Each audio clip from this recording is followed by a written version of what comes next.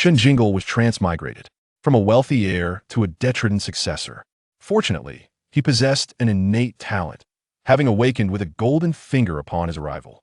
With merely a modicum of effort, he could effortlessly recline in elegance, much like in his previous life. Little did he know that his contracted beasts were all insatiable overachievers. Thus, Shen Jingle was reluctantly thrust into the role of the overachiever king in the Beast Mastery realm. I heard that Shen Jingle from the Beast Mastery class has been training his beasts all night for over a month. This genius is pushing himself to such extremes. Has he ever considered the feelings of us, ordinary folks? As drowsiness enveloped him, Shen Jingle sighed, "I wish to lie dormant for 500 years. A thorn from a celestial green thorn bush jabbed him sharply. Celestial green. "Master, it's time to train." Yin Ming hurled a stack of thick tomes towards Shen Jingle. "Yin. Master, I've completed my studies. It's your turn now." Chapter 1. Poison to Death. At the 11th Middle School, Class 1-3. The academic prodigy Zhang Huiyang deliberately sauntered past Shen Jingle, dropping a cryptic warning. "If you disobey again, it won't just be a matter of hanging you from a tree." Shen Jingle sat expressionless at his desk, helplessly flipping through the introductory textbook on beast species identification. 3 days had elapsed since his transmigration. The original owner was a child from a destitute family. Having relocated to this city for middle school, and his academic performance was dismal, among the lowest in his class. Poverty, poor grades, and a taciturn demeanor had rendered him a frequent target of bullying. Several classmates had persistently tormented him, with Zhang Huiyang being the ringleader. Just 3 days prior, the original owner had been bound to a tree by them. An ensuing construction mishap led to a landslide, causing the tree to collapse toward a nearby building. The original owner, suspended in midair, suffocated and fainted, only for Shen Jingle to take over his body. Alas, as Shen Jingle gazed at the arrogant Zhang Huiyang and his cohorts, he sighed inwardly, wondering if these scoundrels were even aware of the gravity of their actions. Had it not been for the timely arrival of a worker, he would have become the first transmigrator to perish immediately upon arrival. These individuals were all deserving of retribution, yet he was currently powerless to retaliate. He could only endure. Ignoring their provocations, Shen Jingle resumed his perusal of the book in hand. This world was one where beast mastery had achieved remarkable advancement. Most of the global population could form contracts with beasts, and all professions involved the participation of these creatures. Ordinary individuals who could not form such contracts were condemned to a life at the bottom of society, relegated to menial tasks with virtually no rights. In due course, the Beastmaster Association, out of a sense of ethics, designated a city for ordinary people to reside in, aptly named Fever City. The original owner hailed from Fever City, a true country bumpkin. The depths of poverty were staggering. Sighing, Shen Jingle lamented more about this than the school bullying. Revenge could be pursued gradually, but improving one's living conditions was a pressing necessity.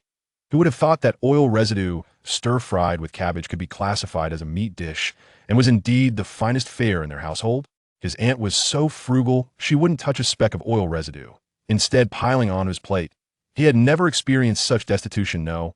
More accurately, Shen Jingle had never even known how to write the word poverty. Just days prior, unable to endure the situation any longer, he concocted an excuse to venture out and earn some money. He initially trailed behind a group of adult men into a bar, intending to apply for a bartender position, a skill he had mastered in his previous life. He had even rehearsed his entrance, planning to order a drink, take a sip, and exclaim, "What is this rubbish? Is this even drinkable?" Once a crowd gathered, he would showcase his skills. Of course, this required careful observation of the bartender first, so he could launch a personal attack on both appearance and skill. However, upon entering the bar, he was met with the sight of an octopus behind the counter, its 8 tentacles tirelessly mixing and pouring drinks. "My apologies, I must take my leave." Undeterred, he then spotted a swimming pool and contemplated applying to be a swimming instructor. Yet upon entering, he realized it was a facility dedicated to teaching beasts how to swim. 3 days had passed since his arrival, and the original owner's memories had not fully integrated. His subconscious still clung to the notion of earning money through manual labor. He had forgotten that this was a world of beast mastery, where nearly all lucrative positions were held by beasts. That in this realm, becoming a beast master, even at the lowest level, afforded one the chance at a respectable job. Shen Jingle was currently enrolled at the 11th Middle School of Lon City, a rather ordinary institution for beast mastery. Enrollment was open to anyone with a household registration. The top 3 beast mastery schools in Lon City were Lonyuan Middle School, Lingyu Middle School, and Huanying Middle School. Only those with a Beast Mastery aptitude of 3 stars or higher could gain admission. The star rating was determined at a specialized testing center, with a testing fee of 38,000 interstellar coins. Interstellar coins served as the universal currency for the Beast Mastery community, circulating not only on Blue Star, but also across interstellar realms on the 2 other Beast Mastery planets inhabited by humanity. Given Shen Jingle's family circumstances, he had no means to undergo the Beast Mastery Aptitude Assessment. Even if he did, a high score would not grant access to those 3 prestigious schools. The costs associated with any aspect of those institutions were beyond the reach of families like his. Not to mention, even at the ordinary 11th middle school, the cost of lunch ranged from 22 to 50 interstellar coins. For low-income Beast Master families in Lawn City, managing these living expenses was feasible, considering that contracting a 1-star brute force beast to work for logistics company could yield an income of 400 interstellar coins per day. Not to mention that brute force beasts produced milk for 3 to 5 months each year. In contrast, the original owner's aunt, working as a graffiti model, earned only 150 to 200 interstellar coins per day. Reflecting on this, Shen Jingle sighed again. The original owner's background was indeed disheartening. His father was unknown, and his mother, having given birth out of wedlock, perished during childbirth. Thus, he had been raised by his grandparents, alongside his divorced Aunt Tang Ying and her daughter Shenyu, with the entire family being ordinary folk. Shen Jingle bore his mother's surname, Shun, while Tang Ying carried the surname of Shen Jingle's grandmother, Tang. Her husband fortuitously shared the surname Shun, resulting in their daughter also being named Shun, making them sound like siblings.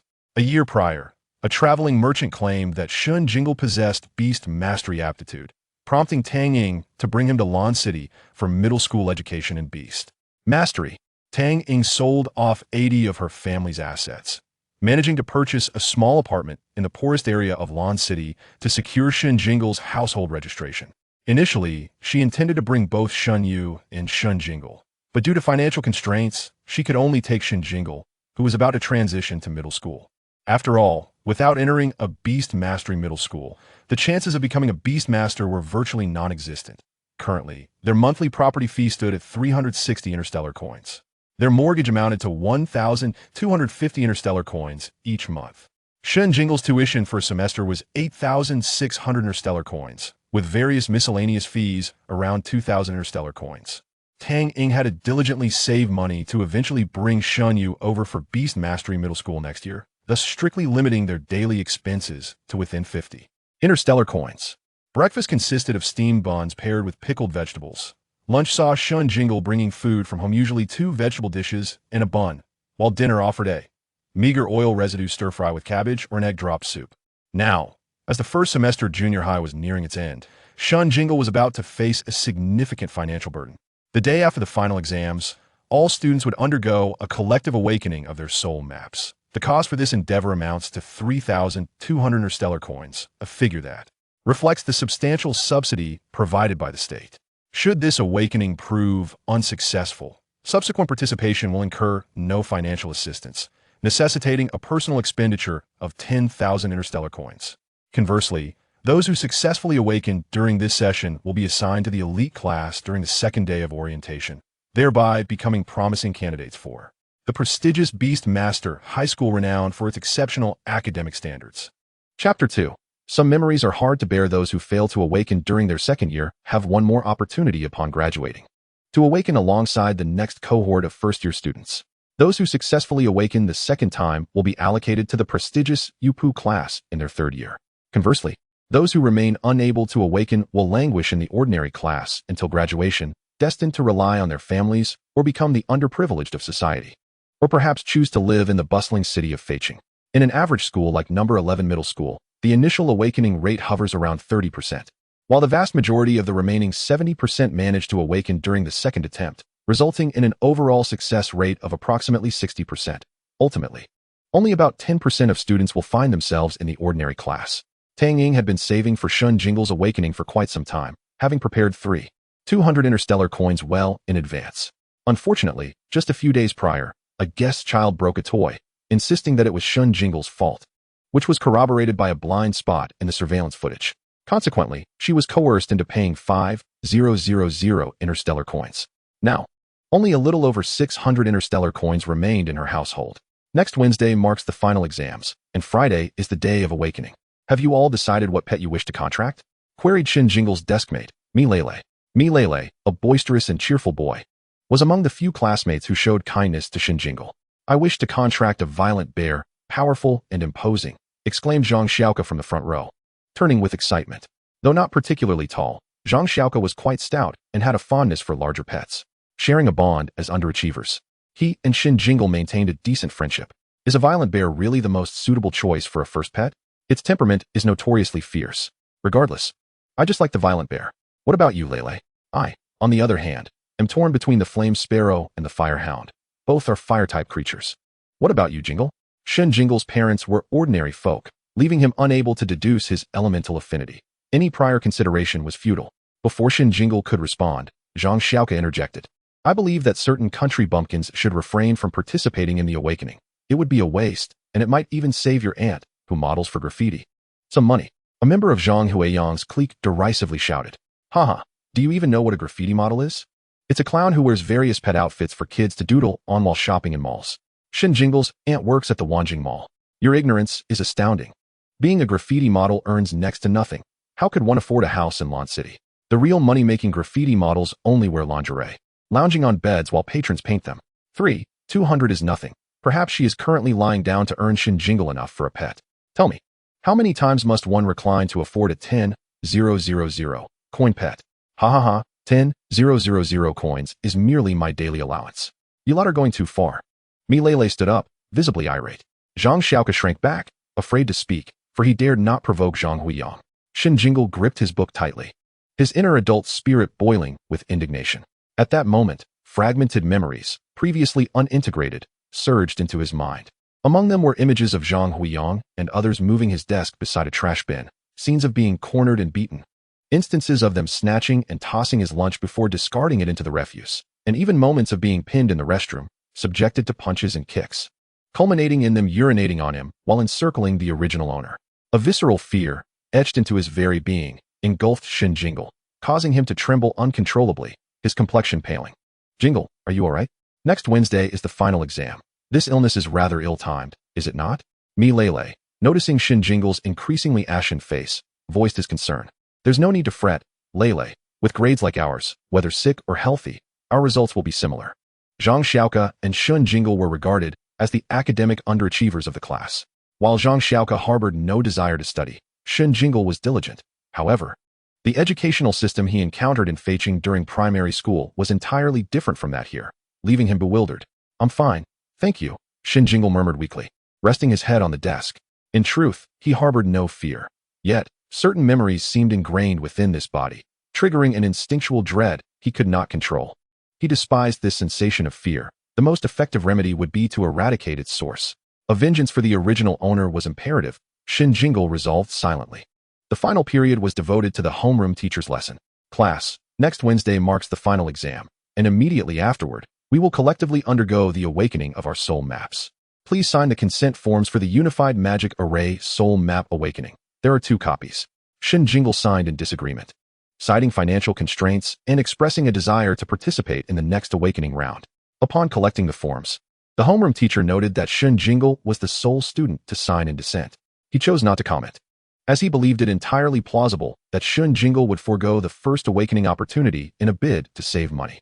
Moreover, by postponing for a year, he would benefit from reduced fees, and with the passage of time, his chances of awakening would increase. This way, should he fail to awaken this year, he could avoid the daunting prospect of having to pay 10,000 interstellar coins next year. The teacher understood that for Shen Jingle, amassing 10,000 coins would be a formidable challenge. In truth, Shen Jingle's refusal to sign was not merely a financial decision. He had already undergone a natural awakening. According to the texts, one could perceive a white light sphere following an awakening through meditation. This morning, while practicing meditation, he not only saw 1 light sphere, but 2, 1 white and 1 dark blue. The literature did not address the phenomenon of possessing 2 light spheres. Yet, Shen Jingle speculated that the soul map for beast masters serves as both a medium for contracting pets and a spatial construct, fundamentally linked to the soul of the beast master. The 2 spheres likely represented the original owner S and his own. Shen Jingle refrained from disclosing his awakening status to the homeroom teacher, as he himself was uncertain about his circumstances. To reveal that he possessed two soul maps might lead to him being treated as an anomaly. It would be wiser to conduct further research before divulging anything. At noon, famished to the point of discomfort, Shen Jingle found himself with little appetite due to his malaise, quietly perusing books alone in the library. He always brought lunch from home and never ate in the school cafeteria, thus no one concerned themselves with his whereabouts during lunch. The library at No. 11 Middle School was rather small, but Shen Jingle quickly located the book he sought, a detailed explanation of soul maps. He was eager to discern what different colors of soul maps represented, immersing himself in the knowledge contained within the pages. It became evident that the soul maps of beast masters were categorized by elemental attributes. The natural system maps discussed in class, wood, fire, water, earth, and electricity, were all classified as nature-type maps. During the initial awakening, these maps were universally white, but upon contracting a pet, the true colors would emerge, revealing the Beast Master's elemental affinity. Wood was represented by green, fire by red, water by blue, earth by yellow, and electricity by silver-white. Notably, there was no metal type, deviating from the five-element theory he had once understood. Chapter 3. Natural Awakening. The colors of soul maps are only visible to the Beast Masters themselves and do not manifest externally. Most Beast Masters possess a single elemental affinity, while dual affinity Beast Masters are regarded as exceptionally gifted.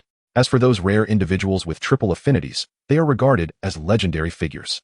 The Beast Masters of a single attribute are not limited to contracting pets that correspond solely to their own attribute.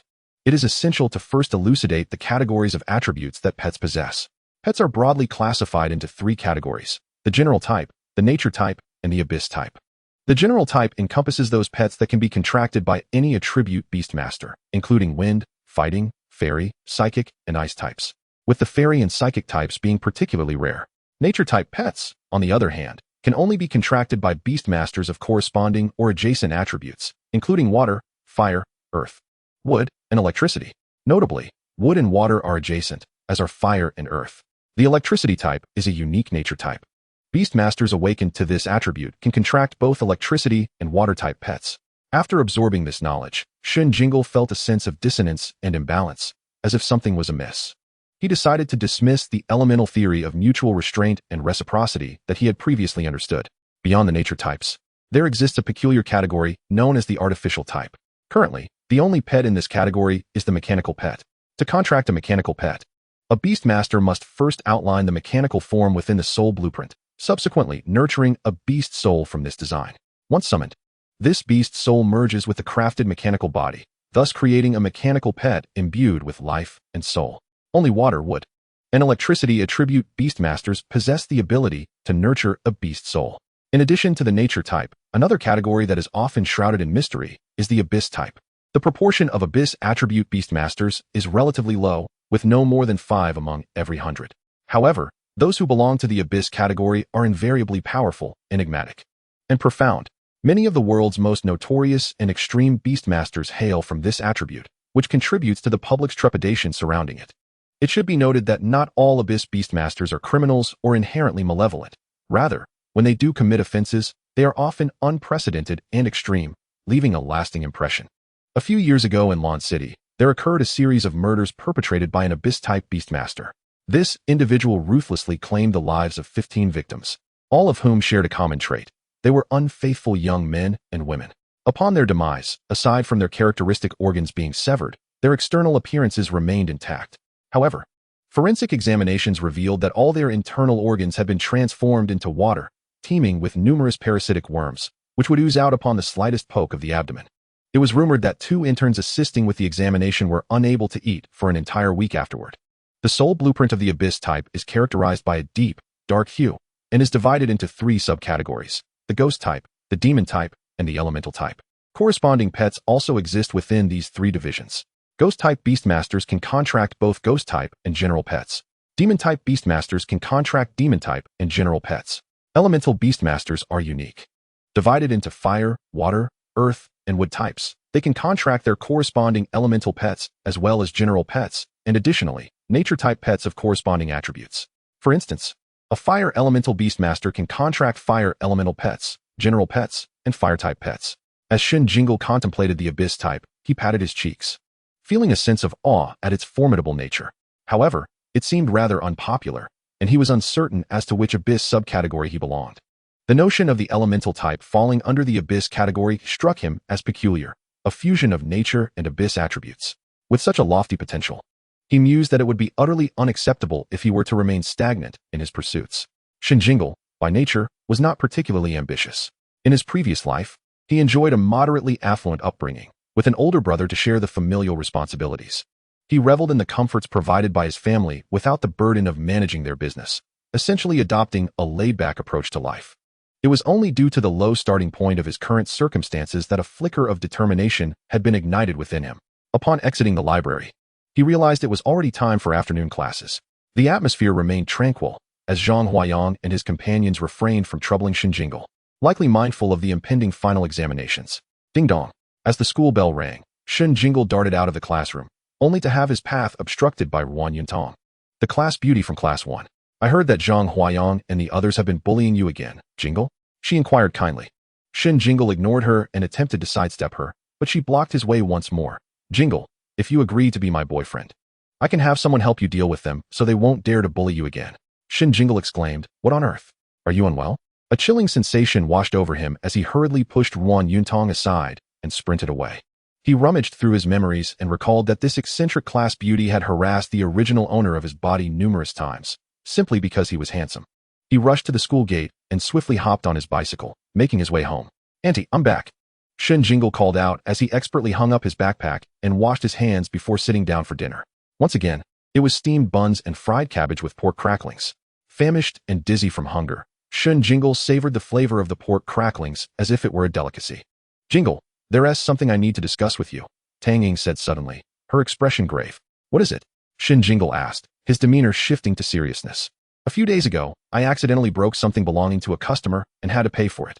Now, we only have about 600 coins left at home. And your awakening funds aren't sufficient, so Oh, Auntie, you needn't worry. I have already awakened naturally and don't need to participate in the school's unified awakening. He replied. What? I said I have naturally awakened. Smack. Auntie, why did you hit me? Why would you do that? You little rascal, such significant news. And you didn't tell me? I just awakened today, and I was going to inform you. Tang Ying was momentarily at a loss, unsure whether to feel joyous or disheartened. Earlier that day, the mall owner had asked her to join 2 other models to taste new beverages, promising to pay each of them 50 interstellar coins. Thinking it was a simple task, she agreed, only to discover afterward that it was a potion for a special bodily experiment. The owner had tossed a contract at them, promising 20,000 interstellar coins as compensation upon signing. Having already consumed the potion, there was no turning back. Faced with financial difficulties at home, she signed the contract. Tomorrow, they were to undergo testing, and if successful, they would be required to take a second dose of the potion, again with a reward of 20,000 interstellar coins. In total, 4 doses could yield 80,000 coins, and if there were no issues after the 4 doses, they would enter the formal trial, which offered a remuneration of 200,000 coins. Most individuals who completed the 4 doses ended up incapacitated.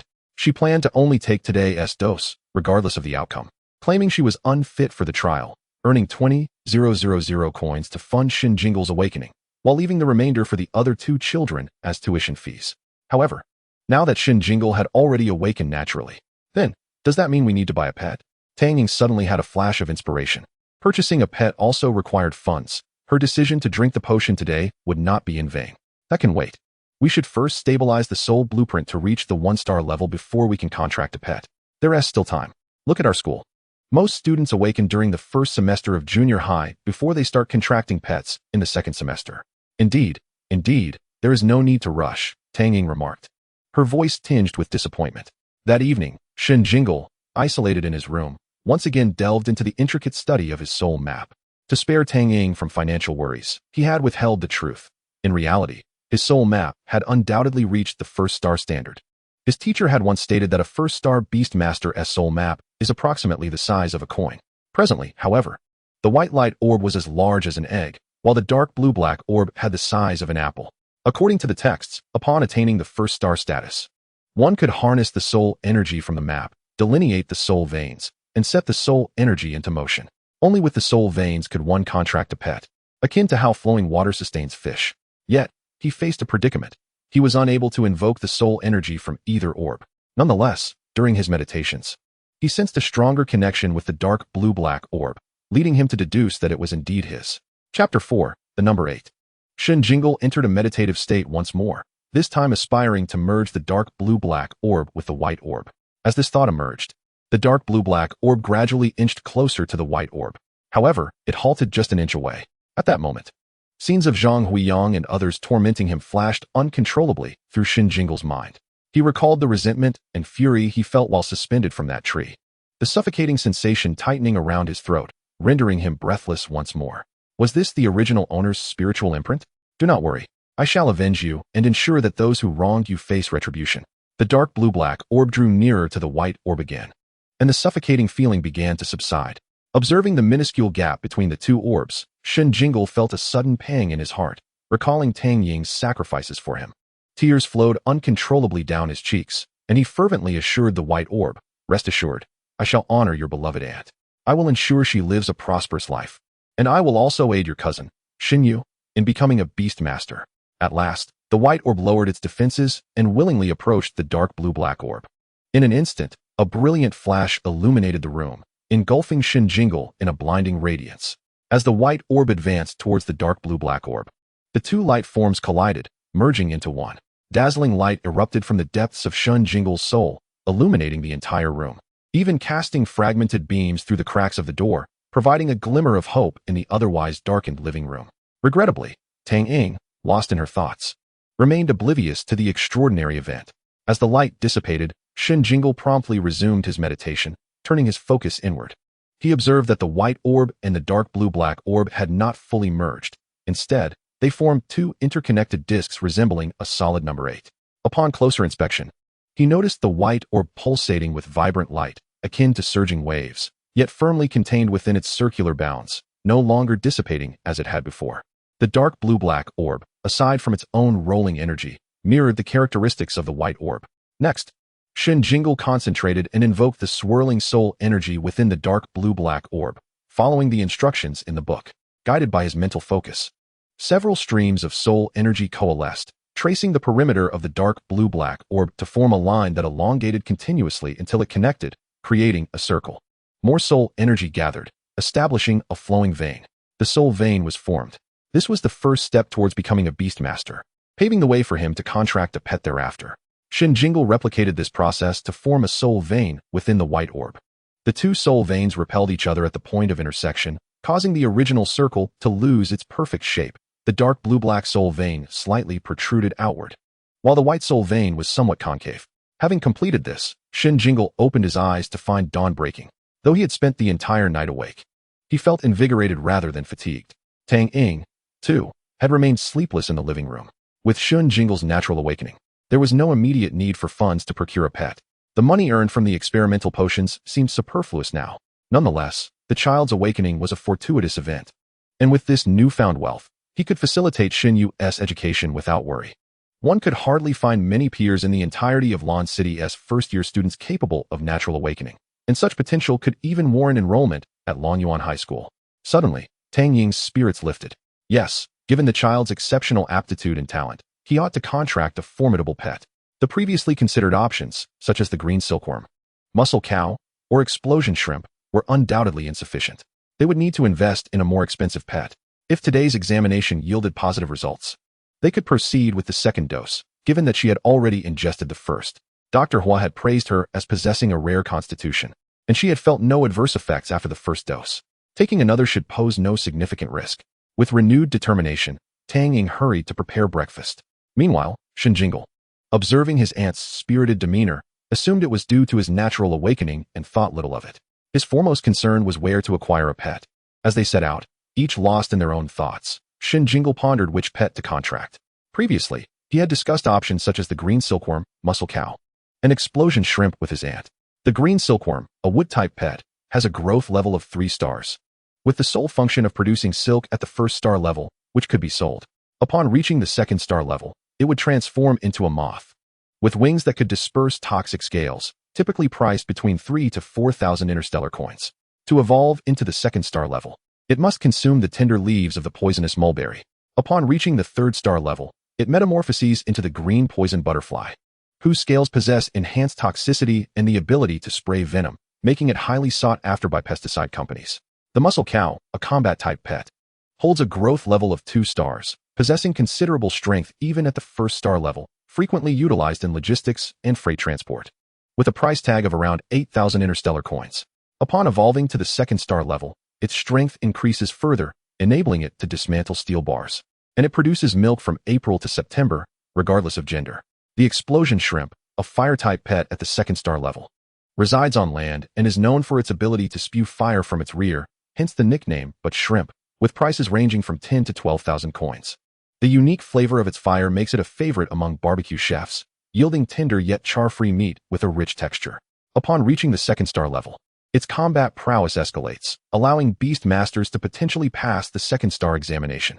Its short lifespan also means it will soon vacate its contract position due to natural death, making it a preferred choice for those aspiring to be professional beast masters on a budget.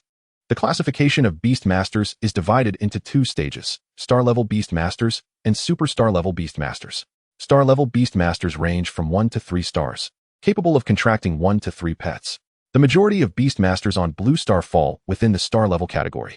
Surpassing this tier allows one to ascend to the status of superstar-level beast master, commonly referred to as professional beast masters, classified into grades C, B, A, S, SS, and SSS. A C-level beast master can contract 4 pets, and so forth. An SS-level beast master can contract 8 pets. The pinnacle, the SSS-level beast master, is a peculiar exception. Any beast master surpassing SS level is referred to as an SSS-level beast master. Among SSS-level beast masters, the disparities can be quite significant. Currently, the most formidable known SSS-level beast master has contracted 12 pets. This elite cadre is also known as divine beast masters, shrouded in legend, with only 8 such figures existing globally.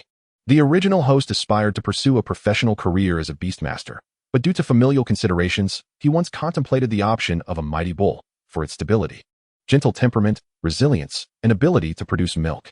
However, at this moment, Shen Jingle was convinced that such pets were utterly insufficient. Chapter 5. Wealth and Risk. Lost in thought, Shen Jingle arrived at school. As he ascended the stairs, he encountered Ruan Yuntong at the corner.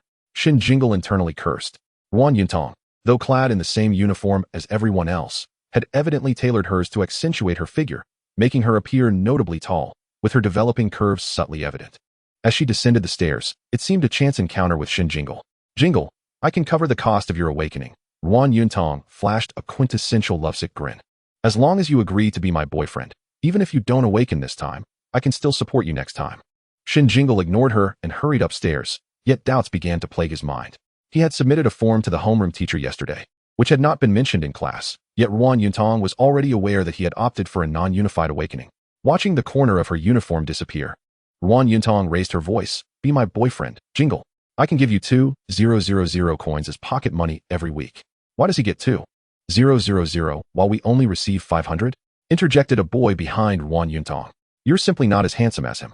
Shen Jingle, who had already vanished around the corner, turned back. If I agree, how many boyfriends will I be for you? The 36th, not counting the exes, she replied cheerfully.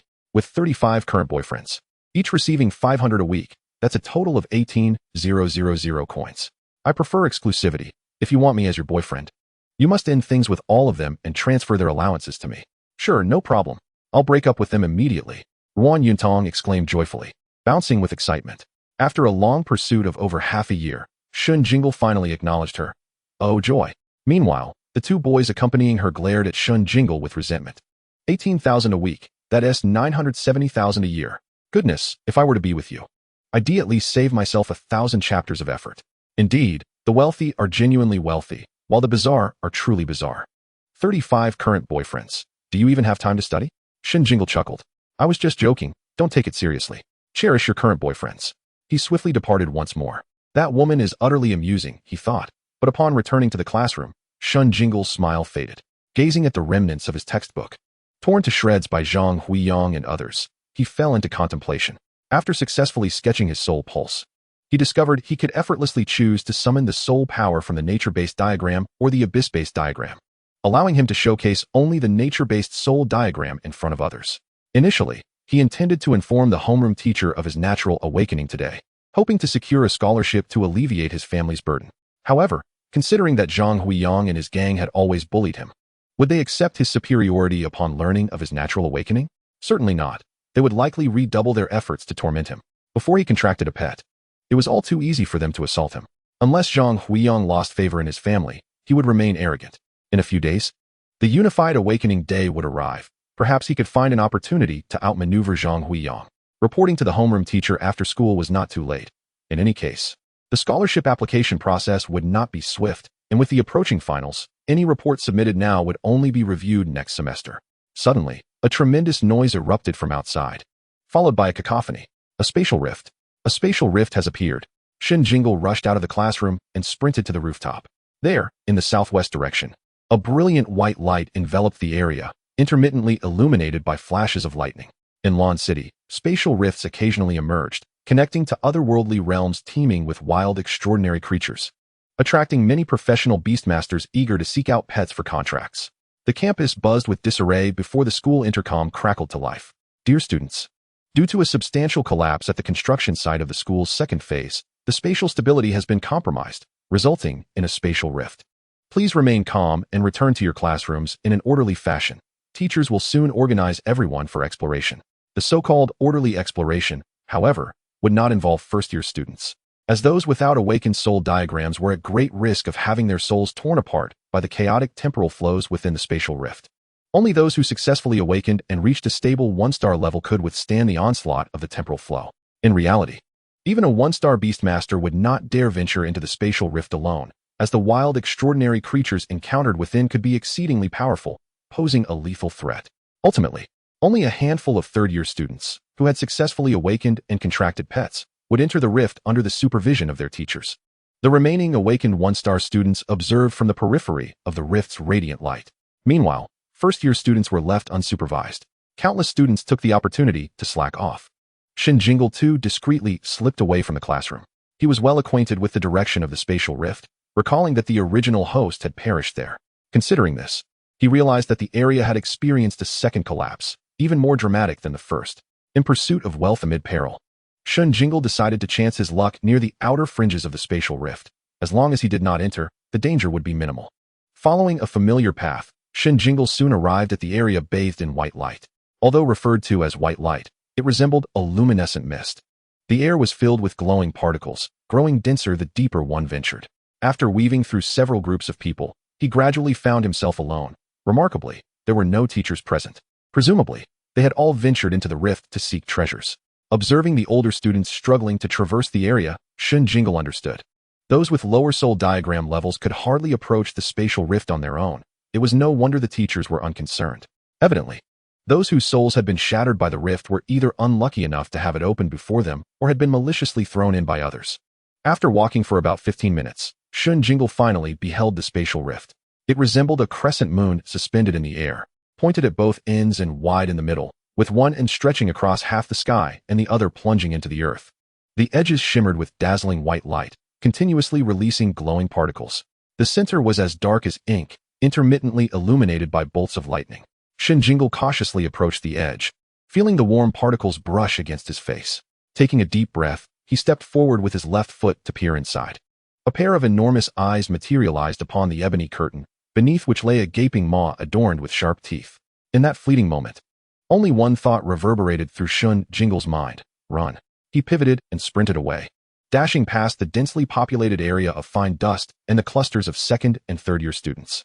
It was not until he reached the teaching building that Shen Jingle could finally catch his breath. My goodness, that was terrifying.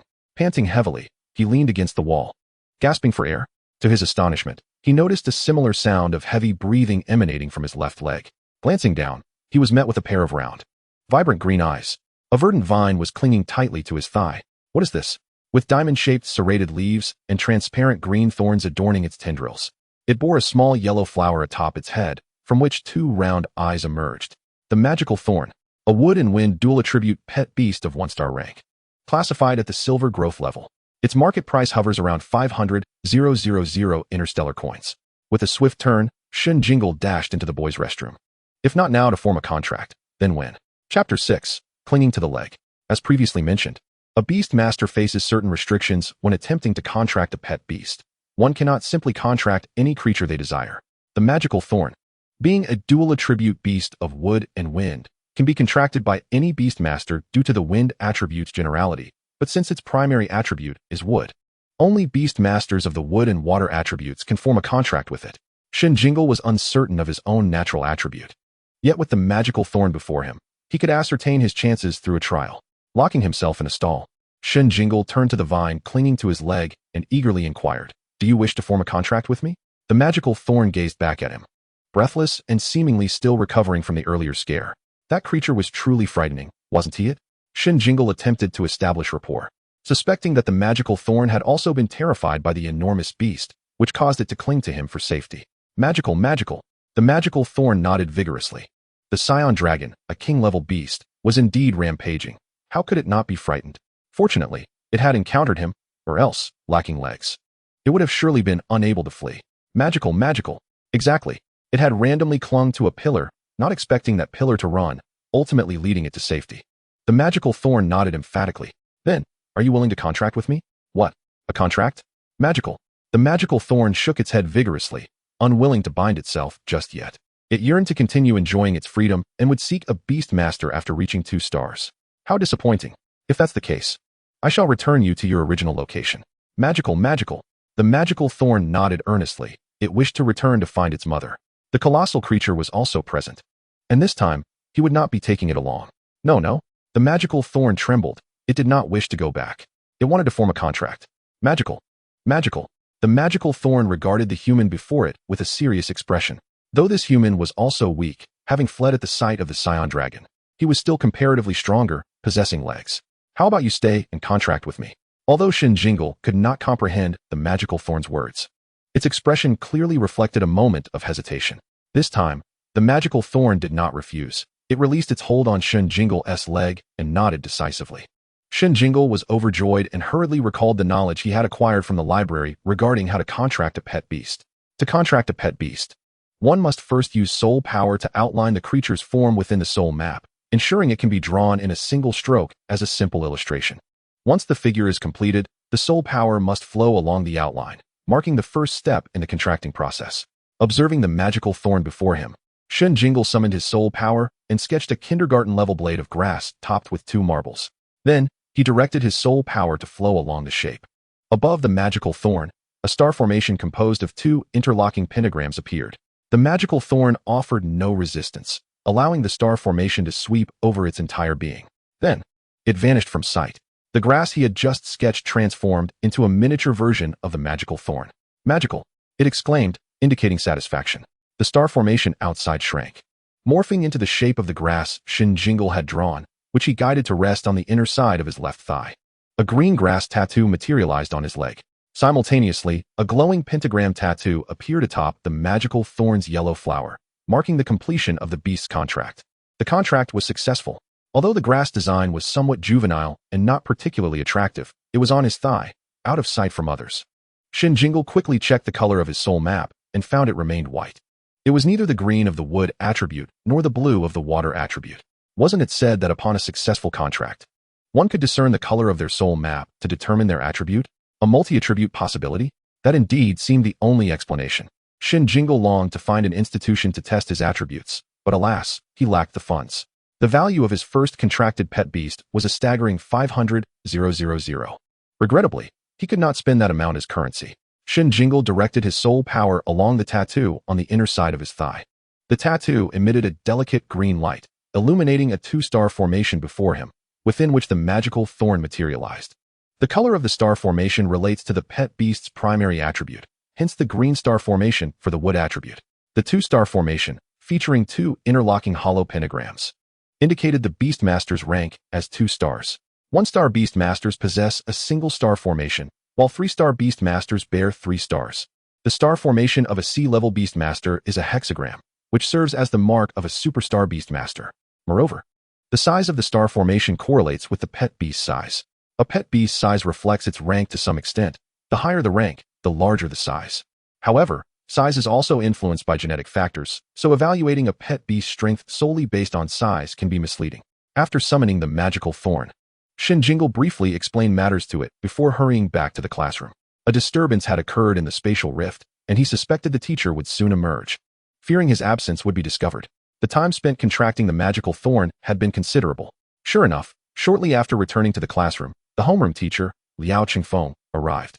The first order of business was to take attendance.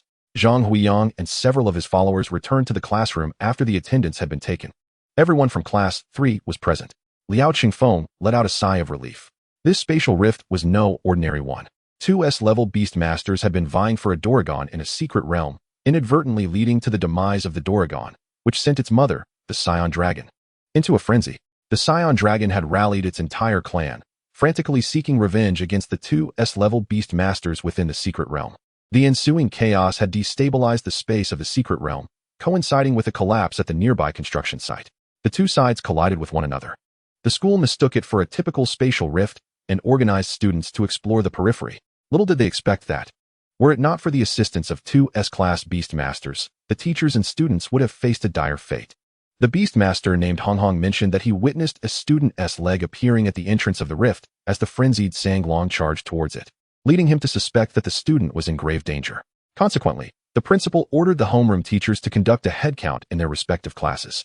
In an instant, the teachers within the school were either counting heads, searching for individuals, or tending to the injured, chaotic yet orderly. In this tumultuous environment, Shen Jingle's lips curled into a smile, his heart brimming with joy. He had successfully contracted his first pet beast, and judging by recent observations, his star array was a 2-star configuration. On the surface, he appeared to be an ordinary 2-star beast master. Even if others discovered his awakening, he would not be regarded as an anomaly. He planned to take revenge on Zhang Huiyang in a few days. Chapter 7. The Golden Pie. Shen Jingle immersed his consciousness into the soul map and beheld the information regarding the magical thorn at the intersection of the two soul maps. Name: Magical Thorn Level 1 star, 2204, 5000. Attribute: Wood 70, Wind 30, Talent: Regeneration, Proficient 1233, 2000. Skill: Entangling Thorn, Beginner 25, 500. Pollen Healing, Beginner 58, 500. Shen Jingle was uncertain whether other soul maps would display the details of their pet beasts with such precision, but he speculated that they likely would not, as the location of this information was quite unique. However, this did not qualify as a golden finger, after all. The instruments for testing detailed pet information were available at various centers of the Beastmaster Association, and one could acquire the results for a fee. Nevertheless, for Shen Jingle at this moment, saving money was indeed the best golden finger. It was Friday, and due to the impact of the spatial rift, after confirming that no issues arose from the head count, the school released all first and second year students. As soon as Shen Jingle left the school, he rode his bicycle to the nearest municipal library. There were certain books that could not be found in the school library. He sought to find literature regarding the color interpretations of soul maps and how to project one's spiritual domain. He remained there until nightfall. Upon leisurely returning home, Shen Jingle discovered that Tang Ying was unexpectedly absent. At such a late hour, where could she have gone? An ominous premonition arose within him. He knew Tang Ying, who treated the original host as if she were her own child, seldom failed to return home for dinner. Shen Jingle quickly pedaled towards the shopping mall, where Tang Ying usually worked, as a light drizzle pelted his face. He searched along the way, but upon reaching the mall, he still did not see Tang Ying's figure. The mall was bustling with customers, and despite searching every floor, he could not find her.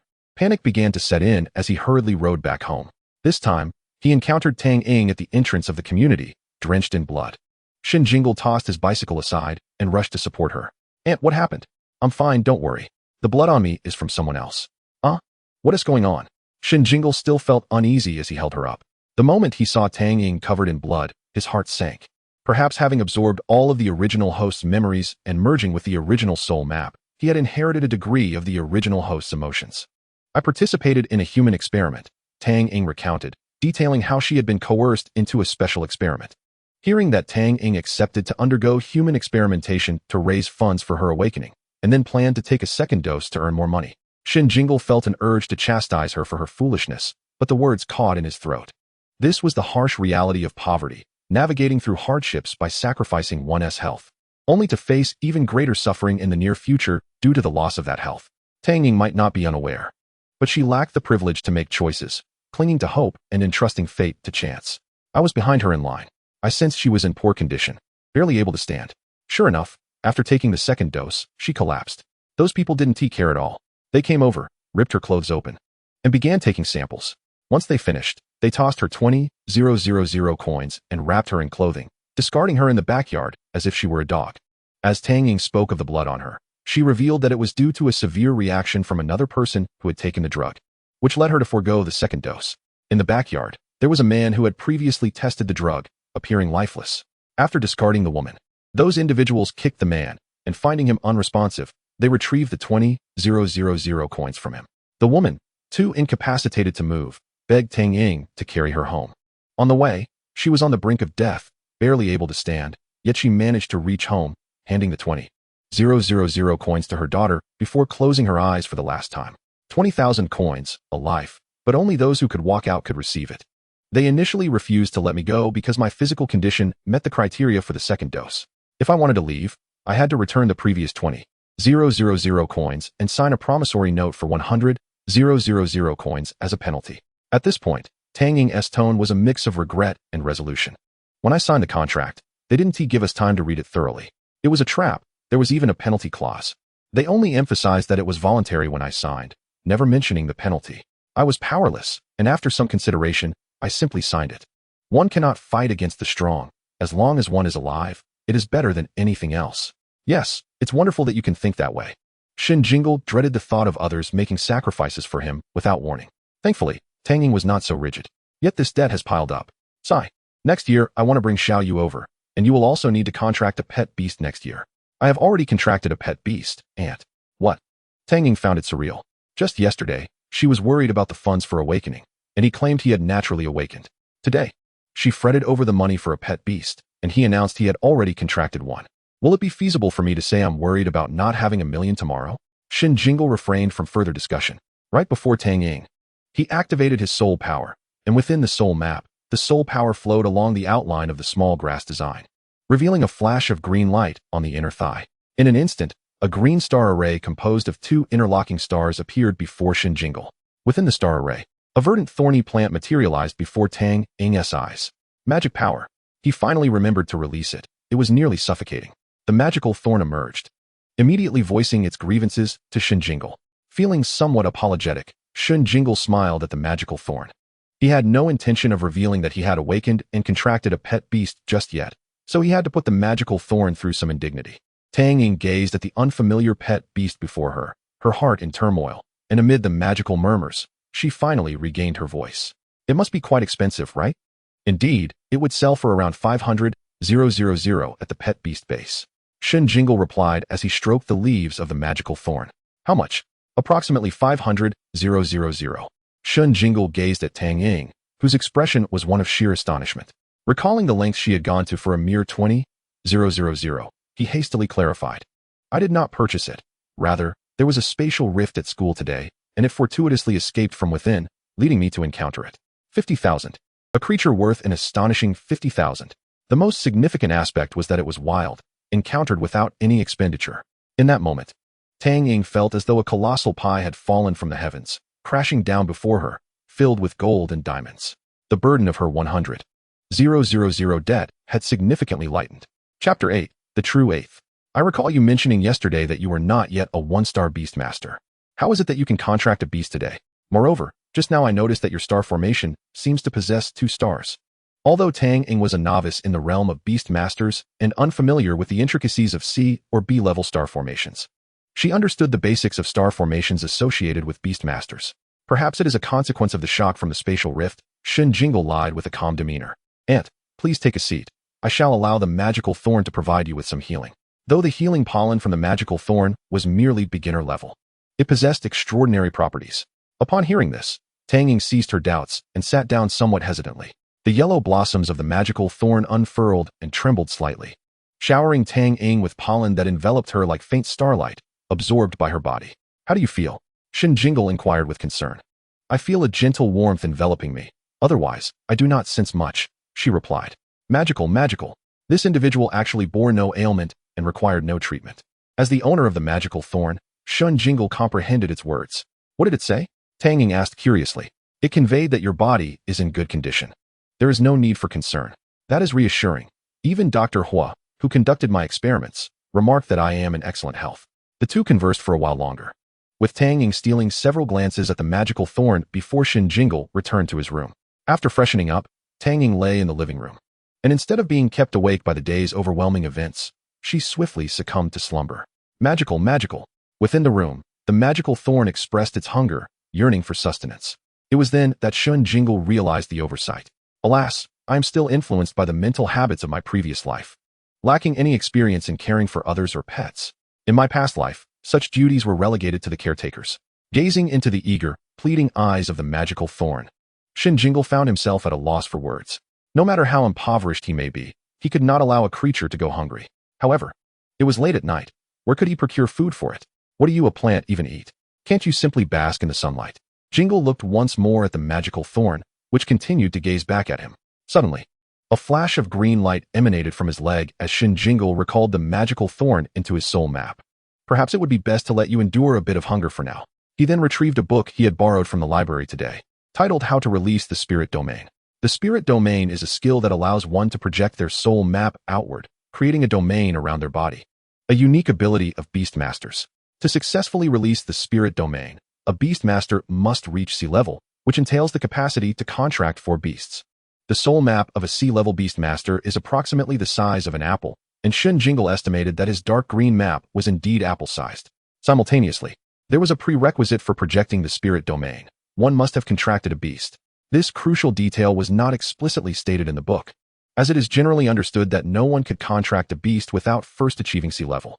The text stated that Beast Masters of sea level or above can release their Spirit Domain by simultaneously activating their soul vein and beast map while performing specific hand seals.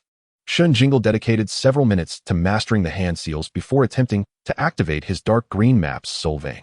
After multiple unsuccessful attempts, he concluded that his initial understanding was likely correct. Contracting a beast was indeed a necessary condition for projecting the Spirit Domain. Given his current circumstances, attempting to contract another abyss-type beast seemed nothing short of a fantasy.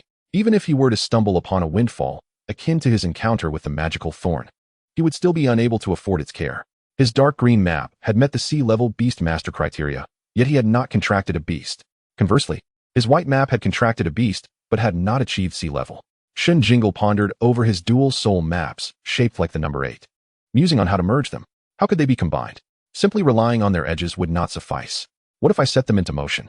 Shen Jingle summoned the soul power from the dark green map, severing the already formed circle of the soul vein and directing the energy toward the white soul map.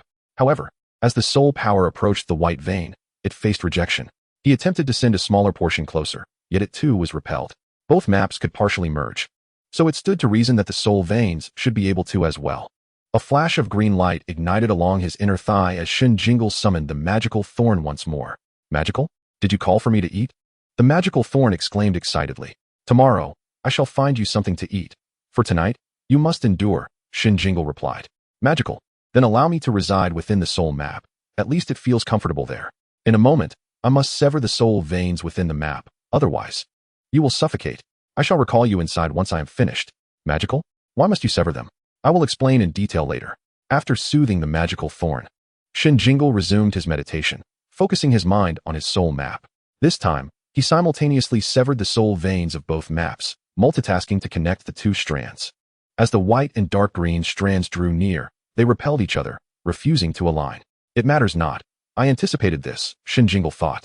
He continued to manipulate both strands of soul power, guiding the white along the dark green and vice versa, experiencing repulsion and entanglement.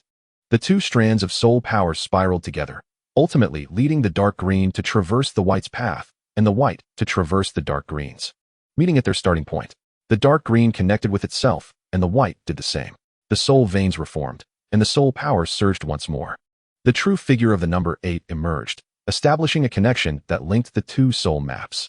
Shen Jingle recalled the magical thorn into his soul map, and, following his prior method, performed the hand seals while activating the magical thorn's map and the 8-shaped soul veins. A luminous sphere of light, approximately 4 meters in diameter, materialized around Shen Jingle, within which a number 8 shimmering in white and dark green rotated irregularly, with a simplistic illustration of a small blade of grass adorning its upper half. The projection of the spirit domain was a success. Suddenly, Tang Ying, peacefully slumbering in the living room, experienced a sensation of suffocation, unable to open her eyes. Sensing Tang Ying's distress, Shen Jingle hurriedly performed the seals to retract the spirit domain. That was close. I hadn't anticipated it would extend to 4 meters. Typically, a C-level Beast Master's spirit domain measures only 2 meters, while a B-level reaches 5 meters, and an A level spans 10 meters. Mine is a variant. Based on the classification of beast masters, I can currently contract up to 6 beasts, meeting the A level standard. However, this was achieved through the merging of 2 soul maps. And in reality, Shen Jingle certainly could not compare to an A-level beast master. Regardless of the contracted beasts, the energy level of the soul maps fell short. He estimated it was roughly on par with a B-level beast master. The spirit domain did not reach 5 meters, likely due to the limited number of contracted beasts. Chapter 9, Picnic. On Saturday morning, after breakfast, Shen Jingle and Tang Ying, under the latter's guidance, arrived at the Hehe Garden Peninsula Villa area. They approached Villa number 9, where Tang Ying pointed at the entrance and informed Shen Jingle that she had been brought there for a health examination and was to receive their second dose. Upon closer inspection, Shen Jingle noticed that there were 3 guards at the gate, each accompanied by different pets, indicating that they were all at least 1-star beast tamers. 1-star beast tamers should not be underestimated. Some hail from affluent backgrounds, and their first contracted pet is often of considerable quality. Others might initially contract short-lived pets like the explosive shrimp, and by the time those perish, the beast tamer has amassed enough resources to procure a superior pet. Having only contracted a single primary pet, Shen Jingle decisively chose to report the situation to the authorities. Before long, the police arrived at Hehe Garden Peninsula, with the leading officer accompanied by a crimson flame eagle, swiftly heading towards Villa number 9. After waiting for approximately 20 minutes, a young man clad in a white lab coat and sporting a short beard emerged alongside the police. The young man exhibited a respectful demeanor, frequently conversing with the chief officer, who patted him on the shoulder and exchanged a few words before departing. It was clear that those causing trouble had powerful connections. Realizing there was no need to linger further, Shen Jingle bid farewell to Tang Ying, who returned to her work at the mall. Shen Jingle, however, ventured alone to the nearby Mo family mountain, intending to forage for food for his magical thorn. While beast tamers typically procure specialized energy meals from dedicated pet food stores after contracting their companions, Shen Jingle was acutely aware that he could not afford such luxuries at present. When the magical thorn lived in the secret realm, it sustained itself by gathering energy-rich fruits and herbs. Thus, Shen Jingle resolved to adhere to a wild diet, planning a picnic for the magical thorn. However, unlike the abundant energy-rich flora found in the secret realm, such resources were scarce in the outside world. Mo Family Mountain, one of the desolate hills in Lawn City, boasted no attractions or specialties and was seldom visited. Following a narrow path, Shen Jingle ascended to a hillside. By noon, he still had yet to encounter a single energy-rich plant. He pulled out the steamed bun he had brought in the morning and paired it with a packet of pickles. Sighing, he reflected on how he was gradually acclimatizing to this rough lifestyle. After hastily finishing his modest lunch, Shen Jingle chose a direction where the vegetation appeared denser. After wandering for over half an hour, he stumbled upon a prickly fruit tree. Its trunk was covered in thorns, and the lower branches had been stripped of their fruit, leaving only a handful of mature fruits atop the tallest branches, around 5 or 6, a meager find. Seeing no one around, Shen Jingle summoned the magical thorn. Magic? Is there something to eat? The magical thorn inquired excitedly upon its arrival. Shen Jingle pointed to the prickly fruit, saying, "You can have this to fill your stomach for now."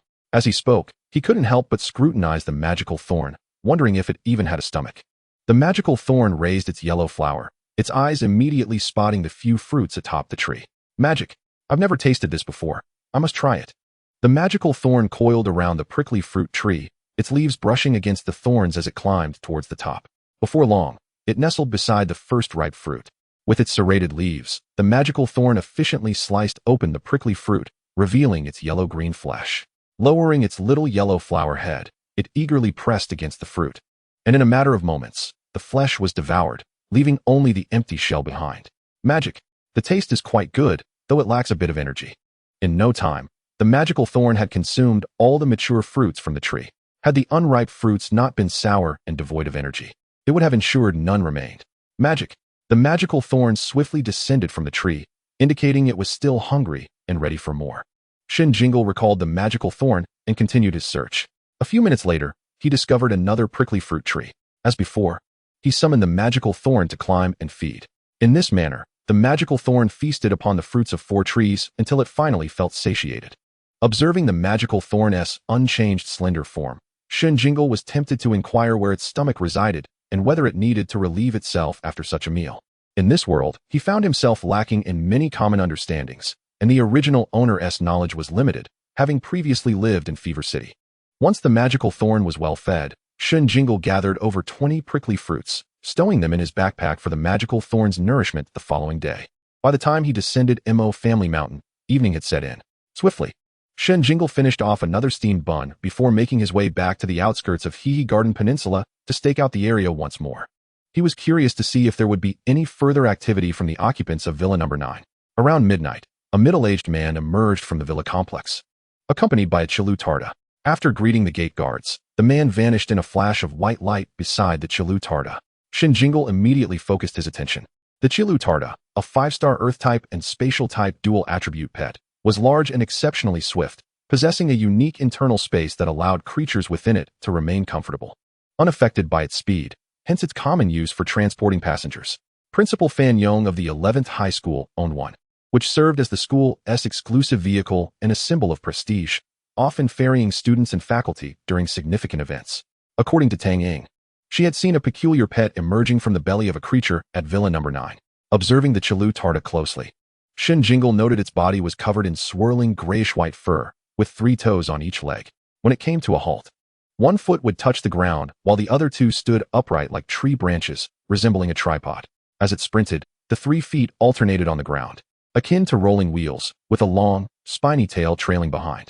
Given Tang Ying's description, Shen Jingle was nearly certain this Chilu Tarda belonged to the special laboratory. The fact that it emerged in the dead of night suggested it was involved in the transfer of significant individuals and items. Shen Jingle recognized this tactic from his previous life, having encountered numerous accounts in literature where criminals swiftly concealed evidence during police inspections and later discreetly transferred it. If the police possessed a modicum of intelligence, they would likely be surveilling the vicinity, just as Shen Jingle was. However, despite the Chilu Tarda vanishing from sight, nothing else transpired. Pondering the situation, Shen Jingle considered 3 possibilities. Either the police lacked intelligence, were deliberately turning a blind eye, or were discreetly trailing the operation without his awareness. Nonetheless, the occupants of Villa Number 9 had made their move shortly after midnight, exhibiting an audacious demeanor. The second scenario seemed most plausible. Chapter 10. Big or Small. Shen Jingle memorized the middle-aged man's face and, seeing that no further incidents occurred, made his way home. By the time he arrived, it was already 1 a.m., and Tang Ying was waiting at the table for him. "Why are you back so late? Did you manage to find food for your pet? Was there any trouble?" Tang Ying had been anxious since hearing Shen Jingle's plans to forage for wild fruits at Mo Family Mountain in the morning. This place is not like the bustling city of Feiqing. The wilderness here poses a genuine threat of encountering wild, extraordinary creatures. As an ordinary person like her, I would not dare to step beyond the confines of the town alone. Although Shen Jingle has contracted a pet beast and is officially a beastmaster, her level is still too low. Alas, being merely an ordinary individual, I find myself unable to offer any assistance. It is imperative that I strive to earn more, for otherwise, my family cannot afford to maintain a pet beast. Upon discovering some fruits, I couldn't resist gathering more than necessary, which caused a delay in my return. As Shen Jingle spoke while putting down her backpack, she opened it to reveal its contents. Tang Ying, upon seeing the bag brimming with fruit, felt an overwhelming sense of joy that nearly brought her to tears. How splendid. Finding food is a blessing. This should last us several days, right? Just enough for tomorrow. Can it eat that much? Can we even afford to maintain it? Aunt, you needn't fret. I will devise a plan. By the way, how much money do we have left at home? 713 coins. Will that suffice for a day? Have you returned the 20,000 you received from the reagent trial the other day? Not yet. As the financial protections for ordinary citizens in Lon City require that any funds transferred into their accounts cannot be withdrawn for 48 hours. Then please help me open an account tomorrow morning and transfer that money to me. I must repay this debt, and I have also signed a promissory note for 100,000. Tang Ying's tone grew somber. Indeed, there is still 100,000 outstanding? No worries. I reported to the police today, so they should not be preoccupied with your debts for the time being. Just give me the 20,000 now, and I will return it to you in a couple of days. Will you really be able to repay it? Tang Ying asked, her concern evident. Rest assured, I have a plan. All right, I will go first thing tomorrow. Now that the child has become a beast master, it is time to let go and place trust in her. Even if that 20,000 is lost, it matters little, as it cannot repay the outstanding debts anyway. Thus, Tang Ying readily agreed, refraining from inquiring how Shen Jingle intended to earn money. Early Sunday morning, while Shen Jingle was still in a drowsy state, she was roused by Tang Ying's gentle shaking. Here, this contains 20,000 coins. Shen Jingle sprang upright like a carp, accepting the green card from Tang Ying's hand. It was a bank card from Lon City Bank. The two then shared a simple breakfast together. Tang, preoccupied with the looming debt of 120,000, could not bear to rest, hastily bidding farewell to Shen Jingle after their meal. "Aunt, I may return later tonight, or perhaps not at all, so please don't wait for me to have dinner," Shen Jingle called out as she observed Tang Ying's figure disappearing through the door. "All right, please take care." After tidying up the dishes, Shen Jingle returned to her room. Retrieving the book titled How to Release the Spiritual Domain, she aimed to learn how to unleash the invisible spiritual domain and control its range. After half a day of diligent practice, Shen Jingle adeptly mastered the hand seals for invisibly releasing the spiritual domain, as well as skillfully controlling its range between 1 to 4 meters. At noon, after a light lunch, Shen Jingle donned her school uniform from the 11th Middle School and set off towards the southern part of the city. The southern area was the most vibrant part of Lawn City, and today, Shen Jingle was headed to the casino there. Given the considerable distance, she opted to take the subway, a mode of transport she usually hesitated to afford. The casinos here did not enforce age restrictions for entry. Anyone who was a Beastmaster could gain access. At 2 p.m., in the southern region's Winning More Casino, Shen Jingle summoned her magical thorns before the staff to affirm her identity as a Beastmaster. A 2-star Beastmaster. Yet, she appears to be a middle school student? With a star on her uniform, she must be in middle school. But that uniform isn't from Lonyuan Middle School. What nonsense. Do you think the Illusion Domain and Spirit Shadow schools aren't capable of producing such talents? Just because they see a genius doesn't mean they must have come from Lonyuan. But she isn't wearing the uniform of Illusion Domain or Spirit Shadow either. What are you all looking at? Didn't you notice the name on her uniform? It clearly says Lawn City 11th Middle School. Damn. When did being a genius become so commonplace? Even 11th Middle School can have a 2-star student? She must be at least in the 3rd year. Otherwise, I question my existence. She is indeed in the 3rd year, and I already question my existence. I'm from 11th Middle School, and we don't produce such anomalies. Stop speculating. It's possible she is already a high school student wearing her middle school uniform. That is not entirely implausible. You're a fool, but I'm willing to believe that theory. Amidst the surrounding chatter, Shen Jingle calmly walked into the casino. Shedding her usual timid demeanor and adopting the swagger of a wealthy scion from her previous life. Surprisingly, it was quite impressive. Were she not clad in a school uniform, the effect would have been even more pronounced. The reason she wore the uniform was that it was the only outfit that did not betray her impoverished status. In a place like a casino, one must never appear destitute. After exchanging her 20,000 interstellar coins for an equivalent amount of gambling chips, Shen Jingle spoke with an air of calm confidence to the staff. "This is my first visit. Please provide me with an explanation of your casino games." "Of course. Please hold on a moment." The young staff member did not slight her due to her youthful appearance. While there may be some impoverished adults here, children are likely to come from affluent backgrounds. The magical thorns she just summoned are worth 500,000. Such pets are beyond the reach of ordinary families. Although this boy exchanged only 20,000 coins, it is likely that this is merely his pocket money for the day. He clearly came here to unwind before exams. During his best month, he only managed to bring in just over 20,000. The staff member dutifully handed Shen Jingle a colorful brochure detailing the games while internally sighing. "People are truly impressive. It's infuriating." Shen Jingle took the gaudy paper and began to peruse its contents. The casino was structured in 3 levels: the upper level for star-rated Beastmasters, the middle level for professional Beastmasters, and the lower level for VIPs. The entire casino resembled an inverted pyramid, with the upper level above ground and the middle and lower levels below. Since Shen Jingle was a 2-star Beastmaster, she was only given the gameplay introduction for the upper level. She glanced through it, noting familiar games such as high-low betting, roulette, baccarat, and blackjack, alongside beast battle betting games. For her initial foray, Shen Jingle opted for the simplest high-low betting. Meandering towards the designated area, she noticed that the previous round had just concluded and the next round of betting was underway. With her hands tucked into her pockets, she discreetly activated her spiritual domain, expanding it to cover a radius of 15 meters. She then withdrew 10,000 gambling chips. She intended to cheat, as the upper level was populated by 1, 2, and 3-star Beastmasters who would not be able to activate their spiritual domains, and the casino had not employed any devices to detect spiritual domains at this level. Chapter 11. What did she say the other day? The previous round was a high bet. This round, I'll wager low. Several small outcomes have occurred already. This time, I'll bet high. I'll wager 555, 100,000 coins. The dealer had already shaken the dice, waiting for players to place their bets. The rules for high-low betting were quite akin to those Shen Jingle was familiar with from her past life.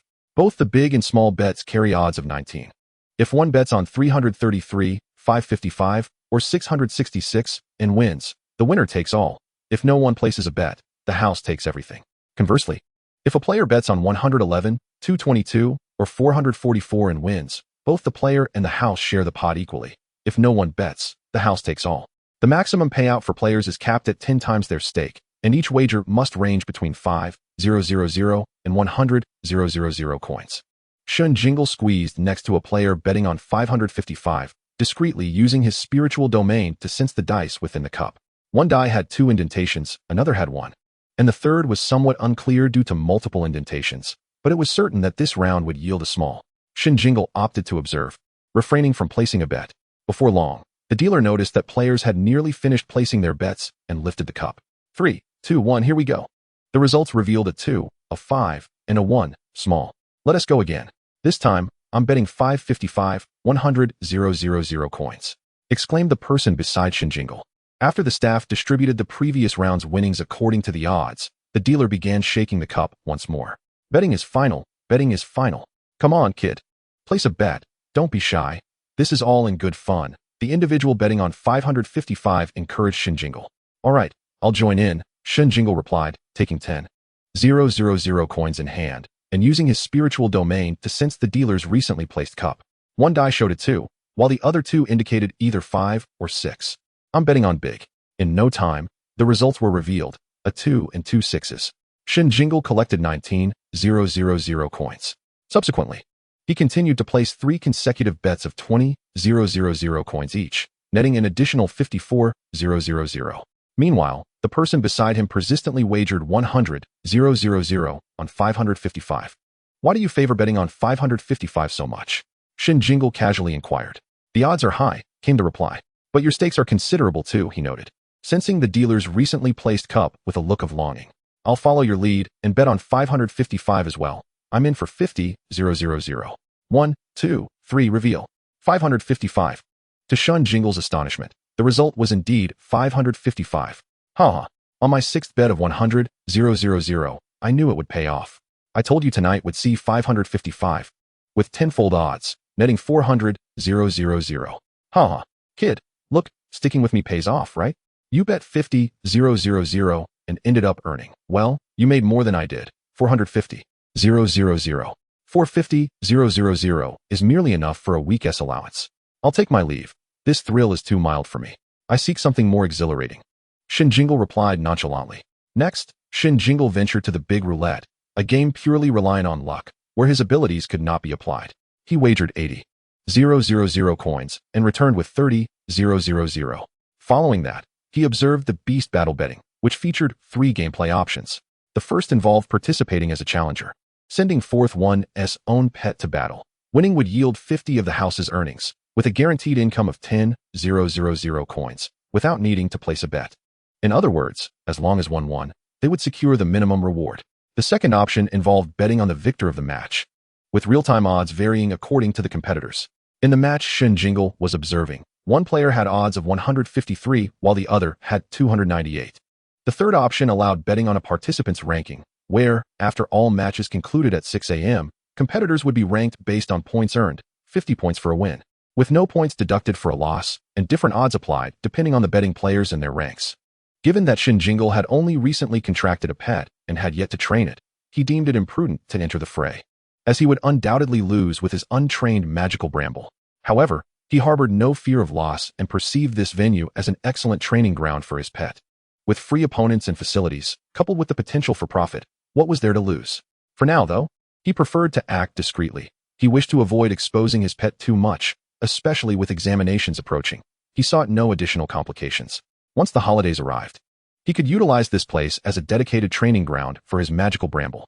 Shen Jingle casually placed 2 bets in the battle arena but ultimately left with a loss of 37,000 coins. After calculating, he found his current total stood at 446,000 coins, which seemed sufficient for him to depart. At the casino's settlement point, he exchanged his gambling chips for interstellar coins. After deducting your principal of 20,000, you earned 426,000 here tonight. We'll take a 20 fee, rounding it down to give you a total of 360,000. Here is your card. Please keep it safe. Rounding down isn't done this way, is it? 800 coins? That exceeds their total, Shen Jingle remarked. his expression impassive as he accepted the bank card, turning to leave the establishment. Winning 30 or 40,000 at a casino seemed sufficient. He aimed to avoid drawing attention. After exiting, Shen Jingle wandered briefly before slipping into another casino named Grand Slam. This time, he emerged with his balance increased to 590,000. Following the same strategy, he entered 2 more establishments, and by dawn, his card quietly held 120,000. On the subway ride home, Shen Jingle mused, if they hadn't T-rounded down, I could have gained an additional 3 or 4,000 coins. TSK. Upon returning home, he handed the bank card to Tang Ying. Aunt, there S1, 120,000 on this card. Please transfer 200,000 to your account during the day. If those creditors come knocking, you can return 120,000. 120,000. Where did you acquire such a sum? She gasped. I won it at the casino. The casino? You know that place is off limits, right? I understand, Aunt. I only went this once. Otherwise, I genuinely couldn't think of a swift way to alleviate our current plight. You have debts. And I need to care for my magical bramble. It can't live off wild fruits forever, and besides, there aren't enough wild fruits to sustain it. That is true. But how did you win so much? She pressed. I employed my pet to gain an edge. A hustler? You know that could lead to trouble, she warned. No worries. Aunt, I'm discreet. I won only modest amounts at each casino, and my cheating was subtle. See, I returned safely. In any case, you must avoid that place in the future. Yes, I promise I won't return. Good boy. So, we truly have 120,000 now? Indeed. After repaying the 120,000, we'll have 1,000,000 left. 1 million. Tang Ying was momentarily speechless. What had she said the day before? This feels like a dream. All right, Aunt. Do we have breakfast ready? It's Monday, and I need to eat quickly before heading to school. Yes. I prepared it long ago, waiting for you. As Shen Jingle enjoyed his breakfast, he summoned his magical bramble, offering it the remaining 3 thorn fruit. Fill your belly for now. After school, I'll buy you an energy meal. Chapter 12, Successful Awakening. On his way to school, Shen Jingle reflected on his night-s experiences. His success in gambling was entirely reliant on his ability to activate his spiritual domain, allowing him to exploit the advantages of his abilities without reservation among the star-level beast masters at each casino. However, such exploits could only be performed once. Should he repeat them, the casinos might discover the ruse. This was why he left each establishment after winning only modest amounts.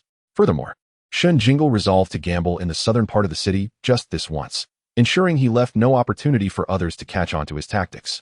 While it may appear easy to earn 1 million in a single night, he understood the necessity of being frugal with his newfound wealth. It is imperative to devise a means to achieve passive income. Of course, at this stage, there is no need to be overly concerned about monetary matters. Henceforth, he will direct his focus towards resolving issues concerning Zhang Huiyang and others. Monday passed uneventfully. As with the impending examinations, everyone remained relatively subdued. After school, Shen Jingle found a quaint little shop near his home that sold pet food. Excuse me, how do you price your energy meals here? What type of pet do you provide energy meals for? For wood-type pets. And the pet's level? 1 star. There are 2 options. One is the standard 1-star wood-type energy meal priced at 1,000 coins for 500 grams. The other is a customized meal, with prices varying based on the materials used, generally ranging from 2,000 to 5,000 coins for 500 grams. Just give me the standard one. Let us start with 3 kilograms. 3 kilograms? Young lad, we only sell in increments of 10 kilograms. Then 10 kilograms it is. Very well. The shopkeeper had never encountered such a frugal customer before. 10 kilograms would last just a week. Usually, patrons would purchase a month's worth. However, considering the shop had not made any sales that day, he chose not to complain. With a rather displeased expression, the shopkeeper handed Shen Jingle a 10-kilogram bag of energy meals. After Shen Jingle processed a payment of 20,000 coins, he hoisted the bag and returned home. Upon arriving, he summoned his magical thorn using his soul energy. Magic? Is there food? Yes. Here you go. Shen Jingle poured some energy meals into a bowl. The energy meals were composed of green, thumb-sized pellets, and as soon as they were poured out, the magical thorn eagerly dove in to devour them. For a moment, Shen Jingle felt as though he was feeding his own dog. Within 2 minutes, the magical thorn had polished off an entire bowl and looked up at Shen Jingle with longing eyes. Magic. I want more. This is delicious. Shen Jingle smiled indulgently and quickly poured another bowl. This time, the magical thorn finished it in the same duration. Magic. More. Shen Jingle refilled the bowl yet again. 2 minutes later, the magical thorn was clamoring for more. Magic. Keep going. If you eat too much, you might not digest it. We'll continue tomorrow. Magic. I'm still hungry. It's not too much at all. 10 minutes later, Shen Jingle gazed at the bag. Now 1/3 empty, lost in contemplation. Was 20,000 coins only enough for 3 days? Would 1 million coins suffice to sustain the magical thorn for a mere 5 months? Assuming its appetite did not increase? Indeed, the saying holds true. Acquiring a pet is the least expensive part of the journey. Shen Jingle allowed his magical thorn to roam freely around the house while he picked up his textbooks to review. It was necessary to cram a bit at the last moment. Time swiftly passed, bringing Wednesday, the day of the final examinations. Zhang Huiyang and others sat quietly at their desks, diligently answering questions, while Shen Jingle maintained his usual low profile. The original owner had been a lackluster student. And although Shen Jingle absorbed most of the critical memories, his grasp of the knowledge points was relatively limited. He felt less prepared than he had been during the last-minute cramming sessions. Thus he approached this examination with a casual and relaxed demeanor. The 2 days of testing passed quietly. Friday arrived, the day when the first-year students would awaken. Early in the morning, all first-year students were on high alert in their classrooms. Meanwhile, 2 Beast Tamers from the Lawn City Beast Education Center had arrived at the 11th middle school well ahead of time. Both were exceptionally skilled spiritual pattern masters, and they began to draw a magic array on the playground with the assistance of their respective pets. The so-called magic array involved the use of spiritually attuned materials, drawn in specific patterns on various mediums to achieve diverse effects. The Awakening magic array was among the largest and most common arrays known in the world today. Its purpose was to facilitate communication between the earthly spiritual energy, soul energy, and the human soul, thereby resonating to induce the awakening of the soul map. Prior to the advent of this magic array, various methods for awakening had been discovered, yet none could rival the scale and success rate of the Awakening magic array. Before long, the magic array on the playground was completed. First to enter were the second-year students who had yet to awaken. Following them were all the first-year students, with the exception of Shen Jingle. Watching the continuous procession into the magic array, a look of envy crossed Shen Jingle's face, and his expression could hardly conceal his disappointment. Zhang Huiyang, noticing Shen Jingle's forlorn demeanor, strutted past him with an air of arrogance, declaring, "You don't even think about it. You won't awaken next year either." To everyone's surprise, instead of turning away as he usually would when confronted by Zhang Huiyang, Shen Jingle boldly approached him, inching closer under Zhang Huiyang's astonished gaze. Just as Zhang Huiyang considered whether to push Shen Jingle down, the latter spoke. "I wish for your awakening to fail. May your mother suffer misfortune." With that, Shen Jingle turned away with an air of arrogance. What? Zhang Huiyang's eyes widened in disbelief. What had this boy just said? Damn it, is he tired of living? Gradually realizing what had transpired, Zhang Huiyang felt the urge to rush after Shen Jingle and give him a good thrashing, if not for the restraint of those around him. "Huiyang, enter the magic array." "What are you doing?" "Humph, just wait. You want to have a good outcome." Zhang Huiyang huffed angrily as he joined the others in entering the magic array. Once everyone was settled, the magic array was activated. 1 second, 2 seconds, 15 seconds, and then it concluded. All participants entered into a meditative state, with those who had awakened forming a line to collect their Beast Tamer identity cards. Zhang Huiyang, feeling an immense tension, took several deep breaths to calm himself before entering a meditative state. A tiny white point of light appeared during his meditation. "I have awakened." Zhang Huiyang opened his eyes, his expression brimming with excitement. "I have successfully awakened." "I have too, Huiyang." It was Li Yongqian, Zhang Huiyang's loyal follower. "Well done, Yongqian." Zhang Huiyang surveyed his small group, and ultimately, only he and Li Yongqian had awakened. "Let us go register and collect our identity cards." "All right." At the registration desk, their homeroom teacher, Liao Qingfeng, eagerly counted how many from his class had awakened. Upon spotting Zhang Huiyang and Li Yongqian, he exclaimed, "Good job. I am proud of both of you." "Teacher, I have nothing to do here. I'll be on my way." At that moment, Shen Jingle approached Liao Qingfeng, his voice not particularly quiet, prompting Zhang Huiyang and the others to hear. Zhang Huiyang glanced over, noticing Shen Jingle cast a timid glance in his direction before dejectedly running off. "All right, you may leave." Liao Qingfeng continued to search for his students who had awakened. He failed to notice that after Shen Jingle departed, Zhang Huiyang and Li Yongqian followed closely behind. The two chased Shen Jingle to the back of a teaching building. But upon turning the corner, Shen Jingle's figure had vanished. "He runs quite fast. Huiyang, let us return to register. We can deal with him later." "Search again. I must confront him today." At this moment, Shen Jingle was not elsewhere, but right above them. As he turned the corner, he summoned magical thorns, which ensnared the window on the second floor, suspending him in midair. Remaining silent, the magical thorns, though unaware of their master's intentions, complied obediently. When Zhang Huiyang and Li Yongqian arrived, they failed to detect Shen Jingle's presence. Observing the two below, who were anxiously searching for him, Shen Jingle discreetly activated his spiritual domain. Unlike the activation he performed at the casino, this time he allowed a portion of his soul power to traverse chaotically within the domain, endowing it with offensive capabilities.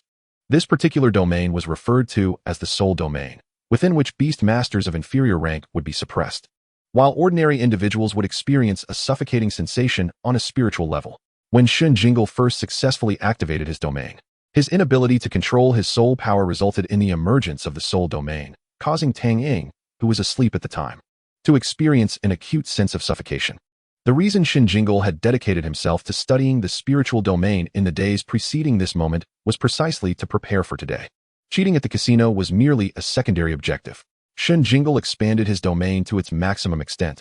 He was now suspended about 3 meters above the ground, with the domain stretching 4 meters wide.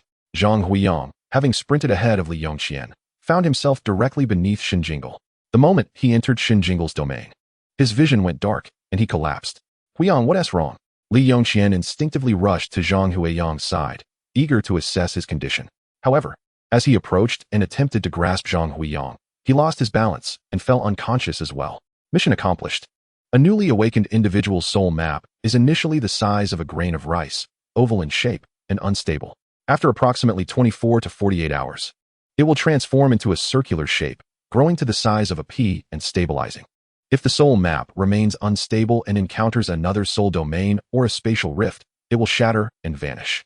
Consequently, whenever students awaken, all teachers in the school are required to carry soul domain alarms. If a teacher activates their domain or removes the alarm, it will emit a warning sound. To prevent disruptions from outsiders, the school has implemented strict controls on personnel entering and exiting since the start of the final examinations. After all, awakening is a significant event in one's life. Should the soul map shatter, the individual would be rendered an ordinary person. Currently, lying on the ground, Zhang Huiyang and Li Yongqian had just awakened, with their soul maps in a highly unstable state. When they entered Shen Jingle's soul domain, the maps instantly shattered, and the intense pain resonating from the depths of their souls caused them to lose consciousness completely. Shen Jingle instructed the magical thorns to gently lower him to the ground. Glancing at the two incapacitated individuals, he swiftly turned and departed. Once outside the school gate, Shen Jingle couldn't help but let out a laugh. A portion of his vengeance had been avenged. Previously, there were 5 individuals who had bullied him alongside Zhang Huiyang, with Zhang Huiyang being the mastermind and his accomplice. Li Yongqian, along with another named Wang Chengxian, had tormented Shen Jingle the most. By reducing Zhang Huiyang and Li Yongqian to ordinary people today, he had taken the first step in avenging the original owner of this body. Behind the teaching building, Zhang Huiyang and Li Yongqian lay unconscious for approximately 10 minutes before Zhang Huiyang was the first to awaken. What just happened to me? He wondered, and then, as if alerted by a sixth sense, he instinctively began to meditate and check his awakening status. No white light. Where's the white light the size of a grain of rice? Where's my soul map? It's gone? I can't find it anywhere. No, it can't be. It must not be what I think. A wave of unprecedented panic surged through Zhang Huiyang's entire being just as Li Yongqian stirred awake. Where's your soul map? Check your soul map. Zhang Huiyang shouted hoarsely. Li Yongqian, still dazed, was struck by the gravity of Zhang Huiyang's expression and instinctively followed his command. Meditating, he searched for his soul map. Where is it? It's pitch black. Nothing? It's gone. His eyes widened in disbelief. Zhang Huiyang collapsed onto the ground in despair. It's over. It's over. They must have been attacked by someone's soul domain. Who could it be? Bang. Li Yongqian struck Zhang Huiyang in frustration. It's all your fault. All your fault. I told you to register, to register. He lost all rationality. Zhang Huiyang, stunned by the blows, was left speechless. After landing a few punches, Li Yongqian, as if drained of energy, slumped to the ground and began to weep uncontrollably. Without their soul maps, they would be forever relegated to the status of ordinary individuals. Unlike Zhang Huiyang's family, which belonged to a prestigious lineage of beastmasters, Li Yongqian's family was merely an ordinary beastmaster household. His father was a 1-star beastmaster who had contracted a powerful bull, while his mother was also a 1-star beastmaster who had contracted a clucking bird. From an early age, his parents had scrimped and saved, hoping that when he awakened, he could choose a pet worth 200,000. But now, his soul map had shattered. It was all gone. He would ultimately become an ordinary person, struggling to survive on the fringes of society. This cannot be the end. Let us go find the authorities. How could someone activate a soul domain without a sound? The school must give us an explanation. Zhang Huiyang suddenly regained his composure and urged Li Yongqian to follow him. His family was not as enviable as Li Yongqian had imagined. Being part of a family meant facing its own challenges. With limited resources, the family always favored those with better aptitude. Competition was relentless, and every resource, even a few hundred pocket change, had to be earned through 1S achievements. Now, he faced the prospect of becoming an ordinary person. Even if his family could still provide him with a meal, it would not be a satisfying one. In this moment, he must leverage the attack he suffered from the soul domain to secure the greatest benefit for himself. Chapter 14, A New Alliance. Meanwhile, Shen Jingle, having successfully dealt with Zhang Huiyang and Li Yongqian, returned home. Causing their soul maps to shatter was merely the first step in his quest for revenge. Given their transgressions against the original owner, this punishment was far from sufficient. Furthermore, several of Zhang Huiyang's lackeys had yet to face any consequences. However, Shen Jingle's current capabilities were limited. In order to destroy the soul maps of Zhang Huiyang and Li Yongqian without revealing his identity was the extent of his abilities at present. Yet, as the saying goes, a gentleman's revenge is never late. He possessed the patience to wait. Today's seamless execution of his plan brought him great satisfaction. After indulging in a relaxing bath and a delightful lunch, he collapsed onto his bed. The past few days had been filled with worries about money and thoughts of revenge, leaving him deprived of proper sleep. With his financial issues temporarily alleviated and a measure of vengeance achieved, he felt compelled to reward himself with a deep, restorative slumber. He slept soundly until Tang Ying returned home and called him for dinner. "Aunt, during the summer vacation, let us take a trip back to Feiqing and bring Xiaoyu over." Tang Ying, engrossed in her meal, looked up with bright eyes. "Right. Now that Jingle has so much money, we can certainly bring our daughter over ahead of time. She can attend the 6th grade at a nearby elementary school, and next year, she might even get into a better middle school." Shen Jingle continued, "Absolutely." Tang Ying did not refuse. It was destined for them to rely on each other for life, without excessive formality. Now that his nephew had acquired this ability, it was time to bring the little fish over. The next day, Shen Jingle woke naturally from his slumber and set out with the magical thorn. Previously, after leaving the casino, he possessed 12 million, and after transferring 200,000 to Tang Ying, he had 920,000 remaining. He then purchased 10 kilograms of pet energy food for 20,000. That 10 kilograms would be consumed by the magical thorn in just 3 days. He later inquired about prices from several stores and ultimately bought 100 kilograms of pet food from the cheapest shop for 100,000 coins. This new store was significantly larger than the previous one, yet astonishingly, their prices were half of what he had encountered before. Shen Jingle was truly surprised that the dingy little restaurant turned out to be more expensive. Currently, he had 800,000 left, which seemed ample. But given the magical thorn's appetite, he felt it would not last long, so he needed to earn money. Before making money, he decided to take the magical thorn to the outskirts for some training. Despite having formed a contract for quite some time, he had yet to train it. On the mountainside of Mo Family Mountain, Shen Jingle immersed himself in the soul map, examining the data of the magical thorn. Level: 1 star, 2210, 5000. Attributes: Wood, 70, Wind, 30. Talent: Regeneration, Proficient 1233, 2000. Skills: Entangling Thorns, Beginner 25, 500. Pollen Healing, Beginner 59, 500. In the days since the contract was established, the level had risen by a few points, and aside from pollen healing increasing by 1 point, the other values remained unchanged. Shen Jingle speculated that the increase in proficiency was due to his prior use of pollen healing to treat Tang Ying. Today's focus was on training Entangling Thorns, the magical thorn's only offensive skill. This skill was also a requisite for most thorn-type pet beasts, allowing them to ensnare their enemies while simultaneously growing sharp thorns that pierce their opponents. Shen Jingle summoned the magical thorn. "Magical thorn? Are we here to pick fruit again today?" "Yes, but today you must follow my instructions," Shen Jingle replied. "Magical thorn? How should I proceed?" Shen Jingle pointed to a few shrubs before him. "You will practice entangling thorns using these bushes." Magical thorn. Understood. Obediently, the magical thorn utilized its leaves as feet, slowly moving toward a bush, then wrapping itself around it and climbing up the trunk. Once its entire body was coiled around, the magical thorn channeled energy, allowing sparse thorns to sprout along one side of the trunk, quickly piercing into the bush's wood. Shen Jingle observed closely. There were 9 thorns, each approximately 5 centimeters in length. The spots where the bush was pierced oozed a greenish liquid, yet the trunk remained unyielding. The attack power of a 1-star pet beast was indeed feeble. He wondered how much of a change would occur with increased proficiency. Shen Jingle again delved into the soul map to check the magical thorns data. Level 1 star, 2212, 5000.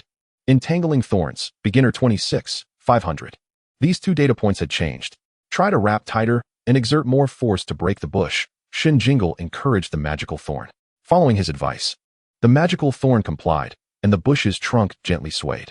Entangling thorns, beginner 27, 500. Excellent, the data is rising. The magical thorn continued training as Shen Jingle requested. When it grew hungry, he took it nearby to forage for thorn fruits, and after consuming those, they enjoyed 2 bowls of energy food. This cycle continued until dusk, at which point Shen Jingle checked the soul map again. The data had significantly improved. Level 1 star, 2331, 5000. Attributes: Wood, 70, Wind, 30. Talent: Regeneration, Proficient 1235, 2000. Skills: Entangling Thorns, Beginner 231, 500. Pollen Healing, Beginner 69, 500. The level had increased by over 100, and the proficiency of Entangling Thorns had risen by more than 200.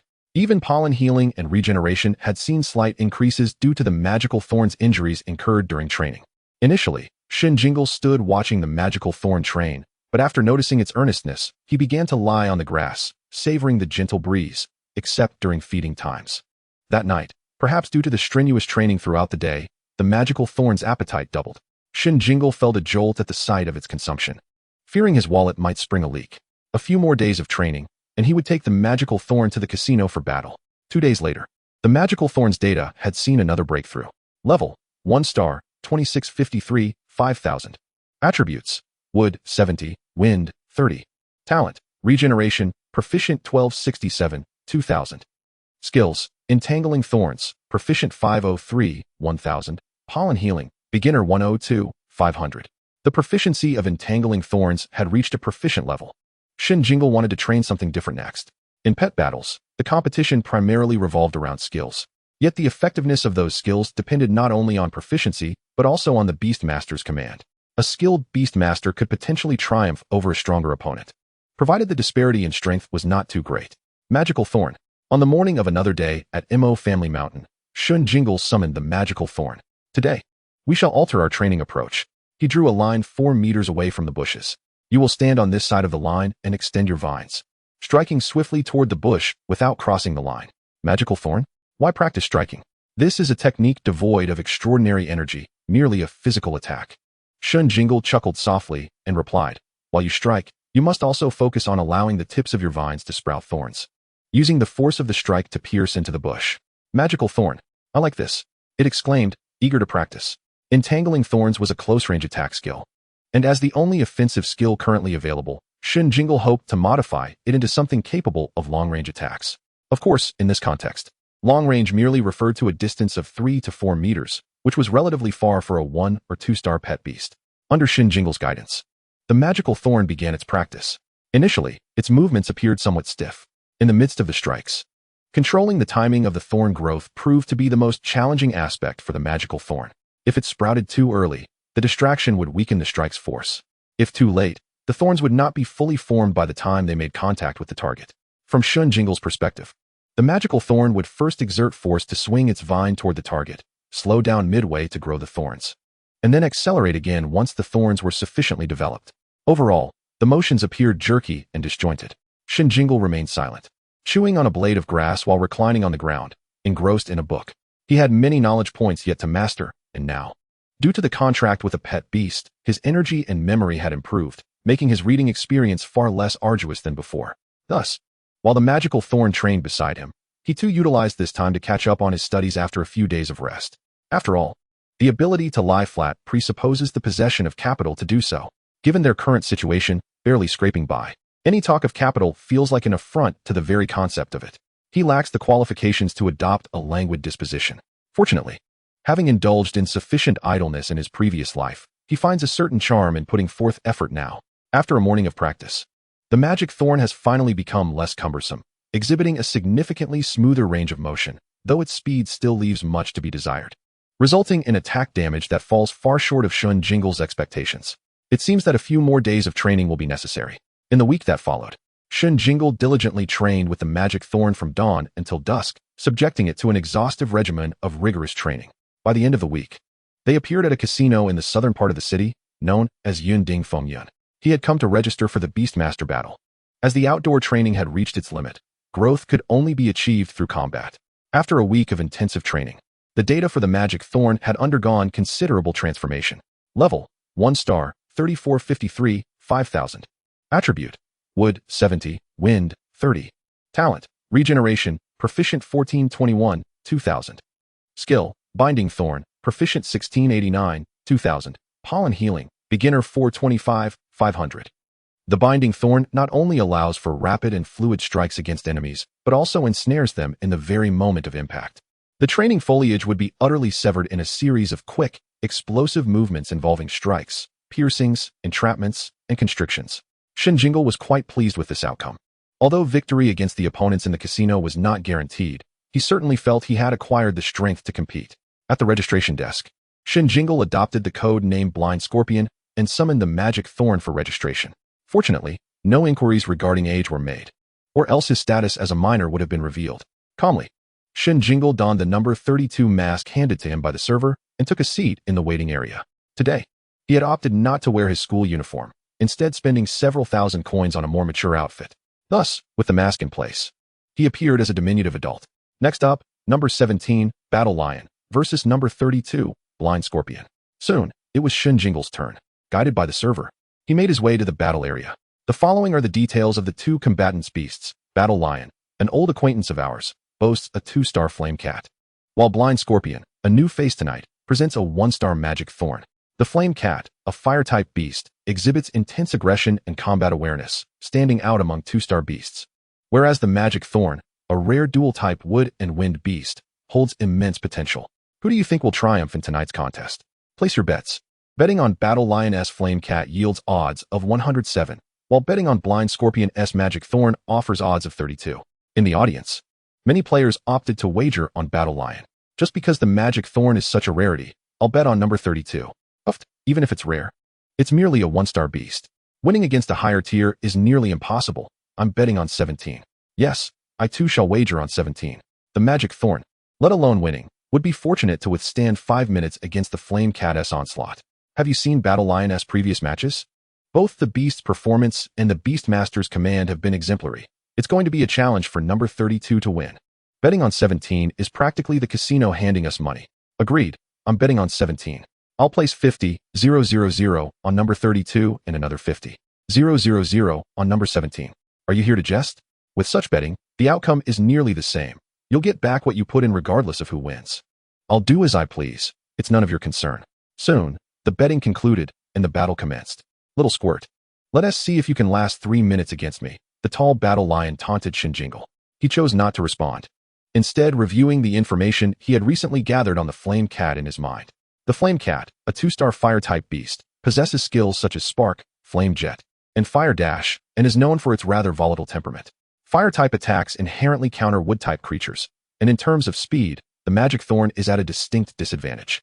Engaging the Flame Cat head-on would yield little chance of victory. Yet, Shen Jingle was determined to win. For the sake of money, we must prevail. With the sound of a whistle, the match began. The Flame Cat initiated the onslaught, sprinting toward the Magic Thorn with fiery feet, while simultaneously conjuring flames in its mouth. As the Magic Thorn neared the attack range of the Flame Cat, a smug smile crept across the Battle Lion's face.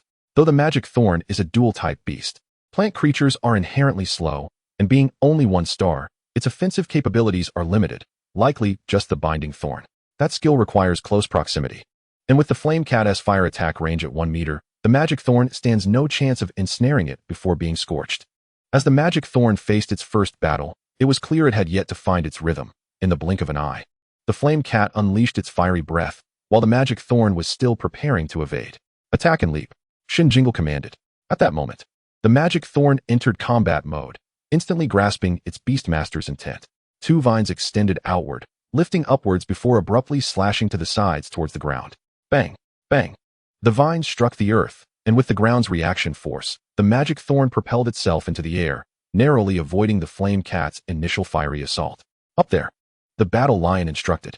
The Flame Cat raised its head, poised to unleash its flames upwards, only to find its opponent suspended approximately 3 meters above the ground, supported by the 2 vines.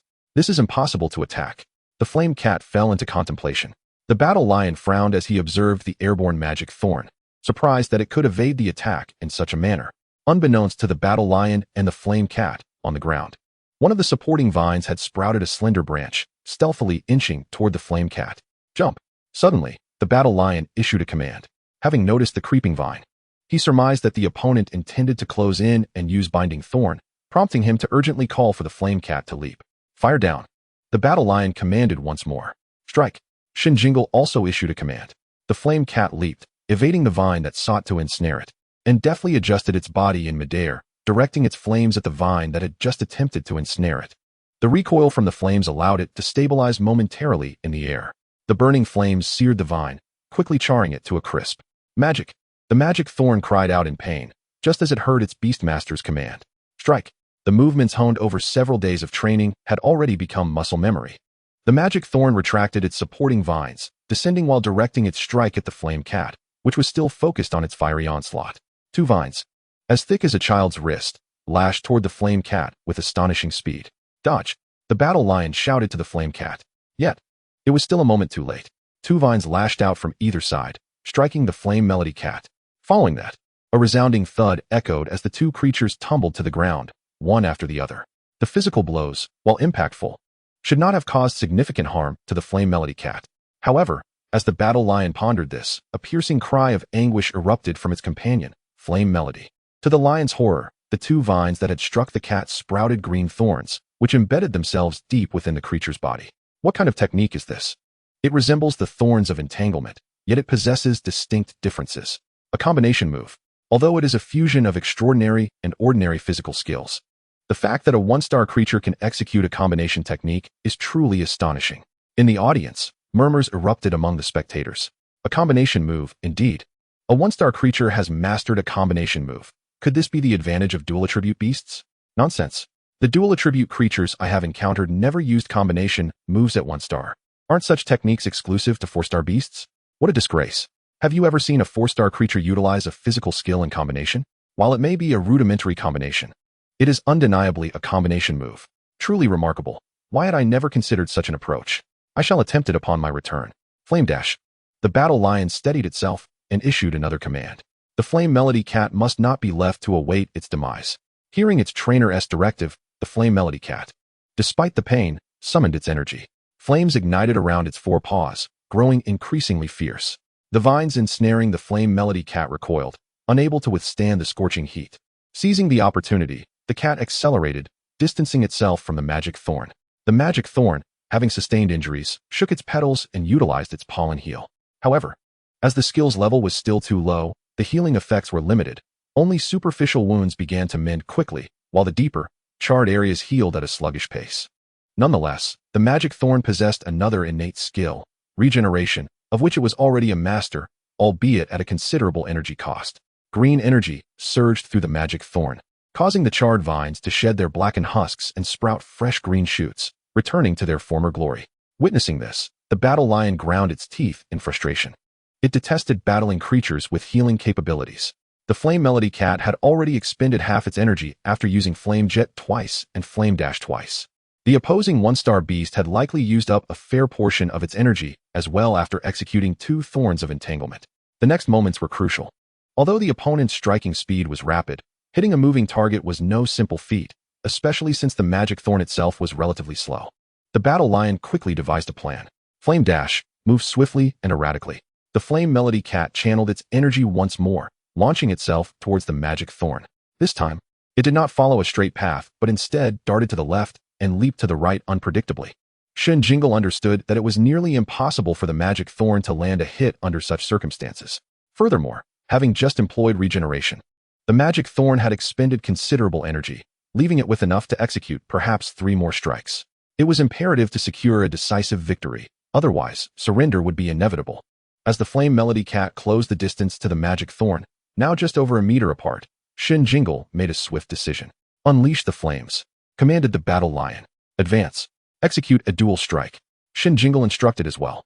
This command was unfamiliar to the magic thorn, yet it quickly grasped its trainer's intent. Advance. The battle lion was taken aback. Are you serious? My Flame Melody cat is unleashing flames upon your creature, and instead of calling for it to evade, You are instructing it to advance. To the astonishment of the battle lion, the magic thorn leaped forward to meet the flames. It extended 2 vines. One swiftly curled into a shield-like disc, intercepting the flames and protecting the magic thorn's body behind it. The other vine lashed out toward the flame melody cat, striking from the side during the cat's moment of skill execution and swiftly ensnaring it. The thorns pierced the flame melody cat's body. Flame! The cat cried out in agony, forced to halt its flame jet. At that moment, the vine that had taken the shape of a disc was entirely consumed by fire, crumbling to charred remains on the ground. Once the flame melody cat ceased its flame jet, it quickly reverted to its previous strategy and initiated flame dash once more. Flames erupted around its feet, engulfing its body halfway. This time, the vines entwining the flame melody cat did not recoil from the flames. Instead, they shimmered with green light, simultaneously burning away and regenerating. The magic thorn, enduring the agony, drew the flame melody cat closer. This creature inflicted such pain upon itself. If it did not retaliate, it would indeed have suffered in vain. Facing the fiery adversary, the magic thorn unhesitatingly coiled around it. More and longer thorns sprouted from its body, penetrating the flame melody cat. One thorn pierced the cat's neck, the most sensitive spot. Flame! The flame melody cat screamed in anguish, losing consciousness entirely. Witnessing its opponent's collapse, the magic thorn tightened its grip. I shall strangle you, you wretched beast. Battle Tiger, wake up, come back to me. The battle lion shouted at the flame melody cat. Battle Tiger was the name he had bestowed upon it. Meanwhile, the audience erupted in a cacophony of astonishment. Chapter 17, The Thrill of Betting. Congratulations to contestant number 32, the Blind Scorpion, for winning this match. Shen Jingle observed the injured magic thorn, feeling a pang of sympathy. Just moments ago, the magic thorn's reckless display had startled him. All he could think was, goodness, is it necessary to be so reckless? Only after the judge announced the match's outcome did the magic thorn leisurely release the flame melody cat. Then, it raised its inky black, yellow flower triumphantly toward Shen Jingle. Magic, behold my prowess. Indeed, you are formidable, extraordinarily so, Shen Jingle replied, giving it a thumbs up. The magic thorn actually emerged victorious? A number of players in the audience began discussing the spectacle. A 1-star beast triumphing over a 2-star beast. Today has been quite the eye-opener. The power of combination techniques has been laid bare before me. This diminutive beastmaster is quite ruthless. One wonders what training regimen produces such results. The magic thorn, enduring the searing flames, still pressed the attack. Regardless of anything else, witnessing it leap forward in the face of the flame jet is a feat my creature, Prickles, could never replicate. When that disc-like shield crumbled into charcoal, I winced at the sight, yet the magic thorn remained unfazed, ensnaring the flame melody cat with another vine. Such a strategy, inflicting damage upon oneself while striking the enemy, is hardly commendable. Where do you see it as inflicting self-harm? Clearly, it was a case of wounding the enemy while sustaining far greater damage itself. The magic thorn suffered far more than the flame melody cat. However, the magic thorn seems to be in quite good spirits, while the flame cat has already collapsed, utterly unconscious. This is because the magic thorn is a pet beast with regenerative abilities, its resilience far surpassing that of ordinary creatures. I have made my decision. My second pet will be the magic thorn. The pet base sells each for 500,000. Do you still want one? In the background, Shen Jingle quickly recalled the magic thorn into his soul map. The magic thorn had depleted its energy and could no longer utilize regeneration or pollen healing. Resting within the soul map allows pets to recover at a faster rate than outside. In this betting match, the total amount wagered on the lion who won was 3.25 million, while the amount wagered on your victory was 430,000, amounting to a total of 3.68 million. After deducting the payout to the winners of 13.76 million, there remains 23.04 million. Subtracting the venue and labor costs of 300,000 leaves 20.04 million, which rounds down to 2 million. The casino staff informed Shen Jingle 2 million, split in half, would yield another 1 million. The corners of Shen Jingle's mouth lifted in delight. At this moment, the staff continued, the treatment cost for the flame cat is 180,000, and the entry fee for participants is 50,000 per person, to be paid by the winners. You need to pay 100,000. Furthermore, do you wish to continue participating in our Beastmaster competition? If so, we will list your name, Blind Scorpion, on the leaderboard, with an annual listing fee of 500,000. Shen Jingle's mouth twitched as he nodded. All right, let me verify that for you. 2 million minus 180,000 leaves 1.82 million. The casino will split this with you, so you'll receive 910,000. After deducting the 100,000 entry fee and the 500,000 listing fee, here is 310,000. Please accept it. Had he been informed that he would receive 310,000 after the match, Shen Jingle would have been overjoyed, as he had initially expected the magic thorn to lose. Any amount above the guaranteed minimum of 10,000 would be a cause for celebration. Instead, he now watched helplessly as 1 million dwindled to 310,000, leaving his spirits decidedly dampened. Truly, the casino's greed knows no bounds. Feeling disgruntled, Shen Jingle left, initially intending to watch a few more matches after this one. However, given the state of the magic thorn, he decided to take it home for treatment. Why not treat it at the casino? The costs are exorbitant. To prevent his 310,000 from further diminishing, Shen Jingle swiftly made his way to the exit, exchanging his winnings for cash. You have earned this from your participation. We only take a 10 service fee, so after the deduction, you will receive 279,000. We have rounded down to 270,000, which has been transferred to your card. Please take care of it. Shen Jingle received the bank card with a grim expression. Perhaps tomorrow, he should open a casino of his own. Meanwhile, in the casino's background, the lion who wished to continue competing was treating his flame cat in the medical room. Your pet has a total of 18 injuries. The healing will cost 180,000, plus disinfection and bandaging, totaling 200,000. Please make the payment. 200,000. Shouldn't he, the winner, cover this? The lion grimaced. The winner pays for standard medical expenses. Since you wish for expedited treatment to participate in tonight's subsequent matches, there is an additional charge. The 200,000 has already been calculated after the winner's contribution. Fine. Just give me the standard treatment. Very well. Please pay the 20,000 for disinfection and bandaging. All right. At a pet clinic, the sunny-faced Shen Jingle addressed the physician. I'd like 2 bottles of recovery nutrient solution. Certainly. That will be a total of 1,800. After receiving the payment, Shen Jingle summoned the magic thorn and handed it the 2 bottles of nutrient solution. This nutrient solution can quickly replenish a pet's energy. While not as potent as the special energy liquids used in competitions, it is more easily absorbed by injured pets. After consuming the 2 bottles, the magic thorn regained considerable energy. It then performed 1 regeneration and 2 pollen healing spells on itself. The regeneration brought the broken branches back to life, while the pollen healing mended minor injuries. Before him, the magic thorn appeared to have returned to its former self. However, due to its depleted energy, it still felt quite fatigued and required rest. After recalling it into the soul map, Shen Jingle took a taxi home. Reflecting on the night's battles, he felt that their victory had been rather fortuitous. Firstly, he had managed to command effectively, and secondly, the magic thorn had truly given its all. Additionally, the owner of the flame cat was not particularly adept at commanding. Had he been the one to contract the flame cat, he would not have simply instructed it to approach and breathe fire in a repetitive cycle. Instead, he would have commanded it to approach, feign a fire attack, leap away while the magic thorn swung its vines, and then unleash the flames. With such speed, the flame cat should have easily exploited its advantages tonight. It could have darted around the arena, leaving sparks in its wake, compressing the magic thorn's operational space and forcing it to strike first. After depleting some of the magic thorn's energy, it could have approached for another fiery attack. The energy advantage of a 2-star pet could have easily overwhelmed the magic thorn. Chapter 18. The Beautiful Girl and the Divine Eye. The magic thorn's weaknesses were also glaringly evident. Its mobility was far too sluggish. How might one enable a plant to move swiftly? Shen Jingle considered this a crucial direction for future training, though he had yet to devise a concrete training strategy.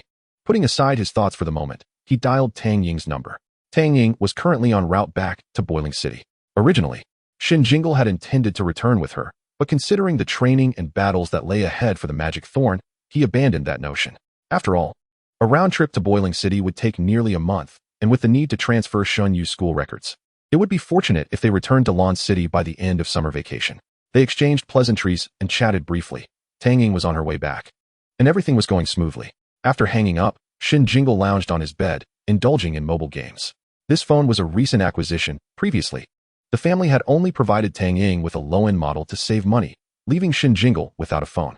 With a bit of money in hand now, he had purchased 2 decent smartphones from the store, one for himself and one for Tang Ying, ensuring his had ample storage for gaming. Having won the match tonight, he felt relaxed, playing games through the night. The next day, he awoke at 2 p.m. and summoned the magic thorn. The magic thorn had fully recovered and was in good shape. I'm hungry, it conveyed. Shen Jingle opened a packet of energy meals for it and prepared a simple meal for himself in the kitchen. After eating, He took the magic thorn back to the Cloud Peak Casino. Today, he was assigned number 20. Next, we invite number 20, Blind Scorpion, to face off against number 35, the beautiful girl. Shen Jingle stood alongside the staff as they entered the arena.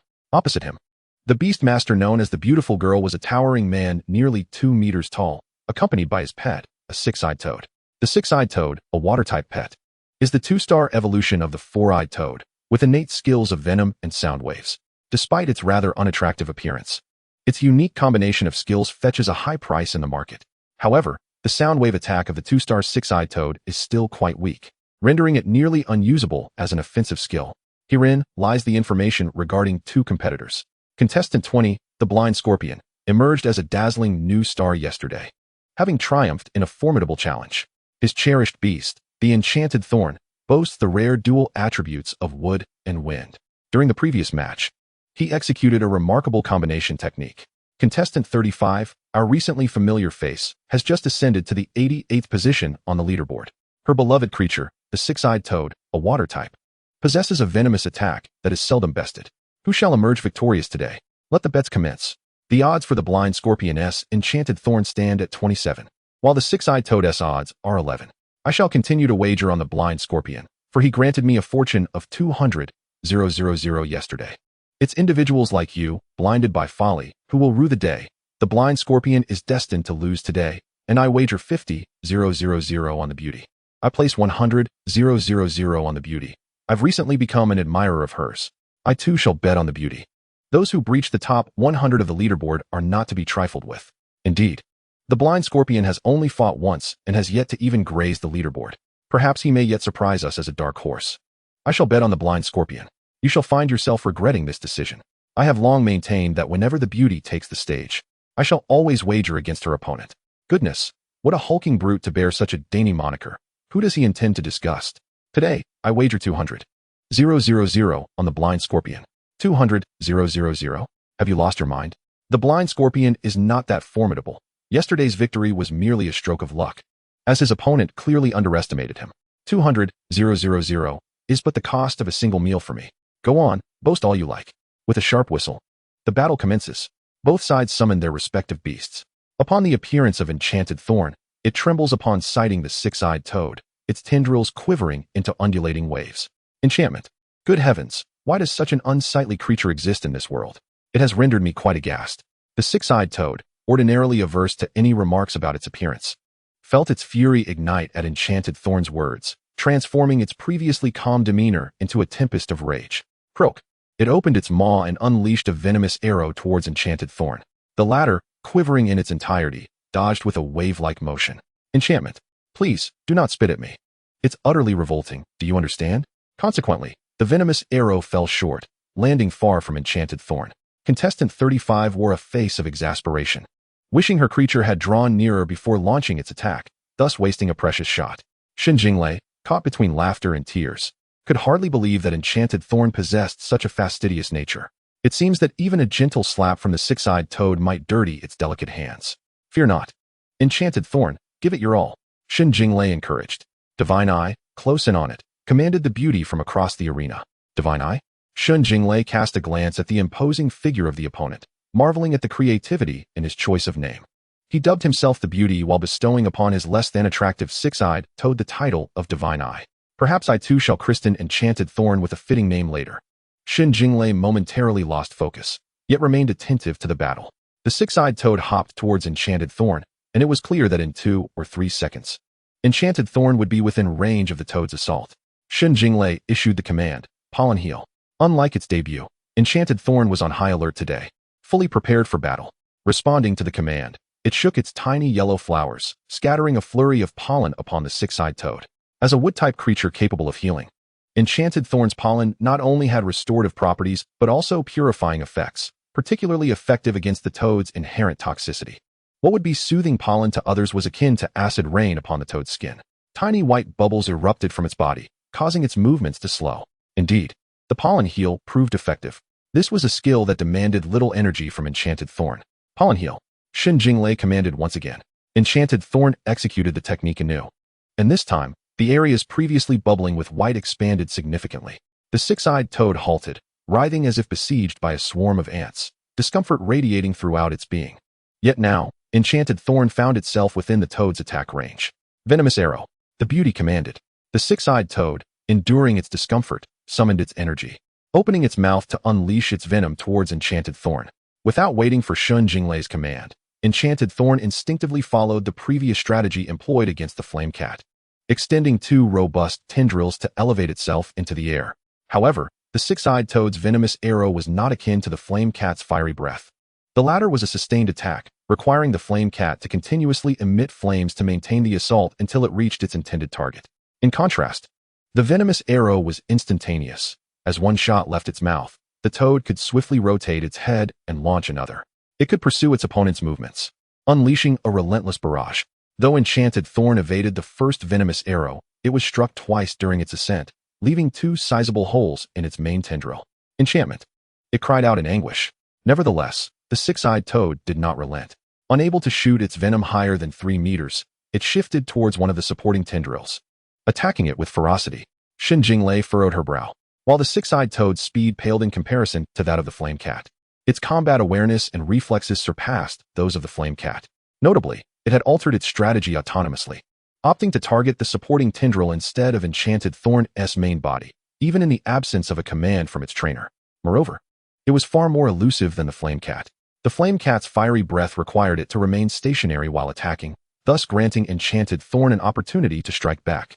Conversely, the six-eyed toad executed its attacks in a dynamic manner, firing a shot and repositioning, maintaining a speed that was consistently faster than Enchanted Thorn's ability to retaliate. Enchantment. Please, do not spit at me. Enchanted Thorn once again cried out.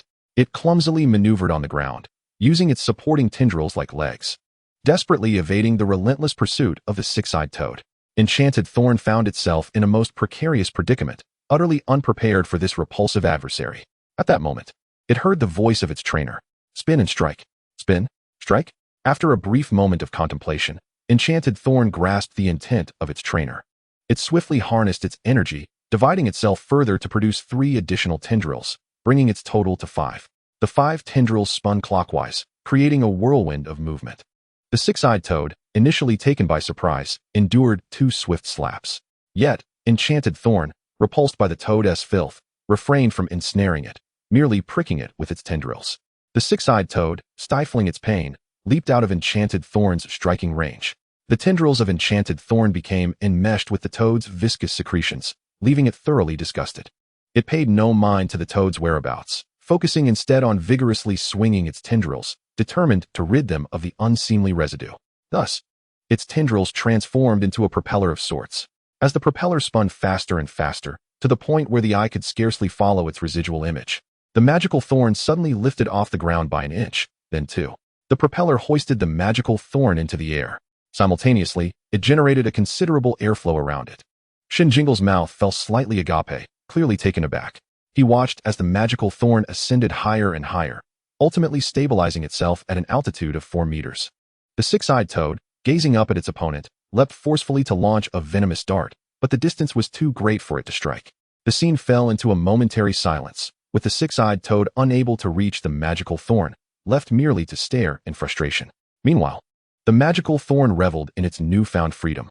Finally, it could evade that repugnant creature without any contact, and the sticky residue from the vines had been thoroughly shaken off. Alas, it lacked any non-contact ranged attack methods. The mere thought of striking that creature and getting its hands sticky again made the magical thorn yearn to keep its distance. Thus, it too stared back at the six-eyed toad. The beautiful girl observed the situation before her with a sense of calm. To her, victory was assured. The six-eyed toad needed only to wait below for the magical thorn to exhaust its energy and descend, at which point it could strike decisively and secure victory. Shen Jingle recognized that the current circumstances were not favorable for him. Initially, he had envisioned the magical thorn spinning and extending its vines to launch a wide-ranging attack that would compensate for its sluggish movement speed, enabling it to contend with the six-eyed toad. However, to his surprise, the magical thorn had taken flight instead. It must be said that this aerial maneuver seemed to enhance its mobility. As Shen Jingle gazed at the hovering magical thorn, he suddenly noticed the swirling wind in the arena. An image from the game Plants vs. Zombies flickered in his mind, specifically that of the 3-leaf clover. Suddenly, inspiration struck him. Accelerate. He issued the command. Responding to the directive, the magical thorn exerted all its might, fervently spinning its propeller. The master's intention was surely to increase the rotation speed. The propeller spun ever faster, and the surrounding wind intensified, soon forming a miniature whirlwind. The gust swept past the six-eyed toad, which, caught off guard, was lifted into the air. How delightful! The magical thorn was instantly exhilarated, instinctively adjusting the direction of its propeller to blow the six-eyed toad out of the arena. Get lost, you disgusting creature. The beautiful girl, the referee and audience, the six-eyed toad, number 35, was moved out of the arena by the magical thorn, number 20, resulting in a victory for number 20. Shen Jingle beamed with a radiant smile, not solely for winning the match, but because the magical thorn had learned a new skill. In the audience, a devoted fan of the beautiful girl stared blankly, utterly disheartened. Over the past 2 months, he had bet on her success, watching his funds soar from 50,000 to over 400,000. Tonight, witnessing a one-star pet battling the six-eyed toad, he had unhesitatingly wagered his entire fortune. The result? A swift return to square one. Damn it, the beautiful girl had actually stumbled. Is this even a legitimate win? Isn't this cheating? Indeed, in a direct confrontation, the magical thorn was no match for the six-eyed toad. Don't try to cover it up. The competition rules clearly state that crossing the boundary of the arena constitutes a loss, regardless of how it occurs. It's easy to say that using the wind to blow the six-eyed toad out was simple. Why don't you give it a try? After all, this six-eyed toad weighs at least 30 pounds. Just the fact that a one-star magical thorn could lift it is already quite remarkable. Blind Scorpion's victory in this match was indeed heavily reliant on luck, even more so than the last. Luck is a component of strength as well. Let us not digress. In my opinion, it was simply the six-eyed toad's ugliness that unleashed the magical thorn's latent potential. You're a trainer, right? You understand beast companions. I think so too. Just look at the disdainful expression on the magical thorn. It's as if it wanted to inscribe "stay away" all over itself. After all this discussion, does anyone know what the magical thorn's recent move was called? It should be called Spinning Whirlwind. Don't forget that the magical thorn has a wind attribute. However, the magical thorn is only 1 star. I recall that this move requires at least 4 stars to learn. Indeed, this is a mini version of it. Even a mini version is quite impressive. At the backstage settlement, the attendant skillfully calculated a total of 3.06 million was wagered on the beautiful girl, while 560,000 was placed on your victory, summing up to 3.62 million. After deducting the payout of 15.12 million to the winners, 21.08 million remains. Subtracting the venue and labor costs of 300,000 leaves 18.08 million. Rounding down brings it to 1.8 million. Chapter 20, Waiting in Ambush. After deducting the six-eyed toad's treatment fee of 50,000, there remains 1.75 million. The casino splits this with you, awarding you 875,000. After deducting the contestant's entry fee of 100,000, you are left with 775,000. Shen Jingle, and then round it down attendant. Then, tonight, you will be facing the beautiful girl ranked 88th on the leaderboard. You have earned the temporary right to replace her ranking. Would you like to spend 100,000 to comprehend the leaderboard? Comprehend the leaderboard? A loudspeaker announces to others. Look at my ranking. Aren't I incredible? Come challenge me if you dare. And it costs 100,000? Is this just paying for trouble? Shen Jingle, what is the purpose of comprehending the leaderboard? Attendant, all beast masters on the leaderboard will receive notifications about your ranking change. And interested beast masters will challenge you within 1 week of receiving the information. Shen Jingle, indeed, it's just paying for trouble. Attendant, any beast master receiving 5 or more challenge invitations can choose one to face off within a week in the Wind and Cloud Combat Arena. There are no odds set for betting in the Wind and Cloud Combat Arena. It operates on a gambling model. The stakes wagered by losers will be distributed between the winner and the players who bet on the winner. The winner receives 30 of the pot, while the remainder is distributed among the players according to their contributions. The casino, apart from collecting 500,000 for venue and labor fees and pet treatment costs, does not partake in the profit sharing. Shen Jingle, there is profit to be made. Sure, I'll comprehend.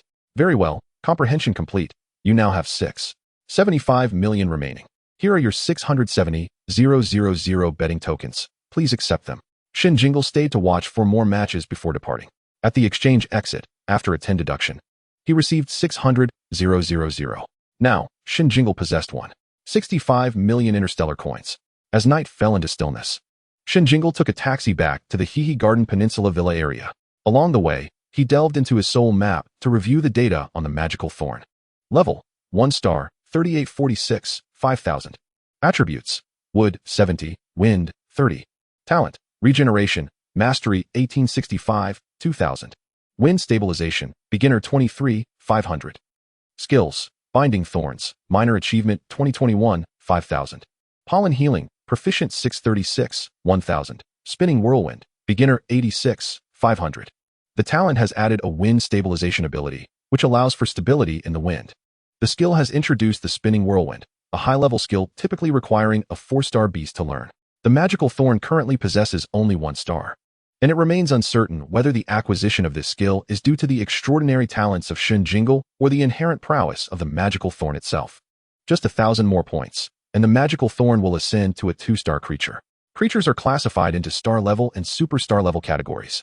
Star level creatures range from 0 stars to 5 stars, with corresponding points as follows: 0 stars, 0 to 2,000.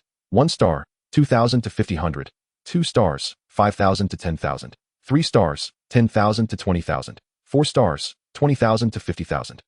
And 5 stars, 50,000 to 100,000.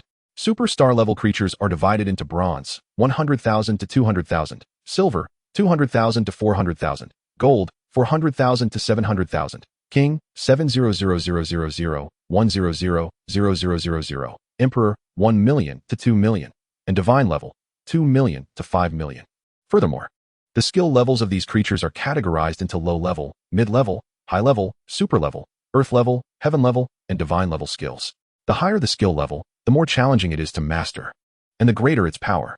For instance, the entry-level skill of the spinning hurricane surpasses the proficiency of the entangling thorn in strength, as the latter is a low-level skill while the former is classified as high-level. As a creature's level increases, so does its likelihood of learning advanced skills. For example, star-level creatures find it exceedingly difficult to acquire skills above the super level. The more Shen Jingle comprehends the rules of this world, the more he feels compelled to diligently amass wealth.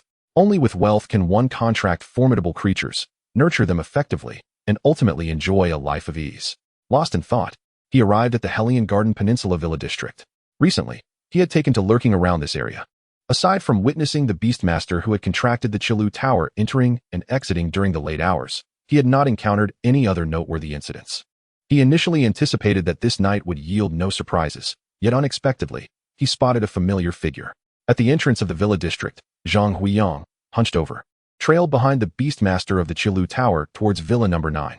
Following them were 2 individuals, seemingly Zhang Huiyang's subordinates. Approximately an hour later, Zhang Huiyang emerged with his 2 attendants. Shen Jingle observed from a distance, refraining from approaching. A vehicle that had been parked by the roadside started up and drew near to collect Zhang Huiyang and his companions. Zhang Huiyang appeared somewhat reluctant to board the vehicle, prompting his subordinate to push him inside. As the young master of the Zhang family, his presence at Villa Number 9 in the dead of night certainly raised suspicions. It appeared that without the soul map, Zhang Huiyang's standing within his family had diminished, as he had clearly been coerced into this visit. What could Zhang Huiyang be doing inside? Was this laboratory, in fact, affiliated with the Zhang family? A smirk crept onto Shen Jingle's lips. He had long been seeking a way to investigate Villa Number 9, and now he had a promising lead. At the break of dawn the following day, Shen Jingle made his way to the vicinity of Li Yongqian's home, intending to stake out Li Yongqian. Shortly after 7, Li Yongqian was spotted at a breakfast shop, purchasing meals for 3 before turning to head home. It was then that he caught sight of Shen Jingle. Shen Jingle? What brings you here? Li Yongqian inquired. I have something to discuss with you. Follow me, Shen Jingle replied. Why should I follow you? Who do you think you are? Li Yongqian retorted, nearly cursing as Shen Jingle turned on his heel and walked away with decisive grace. However, upon reflecting on his shattered soul map and the reality of being an ordinary person for life, he suppressed his disdain and trailed after Shen Jingle. A flurry of thoughts raced through Li Yongqian's mind. Soon, Shen Jingle led him to a secluded corner by the riverside. What has Zhang Huiyang been up to lately? Shen Jingle initiated. I have no idea. We haven't been in touch for a long time, Li Yongqian responded, taken aback by Shen Jingle's directness, which lacked any customary pleasantries, and even more surprised that he was inquiring about Zhang Huiyang. Growing impatient, Li Yongqian wondered when Shen Jingle had gained the audacity to speak to him in such a tone. Was it merely because he had become an ordinary person? At that moment, a green star formation illuminated, and a vibrant green vine unfurled its leaves within the array. The instant the 2-star nested green star formation manifested, Li Yongqian's jaw dropped in astonishment, nearly wide enough to fit a goose egg, as his breakfast tumbled to the ground. Why, you awakened? A 2-star Beastmaster. Are you? Are you Shen Jingle? That's right. I wasn't intentionally trying to bully you before. It was all Zhang Huiyang's doing, Li Yongqian stammered. Why did Zhang Huiyang target me? Shen Jingle inquired nonchalantly. Ruan Yuntong from Class 1 instigated him to do so. They had a falling out. And there's no reason for him to keep it a secret anymore. Ruan Yuntong. Shen Jingle frowned. Yes. Ruan Yuntong encouraged him to bully you so that she could later find someone to assist you, thereby creating a chance for you to become her boyfriend. I'm sorry, but I failed to comprehend, Shen Jingle replied. Then why is Zhang Huiyang helping Ruan Yuntong? He's pursuing her, trying to win her favor, Li Yongqian explained. This circle is truly chaotic, Shen Jingle remarked. Chapter 21, Zhang Huiyang's Secrets. Li Yongqian, trembling, continued. The Zhang family wishes to form an alliance with the Ruan family, but they haven't specified who should match with whom. Zhang Huiyang aims to approach Ruan Yuntong. However, he isn't her type, and Ruan Yuntong asked him to help pressure you. If he succeeded in forcing you into her grasp, she could pretend to date him in front of her family. Why does the Zhang family want to ally with the Ruan family? Shen Jingle queried. I don't know. Zhang Huiyang didn't elaborate. It seems the Ruan family has some business opportunity, and the Zhang family wants a share. Are you truly oblivious to Zhang Huiyang's recent activities? Shen Jingle pressed. We've fallen out, Li Yongqian replied, his tone suddenly somber. You know, right? Both our soul maps have shattered. Shen Jingle remained composed, feigning a listening demeanor. Observing the calm and self-assured Shen Jingle before him, Li Yongqian reflected on how different he seemed as a beastmaster. It was all my fault for trying to cause trouble. We pursued you without registration, and then someone attacked us in the soul domain. Because we weren't registered, we couldn't prove our awakening, and it ended without resolution. The school offered no compensation. Jingle, you didn't participate in the unified awakening because you had already awakened naturally at that time, right? When did you awaken? Li Yongqian remained incredulous, realizing Shen Jingle had not only awakened, but had also attained 2-star status, indicating he must have awakened over a year ago. Li Yongqian couldn't help but glance at the magical thorn, a creature valued at 500,000, knowing it would be costly to raise. Shen Jingle did not appear as weak and impoverished as he typically presented himself. If that were the case, why had he silently endured Zhang Huiyang's provocations without resistance? Li Yongqian found himself puzzled, yet deeply impressed, elevating Shen Jingle's stature in his mind. Call Zhang Huiyang and ask him what he's been up to lately. But do not disclose my situation, Shen Jingle instructed, maintaining an authoritative tone. This time, Li Yongqian obediently retrieved his phone and dialed Zhang Huiyang's number. Hello, Huiyang. How have you been lately? Well, how could I be well? Why don't you ask yourself how you're doing? You finally remembered to contact me today? Wasn't it you who turned your back on me, declaring that we would never associate again? I spoke in anger back then, Huiyang. I was deeply hurt and spoke without thinking. Please don't take it to heart. You remain my dearest friend. I have forgiven you and choose not to hold a grudge. Why are you calling? I wanted to check if you have some free time to meet up. I'm rather busy. I have matters to attend to. What matters? It's not convenient to discuss. Zhang Huiyang replied on the other end of the line. Huiyang, we are the closest of friends. I have always been your right-hand man. Whatever you need, I am here to help. After a prolonged silence, Zhang Huiyang finally said, I have something that is still in the works. But I will share one thing with you. Keep it a secret. Rest assured, I will not divulge a word to anyone. I have discovered a method to awaken the soul map once more. What? Li Yongqian exclaimed in disbelief, instinctively glancing at Shen Jingle, only to become docile under Shen Jingle's imposing gaze. I can't disclose the specifics just yet. In short, I am still experimenting. If, and I stress if, there is hope for success, I will definitely bring you along. Absolutely. You are truly my best friend, Huiyang. Thank you so much. Li Yongqian exclaimed excitedly. The two continued to chat for a few more minutes, even sharing some disdainful comments about Shen Jingle. Li Yongqian awkwardly chimed in a few times before excusing himself under the pretense of having breakfast and hanging up the phone. As he tucked his phone into his pocket, Li Yongqian glanced nervously at Shen Jingle. He had not anticipated that Zhang Huiyang possessed a method to reawaken the soul map, and it was infuriating that he had revealed it in front of Shen Jingle. This fellow, who had been bullied by them in the past, might not ruin their plans upon learning this, would he? Li Yongqian felt a wave of regret for not reaching out to Zhang Huiyang sooner. Meanwhile, Shen Jingle was mulling over Zhang Huiyang's words. According to his previous understanding, once a soul map was shattered, it could not be restored. Moreover, each individual could only possess one soul map, making it impossible to awaken another. What, then, was Zhang Huiyang's method? Was it possible that his knowledge was too shallow, and that there truly existed a way to reawaken the soul map? Recalling his aunt's human experiments at Villa No. 9, Shen Jingle was convinced that Zhang Huiyang's so-called method was anything but legitimate. He decided to exchange contact information with Li Yongqian, instructing him to uncover Zhang Huiyang's secret and to inform him immediately of any new developments. With the allure of reawakening lingering, Shen Jingle was confident that Li Yongqian would seek to unravel the mystery without needing his prodding. The only concern was that Li Yongqian might not willingly share this information with him. Moreover, it was highly probable that Li Yongqian would disclose his own awakening as a 2-star beast master to Zhang Huiyang, potentially leading them to suspect that the shattering of the soul map was somehow connected to him. However, judging by Zhang Huiyang's subdued behavior during the exam days, and considering his current precarious position within the Zhang family, it seemed unlikely that he would dare to confront Shen Jingle. After putting on an air of profundity in front of Li Yongqian, Shen Jingle withdrew the magical thorns back into his soul map and departed, at least giving Li Yongqian the impression that he was not to be trifled with. How long this facade would hold was uncertain, but he was now bound to a pet beast, making it unlikely for Zhang Huiyang and his associates to challenge him. Furthermore, Zhang Huiyang could not send the family's beast masters to harass him, as attacking humans with pet beasts was illegal within the city and would result in immediate arrest. As long as Shen Jingle remained within the city limits and merely sought information, he would be safe. On his way back, Shen Jingle reflected on the events at Villa Number 9. His aunt, Tang Ying, had been conducting drug tests alongside many ordinary individuals, who were largely unaware of the true purpose of their experiments. It was known that 9 out of 10 test subjects met with fatal outcomes. Now that Zhang Huiyang had ventured there, given his personality, he would likely prefer to remain an ordinary person rather than risk his life on such dangerous endeavors. The drugs Zhang Huiyang was trying were certainly different from those Tang Ying and the others had consumed. The likelihood of his death would not be as extreme. Or perhaps he wasn't there to take drugs at all. Reawakening? Could it be that the laboratory was researching an agent to awaken ordinary people? Many individuals are unable to awaken naturally, with only a rare few achieving it each year. Most rely on formation arrays for their awakenings. If most can awaken through formation arrays, perhaps those remaining could indeed awaken through other means. Shen Jingle resolved to seek out literature on this subject in his spare time. Chapter 22. The Green-Haired Lizard. For now, he could only keep an eye on the happenings at Villa Number 9. It was beyond his current scope. Shen Jingle quickly redirected his thoughts back to himself. He intended to bestow a name upon the magical thorns. Little green would hardly suffice. Green vine, pepper vine, asparagus?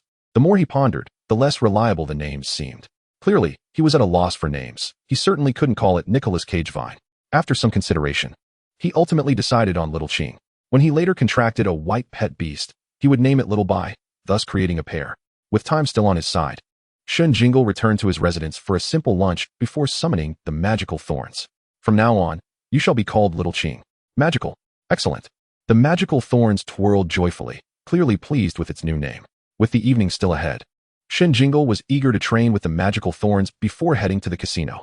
However, their living space was merely a 20-square-meter standard room, divided into a small living room and a bedroom, inadequate even for the residents, let alone for training a pet beast. Traveling to Mo Family Mountain would consume too much time. Moreover, training would require energy, and he lacked energy supplements. Not only did he need a regular training venue, but he also needed to purchase energy supplements. Shen Jingle resolved to venture out to explore potential housing options. Their current residence was a self-built property from the previous owner. Situated in a relatively impoverished area with low housing prices, Tang Ying had purchased it for 260,000 interstellar coins. With 1.65 million in hand, Shen Jingle felt emboldened to search for a new home. However, after a round of exploration, he found himself unable to make any purchases. His desire was to acquire a 3-bedroom apartment within a community that included a training facility, yet the cheapest option started at over 3 million. A 3-bedroom apartment with an integrated training area would exceed 7 million. If he sought a standalone house with a yard, the price would soar above 20 million. Silently, Shen Jingle returned home, donned a more mature outfit, and made his way to the Yunding Fengyun Casino. He needed to earn money. Money. Money. Tonight, he was assigned number 38. Now introducing contestant 19, Tianmu, to compete against contestant 38, Blind Scorpion. The host's voice echoed promptly. On the 19th, we welcomed a new face, accompanied by a 1-star Pippy Shrimp as her pet. Meanwhile, contestant number 38, a seasoned veteran, has successfully triumphed in 2 consecutive challenges against stronger opponents. The outcome of today's match appears rather predictable, yet could there be a twist in fate? Let us await the result with bated breath. Contestant 19, Tianmu, with her Pippy Shrimp, has odds of 45, whereas contestant 38, with the Magic Thorn Scorpion, boasts odds of 12. Shen Jingle, observing the scene, mused. Has he become a veteran after just 2 matches? And those odds? It seems the outcome is a foregone conclusion. The Magic Thorn Scorpion will surely emerge victorious. With just 2 swift strikes, the Pippy Shrimp was incapacitated. Initially, the Magic Thorn Scorpion refrained from attacking first, but upon the Pippy Shrimp's entrance, it emitted a burst of gas. Although the audience may have perceived it as fire-breathing, to the Magic Thorn Scorpion, anything emanating from the posterior was simply flatulence. How could it endure such indignity? Before Shen Jingle could issue further commands, it unleashed 2 powerful blows. Tragically, the Pippy Shrimp had only managed to expel half its gas before succumbing to unconsciousness. Though Shen Jingle won the match, the stakes revealed a stark reality. 65 million had been wagered on his victory, while only 920,000 had been placed on his opponent. After settling with the players, a mere 190,000 remained. Insufficient even to cover the venue's 300,000. In the end, he received a symbolic sum of 10,000, which was credited directly to his account without any deductions. Earning 10,000 for a single match wasn't so bad. Even in defeat, it served to train the Magic Thorn Scorpion. A feat Tang and couldn't achieve in a month. As Shen Jingle sought to console himself, he endeavored not to dwell on the stark contrast to his previous earnings. At our casino, those who have accumulated 3 victories and won the preliminary rounds that evening are granted the opportunity to participate in the tournament that night. The host inquired, "Will you join the so-called contest of victors, battling until the end?" With the prospect of earning money, there was no rationale for refusal. Even a single match could yield 10,000.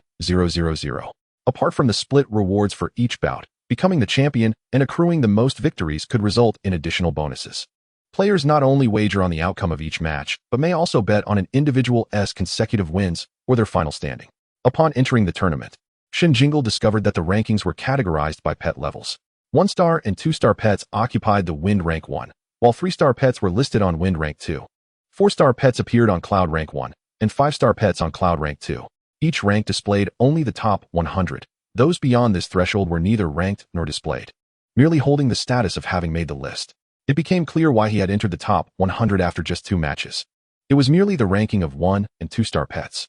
Every casino maintains its own leaderboard, with each contestant having paid a fee of 500,000 to be listed, thereby intertwining the fates of the competitors and the establishments in a mutually beneficial relationship. It was conceivable that those ranked highly might receive offers from other casinos seeking to poach talent. The tournament comprised 1-, 2-, and 3-star pets in one group, while 4- and 5-star pets contended in another. Each night featured 30 preliminary matches, with 20 pets advancing, excluding those who withdrew or were unqualified. Typically around 10 contestants participated each evening. This night, Shen Jingle's group consisted of 14 participants. Reviewing the roster, he noted the presence of 3 3-star pets, 9 2-star pets, and 2 1-star pets. The timing of his entry into the arena was a strategic consideration. Entering too early might increase his chances of consecutive victories, as the skilled opponents would be focused on the reigning champion, exhausting their strength over numerous matches, potentially leaving their pets fatigued and injured. Conversely, if his pet was of average capability, delaying his entry might result in an immediate defeat in the first match. After assessing the situation, Shen Jingle concluded that the Magic Thorn Scorpion was of moderate prowess, suggesting it was more advantageous to enter early, as the champion was unlikely to pose a significant threat, allowing him to accumulate more matches. Just as he contemplated his strategy, another contestant with a 1-star pet, a green-haired lizard, ascended the stage. As Shen Jingle recalled recent studies on green-haired lizards, he approached the arena. The green-haired lizard, a 1-star Earth-type pet, possessed formidable defense and rapid burrowing speed. Capable of tunneling underground and executing skills like Earthquake and Sandstorm, named for the tuft of green hair atop its head. The 2 1-star pets seemed unremarkable. You are unaware that the Magic Thorn Scorpion has only recently arrived and has already triumphed in 2 consecutive challenges, remarked one participant. And you are oblivious to the fact that the green-haired lizard has also succeeded in a challenge tonight. What's so impressive? Next, I'll be the one to eliminate them all, retorted another. As discussions erupted in the contestant area, bets commenced in the audience. The odds for the tournament were dynamic. As betting closed, the green-haired lizard had odds of 24, while the Magic Thorn Scorpion stood at 13. A total of 25 million had been wagered on the green-haired lizard, compared to 32 million on the Magic Thorn Scorpion. With the sound of a whistle, the match began. The green-haired lizard and the Magic Thorn Scorpion sprang into action simultaneously. Chapter 23, The Dominator Bull. The Magic Thorn Scorpion sent forth 5 twisting vines, while the green-haired lizard swiftly burrowed into the earth. The green-haired lizard tunneled underground, quickly reaching the spot where the Magic Thorn Scorpion had been. It emerged from the soil and unleashed a spray of sand in the direction of the magic thorn scorpion, only to find its aim was off. The magic thorn scorpion had already taken to the air, having anticipated the move and evaded its initial position. Unfortunately for the green-haired lizard, its underground concealment hindered its visibility of the ongoing battle. As it surfaced and expelled sand, the magic thorn scorpion seized the opportunity to strike. However, the green-haired lizard, with remarkable speed, dove back underground immediately after expelling sand, causing the magic thorn scorpion to miss its target and shatter a sizable chunk of earth instead. Indeed, those who reached the tournament possessed considerable skill. The initial maneuvers of both contestants had been prearranged between the Beastmasters and their pets. Now, the outcome relied on their real-time strategies. Shen Jingle remained unconcerned, as the green-haired lizard would find it challenging to reach the magic thorn scorpion, hovering 4 meters above the ground. However, similar to his previous encounter with the six-eyed toad, he recognized that the green-haired lizard's underground tactics required minimal energy expenditure. In contrast, the magic thorn scorpion's continuous movement of its 5 vines in the air was quite taxing. Shen Jingle could not afford to squander energy. Strike the ground, he commanded. The magic thorn scorpion lashed out with one of its spinning vines toward the earth. The once intact surface shattered under the force of the blow. As it relentlessly pursued a specific direction. Retreat, change direction, the opposing Beastmaster instructed. The magic thorn scorpion intensified its efforts, determined to overturn every inch of soil, refusing to relent until it uncovered its elusive opponent. The current strength of the magic thorn scorpion was such that each strike could shatter a palm-sized area of ground. But the impact zone was effectively 5 times larger. Thus, it wasn't a matter of striking every inch. There was generally a half-meter gap between strikes. Before long, the green-haired lizard was compelled to surface. The moment it emerged, it began to frantically expel sand. The grains scattered in the wind, quickly obscuring the lizard's form. While Shen Jingle could only surmise that it was within a dense cloud of sand, its precise location remained concealed. With great effort, the magic thorn scorpion twirled its vines, generating a mini tornado. The sand was swept up, along with the green-haired lizard. As the whirling sand marked the lizard's body, its tough, resilient skin shielded it from any significant harm. The green-haired lizard endeavored to stabilize its form amidst the swirling chaos, subsequently expelling a greater quantity of sand. The increased sand volume mitigated the wind's velocity, allowing the green-haired lizard to descend gradually. The magical thorn, striving to expel it outward, found its efforts increasingly laborious, always falling just short. Ultimately, as the sand continued to accumulate, the mini whirlwind could bear the burden no longer and came to a halt. The green-haired lizard also paused at the edge of the arena, only to burrow back into the earth the instant it ceased movement. In terms of offensive capability, the green-haired lizard was significantly weaker than the six-eyed toad it had previously battled. However, this mouthful of sand proved to be the bane of the magical thorn's diminutive whirlwind. After a taxing encounter, the green-haired lizard had expended considerable energy, yet the magical thorn had depleted nearly double that amount, now concealed within the soil once more. Should the magical thorn continue to pursue it in the same manner, it would inevitably expend a substantial amount of energy again. After a brief contemplation, Shen Jingle surmised that the current situation would likely require an exchange of injuries. Xiaoqing, to the ground, he commanded. The magical thorn descended to the earth, extending a vine into the hole the green-haired lizard had just burrowed. Thus, the green-haired lizard fled ahead while the magical thorn pursued closely behind. Although the lizard quickly buried its tunnel beneath freshly displaced soil, the magical thorn could ascertain its trajectory through the soil's varying textures. The magical thorn developed roots, excavating diligently through the loose earth, relentlessly pursuing the green-haired lizard. Several times, it managed to catch up to the lizard, ensnaring it with rapidity, only to have its vines severed by the lizard's sharp teeth. Yet, the magical thorn sprouted new tendrils from the severed ends to continue the chase. It is common knowledge that wood-type creatures are not particularly swift. However, few are aware that those endowed with regenerative capabilities possess an astonishingly rapid growth rate. The magical thorn's growth rate exceeds that of typical wood-type creatures proficient in regeneration. This detail was unknown even to Shen Jingle, as his experiences were limited, compounded by the fact that the green-haired lizard's speed underground was considerably slower than on the surface, leading him to believe that the magical thorn's pursuit was entirely reasonable. After several encounters, the magical thorn ultimately proved superior. Thus, amidst the astonished gazes of the onlookers, a vine emerged from the earth, ensnaring a shrieking green-haired lizard. The lizard thrashed desperately, but the vine tightened its grip inexorably. In the end, the green-haired lizard succumbed to oxygen deprivation and fainted. The magical thorn emerged victorious, It was truly hard to fathom that this was a contest between two one-star creatures. Indeed, it surpassed many two-star battles in terms of excitement. Did anyone else perceive the magical thorn's growth rate as somewhat extraordinary? Not just somewhat. I believe it is quite remarkable. I was astonished to learn that the growth rate of wood-type creatures could rival the running speed of earth-type creatures. Not merely rival, but exceed. It is indeed a bit exaggerated. Surely this magical thorn must be mutated, as I recall it not being so formidable. I find myself eagerly anticipating the next match. I shall wager on the magical thorn's victory. So do I. In this match, after deducting the payouts for the winning wagers, there remained 54 million, with 500,000 in costs deducted, leaving the casino and Shen Jingle to split the remainder, resulting in Shen Jingle acquiring 220,000 betting tokens, after removing the zeros. During the 5-minute intermission, Shen Jingle spent 30,000 tokens to purchase 3 bottles of 1-star energy recovery potions for the magical thorn, having sustained minor injuries. The magical thorn utilized pollen healing twice on itself. Soon, the next match commenced. This time, AMNBNI, the 2-star form of the mighty bull, took the stage. As a fighting-type creature, it possessed immense strength and formidable defense. Shen Jingle held little confidence for this bout.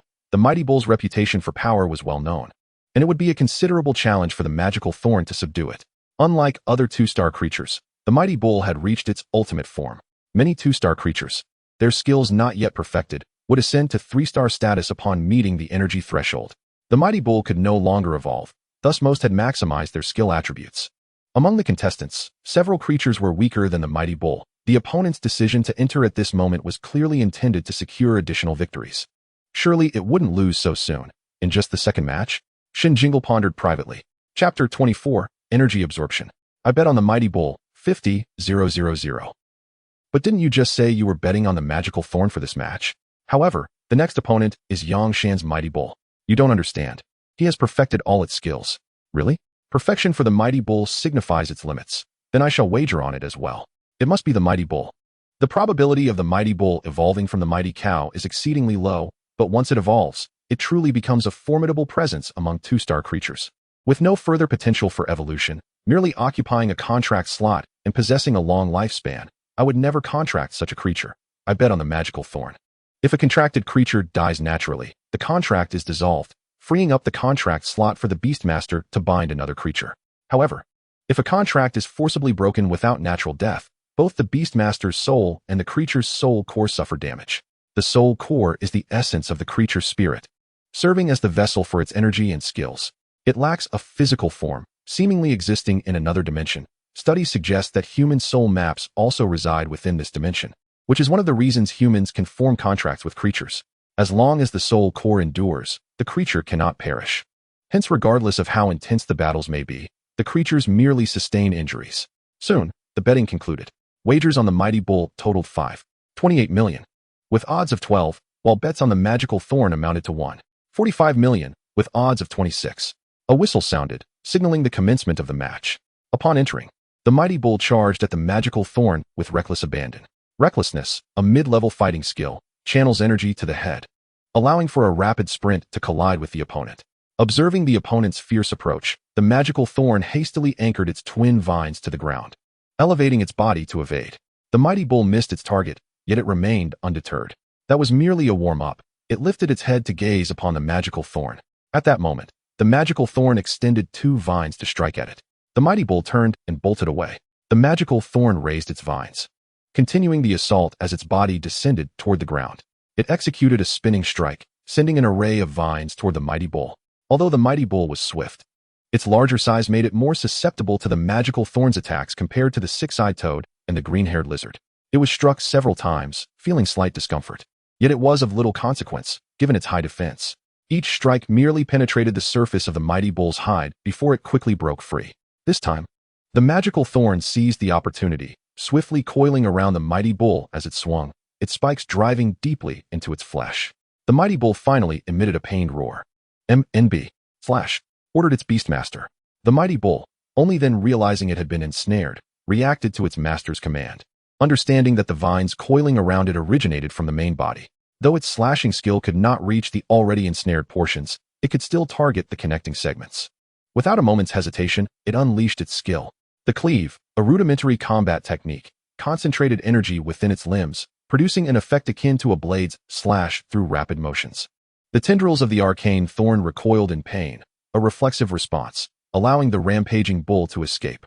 Reckless, the opposing Beastmaster issued another command. Evade. Shen Jingle shouted as well. The rampaging bull, sprinting with all its might to flee, swiftly pivoted, channeling energy to its head as it charged towards the arcane thorn. Still grappling with the pain and striving to control its tendrils, the arcane thorn snapped back to attention upon hearing the command. The propellers whirled into action, and the arcane thorn ascended into the air. Jump! The Beastmaster of the rampaging bull commanded once more. Shen Jingle's eyebrows twitched, and he promptly echoed the command. Land. In the arena, the rampaging bull leaped, executing the reckless maneuver, soaring over 4 meters high. It tilted as it collided with the arcane thorn, which, upon hearing Shen Jingle's command, deactivated its propellers and plummeted rapidly, narrowly avoiding the rampaging bull. Originally, the arcane thorn had been above, and the rampaging bull below. In an instant, their positions had reversed. The weight of the world. The rampaging bull's Beastmaster declared again. Retreat. Shen Jingle bellowed. The opposing Beastmaster exhibited exceptional command, skillfully managing rhythm and timing.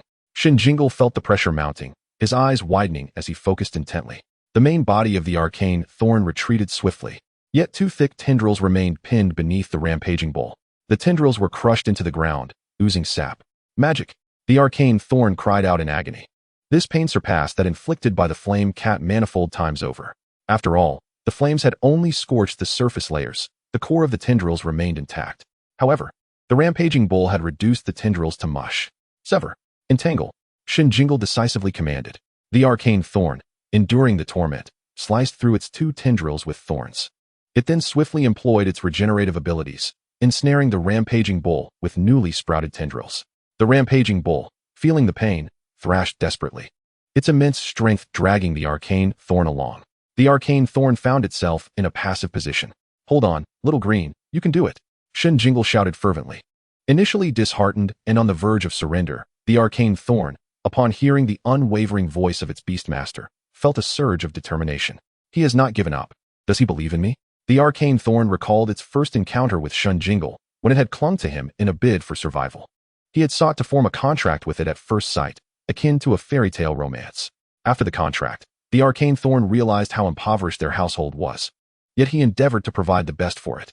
He took it to gather fruits it had never tasted before and spent lavishly on delectable energy meals. He had never spent so much on himself. It could not afford to lose. The arcane thorn summoned every ounce of strength, yet the results were meager. It was nearing exhaustion. Energy, it desperately needed energy. With renewed vigor, the arcane thorn extended its thorns, driving them forcefully into the rampaging bull's body. The green spikes pierced into its veins. The arcane thorn experienced a moment of epiphany. Absorb. Energy absorption. Suddenly, the rampaging bull's balance faltered, nearly toppling over. I absorb. I absorb.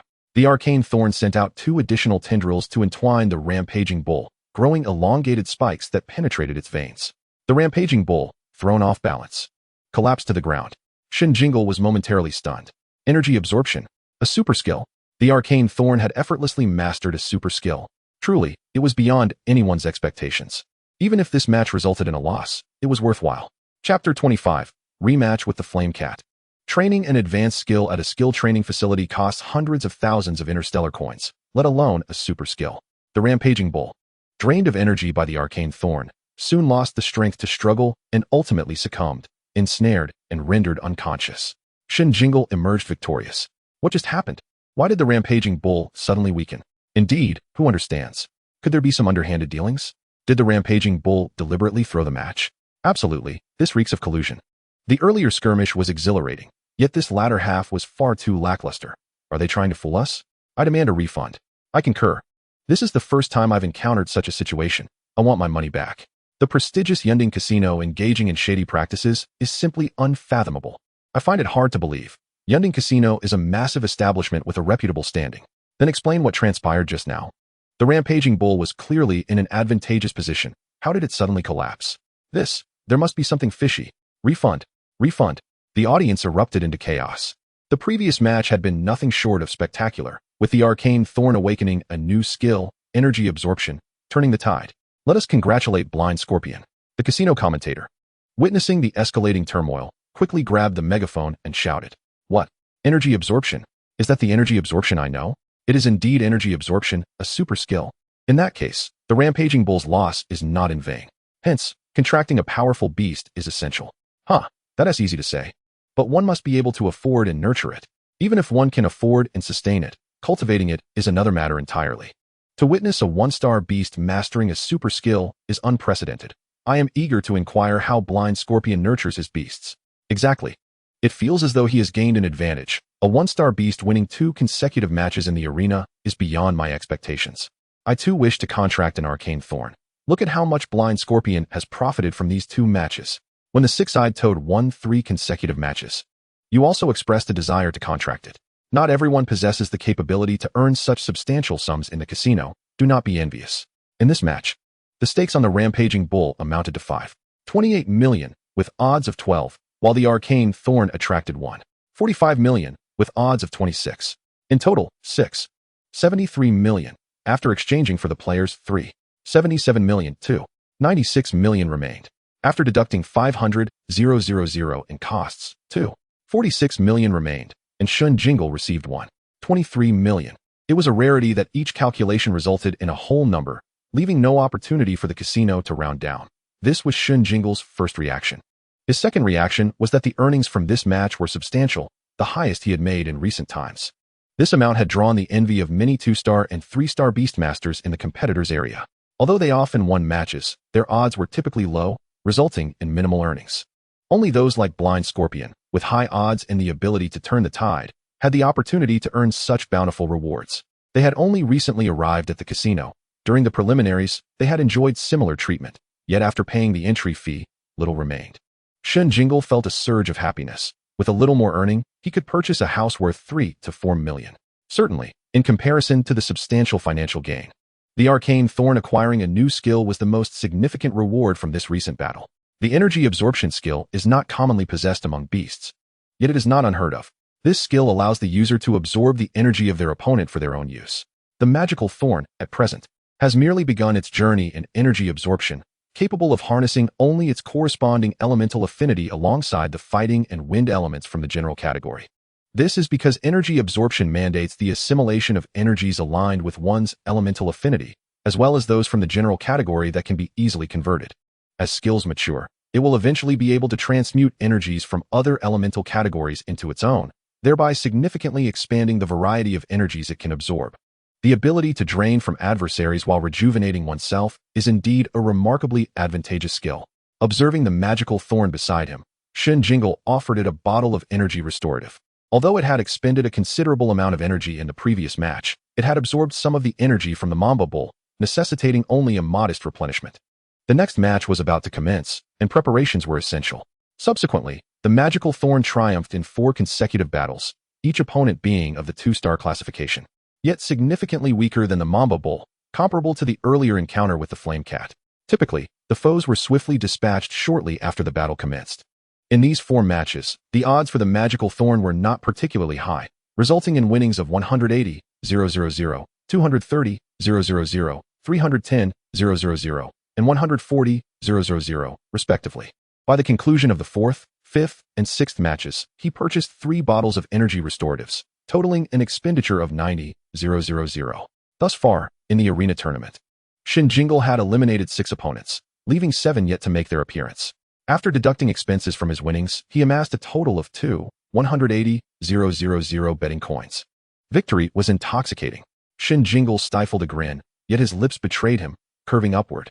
At this juncture, the tournament had reached its midpoint, granting a 10-minute intermission. While administering the energy restorative to the magical thorn, he contemplated the forthcoming challenges. Among the remaining 7 contenders, 4 possessed 2-star beasts, while 3 wielded 3-star beasts. The magical thorn stood little chance against a 3-star opponent, and Shen Jingle deemed it commendable if it could contend against 2 more 2-star beasts. Soon, the competition resumed. And this time, the magical thorn was pitted against a flame cat. Unlike the previous flame cat it had faced, this one exhibited superior skill proficiency and battle acumen. As the match commenced, the flame cat unleashed its fire tread ability, darting across the arena. Its proficiency in the spark skill was impressive, allowing it to create sparks while running, as opposed to merely expelling them as a novice would. Each spark that touched the ground lingered for approximately half a minute, quickly saturating the arena with fiery glimmers. While the magical thorn attempted to strike with its tendrils, the flame cat evaded skillfully, sustaining only a single hit. As the sparks proliferated, the magical thorn found its ground movement hampered and opted for aerial maneuvering. Ascending to the highest point, it was pursued by the flame cat, which lunged 2 meters into the air, unleashing a torrent of flames. The flames extended over 2 meters, singeing the magical thorn, though the magical thorn lacked a posterior. Shen Jingle felt the sensation of scorching heat from the flames. In pain, the magical thorn descended with a strike, ensnaring the flame cat before it could land. 2 tendrils wrapped around its back, encircling its abdomen and limbs. The flame cat emitted a distressed cry, arching its back and channeling a more potent fire tread ability. Flames rapidly engulfed its limbs and surged towards its body, soon enveloping it in a fiery embrace. The tendrils binding the flame cat were singed. Regeneration. Chapter 26. The Light of Evolution. The charred outer layer flaked away, revealing vibrant green tendrils that continued to entwine. Yet again, it was burned into char. And once more, it regenerated. As the flame cat descended, the magical thorn followed suit, landing with the former still firmly ensnared. The flame cat, still bound, unleashed flames towards the tendril restraining it, severing one in an instant. The magical thorn swiftly deployed its remaining 3 tendrils to ensnare the flame cat, which struggled with considerable strength, continuously firing flames at its bindings. The magical thorn found itself laboring under the strain, regrettably unable to absorb fire-type energy. Seal its mouth, Shen Jingle commanded. The magical thorn promptly extended a tendril to bind the flame cat's mouth tightly. The flames it was about to unleash were extinguished. Tighten its neck, Shen Jingle instructed again. He had previously discerned that the flame cat's neck was particularly vulnerable. Increase the intensity, the opposing beastmaster shouted. The flame cat, constrained by the tendrils, gasped for breath, yet its flames remained unabated, growing ever fiercer as both sides exerted equal force upon one another. The core, Shen Jingle called out. The magical thorn seldom relied on its core for combat, typically utilizing its tendrils. After all, any injury to the core would inflict far greater harm than on the branches. Upon hearing the command, the magical thorn unhesitatingly employed its core to entwine the flame cat. The core, subjected to the searing flames, quickly darkened. Yet the magical thorn remained steadfast, showing no signs of relinquishing its grip. As the flame cat struggled for breath, its strength waned, eyelids drooping, and the flames diminished significantly. Lele, the opposing beastmaster cried out desperately. The flame cat struggled to open its eyes. Lele, I shan't concede. You cannot lose. The flame cat's eyes widened as it fought valiantly, seemingly attempting to liberate itself from the magical thorn's grasp through sheer physical strength. The magical thorn sensed the mounting pressure. Suddenly, a burst of white light enveloped the flame cat, propelling the magical thorn away in an instant. A new skill? Shen Jingle's lips twitched. He hadn't anticipated encountering a situation where an opponent's beast awakened a new skill. Truly, fortune's shift. No, it is the light of evolution. The flame cat has evolved. Ah, this is more astonishing than merely awakening a new skill. Moments later, the radiance faded, revealing a creature about 1 meter in size.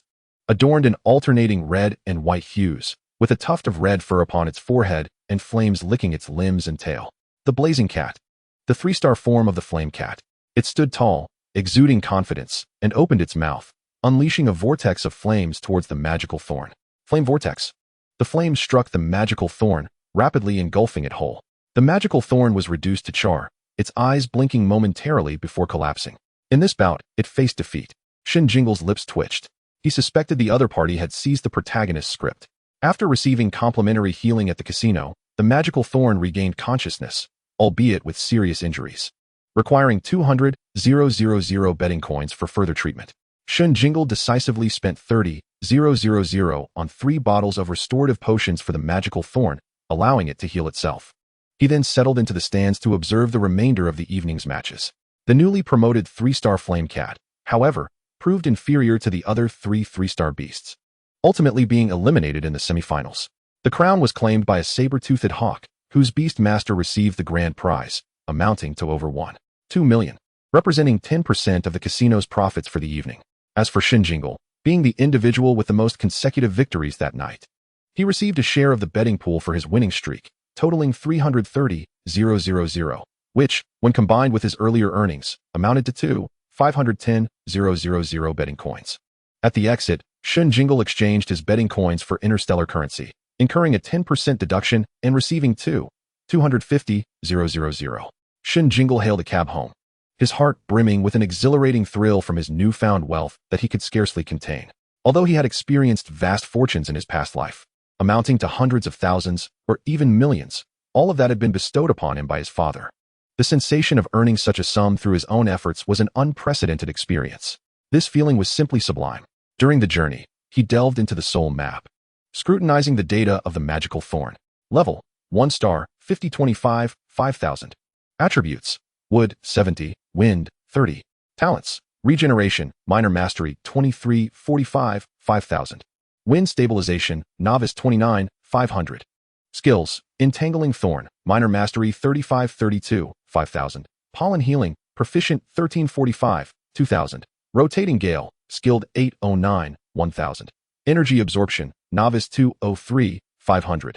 Energy conversion, novice 2, 500. After several battles, the skills of the magical thorn had seen significant enhancement, and its energy level had surpassed the 5,000 threshold required for evolution to the next star.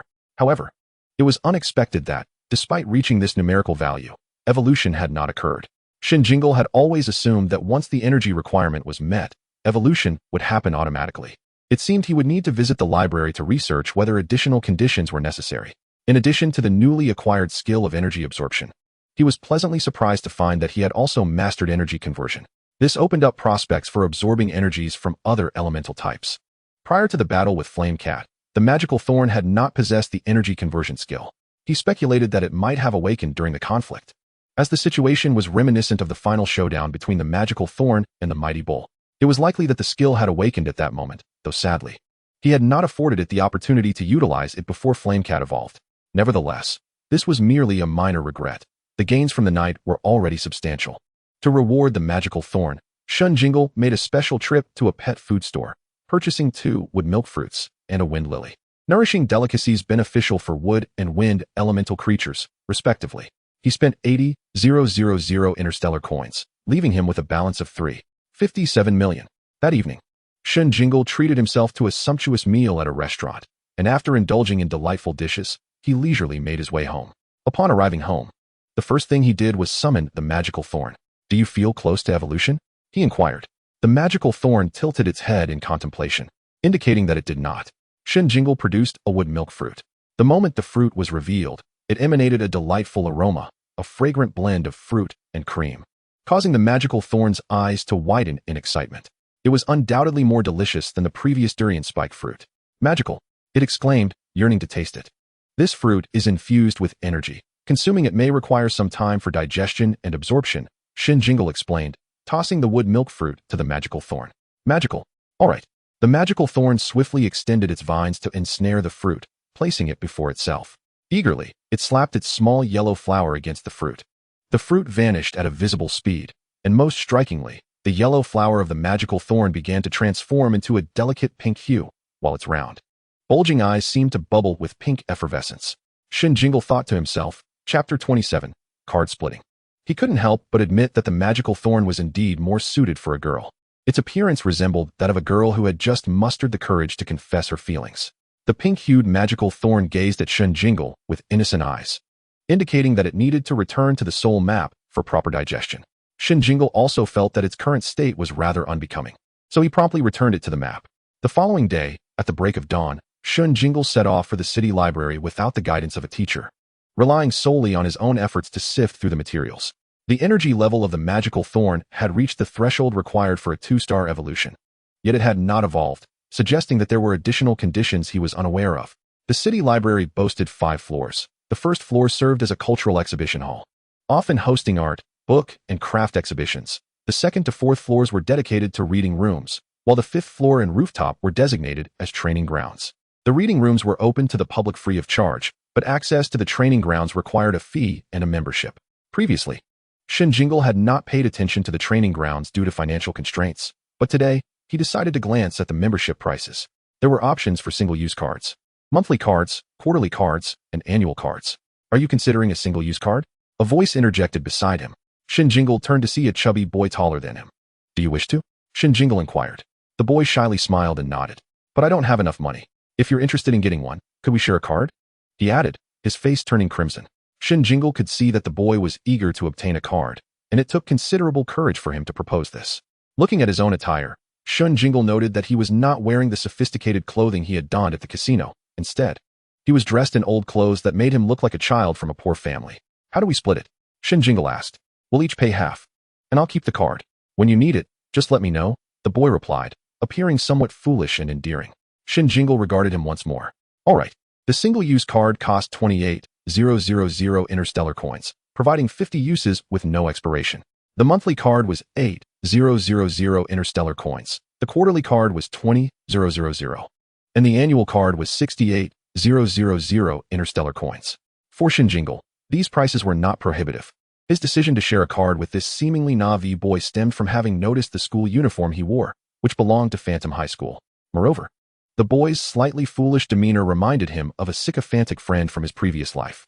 My name is Hao Liang, a first-year student at Phantom High School. What about you? The boy introduced himself eagerly. Shen Jingle, should we use your identity card or mine to apply for the membership? I'm fine with either. Hao Liang approached the service counter. Let's use yours, Shen Jingle replied, suddenly recalling that he had yet to apply for a Beast Master identity card. Hao Liang retrieved his identity card and handed it to the staff, informing them he wished to apply for a single-use card. He then turned to Shen Jingle. We'll each pay 14,000. Sound good? Sounds good. Shen Jingle produced his bank card. Hao Liang thought to himself, what a straightforward friend I've made. After both boys swiped their cards at the counter, the staff soon handed them their membership card. It's all set. Please keep it safe. Hao Liang accepted the card without hesitation and handed it to Shen Jingle. You handle the storage. Shen Jingle took it, holding it in his hand. How often do you plan to train? Hao Liang asked. During summer vacation, I can come every day. Once school starts, I'll only have weekends free. Same here. Which school do you attend? What year are you in? 11th middle school, first year. What? Hao Liang paused, incredulous. Did I hear you correctly? 11th middle school? No. You're in the first year of middle school? Yes. Then, this card shouldn't have been issued to you. I can't take advantage of you like this. Hao Liang exclaimed, genuinely startled that Shen Jingle was only in the first year of middle school. Though initially, he perceived Shen Jingle as quite youthful.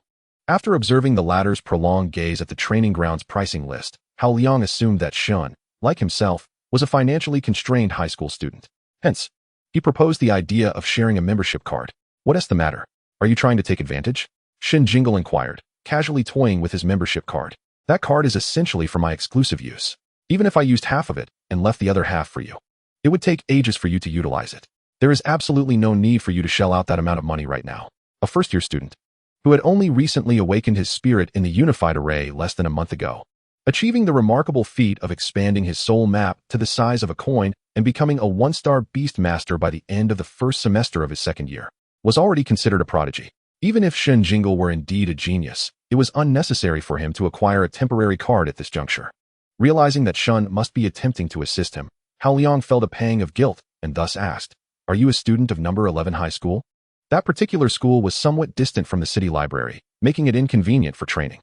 Moreover, it seemed to lack prestige, with students of rather average aptitude. It was quite possible that this classmate Shen would not be able to contract a beast until the third year.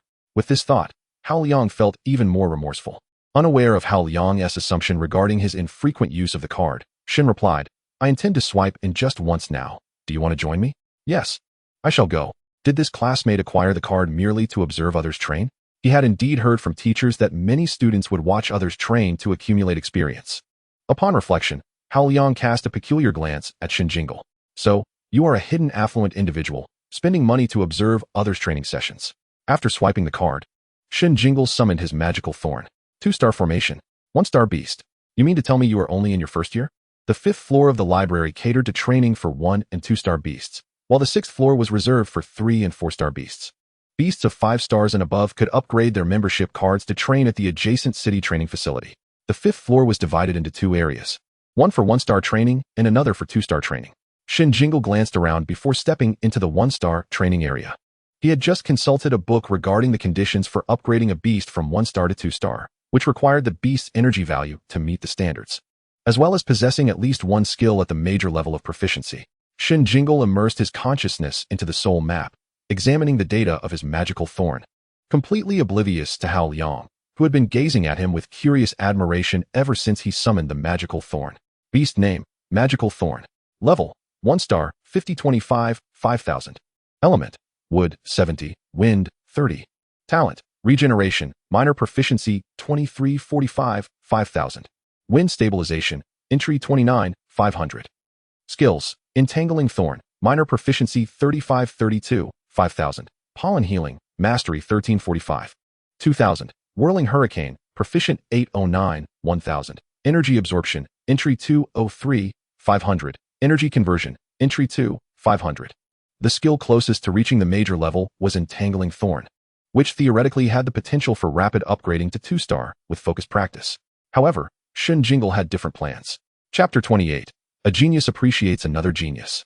Shen Jingle intended to elevate entangling thorn, pollen healing, and whirling hurricane all to the major level before advancing from 1-star to 2-star.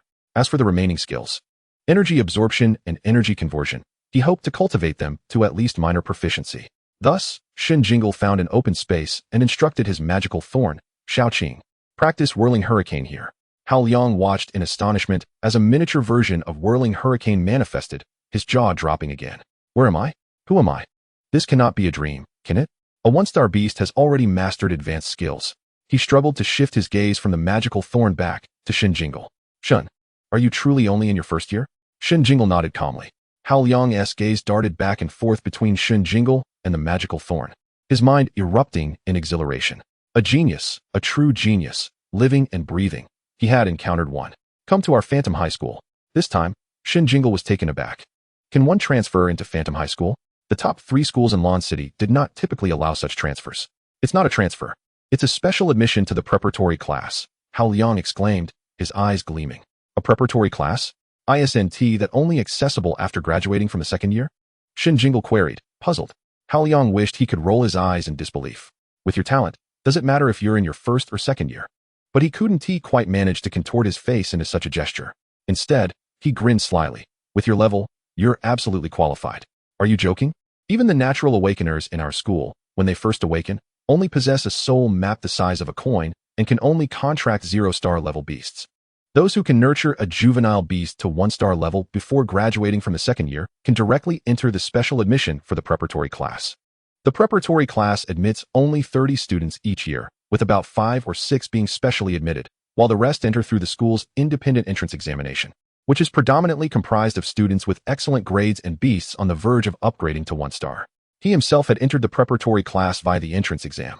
What are the requirements for special admission? Shen Jingle inquired. 1-star beast master, 1-star beast. You meet both criteria. What about the special admission requirements for Longyuan High School and Lingyu High School? Just come to Phantom. It's not inferior to those 2 schools, truly. In Lon City, the top 3 schools are Longyuan first, Lingyu second, and Phantom third. Observing the earnest expression on Hao Liang's face, Shen Jingle replied calmly. I will consider it. In truth, he felt anything but calm. The moment he first laid eyes on Hao Liang, he had thought of the latter as a student from Phantom High School, an excellent institution to network with. He never anticipated that he might also have the opportunity to attend, and it seemed he could even choose among 3 top-tier schools.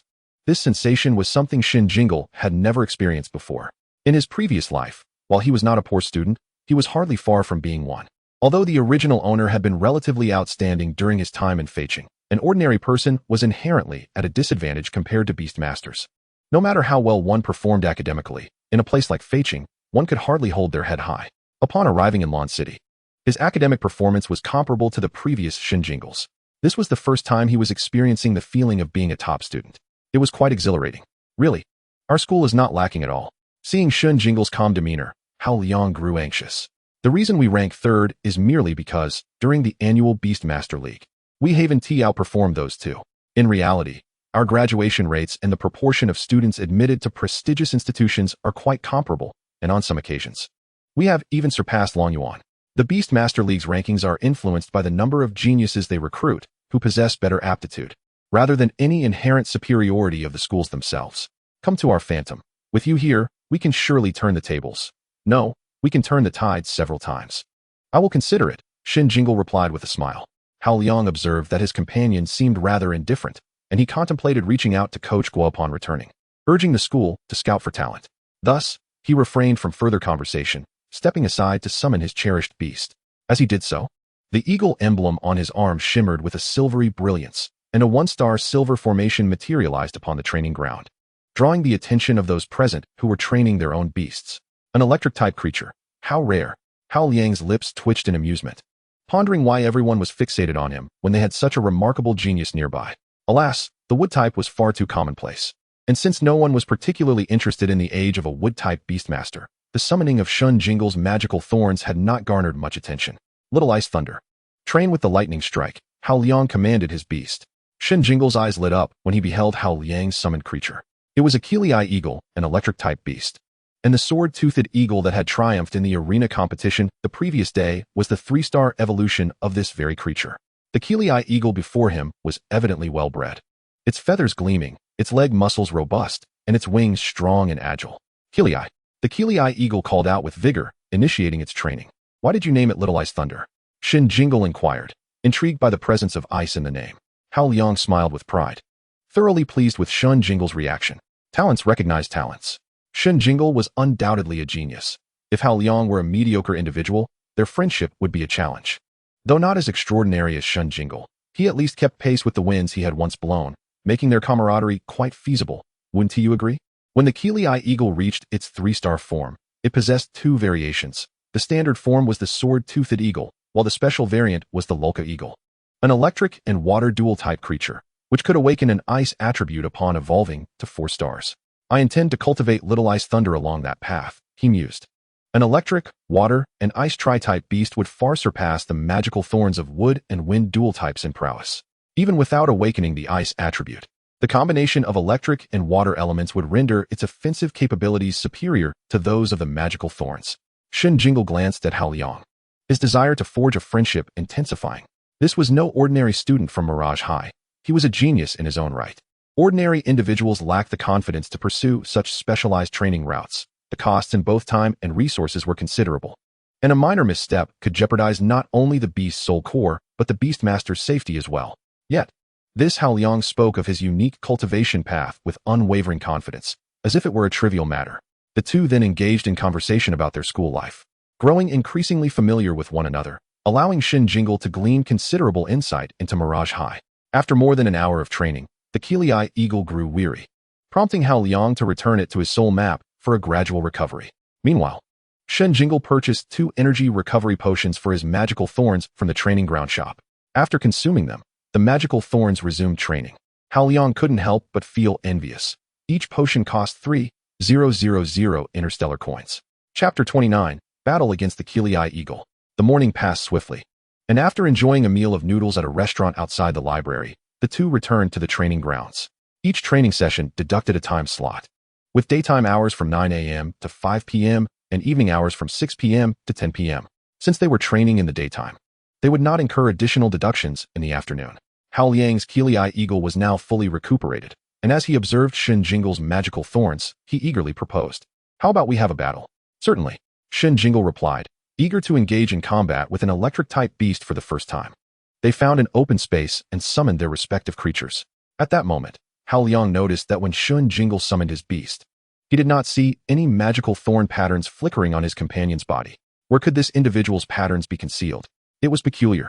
Everyone he knew was eager to display their patterns, showcasing their contracted beasts, yet Shen Jingle seemed to do otherwise. Magic, Keelii.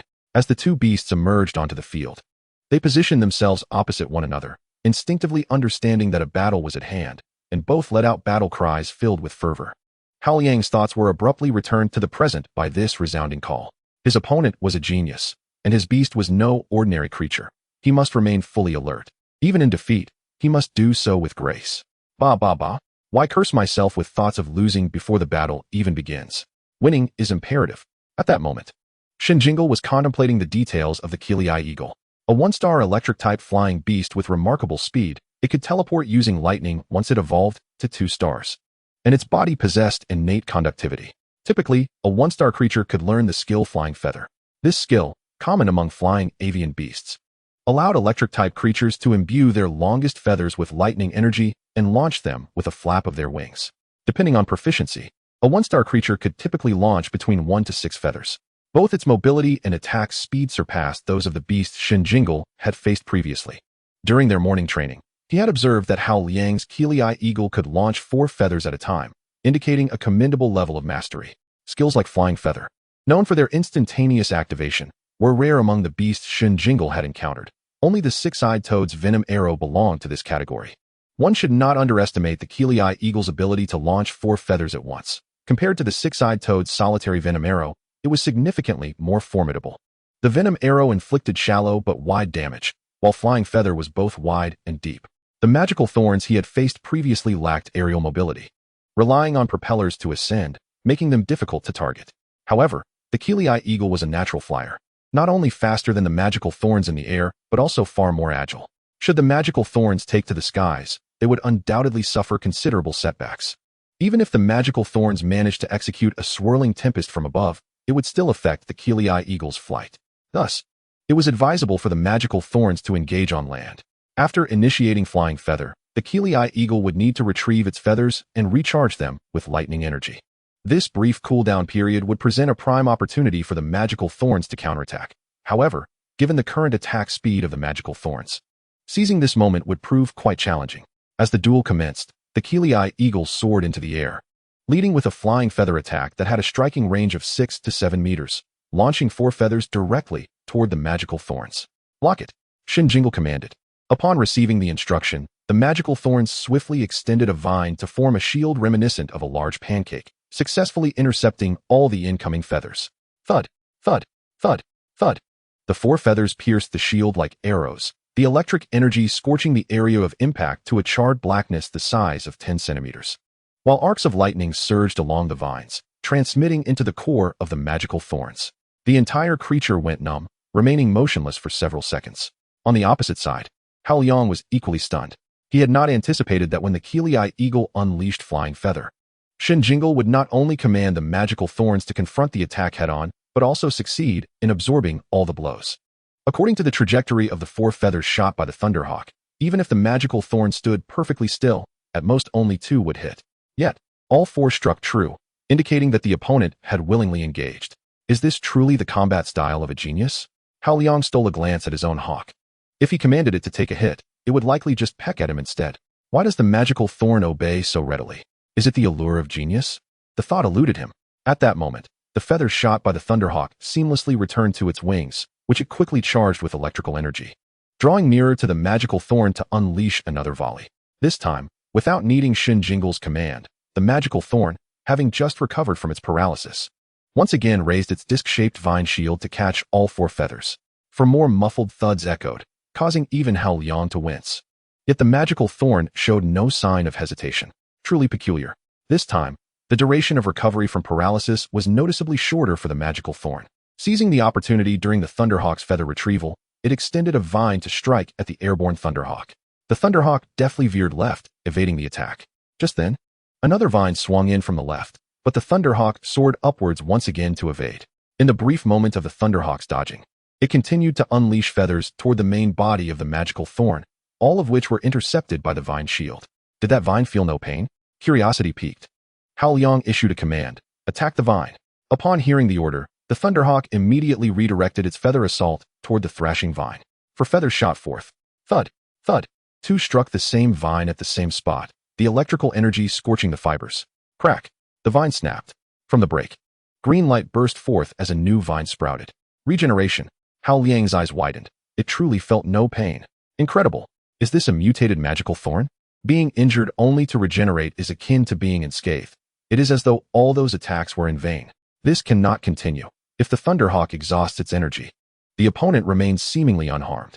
There is only one technique left to employ. He realized that while the magical thorn, renowned for its healing abilities, boasted limited offensive prowess, its regenerative capacity was indeed a source of frustration.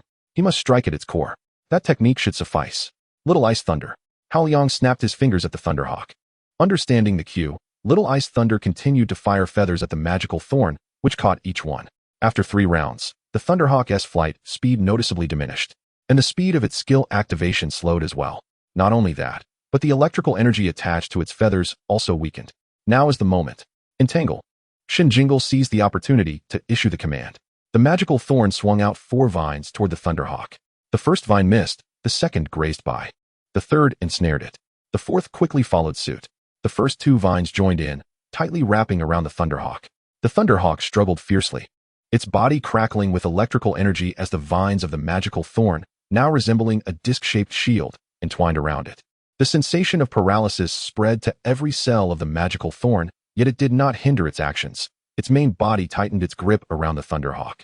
The Thunderhawk's struggles grew weaker as the magical thorn constricted ever tighter.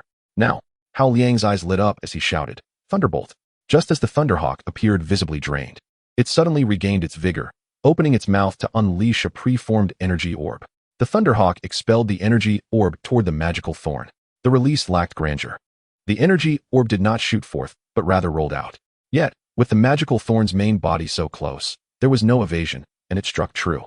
A gaping hole opened in the main body, causing the magical thorn's yellow flower to wilt instantly, and 2 eyeballs dropped to the ground. Oh yes, Hao Liang silently cheered. Victory! The Thunderbolt technique typically required 2 stars for mastery, yet he had trained tirelessly to enable Little Ice Thunder to learn it at 1 star. Although it could not be launched, its power was undeniable. Thus, he devised a combat strategy with Little Ice Thunder. As soon as he snapped his fingers, Little Ice Thunder would feign weakness, creating an opportunity for close-range attack. Once in range, it would seize the moment to unleash the Thunderbolt, turning the tide. With this strategy, Coach Guo from the school team regarded him with newfound respect, acknowledging his talent. As the vines of the magical thorn slackened, the Thunderhawk seized the opportunity to break free and soar aloft. 5 vines drooped limply to the ground, leaving only a portion of the main body still entangled with the Thunderhawk. The Thunderhawk flapped its wings, attempting to extricate itself from the grip of the magical thorn. Suddenly, it faltered, collapsing to the ground with a thud. What was happening? Both Hao Liang and the Thunderhawk were bewildered. Had it truly expended so much energy that it could no longer fly? The Thunderhawk felt an unprecedented fatigue as it struggled once more, summoning every ounce of strength to take flight again. At some point, the previously wilted yellow flower of the magical thorn appeared to regain its vitality, abruptly sticking to the Thunderhawk's head. Thunder! The Thunderhawk cried out in pain, feeling as if 1,000 needles pierced through its very being, draining its energy in an instant. The Thunderhawk's eyes rolled back as it fainted on the ground. Shen Jingle's lips curled into a smile. His gamble paid off. Allowing the magical thorn to absorb the lightning attack indeed activated its new skill, energy conversion, capable of transforming electrical energy. A more potent energy conversion. Shen Jingle gazed at the yellow flower, now firmly attached to the Thunderhawk's head, and marveled at the enhanced energy absorption. On the opposing side, Hao Liang stood frozen, his emotions akin to a roller coaster, plummeting from the heights of triumph to the depths of despair. What was happening? Energy absorption? A super skill? It was already outrageous for a 1-star beast to possess advanced skills, and yet it could exhibit a super skill? No, not only energy absorption. Little Ice Thunder was an electric-type beast, while the magical thorn possessed dual attributes of wood and wind.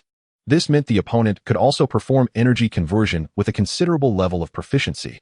Otherwise, it would be impossible to convert electrical energy. This was simply too monstrous. Do they even need to live? He gazed at the magical thorn as it regenerated its main body and healed with its pollen, instantly revitalized, resembling its state upon summoning. In stark contrast, his own Little Ice Thunder lay unconscious on the ground. Indeed, comparing 1's beasts was enough to incite envy. Some beasts seemed to thrive while others faltered. Reflecting on the Thunderbolt, a move that had consistently triumphed for Little Ice Thunder, he felt a surge of frustration, realizing that the damage inflicted had now vanished without a trace. How exasperating. How utterly infuriating are beasts with healing abilities, fighting fiercely only to emerge unscathed. In this bout, Shen Jingle narrowly prevailed. He sensed that while Hao Liang's Thunderhawk was merely 1 star, it possessed the strength of a 2-star beast. After unleashing the Feather Strike numerous times, the final Thunderbolt was an exceptionally energy-draining skill. Remarkably, the Arcane Thorn was still able to extract a significant amount of energy from within itself, using this vitality to regenerate its severely injured core, and still having reserves left.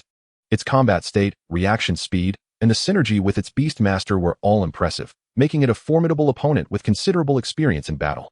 This was indeed a prodigious student from Phantom Academy. He would likely win substantial amounts in a casino.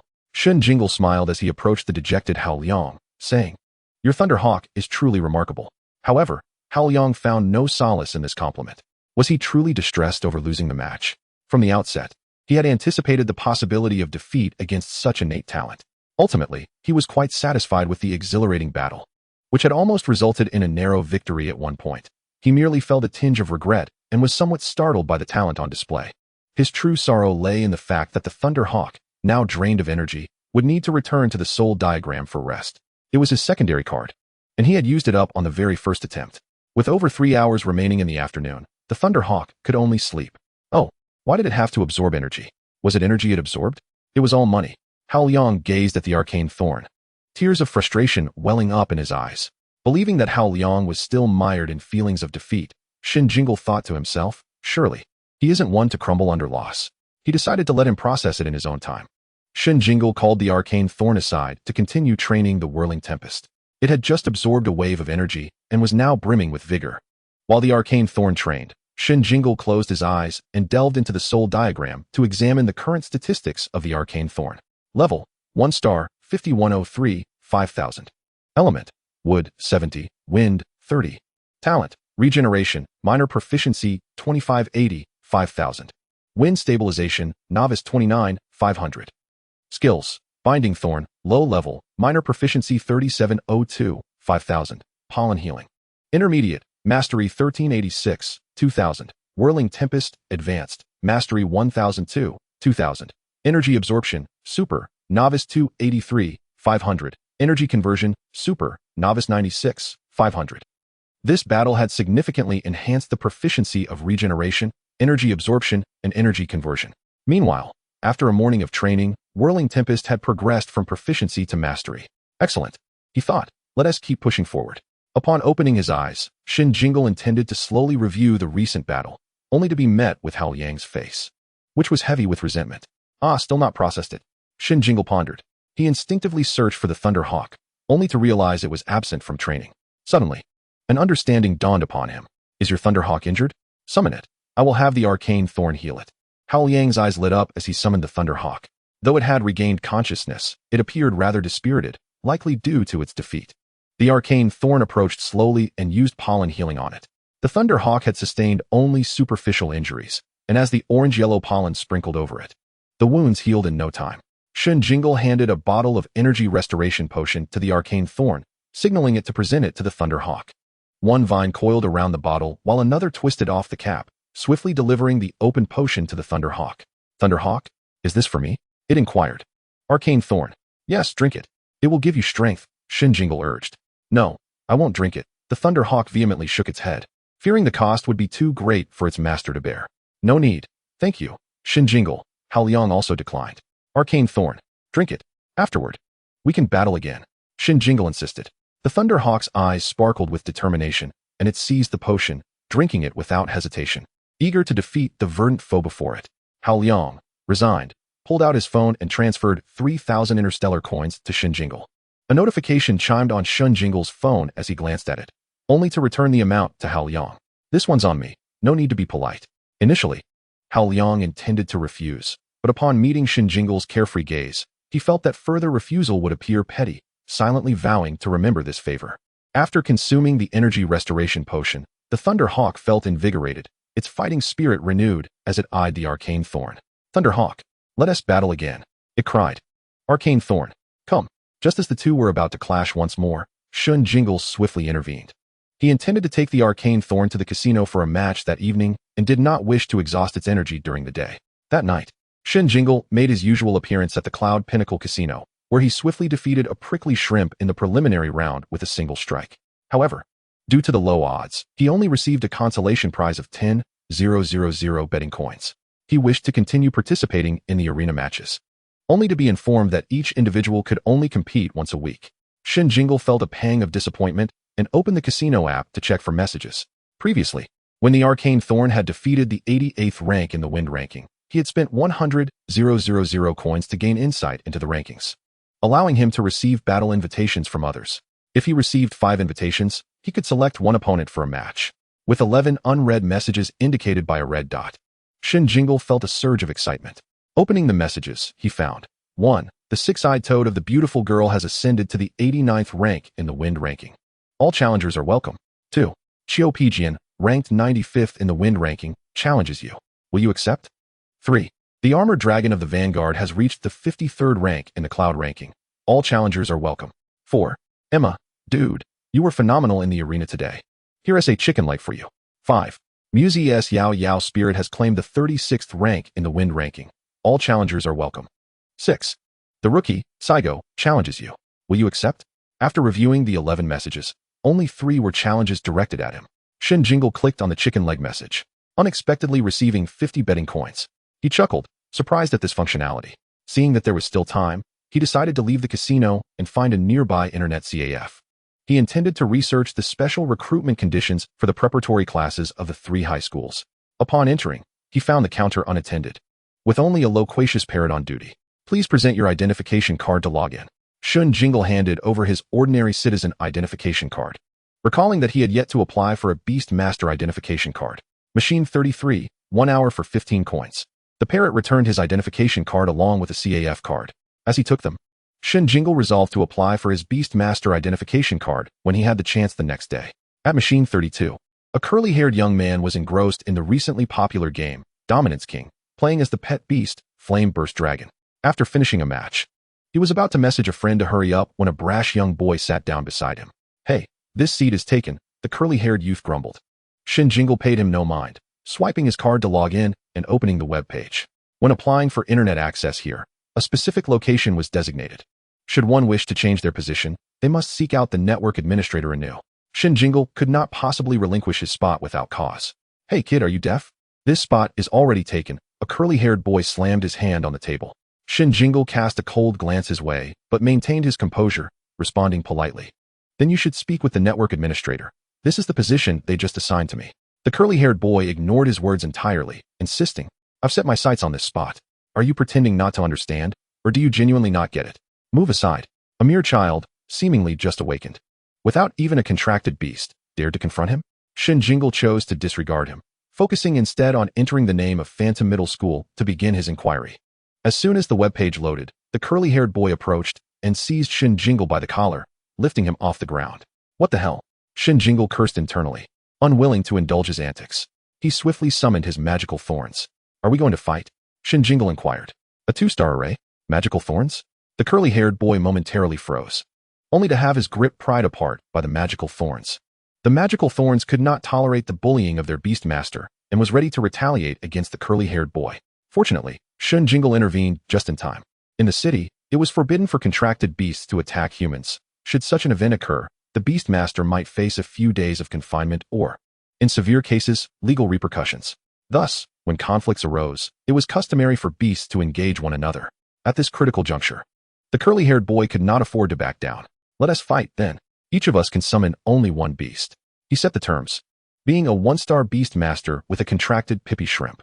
While the Pippy Shrimp had poor innate abilities and a short lifespan, it was relatively formidable among 1-star beasts. "Let South move to the square," Shen Jingle suggested. The two exited the internet CAF and made their way outside, followed by a few onlookers eager to witness the spectacle. In the square, a space quickly cleared, and both parties took their positions. The curly-haired boy summoned his beast. Upon seeing the Pippy Shrimp, the magical thorns bristled with anger. Another creature that could produce flatulence. Such beasts were the most detestable. Without waiting for the Pippy Shrimp to launch an attack, the magical thorn struck first, ensnaring the Pippy Shrimp with its vines. Energy absorption. The Pippy Shrimp's anticipated flatulence was abruptly stifled. Utterly drained, it collapsed to the ground.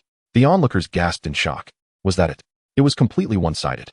That child turned out to be quite the formidable opponent. Regardless of how others perceived the situation or the curly-haired boy's subsequent moves, Shen Jingle remained indifferent. In truth, he could have opted for a more straightforward route, tolerating the curly-haired boy's arrogance and seeking a new spot from the network administrator. However, he was unwilling to indulge such brazen behavior. After all, the position had been assigned to him by the administrator. It was unreasonable for someone else to demand he vacate it. He ordered a drink and returned to seat 33. Amidst the envious and wary gazes of the internet CAF patrons, continuing his search for information. He first located the official website for Phantom Middle School and found this year's special recruitment information under the admissions section. Requirements. Local residents who have naturally awakened in the 2nd year of middle school have already become 1-star beast masters, and whose contracted beasts have matured to 1-star level may click the link below to register. Successful registrants must participate in a designated battle at a specified time, with the school admitting the top 7 contenders. Shen Jingle refrained from clicking the link, opting instead to search for the website of Lingyu Middle School. The special recruitment requirements for Lingyu Middle School were local residents who have naturally awakened in the 2nd year of middle school, 1-star beast masters, and whose contracted beasts have matured to 1-star level may click the link below to register. Successful registrants must participate in a designated battle, with battle scores of 200 points for first place, 180 points for second, 160 points for third, and so forth, ranking the top 10. Final battle scores would be combined with the end-of-term examination results for the second year, with the top 7 selected based on total scores. Shen Jingle had not taken part in the end-of-term examination. However, given his status as a 2-star Beast Master, he might be exempt from considering examination results. Let us check Longyuan's requirements. Shen Jingle typed the name into the search bar. Longyuan Middle School. No residency restrictions for naturally awakened second-year middle school students. 1-star Beast Masters, and whose contracted beasts have matured to 1-star level, may click the link below to register. Successful registrants must first participate in the school's preparatory class entrance examination, followed by beast battles, with battle scores of 100 for first place, 95 for second, 90 for third, and so forth, ultimately combining battle scores with entrance examination results to determine the top 7.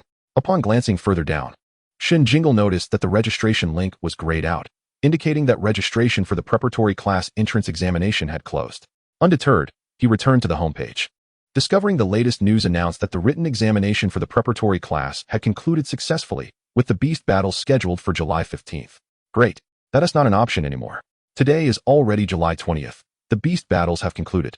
The special recruitment requirements indicated that the competition at Longyuan Middle School was more intense than at the other 2 institutions, with a greater emphasis on academic performance. Given his academic results, even being a 2-star Beast Master would likely not suffice for admission. Having ruled out Longyuan Middle School, Shen Jingle turned his attention back to Lingyu and Phantom's special recruitment. The requirements for Phantom Middle School as special recruitment were largely consistent with what Haoyang had mentioned, except Haoyang had not indicated that a battle was required. For Shen Jingle, battling posed no issue at present. Most individuals, upon awakening, possess relatively small soul maps, which can grow to the size of a coin over time, achieving the level of a 1-star Beast Master. At this stage, the beasts they can contract are typically newly born, low-level creatures. By the end of the second year, those who can nurture a low-level creature to a 1-star level are exceedingly rare, let alone those with substantial battle experience. In contrast, Shen Jingle's soul map had been the size of an egg upon awakening, and he had unhesitatingly contracted the magical thorns, which had already reached the 1-star level at that time. Provided that Phantom Middle School did not strictly require graduation from the second year, his admission was practically guaranteed. Conversely, Lingyu Middle School necessitated scores from the second-year examination, which he lacked, thus he would have to attempt registration nonetheless. Shen Jingle, disregarding all else, clicked on the Lingyu Middle School link. Let us register first. However, upon entering, the first requirement was to fill in the Beast Master identity card number. Shen Jingle was taken aback. Undeterred, he clicked on the Phantom Middle School registration link, only to encounter the same requirement. A twitch of his mouth revealed his exasperation. Well, that was a futile endeavor. I still need to obtain a Beast Master identity card. He promptly settled his bill and departed the internet CAF. The following day, at the break of dawn, Shen Jingle had breakfast and headed straight to the Lon City Beast Master Comprehensive Service Center. This institution represented the most significant establishment of the Beast Master Association in Lon City, primarily responsible for processing interstellar universal identity cards for Beast Masters. Task center operations, posting and accepting tasks, professional Beast Master level certifications, event hosting, and more. The Beast Master Association is a cross-stellar alliance dedicated to supporting the training and development of Beast Masters, maintaining close ties with the administrative departments in every region. The personnel previously dispatched to the 11th Middle School to draw the Awakening Array were affiliated with the Beast Master Association. Their subordinate Beast Master Education Center was established and financially supported by the government of Lon City, while the Beast Master Association provided personnel and technical support, creating an institution jointly regulated by both an association and an administrative entity. Once students successfully awaken at school, they receive a temporary identity card issued by the Beast Master Education Center. Upon advancing to a 1-star Beast Master and forming a contract with a pet beast, they may then proceed to the Comprehensive Service Center for Beast Masters to upgrade their identity card to a globally recognized Beast Master identity card. Naturally, Shen Jingle, being a 2-star level, could directly apply for the global identity card. He took a number at the hall and proceeded to the waiting area. Please attend to number A009 at window 3. Soon, the voice announcement called out Shen Jingle's name. Hello, I am here to apply for a Beast Master identity card. I have naturally awakened. As he spoke, Shen Jingle presented his regular identity card. The staff member glanced up at him, somewhat taken aback. Since the implementation of the Unified Awakening Array, those capable of natural awakening had mostly appeared before the Unified Awakening of the first-year students. Most of them were concentrated in the first semester of the second year, making it the first instance he had encountered of someone applying for a card during the summer break. However, this minor surprise quickly dissipated. and he did not dwell on it further. Please take the documents to the testing room next door for verification. The staff member handed him a set of documents. Moments later, a commotion erupted in the testing room, causing the staff to glance curiously towards it before resuming their tasks. Half an hour later, as the staff had nearly forgotten about Shen Jingle, he presented the testing report at the window. Why did the verification take so long? The staff member muttered. In the next moment, his eyes widened in disbelief as he stared at the report in front of him. Chapter 33, Buying a House. A 13-year-old 2-star beastmaster with a natural awakening, specific attributes not yet determined. 13 years old and already a 2-star? It seemed he had achieved this rank immediately upon awakening. He had heard tales of prodigies reaching 1 star or even 2 stars upon awakening, but such occurrences were rare and had never been witnessed in Lon City. The mention of natural attributes, specific attributes not yet determined, raised questions. Their center's testing equipment could ascertain a maximum of 3 attributes, indicating that this young man exceeded that threshold. The staff member gaped, dumbfounded, staring at Shen Jingle as if searching for answers etched on his face. It was only when Shen Jingle, growing impatient, urged him to proceed that he managed to snap back to reality and assist Shen Jingle in obtaining his card. No wonder the testing took so long. The 2 individuals in the testing room were likely just as astonished as he was. A few minutes later, the staff member respectfully handed the identity card to Shen Jingle. Upon exiting the service center, Shen Jingle noted that it was still early and decided to find an internet CAF to continue his registration process. This time, he first registered on the Phantom Middle School website and quickly received a text message. Congratulations, Shen Jingle. You have successfully registered for the special admission exam for the 3032 preparatory class at Phantom Middle School. Please arrive at the school on July 29th at 9 a.m. for the pet battle exam. The registration for Lingyu Middle School, however, did not proceed as smoothly. It required him to provide his second-year final exam scores. He submitted his first-year scores, but to his dismay, it asked for his student number to verify on the education network, which returned a message indicating there were no records of his grades, resulting in an unsuccessful registration. After much effort, only the registration for Phantom was successful. Shen Jingle then casually browsed for houses near Phantom Middle School. The cheapest 3-bedroom apartment nearby was over 6 million, which he could not afford at the moment. Tanging had sent him a message yesterday, stating that Shen Yu's school registration process was progressing smoothly, and the transfer procedures from Feiqing had been completed. Next, they just needed to return to Lon City to handle the acceptance procedures at a nearby elementary school. The acceptance of transfer students at elementary schools in Lon City must be completed by August 10th at the latest. Therefore, he aimed to purchase a house before Tang Ying and the others returned, so that they could transfer their household registration, enabling Shen Yu to smoothly enroll in the elementary school near their new home. He also looked for other elementary and middle schools close to Phantom Middle School, with the nearest being the affiliated elementary school of Phantom Middle School, the affiliated elementary school of Lon City 3rd Middle School, and Lon City 3rd Middle School itself. The circumstances at 3rd Middle School were similar to those at 11th Middle School. However, due to its proximity to Phantom Middle School, it attracted a better student population, and the quality of education was significantly superior. Given Shen Yu's qualifications, admission to Phantom Middle School seemed precarious, while entry to 3rd Middle School would be quite favorable. Without hesitation, Shen Jingle began searching for properties near 3rd Middle School. With over 3 million available, he found numerous options. After over 2 hours of searching, feeling dizzy from the process, he ultimately selected 4 properties and planned to visit them in person that afternoon, accompanied by a real estate agent. Shen Jingle viewed all 4 houses that afternoon, and the agent also recommended 2 additional options. After examining the 6 properties, 2 were located between Phantom Middle School and 3rd Middle School, priced just over 4 million. 2 others were adjacent to 3rd Middle School, priced between 350,000 and 4 million. The remaining 2 were situated southeast and directly east of 3rd Middle School, each priced just above 3 million. After careful comparison, Shen Jingle ultimately chose the one priced at 3.68 million next to 3rd Middle School, though the apartment was not large. Being a compact 3-bedroom layout with a property area of only 82 square meters, it featured a generously sized balcony of nearly 8 square meters. The community boasted a shared outdoor training ground of over 200 square meters, as well as a 3-story indoor training facility, which greatly pleased Shen Jingle. With a total of 3.8 million in his account, he negotiated the price down to 3.62 million. Feeling as elated as if he had won 30,000 in a competition, as he had never haggled before in his past life, he promptly made the payment, and the agent assured him that all transfer procedures would be completed the next day. The agent was equally delighted, as it was a rarity to have a client pay in full on the first day of house viewings. Fortunately, other colleagues had been dismissive upon seeing a young boy and were reluctant to assist him, leaving this opportunity for the agent who had not had a successful day. He had treated this client with utmost respect and courtesy, never anticipating such a prompt and generous decision. Shen Jingle, on the other hand, was not fond of spending excessive time on purchases. A day spent house hunting had already left him feeling overwhelmed, and any further viewing would likely extinguish his interest in buying altogether.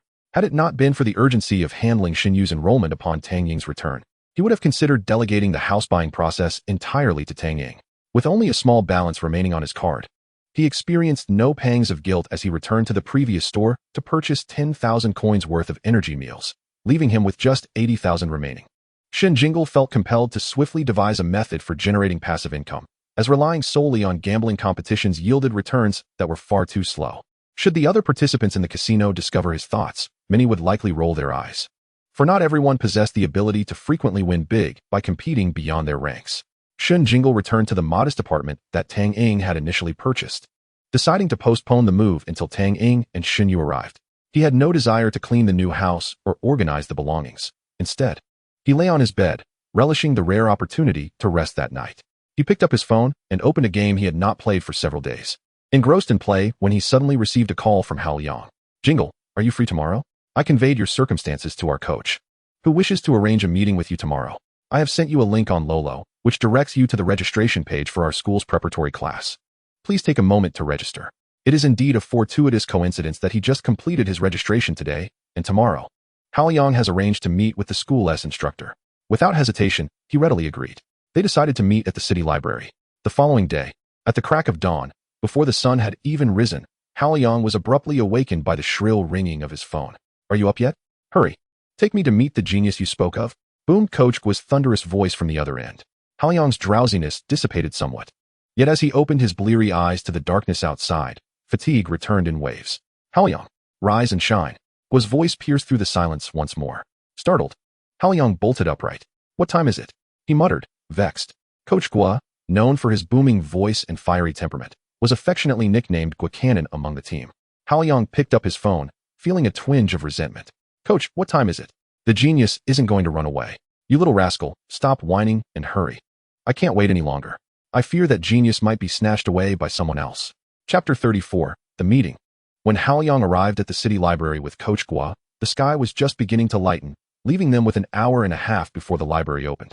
Coach Gua led him to a breakfast stall, ordering 2 baskets of steamed buns. As the steaming buns were placed before him, Hao Yang's first thought was, these buns are nestled together, sleeping so soundly. He inhaled the fragrant steam, and his eyelids began to droop uncontrollably. After devouring half a basket of buns in a couple of swift bites, Coach Gua glanced up and noticed Hao Yang staring blankly at his untouched buns. With a scoff, he polished off the remaining half basket, then unceremoniously claimed Hao Yang's share. When Hao Yang jolted awake, his head thudding against the table, he found that the buns had vanished along with Coach Gua. He looked up to see Coach Gua pacing anxiously near the library entrance. Checking the time, Hao Yang noted they still had over 40 minutes before the doors opened, so he ordered another breakfast for himself. This time, the buns appeared particularly enticing, glistening with oil and beckoning him. At 8:30, the library opened its doors promptly, and both Gua and Hao Yang ascended to the 5th floor, awaiting Shen Jingle. Their meeting was scheduled for 9 o'clock. Coach Gua, filled with impatience, recalled that Hao Yang had contacted him 2 days ago with news regarding Shen Jingle. Unfortunately, Gua had been occupied with a mandatory training session and had only seen the message the previous night. The news had left him astonished. Such a prodigy must be recruited with utmost effort. Seeing that the message was dated a day prior, he feared unforeseen complications might arise, urging Hao Yang to arrange a meeting with Shen Jingle that very evening. However, Hao Yang reasoned it was too late and suggested meeting the next morning instead. Coach Gua, restless, felt as if he could not afford to wait a moment longer. A genius walking down the street was akin to a prized cabbage amidst a herd of swine, who wouldn't he want to snatch it away. He spent a sleepless night filing reports to the grade leader and seeking favors from the principal, desperate to secure this talent. As the clock neared 9, Gua resolved that if Shen Jingle had not arrived, he would have Hao Yang call to inquire. Fortunately, Shen Jingle was known for his punctuality and arrived 10 minutes early. Upon arrival, he spotted Hao Yang waiting, accompanied by a burly adult man with striking features and an unruly beard, who was intently gazing at him. Coach Gua, this young student possesses an exquisite appearance. Shen Jingle, this teacher has an impressive mane. Jingle, you're here. Allow me to introduce you to Coach Gua, the coach of our school's first-year team. Coach, this is Shen Jingle, the student I mentioned, Hao Yang warmly introduced. Hello, Shun, Coach Gua greeted, extending his hand enthusiastically. Hello, Coach Gua, Shen Jingle replied politely, noting the firmness of the handshake. I just received word from the admissions office that you registered for our preparatory class examination yesterday morning. I am thrilled that you chose our school, Coach Gua beamed, his face radiating affability. Haoyang stood momentarily dumbfounded. Was this the same Coach Gua who often belittled them? His teammates would surely be astonished to see him in such a congenial light. It was all Haoyang's suggestion, Shen Jingle acknowledged with gratitude, casting a glance at Haoyang. Coach Gua, feeling a sense of pride, looked appreciatively at Haoyang, who seemed particularly commendable today. Just then, Shen Jingle continued, if it weren't for Haoyang's reminder, I wouldn't have known that 7th graders could apply for the preparatory class. Yesterday, I even looked into the admissions for Longyuan, Lingyu, and Huanying. Coach Gua's expression faltered, realizing the potential competition. Oh no, he hasn't also applied to those 2 schools, has he? He shot Haoyang a reproachful glance, questioning why he had to mention the other 2 institutions. Coach, although those 2 schools rank higher than Huanying, our Huanying is not inferior in any way, Haoyang defended. That's what Haoyang said, Shen Jingle concurred, prompting Coach Gua to cast a look of reassurance toward Haoyang. Should you choose our school, not only will your tuition be fully covered, but you will also receive a weekly stipend of 500 currency units, along with the resources required for your beast nurturing. Coach Gua asserted, his tone imbued with optimism. Shen Jingle's eyes sparkled with interest. There are such advantages. Seeing the opportunity, Coach Gua pressed on, moreover. Upon entering the preparatory class, you will be granted special permission to join the first-year team directly, starting training next month. Shen Jingle's excitement grew. I registered for Huanying first, as the application process was the simplest. Coach Gua's eyes lit up with hope. Rest assured, if you come to our school, you will not regret it. Indeed, this genius has chosen Huanying, which makes things easier.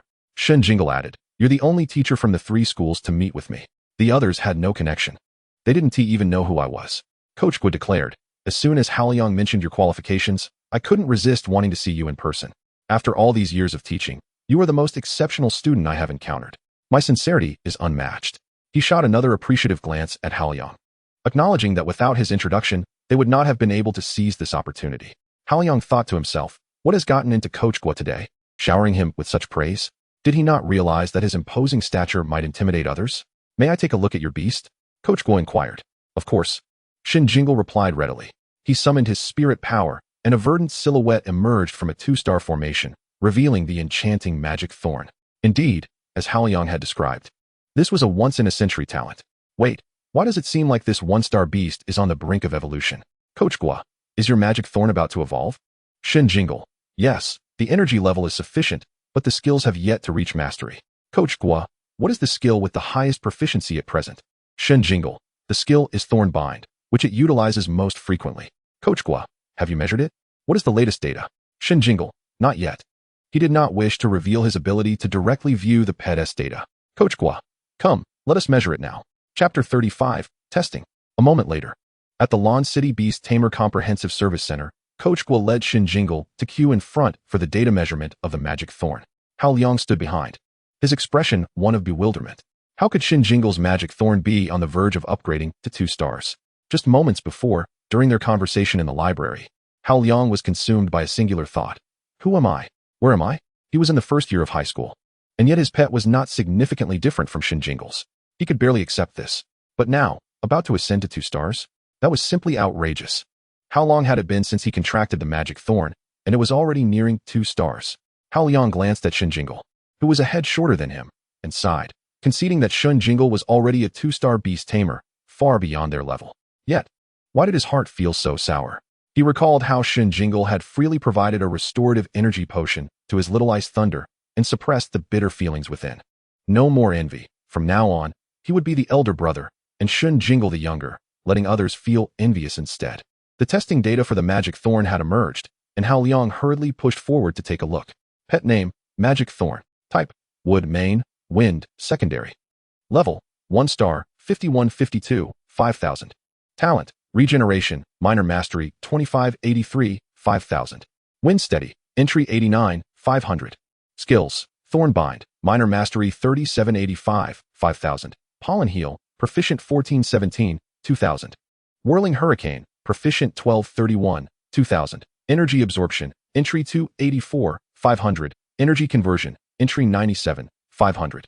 Coach Gua, the energy has indeed reached 2 stars. Haoyang, Why is the most proficient skill still over 1,000 away from mastery, yet the energy value has already attained 2 stars? My little Ice Thunder's feather skill is also at minor mastery, yet its energy value is still far from 2 stars. Why such a vast discrepancy? Hao Liang directed a puzzled gaze at Coach Gua. Coach Gua's attention shifted to the skill list. 5 skills. A high-level skill, Whirling Hurricane. A super skill, Energy Absorption. And Energy Conversion. Coach Gua's mouth fell open in surprise, drawing a few quick breaths to compose himself. Then feigned calmness as he remarked, "This must be related to its numerous skills and their elevated levels. To have 5 skills at the 1-star level, including 1 high-level and 2 super skills, is simply extraordinary. The talent of the Beast Tamers is exceptional, and the potential of their pets is equally remarkable. This is a treasure for our school." Coach Gua took a few deep breaths again. Hao Liang, suddenly enlightened. "I see now?" Coach Gua cast a resentful glance at Hao Liang. "You didn't mention this over the phone, which nearly caused me to lose my composure." Hao Liang feigned innocence. "You didn't ask either. The moment you heard about a first year becoming a 2-star Beast Tamer, you shouted, 'Really?' And upon learning he had already contracted a 1-star pet that defeated me, you hastily urged me to arrange a meeting to instruct me on how to entice him to enroll in our school." Coach Gua smacked Hao Liang on the back of the head, prompting him to fall silent. "Coach Gua, the proficiency of energy conversion has already reached 97. Once it hits around 150, it should be able to convert 2 other elemental types." Hao Liang couldn't help but interject. "It can already convert electric energy. It was this ability that allowed it to defeat my little Ice Thunder last time." "Coach Gua, can a proficiency in the 90s really convert such a unique elemental type? Is it because this skill is a super skill that it is so powerful?" Coach Gua smacked Hao Liang on the back of the head once more. "How could you not inform me of such crucial information? Hao Liang, did my face today bear the words asking for a beating?" At this moment, Coach Gua's heart was in turmoil. This magic thorn is simply abnormal. It is a dual elemental pet of wood and wind. Upon awakening its energy absorption, it automatically began absorbing energy from wood, wind, and fighting elemental types. Meanwhile, energy conversion initially can only convert 1 elemental type, typically from the 4 natural elements: wood, earth, water, or fire. Converting energy from types such as electric, psychic, or fairy is exceedingly difficult and generally requires proficiency to reach mastery. Coach Gua steadied his mind and asked Shen Jingle, "What elemental energies can the magic thorn currently convert?" Shen Jingle, "Fire and electric." "Well, at least it is only 2 types, not excessively extraordinary. Yet, how could a proficiency in the 90s allow for electric conversion?" Coach Gua felt overwhelmed. "Then you should focus on training the magic thorn's Thornbind skill. Once it reaches mastery, it will be able to evolve to 2 stars. With over 1,000 proficiency points left to achieve, it will take some time to practice." Hao Liang, considering this, suddenly felt that Shen Jingle was not so exceptional after all. Shen Jingle, "No, I plan to concentrate on training Pollen Heal and Whirling Hurricane first, bringing them to a proficiency level similar to Thornbind, and then mastering all 3 skills together before upgrading to 2 stars. Coach Gua and Hao Liang. Coach Gua could no longer maintain his composure. "Why? Shen Jingle, I just want to see what difference it makes." Coach Gua and Hao Liang. The thoughts of a genius are truly beyond our comprehension. Hao Liang suddenly broke into a smile. With this approach, Shen Jingle would undoubtedly require a longer training period, and by then, his little Ice Thunder might have already evolved while Shen Jingle's magic thorn remained at 1 star. This thought brought a sense of balance to his heart. Coach Gua, recalling the time it took for his pet to elevate a single skill from proficiency to mastery, frowned and advised, "After a pet's level rises, skill proficiency increases more rapidly. You need not spend excessive time at the 1-star level." Shen Jingle remained unconcerned. "It's fine. I'll just give it a try." Coach Gua wished to offer further counsel, but recalled Shen Jingle's remarkable talent, and realizing he was not yet his student, feared that displeasing him might lead him to transfer to another school, leaving Coach Gua with nowhere to vent his frustrations. "Very well, you are the genius. Your word is law." Having grasped the general situation regarding Shen Jingle and the magic thorn, and having also bolstered his presence with Shen Jingle, Coach Gua felt quite satisfied. He treated Shen Jingle and Hao Liang to lunch before preparing to depart. Before leaving, he summoned his pet, Nai Nai. Shen Jingle beheld a golden star formation illuminate before Coach Gua, its design a hexagram, with a hexagon at its center. A B-level Beast Tamer. The star formation of a C-level Beast Tamer is a hexagram, lacking the central hexagon found in B-level. This was Shen Jingle's first encounter with a B-level Beast Tamer in reality, and it marked the closest he had ever been to a superstar Beast Tamer. Previously, during the school collapse incident, it was rumored that 2 S-class Beast Masters had appeared, yet he had not even caught a glimpse of their shadows, rendering it inconsequential. Within the Golden Star Formation, a creature composed of spheres in various sizes and hues resembling a spacecraft, emerged before Shen Jingle and Hao Liang. Chapter 36. Incivility and Disrespect. Na-Na-Ku, a dual attribute 5-star beast of psychic and spatial types, emanated an unmistakable aura of opulence. Shen Jingle's eyes sparkled with excitement as he could not restrain a gasp. Psychic and spatial attributes were exceedingly rare, and the combination of both in a single beast was simply extravagant. Coach Guo was quite pleased with his reaction, for this was the prowess he had deliberately showcased. With an air of calm assurance, he addressed Na-Na-Ku, instructing it to retrieve the box he had given earlier in the morning. Na-Na. A blue sphere on Na-Na-Ku's body suddenly opened a seam, releasing a burst of white light. In the next moment, a box over a meter tall was gently placed before Shen Jingle, controlled by Na-Na-Ku's telekinesis. This is an energy meal specially prepared for your magical thorns by the school's nurturing instructor, a gift to commemorate our first meeting. I hope you will not decline it. Shen Jingle was astounded. Is it delivered by box? Hao Liang exclaimed. Why am I not afforded such treatment? Even a small package would suffice.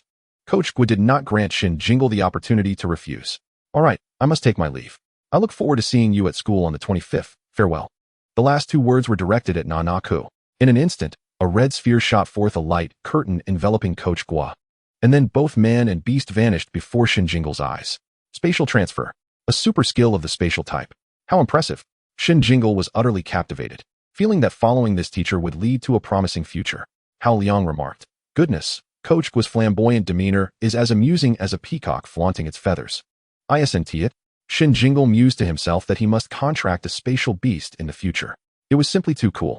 Once Coach Guo departed, the atmosphere between Hao Liang and Shen Jingle relaxed. Hao Liang suddenly wore a look of realization. No wonder you only trained the rotating hurricane skill in the library. You aim to master it completely. Does focusing on a single skill all day yield substantial improvement in proficiency? Shen Jingle replied, It's all right. How much do you usually improve in a day of practice? Hao Liang scoffed. Who the hell checks data after a day's training? Do you have money to burn? Shen Jingle was at a loss for words. Just then, Hao Liang's phone chimed.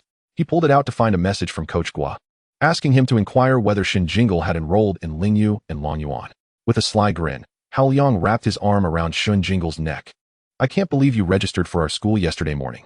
Hee, we'll be teammates from now on. Do take care of me. Shen Jingle explained. I intended to register the day before yesterday, but was delayed due to the absence of a Beast Master identity card. It was only yesterday that I obtained the card and completed my registration. Hao Liang exclaimed. You haven't even obtained your identity card yet? All high school registrations require one. How did you manage that? If it were me, I would have rushed to get my identity card on the very first day of awakening. Hao Liang's gaze towards Shen Jingle shifted, sensing that besides his superior talent, there was something uniquely rare about him. Shen Jingle confessed, I simply didn't think of it. If I didn't need it, I might have only remembered to get it when school started. Thankfully, Phantom only requires the identity card, while Lingyu needs standardized test scores, which must be verified on the education network. Hao Liang's eyes brightened as he interrupted. You applied to Lingyu as well? Shen Jingle replied, I couldn't register successfully. They required my end-of-term score from the second year of middle school, which I don't have. I also looked into Longyuan, but their preparatory class entrance exam has already concluded, so I can only pin my hopes on Phantom. Thank you, Hao Liang, for directly recommending me to Coach Guo, which has solidified my chances. With your exceptional prowess, does the absence of an end-of-term score even matter? Does it matter that the entrance exam has concluded? You only need to inquire, and both Longyuan and Lingyu would be eager to have you. Hao Liang recalled Coach Guo's attentive demeanor from the previous day and opened his mouth, yet held back his true thoughts. Shen Jingle contemplated. Perhaps I should make a special trip to Longyuan and Lingyu to inquire. There might be a chance for admission. Hao Liang exclaimed, but I truly find it bothersome. After all, the three schools are quite similar. A sigh of relief escaped Hao Liang. Exactly. Phantom is not in the least inferior to those two schools. Shen Jingle agreed. Indeed, the coach is exceptionally capable and quite interesting. Hao Liang retorted. He is indeed competent, but what makes you think Coach Guo is interesting? He shrugged. Well, you're the elder brother, and I'm the younger brother. Whatever you say goes. What are your plans for this afternoon? Hao Liang inquired. I wish to visit the West District Community Hospital to inquire whether they hire part-time doctors. Hao Liang's expression shifted to one of realization and envy. Your magical thorns can heal. It's perfect for earning extra money at the hospital. If only I had a healing beast too. I could casually work at any hospital without worrying about finances. Shen Jingle explained. The key is that this allows me to practice the pollen healing skill. Proficiency in this skill can only increase through application. Hao Liang interjected. Jingle, have you truly not considered the time cost of mastering all three skills? Shen Jingle replied. It's fine. After all, I'm only in the first year of middle school. At the consultation desk of the West District Community Hospital, Shen Jingle politely inquired whether they were hiring part-time healing beasts. The nurse at the desk brightened at his question and promptly led him to the director's office. Upon hearing Shen Jingle's intentions, the director readily agreed. Healing beasts are rare, predominantly found in larger hospitals. Their community hospital was equipped with only a shallow water beast. The shallow water beast's healing skill, tongue lick, was effective only through the saliva it secreted, which many found unappealing. When faced with ailments requiring extraordinary treatment, patients prefer to spend more at larger hospitals. If a beast capable of pollen healing were to work at their facility, their business would undoubtedly prosper. The director sought to persuade Shen Jingle to sign a formal agreement, allowing his magical thorns to consult at their hospital long-term. Shen Jingle, considering his short stay there, politely declined. The director, not insisting further, agreed on a fee-sharing arrangement, 60 for the hospital and 40 for Shen Jingle, and thus, the magical thorns commenced its duties in the afternoon. Magic. The magical thorns, adorned with a nameplate on its small yellow flower, expressed discomfort at the accessory. Before it could protest further, its body was tied with a white ribbon. This is the doctor's professional attire. You cannot remove it. A young nurse cheerfully informed the magical thorns. To take it off would be akin to running bare, which is both uncivilized and impolite. The magical thorns nodded in a daze. After the nurse departed, it turned to Shen Jingle with a puzzled expression. Magic? I've never worn clothes before. Does that count as running bare? Shen Jingle was speechless. Magic, when we return today, please buy me 2 sets of clothes. Shen Jingle could only respond with a silent sigh. Chapter 37, Benefits. Mommy, it hurts. In the treatment room, a little boy tugged at his mother's sleeve, tears streaming down his face. A considerable expanse of burn marred his right arm, as the physician meticulously tended to the remnants of fabric adhered to the wound. How could one be so careless? The affliction wrought by the fiery butt shrimp is excruciating, particularly since children's sensitivity to pain surpasses that of adults. We were merely camping and enjoying a barbecue when the child's father, preoccupied with grilling the shrimp, failed to notice the child's peril. A modicum of caution is warranted next time. This injury can only be remedied through extraordinary means, as conventional medication proves ineffective. Very well. We have a shallow water spirit available for treatment, costing 6,000 interstellar coins. Would you like to pursue treatment here? A shallow water spirit? Is there nothing else? The child's mother displayed a conflicted expression. No, the doctor was about to respond when a nurse entered, whispering a few words to the physician's ear. The doctor's brow relaxed. We also have a magical thorn available for 10,000 interstellar coins. Would you consider it? A magical thorn? Oh, that sounds perfect. Please proceed. The child's mother's face lit up with surprise. She had not anticipated encountering a magical thorn at a community hospital. Such treatment beasts are typically found only in top-tier hospitals, and their services are far from inexpensive. Before long, Shen Jingle entered the treatment room under the nurse's guidance. Upon seeing Shen Jingle follow the nurse, the child's mother furrowed her brow, a hint of displeasure evident. Without waiting for the nurse to speak, she addressed Shen Jingle, saying, "Young child, please wait outside for a moment. My son has yet to complete his treatment." She mistook Shen Jingle for another patient awaiting care. The nurse, momentarily taken aback, quickly introduced Shen Jingle to the child's mother. This is the beast master of the magical thorn. Before the child's mother could react, the doctor spoke directly to Shen Jingle. We can commence. Shen Jingle promptly summoned the magical thorn. Within the verdant 2-star formation, a green figure emerged. The child's mother, feeling embarrassed by her earlier demeanor, was utterly astonished by the sight of the 2-star formation. It was remarkable enough that a child of such tender years could contract a pet capable of hospital treatment. The revelation that he was a 2-star beast master left her in awe. She swiftly retracted her earlier dismissive expression. Meanwhile, the child, sniffling, reached out an arm, and the magical thorn gently swayed its yellow flower, releasing a cascade of pollen that enveloped the child. The yellow pollen settled upon the injured area, glimmering momentarily before vanishing. The child felt a gentle warmth radiating from his arm, and before long, it was restored to its former state, leaving him with a buoyant sense of lightness. With the treatment complete, the child's radiant smile filled his mother's heart with satisfaction. The physician, relieved by the smooth progress of the treatment, also felt at ease. Over the course of the afternoon, the magical thorn treated 5 patients, with fees varying according to the severity of their injuries. Shen Jingle calculated that he would receive 260,000 in fees. This was quite promising. The magical thorn could indeed sustain itself through its healing endeavors. Dinner consisted of a work meal at the hospital, and the magical thorn also received a complimentary energy meal. With no pressing matters in the evening, Shen Jingle remained at the hospital, treating 4 additional patients and earning another 190,000. When he departed, the hospital gifted him a wood milk fruit, leaving him astonished. He recalled purchasing one for 40,000 coins last time. How could the hospital simply give it away? The attending physician smiled and explained, hospital benefits. It's an everyday occurrence. Shen Jingle understood, an institution with generous perks.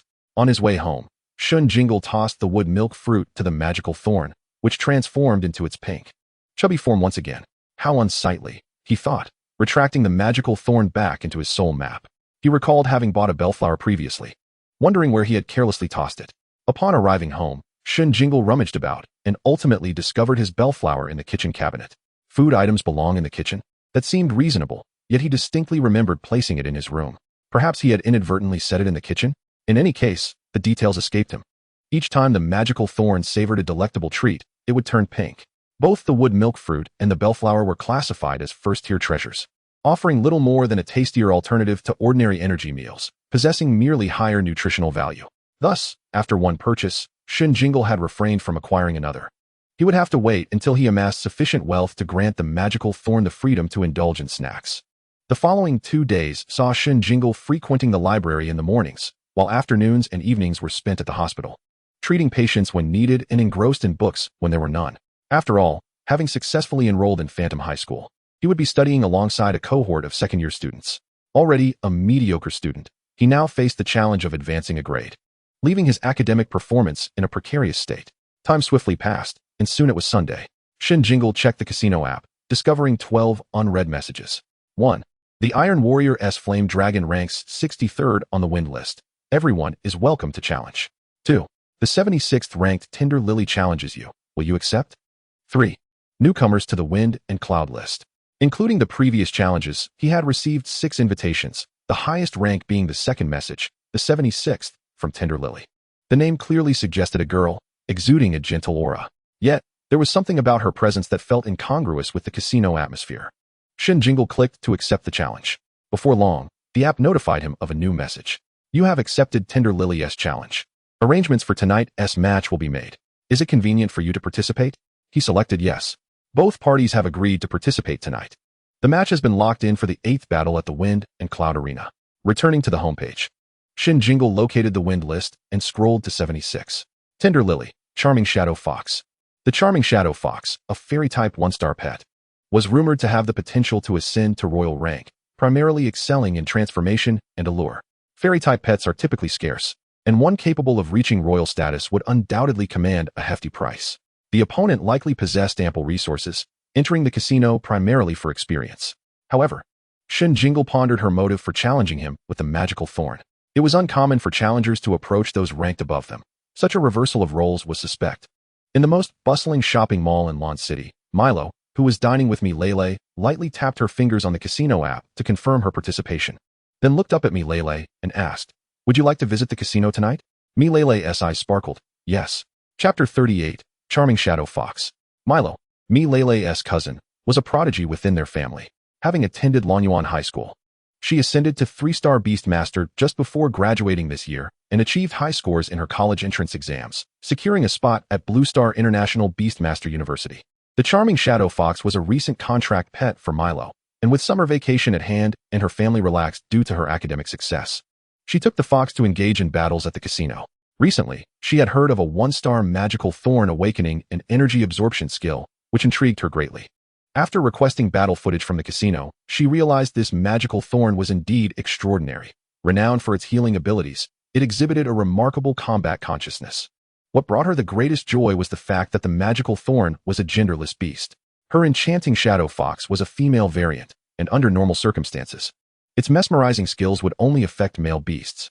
However, astonishingly, when it transformed, it could even change its gender, once in its male form. Its charm could influence females as well. Thus, regardless of whether the opposing beast was of 1 star or 2, a mere flirtatious glance from it would leave the opponent bewildered, obediently following its commands, including walking off the battlefield. Each victory was secured through this tactic, which ultimately did little to enhance its own combat prowess, especially since its battle awareness remained unrefined. Milo was almost at her wit's end, so after watching the battle videos of the magical thorn, she unhesitatingly issued a challenge. At 7 p.m., at the Cloud Summit Casino, Milo took her cousin, who was visiting such a venue for the first time, to the audience seats. Melee, wide-eyed with excitement at the prospect of new experiences, exclaimed, "Sister Lolo, you are my idol.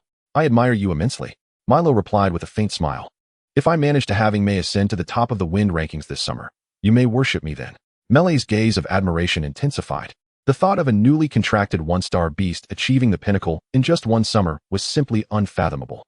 Milo dismissed it with a scoff, stating that it was no remarkable feat, merely a small casino with few talented individuals. "Set your sights higher.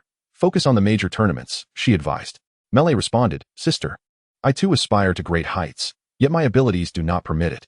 Unable to resist, Milo playfully tapped her cousin on the head, suggesting that even aiming for the middle school Beastmaster competitions would suffice. Melee was momentarily taken aback, pondering how the middle school competitions could possibly compare to those involving adults at the casino. She struggled to comprehend why her cousin seemed to hold the casino competitors in such low regard, while believing that the middle school tournaments were more worthy of attention. Milo elucidated, "Middle schoolers are your contemporaries, and the knowledge gained from peers will be far more beneficial. Furthermore, the adults at the casino, devoid of exceptional talent, rely merely on their beast's energy levels. When it comes to nurturing and training beasts, the outstanding students in middle school will far surpass them." Melee nodded thoughtfully. At that moment, a server approached Milo, presenting her with a numbered mask, 15. On the battlefield, the first and second competitors were about to commence their duel, instantly capturing Melee's attention. The spectacle of combat and the audience's fervent betting were unlike anything she had ever witnessed before. She soon became engrossed, completely oblivious to Milo's departure to the preparation room. Today, upon learning that his opponent's beast was an enchanting shadow fox, Shen Jingle had conferred with the magical thorn regarding battle strategies. The primary ability of the shadow fox was its charm, which entirely hinged on gender. Females could enchant males, while males could enchant females. At the one-star level, this charm was predominantly executed through flirtatious glances, making it relatively easy to defend against. Simply close your eyes. The transformation skill was largely unnecessary in battle. He had previously come across numerous forum posts lamenting how the shadow fox's transformation had exposed its owner during classes. Thus, for this battle, he concluded that as long as he could guard against the charm, victory was assured.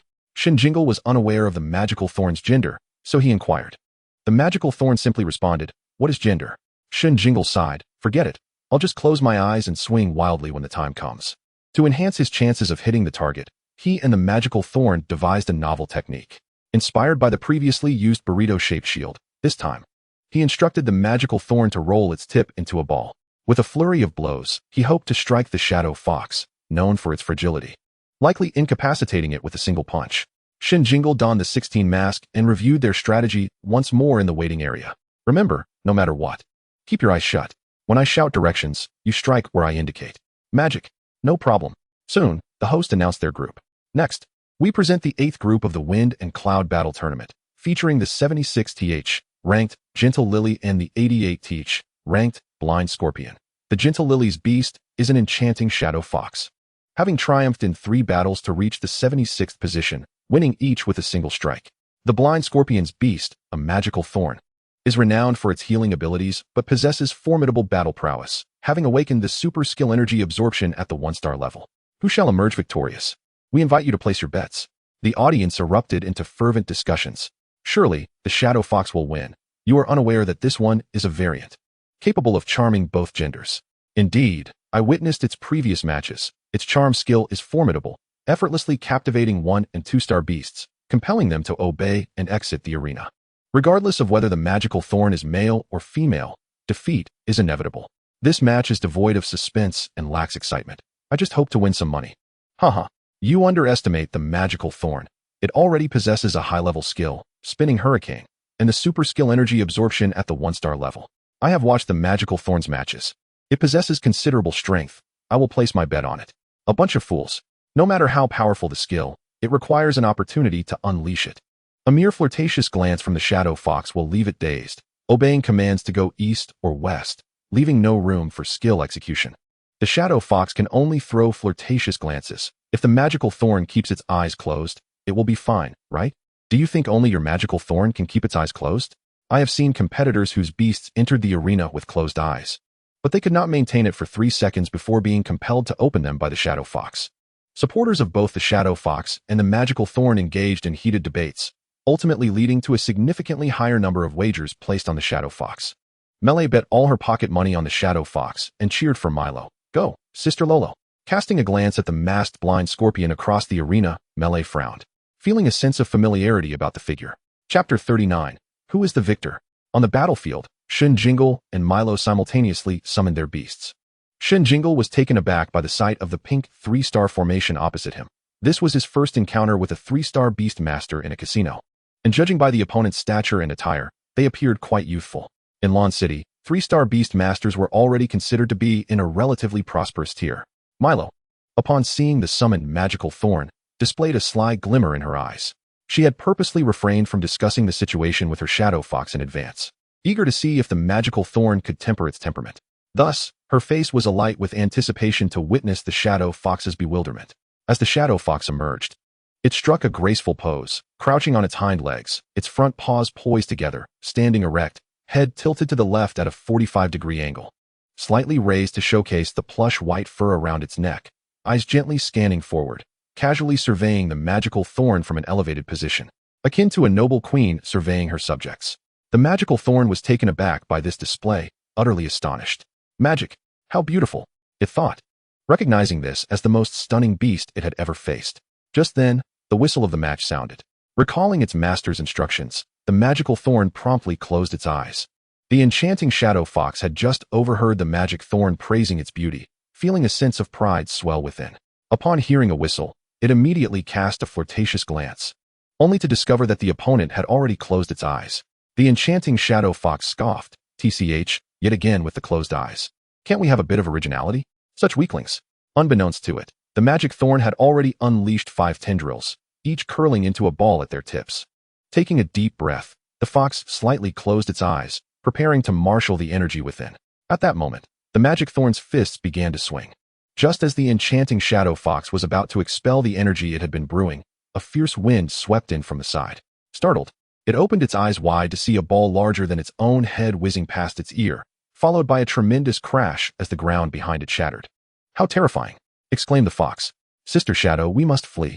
At that moment, it heard its beastmaster's voice, the first time during battle that it had received a command. Stifling the breath it had almost released, it darted to the right. Yet, the very opponent it had thought was blind seemed to sense its movement, and a massive fist came barreling towards it. In sheer panic, its legs buckled, and it dropped to the ground just in time to evade the blow. Consequently, the breath it had intended to expel was forcefully sucked back in, only to be released in a rather undignified manner as it fell. Puffed. The enchanting shadow fox let out a fragrant yet unexpected sound. The magic thorn, having missed several punches, suddenly caught a whiff of a peculiar scent. It was rather pleasant yet slightly pungent at the same time. Is that a fart? It was incredulous that such a beautiful creature could let out such a sound. It could not tolerate anyone farting in its direction, fragrant or not. With a huff, it opened its eyes wide. There, on the ground, was the enchanting shadow fox, paws covering its face and its large tail draped over its head. Playing dead, adorably soft and charming. Humph, even if it's cute, farting at me is unacceptable. Attack, commanded Shen Jingle. The magic thorn understood its beastmaster's intent and was compelled to strike. However, it hesitated, feeling a pang of guilt towards the adorable creature. It extended a tendril and gently wrapped the enchanting shadow fox up, applying just enough pressure to secure it without any harmful spikes. Oh no, Shen Jingle remarked. It seems my magic thorn has developed a soft spot, enchanted by its charm. The enchanting shadow fox, still covering its face with its paws, felt utterly embarrassed. Sister Shadow, focus on the battle. It heard its beastmaster's voice again.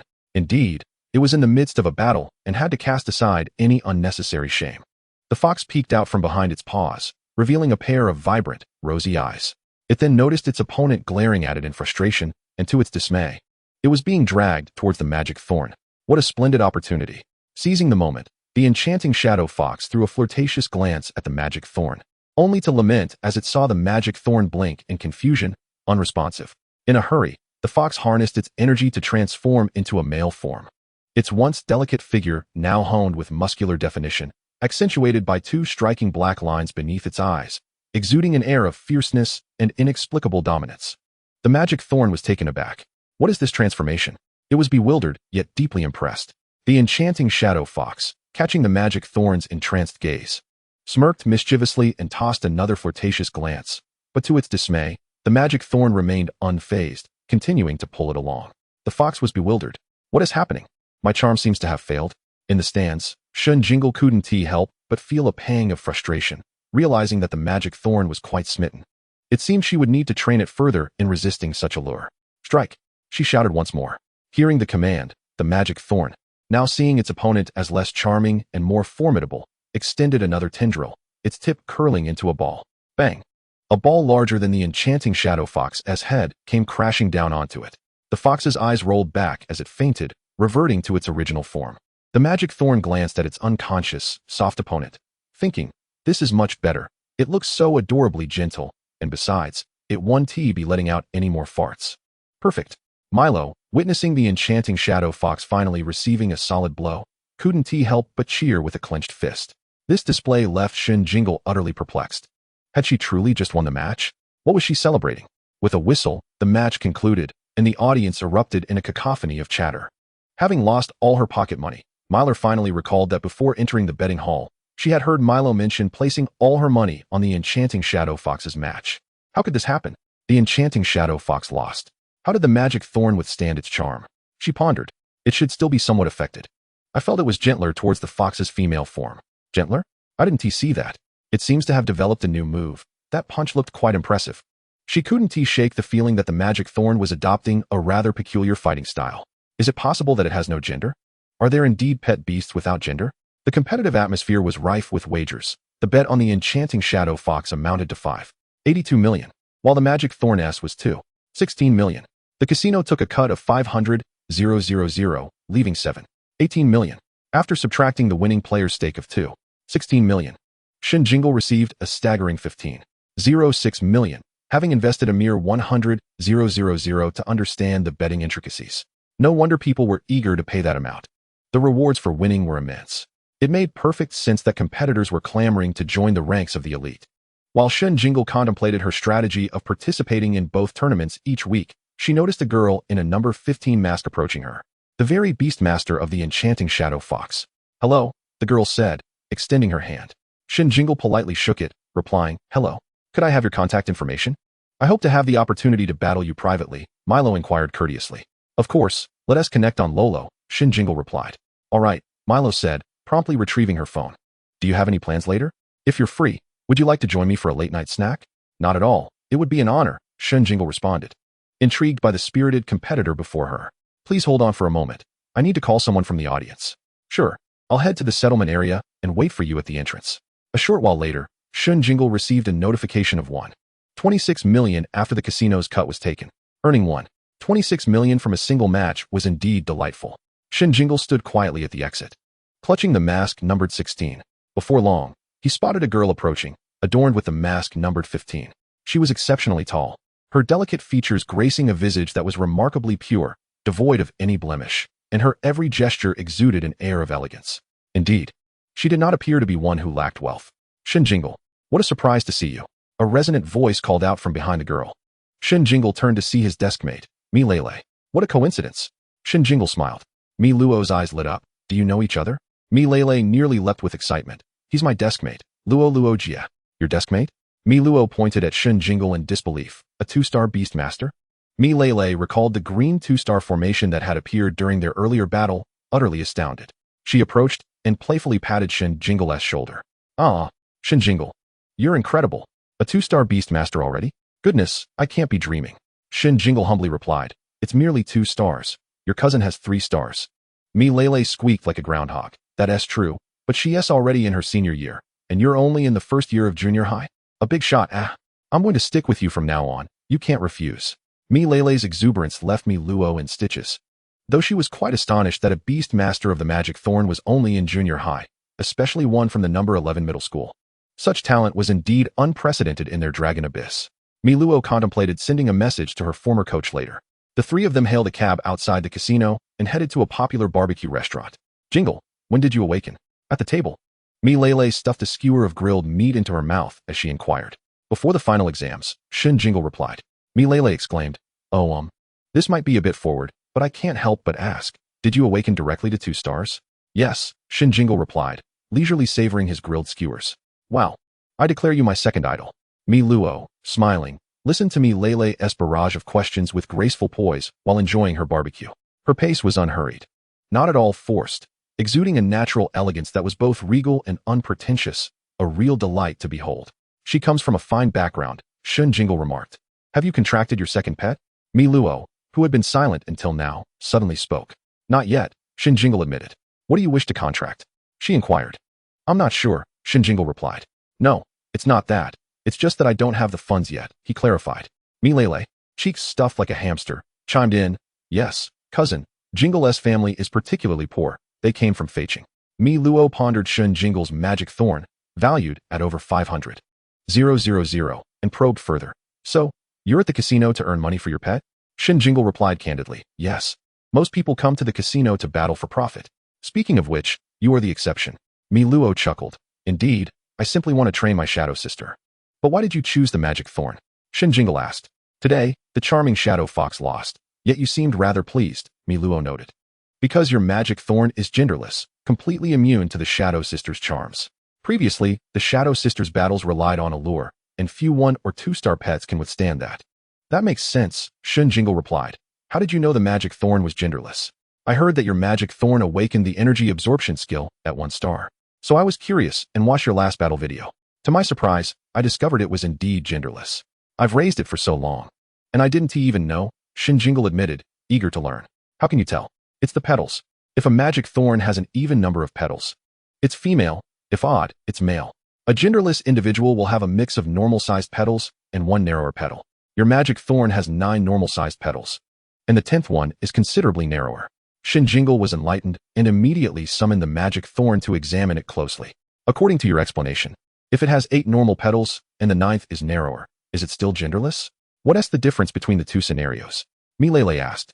Mi Luo explained. The total count matters. While both are genderless, if the total is even, it will likely choose female when determining gender. If odd, it's more inclined to choose male. Ah, I see. Scholars are truly remarkable, Shen Jingle remarked. What does choosing gender entail? Mi Lele inquired. Every species of pet has a certain probability of producing genderless individuals. These special beings will determine their gender under specific circumstances, which requires particular opportunities. Each pet is unique. It's best to let nature take its course. Thus, during this barbecue, thanks to the ever-enthusiastic Mi Lele, Shen Jingle effortlessly absorbed a wealth of obscure knowledge and gained a better understanding of Mi Luo's background. She was the daughter of the chairman of the Mi family's technology company, a prodigy since childhood, awakening naturally to become a 1-star beast master in less than 10 days. Their current chat application, Lolo, was developed by Mi Luo's father's company, with the profits attributed to Mi Luo, which is why the software bore the name Lolo. Mi Luo also gleaned insights into Shen Jingle's situation, including his experiences of being bullied at school, which Mi Lele had divulged. Mi Luo did not look down upon Shen Jingle due to his family background, nor did she pity him. Instead, she happily befriended him, urging Mi Lele to call him Jingle and allowing him to address her as Luo Jia. Upon exiting the barbecue restaurant, the trio had grown quite familiar with one another. Mi Luo invited Shen Jingle for another battle the following day, with her choosing the location. Upon returning home, Shen Jingle soon received a location message from Mi Luo on Lolo. We'll battle here tomorrow. Afterward, I'll take you to a place. What place? The place for gambling eggs. Don't you still need a second pet? Want to come take a look? Sure. However, given your current financial situation, contracting a second pet might not be feasible. I noticed your magic thorn seems to be lacking in nourishment. His 1-star magic thorn already possessed 5 skills. How could it be poorly nourished? He pouted and continued typing. Do you understand pet nurturing? A little bit, she replied. I have an idea I'd like to sell to you. Perhaps this way, I could afford my second pet. Shen Jingle, you're not trying to make me a fool, are you? Stop right there. I may have money, but I'm not gullible. Just hear me out. You might find it appealing. If it's genuine, then do share.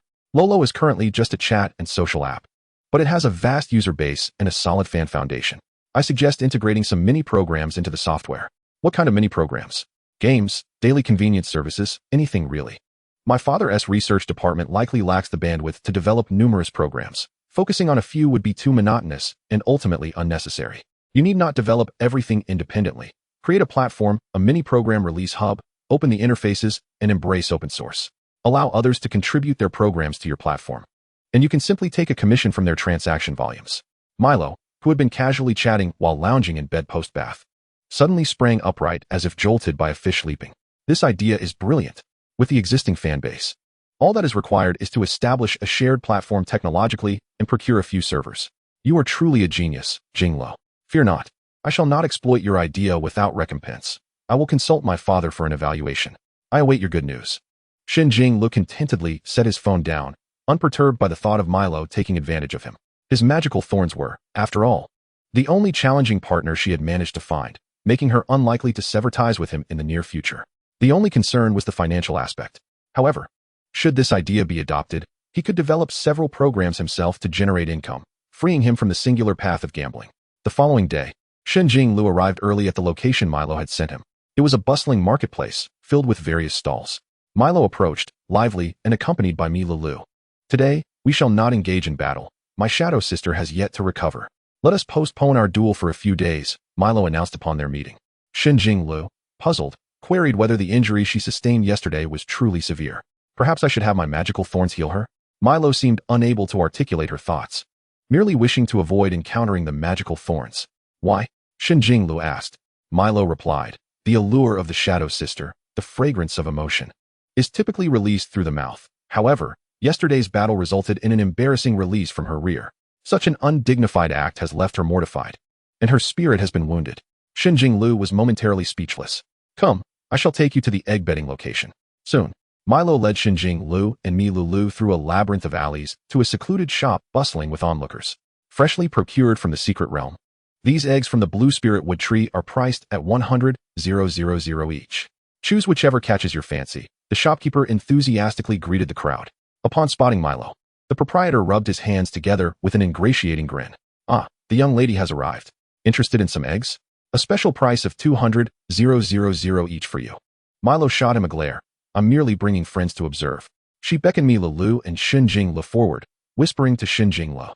These are merely pet eggs from the blue spirit wood tree. Enjoy the spectacle for now. Once the crowd disperses, I will persuade him to showcase a few from the purple spirit wood for you to select. The purple spirit wood? The blue spirit wood? What do they signify? Shen Jingle was utterly bewildered, yet maintained a composed demeanor. Mi Lulu, having overheard her cousin's words, mimicked Milo and quietly inquired, Sister Luo, what is a spirit tree? What distinguishes the purple from the blue? Milo sighed in exasperation. Do you solely rely on textbook knowledge? Have you never sought to broaden your understanding beyond that? Mi Lulu retorted, you overestimate me.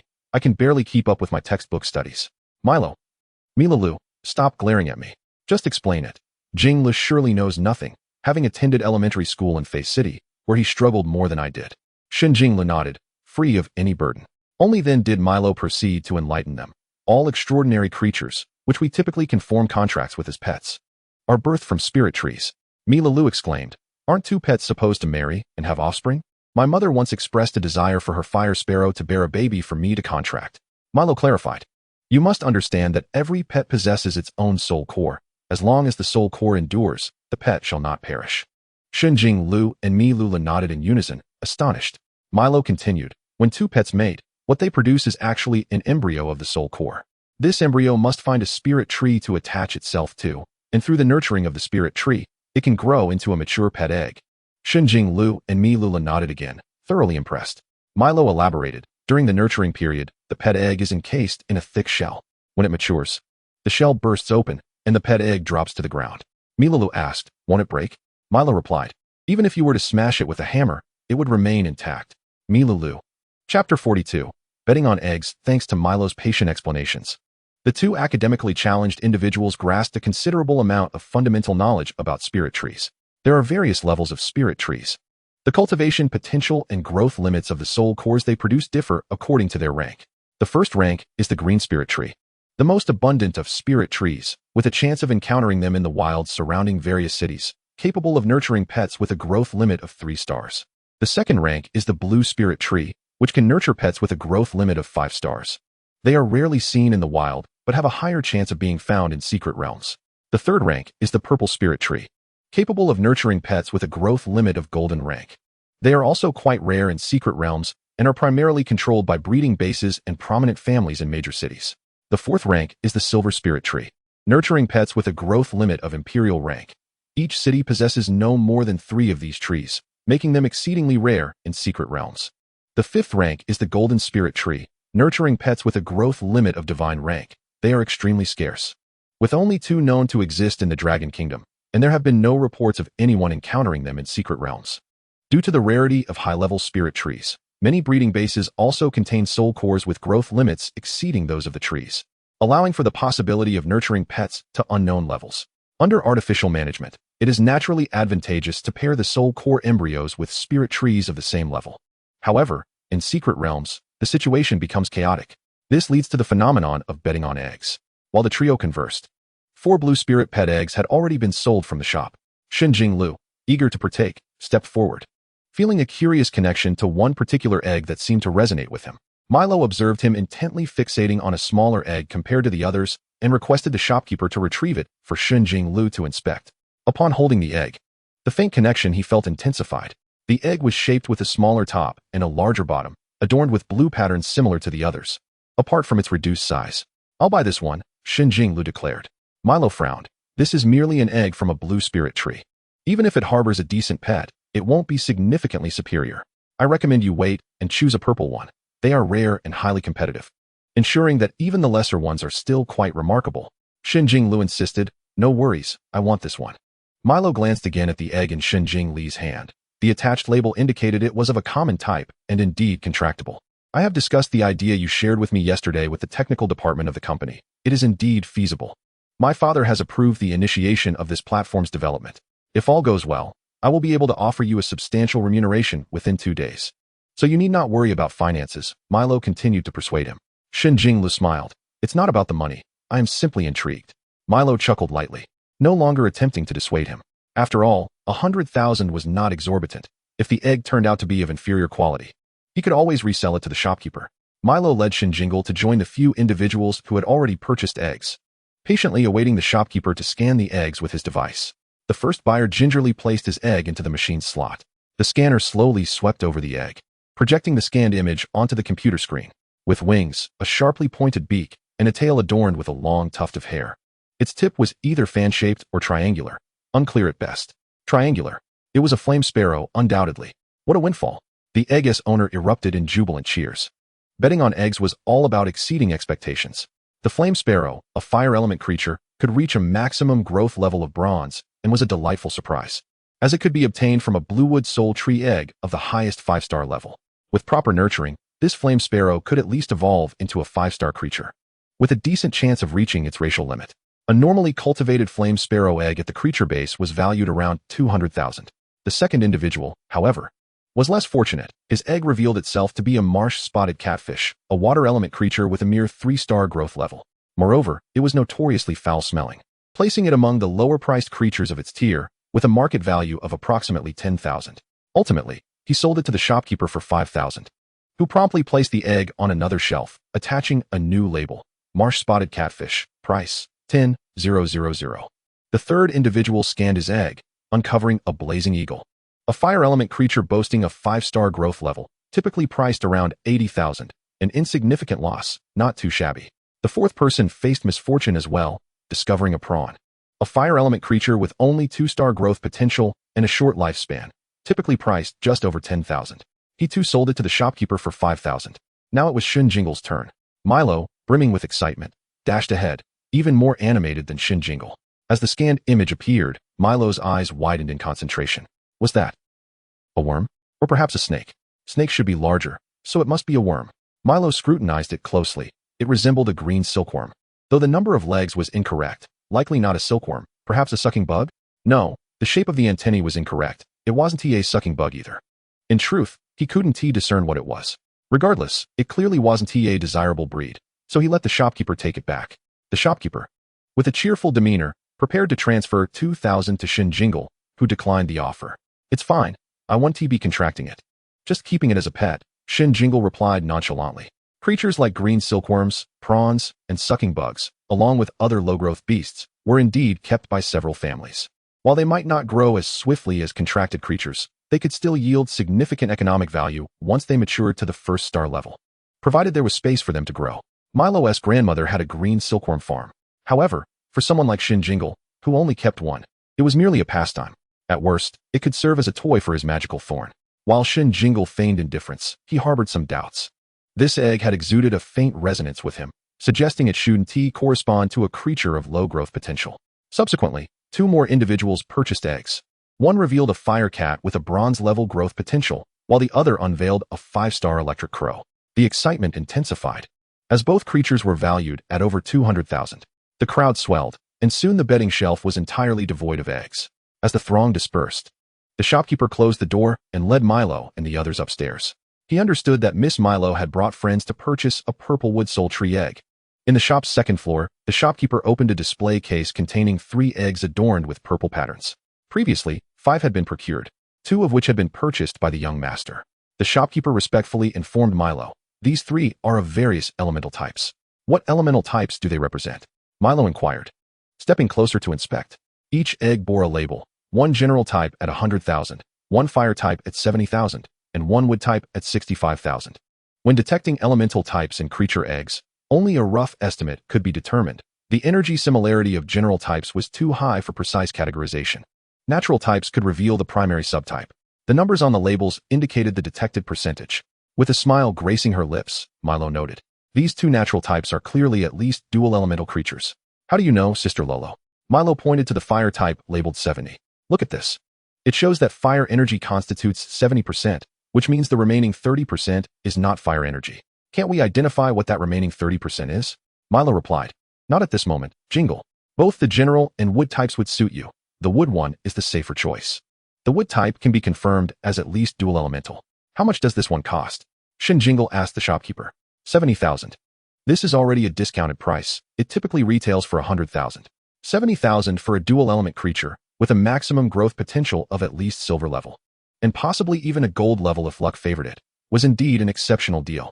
Normally, dual element creatures began at 400,000. For instance, the magical thorn, being both wood and wind dual elemental, reached a silver level, with both elemental types being quite common, thus priced at 400,000. However, due to its healing abilities, skills, and high demand within society, its price had soared to 500,000. "What about this one?" Shen Jingle inquired, pointing at the general type egg. 100,000, the shopkeeper replied. Shen Jingle raised an eyebrow. That seemed a tad extravagant. Among general types, single-element creatures like wind and fighting types, with growth levels ranging from bronze to gold, were priced between 20 and 40,000. However, rare elemental types like psychic, spatial, and fairy types began at 80,000. 5 eggs plucked from the same tree. The other 4 are all at least dual elemental, the shopkeeper added. This implied that this general type egg was likely also dual elemental. Even if it weren't, it could very well be of a rarer elemental type or a higher growth level. Betting on eggs was indeed a gamble on probabilities. "Can't this be scanned directly to see what creature it is?" Milo Lele interjected.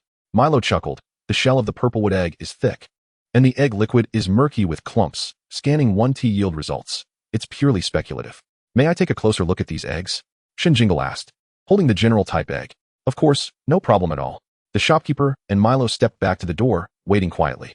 The shopkeeper did not find Shen Jingle's request at all offensive. If an extraordinary beast master were to purchase an egg, they would likely open their spiritual domain for direct perception.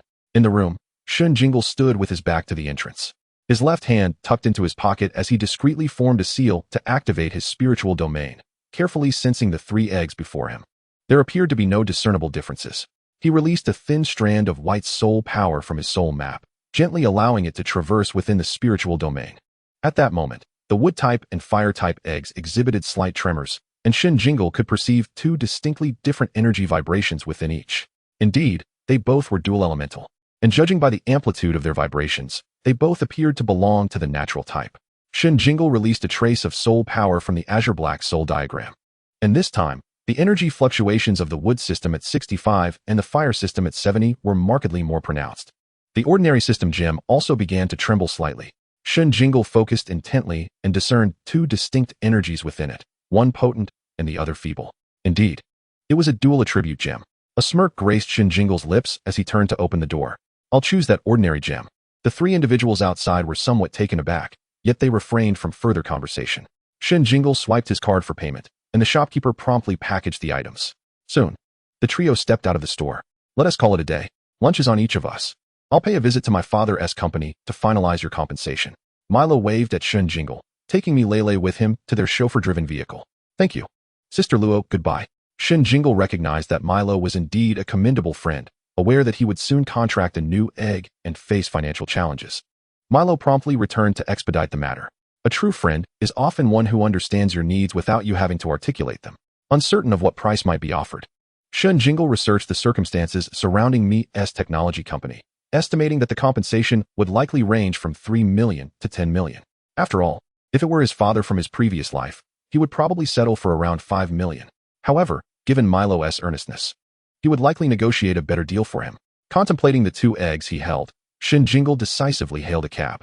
With an hour and a half remaining until lunch, he could first return home to contract the egg.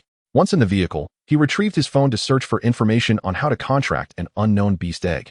Typically, to contract a beast, one must sketch a simple outline of the creature on the soul diagram, one that can be drawn in a single stroke. Then channel their soul power along the drawing, thus completing the first step of the contract. This procedure applies whether one is contracting a hatched beast or an unhatched egg, provided one knows its species. However, Shen Jingle was at a loss regarding how to contract an egg of an unknown species. The inadequacy of his theoretical knowledge weighed heavily on him. Reflecting on Milo's ability to discuss any topic with ease, Shen Jingle sighed, realizing that comparison often reveals one's shortcomings. On a forum, Shen Jingle quickly located a relevant post and eagerly delved into the content. It became clear that contracting an unknown egg involves additional steps. First, one must draw a circle on the soul diagram and channel soul power along its circumference. Subsequently, a star array will appear over the beast egg, sweeping from top to bottom. As long as the beast within does not resist, generally, eggs comply with the contract conditions as long as the elemental attributes align. The beast master will successfully ascertain its species. At this juncture, the beast master must redraw the correct shape within the previously sketched circle and direct their soul power along this new outline. A new star array will then sweep over the beast egg, causing the previously drawn circle on the soul diagram to vanish. And the subsequent process will proceed as with a standard contract. In fact, this method of contracting is universal, with the only difference being that the preliminary step is omitted when the species is already known. Upon returning home, Shen Jingle quickly retrieved the 2 eggs. On the table, a blue patterned egg appeared larger at the bottom and smaller at the top, only slightly exceeding the size of the goose egg he had seen in his previous life, making the adjacent honey pomelo-sized purple patterned egg appear even larger and rounder. Shen Jingle found himself more intrigued by the blue patterned egg. After grasping the procedure for contracting a beast egg of unknown species, Shen Jingle resolved that if the species proved unsatisfactory after the initial sweep of the star array, he would refrain from continuing to sketch a new shape on the soul diagram, thereby terminating the contract. This procedure was also something he had just discovered online. It was fundamental and posed no risk. Summoning his magical thorns, he instructed it to quietly guard the purple egg in the living room while he carried the blue egg into his bedroom. Once inside, he closed the door and placed the blue egg on his bed, then closed his eyes to channel the soul power within his soul vein. He severed the existing figure-8 soul vein and redirected the Azure Black diagram's soul power, forming a uniquely personal soul vein within the Azure Black diagram. He intended to contract this egg within the abyssal system diagram, as the faint perception he sensed emanated from it. With the soul vein established, he sketched a circle within it and directed the soul power to flow along the outline. Above the blue beast egg, a 6-pointed star array of Azure Black emerged, gradually sweeping over the egg. Shen Jingle closed his eyes, keenly perceiving a ball. Wasn't it a worm when he scanned it in the shop? Then, he sensed the ball morphing into a strand. No, it resembled more of a noodle. What in the world? In the next moment, as the star array reached the bottom, information about the beast materialized in Shen Jingle's mind. Haunting spirit, a ghost-type beast. No wonder it resonated with his abyssal diagram. It turned out to be a ghost-type creature, a category that inherently possesses decent potential, with even the lowest growth tier rated at 5 stars. Moreover, ghost-type beasts are notoriously elusive and tricky. A 5-star ghost type could easily contend with a typical bronze-level creature. Without hesitation, Shen Jingle decided to initiate the contract immediately. However, a new dilemma arose. The form of this beast kept shifting. What shape should he draw within the circle? At that moment, Haunting Spirit transformed once more from a noodle into a ball. Shen Jingle resolved his uncertainty and drew another circle within the original circle. The Azure Black 6-pointed star array swept over the blue beast egg once more, a flash of brilliance, and the blue beast egg vanished from sight. The star array contracted, forming an Azure Black circle. Shen Jingle directed the circle to rest beneath his left armpit. The contract was complete. This marked his first abyssal beast. Ecstatic, Shen Jingle flung open the door, eager to embark on opening the second blind box. Magic? Master, I'm hungry. Can I eat this egg? Shen Jingle produced an energy meal given by Coach Gua, slapping it open before the magical thorns, then retreated into his room without uttering a word. The magical thorns eagerly began to feast, having recently developed a fondness for this flavor of energy meal, far surpassing its previous preferences, causing it to completely forget about the egg that had appeared so delectable moments ago.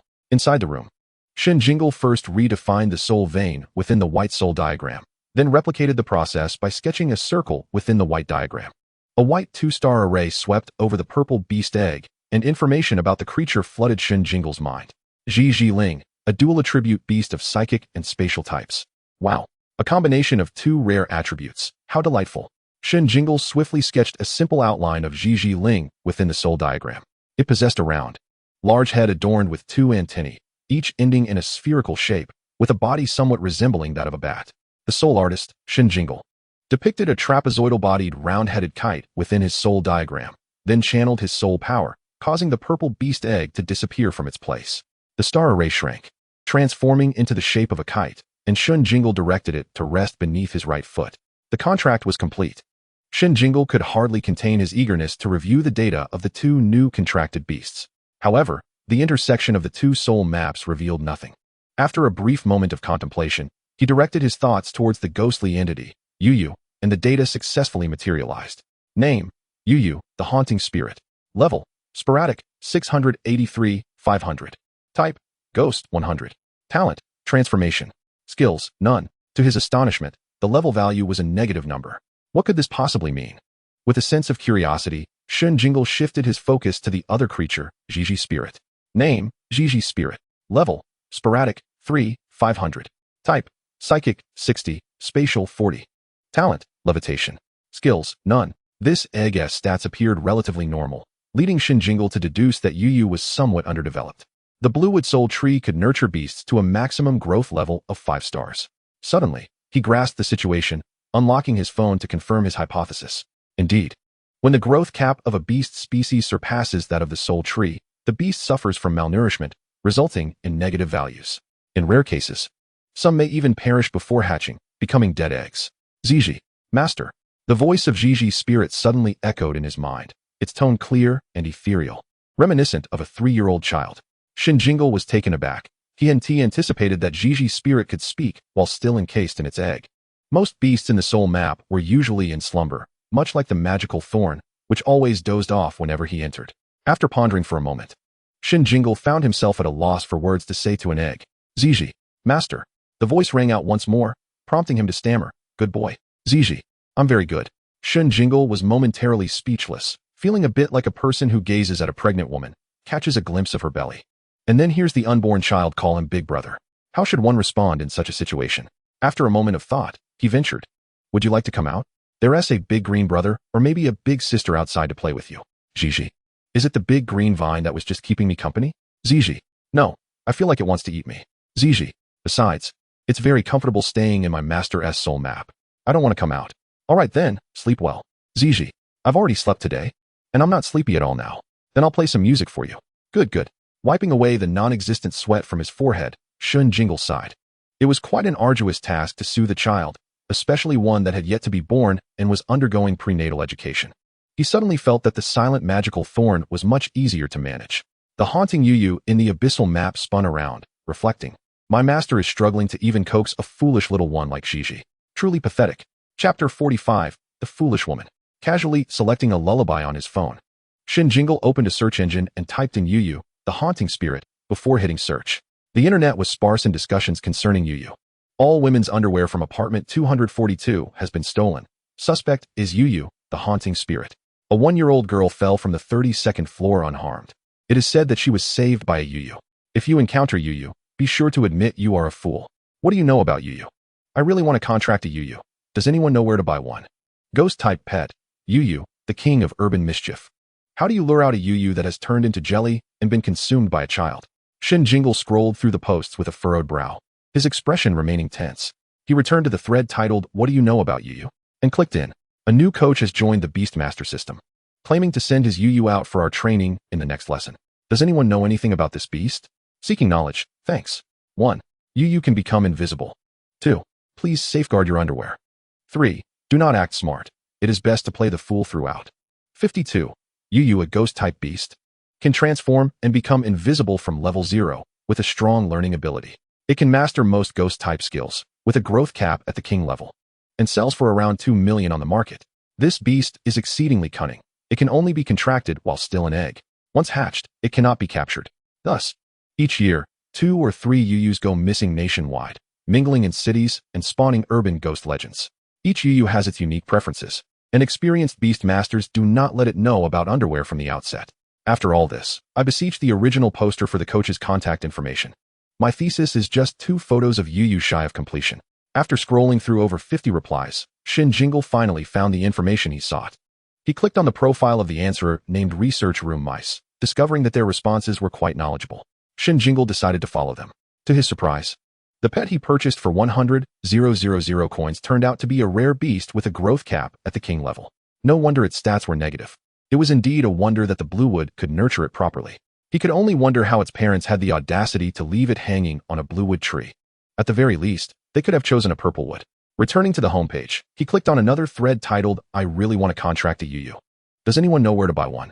1. The original poster has quite the bravado. Do you think UU is something you can simply buy? 2. I suggest you try purchasing in Ghost State, USA, where ghost-type pets are more abundant. It's rather challenging to find one in Dragon Country. 3. The poster is amusingly naive, thinking they can truly contract a ghost type. 4. Haha, everyone, I also want to contract a Yin Gray. Does anyone know where to buy one? 5. Wow, it seems we're all turning into abyssal types here. 6. I genuinely belong to the abyssal type. I passed through with tears, unable to afford an abyssal pet, so I must settle for a common type for now. Finding little of substance, Shen Jingle returned to the homepage, casually clicking on several posts to peruse. He discovered the educational concerns surrounding UU to be of great significance. With a slight misstep, it could become a menace to underwear. Nevertheless, he concluded it was premature to fret, as it was still merely an egg baby, not worth the worry. Shen Jingle then searched for information regarding the management of negative values in pet eggs, but after a lengthy search, most of what he found was nonsensical and unhelpful. At that moment, a notification chimed from the Lolo group chat with Milo and Melee. Lu E. 100 pounds. Jingle, have you contracted it? What S in the purple egg? 100 pounds. It's a Gigi spirit. Lolo, you actually got a Gigi spirit. You've struck it rich. This is a dual-type psychic and spatial beast with a growth cap at the king level, worth over 8 million on the market.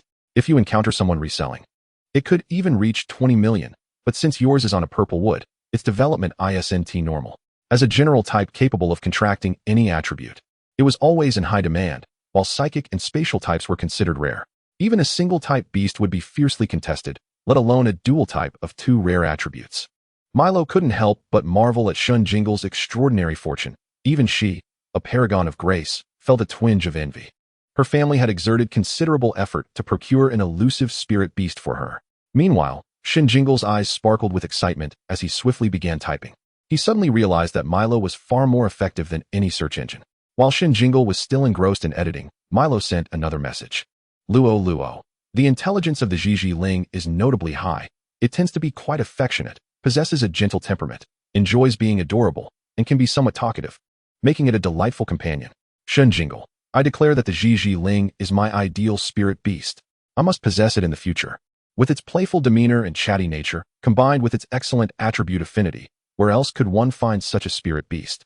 Shen Jingle secretly vowed to contract the Gigi Ling as his first spirit in the future. 100 Gene. Luo. Do you know what to do if the energy value of a spirit beast egg is negative? Luo. Have you already conducted a value assessment on the Gigi Ling? How proactive of you. Thumbs up. Luo. Logically, it shouldn't be negative, right? Although the purple wood can only nurture up to golden grade, that particular spirit beast egg appears large and well-formed, clearly hanging on the branches of a robust purple wood soul tree. Golden grade is merely 1 tier below king grade. Under such circumstances, the value should only be slightly low, perhaps in the single digits at worst. Shen Jingle glanced at the single-digit value of the Gigi Ling. Scholars are truly formidable. 100 Gene. Not much of a negative. Luo. Well, perhaps it's been influenced by some unknown factor, which is possible. A minor negative value shouldn't be a cause for concern during times of tension. The soul trees at the spirit beast base may place higher-grade eggs on lower-grade trees for nurturing. You merely need to let it linger in your soul map, and its energy value will gradually recover. Once it surpasses 100, it will hatch. 100 Gene. But what if it's negative by several hundred? Luo. Then it's undoubtedly a dead egg. Not only would nurturing it be impossible, but even contracting it would be a challenge. Luo. If it's negative by 100, there's still a chance for nurturing. If within 200, its aptitude would suffer, but if it exceeds 200, survival is out of the question, unless it's an abyss-type spirit beast. Shen Jingle felt a shiver run down his spine, gripped by a fear of being overshadowed by scholars. Shen Jingle, why are you asking so many pointless questions? 100 Gene, I'm merely curious, Luojia. What if an abyss-type spirit beast is negative by several hundred? Can it still be nurtured back using the soul map? Luo, as long as it doesn't perish, some nurturing can occur, but its aptitude will certainly be diminished, and it won't compare to a normal individual. The haunting spirit in the cyan black soul map spun around again. Humph, foolish human woman. Chapter 46, A Worry-Free Baby. Upon reading Milo's message, Shen Jingle realized that the haunting spirit he had just contracted was somewhat flawed. Nevertheless, even if it never reached king grade, attaining golden or silver grade would be quite commendable. Shen Jingle bore no disdain and continued to chat idly with Milo and the others. After a while, the haunting spirit within the abyss-type soul map spun around again. It sensed something was amiss. Why did its master's soul map differ from the one it had sensed earlier in the store?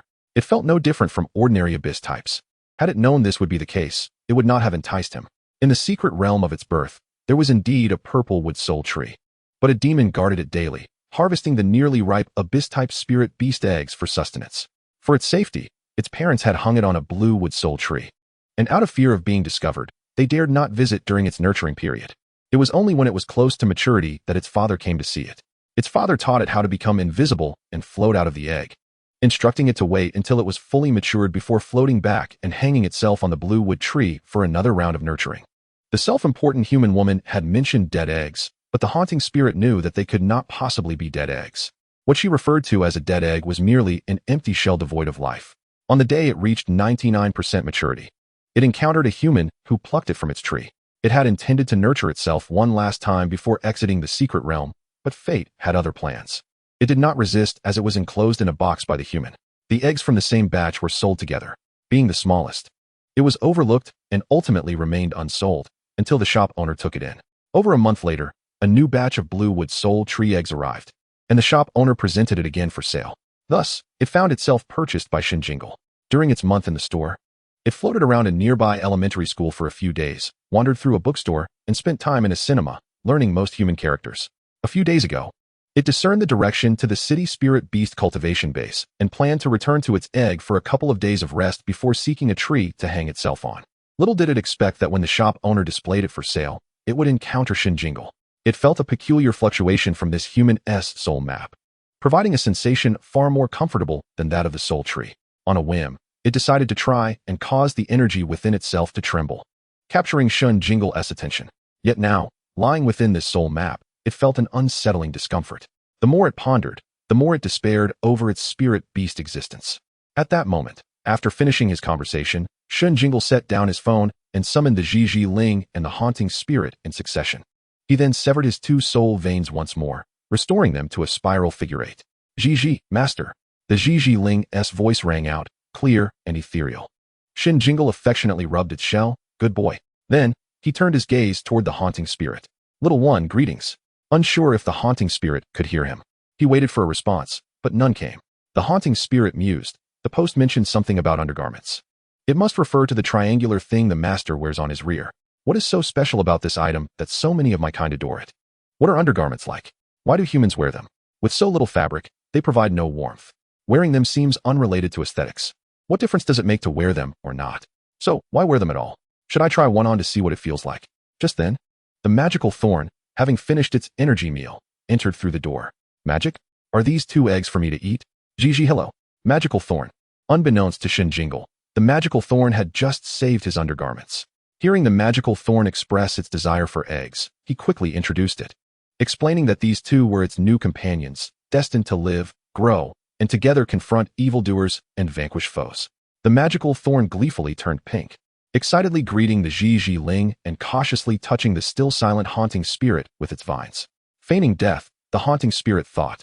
Recalling Milo's advice, Shen Jingle utilized his soul power, returning the Zhi Ling and the haunting spirit to the soul map.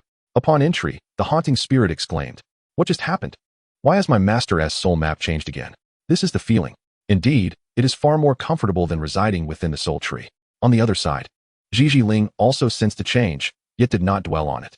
Zhi, Master, I truly enjoy being here. Good. Ziji. Master, I wish to listen to music. All right. Master, I desire something more cheerful. Very well. Hauntingly yo-yo, how noisy. Gurgle. Suddenly, Shen Jingle's stomach growled, reminding him that he had yet to have lunch. And the clock had already struck 3 in the afternoon.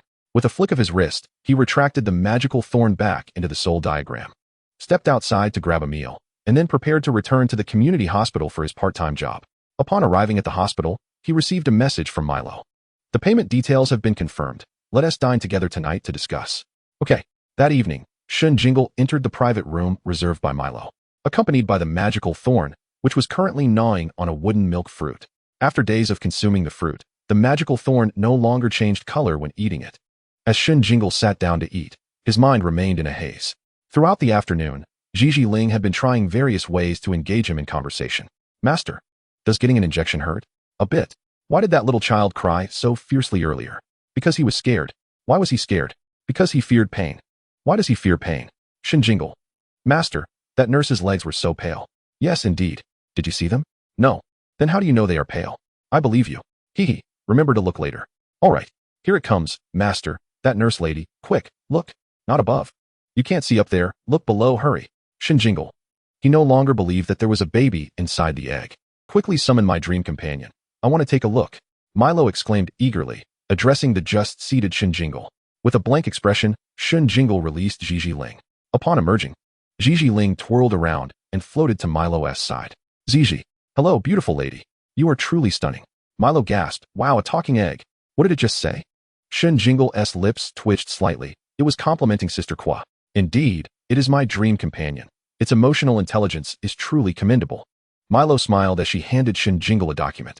Here is the contract. Do you find the payment satisfactory? Shen Jingle took the contract from Milo and began to read. Astonished to discover the payment was set at 30 million.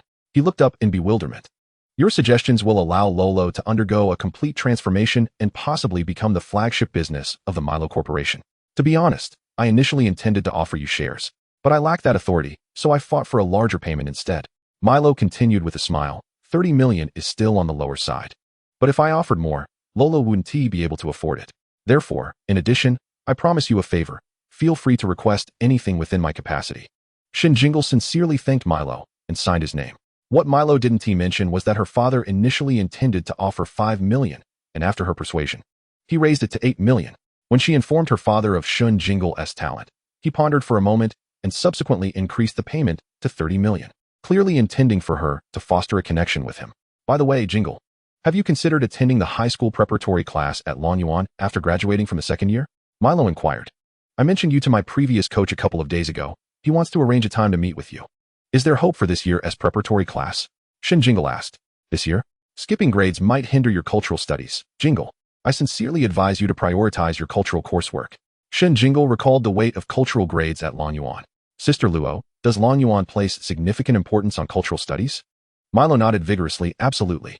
Any subject where one scores less than 100 will lead to ridicule from the entire class, as they blame you for dragging everyone down. As she spoke, Milo seemed to recall some unpleasant memories, shivering slightly. Shen Jingle felt a chill and resolved to maintain a respectful distance from Longyuan. Then I'll just plan to attend the preparatory class at Phantom this year. Phantom is not on par with Longyuan. Jingle, I still recommend you focus on your cultural studies and aim for Longyuan next year. Shen Jingle replied. I have no intention of standing out like a crane among chickens. Haha. Shen Jingle, that is excellent self-awareness. I tell you, Longyuan is truly terrifying, Milo remarked, her voice trailing off. Observing the two, one chattering incessantly while the other nodded like a chick, she smiled helplessly. Shen Jingle's talent was indeed formidable, but given his performance in cultural studies, attending Longyuan was not a wise choice. It wasn't that he couldn't get in. Rather, once inside, he would be overshadowed by his classmates in cultural subjects, while he would excel in beast battles, leading to an inevitable clash. Thus, attending Phantom is indeed a commendable choice. Oh, I thought you would suggest I go to Lingyu. Mingling with Lingyu High School is not advisable. It is lacking in various aspects. Shen Jingle? Milo, it truly is lacking, every year. They always come in second in any competition. At least Phantom manages to secure first place in 1 or 2 categories each year. Milo was even more confused. Is second place not good? Shen Jingle understood then. The doctrine of moderation, seeking stability, lacked the sharpness that suited him. Within the soul diagram, hauntingly Yo-Yo turned slightly. issuing a deep, silent sigh. The master is an unambitious slacker. Zhiji Ling is a chattering nuisance, and the magical thorn is a low-quality specimen with questionable intellect. How can this household function without me? Seeing Shen Jingle summon Zhiji Ling, hauntingly Yo-Yo too desired to stretch its wings. Annoyed by Zhiji Ling's incessant noise that afternoon, it had blocked its perception and buried itself in slumber. Now, feeling invigorated, it longed to drift about, prompting it to shake its egg, sensing movement within the soul diagram.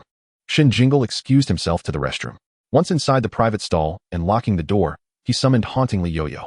To his astonishment, he discovered that the summoned star array was not the dark blue 6-pointed star formation, but a dark blue 2-pointed star array. What is going on? His abyssal soul diagram had already reached C-grade standards. It should have been a 6-pointed star formation. He recalled that during the contract, he had severed the 8-shaped soul vein, allowing each soul diagram to possess an independent soul vein. At that moment, hauntingly Yo-Yo had displayed a 6-pointed star formation. A conjecture flickered in his mind. He would verify it when he returned home tonight. Just moments ago, he had worried about exposing the 6-pointed star formation in front of Milo and the others, hence his stealthy retreat to the restroom. However, with the magical thorn and Zhiji Ling already contracted, having a 2-pointed star formation left him unable to explain the existence of yet another egg. Shen Jingle stared at the unmoving egg before him, thinking it was indeed for the best that hauntingly Yo-Yo did not reveal itself. Hauntingly Yo-Yo, hidden before Shen Jingle, felt a wave of suspicion. Why does my master sneak off to the restroom to summon me? Am I truly so shameful to behold?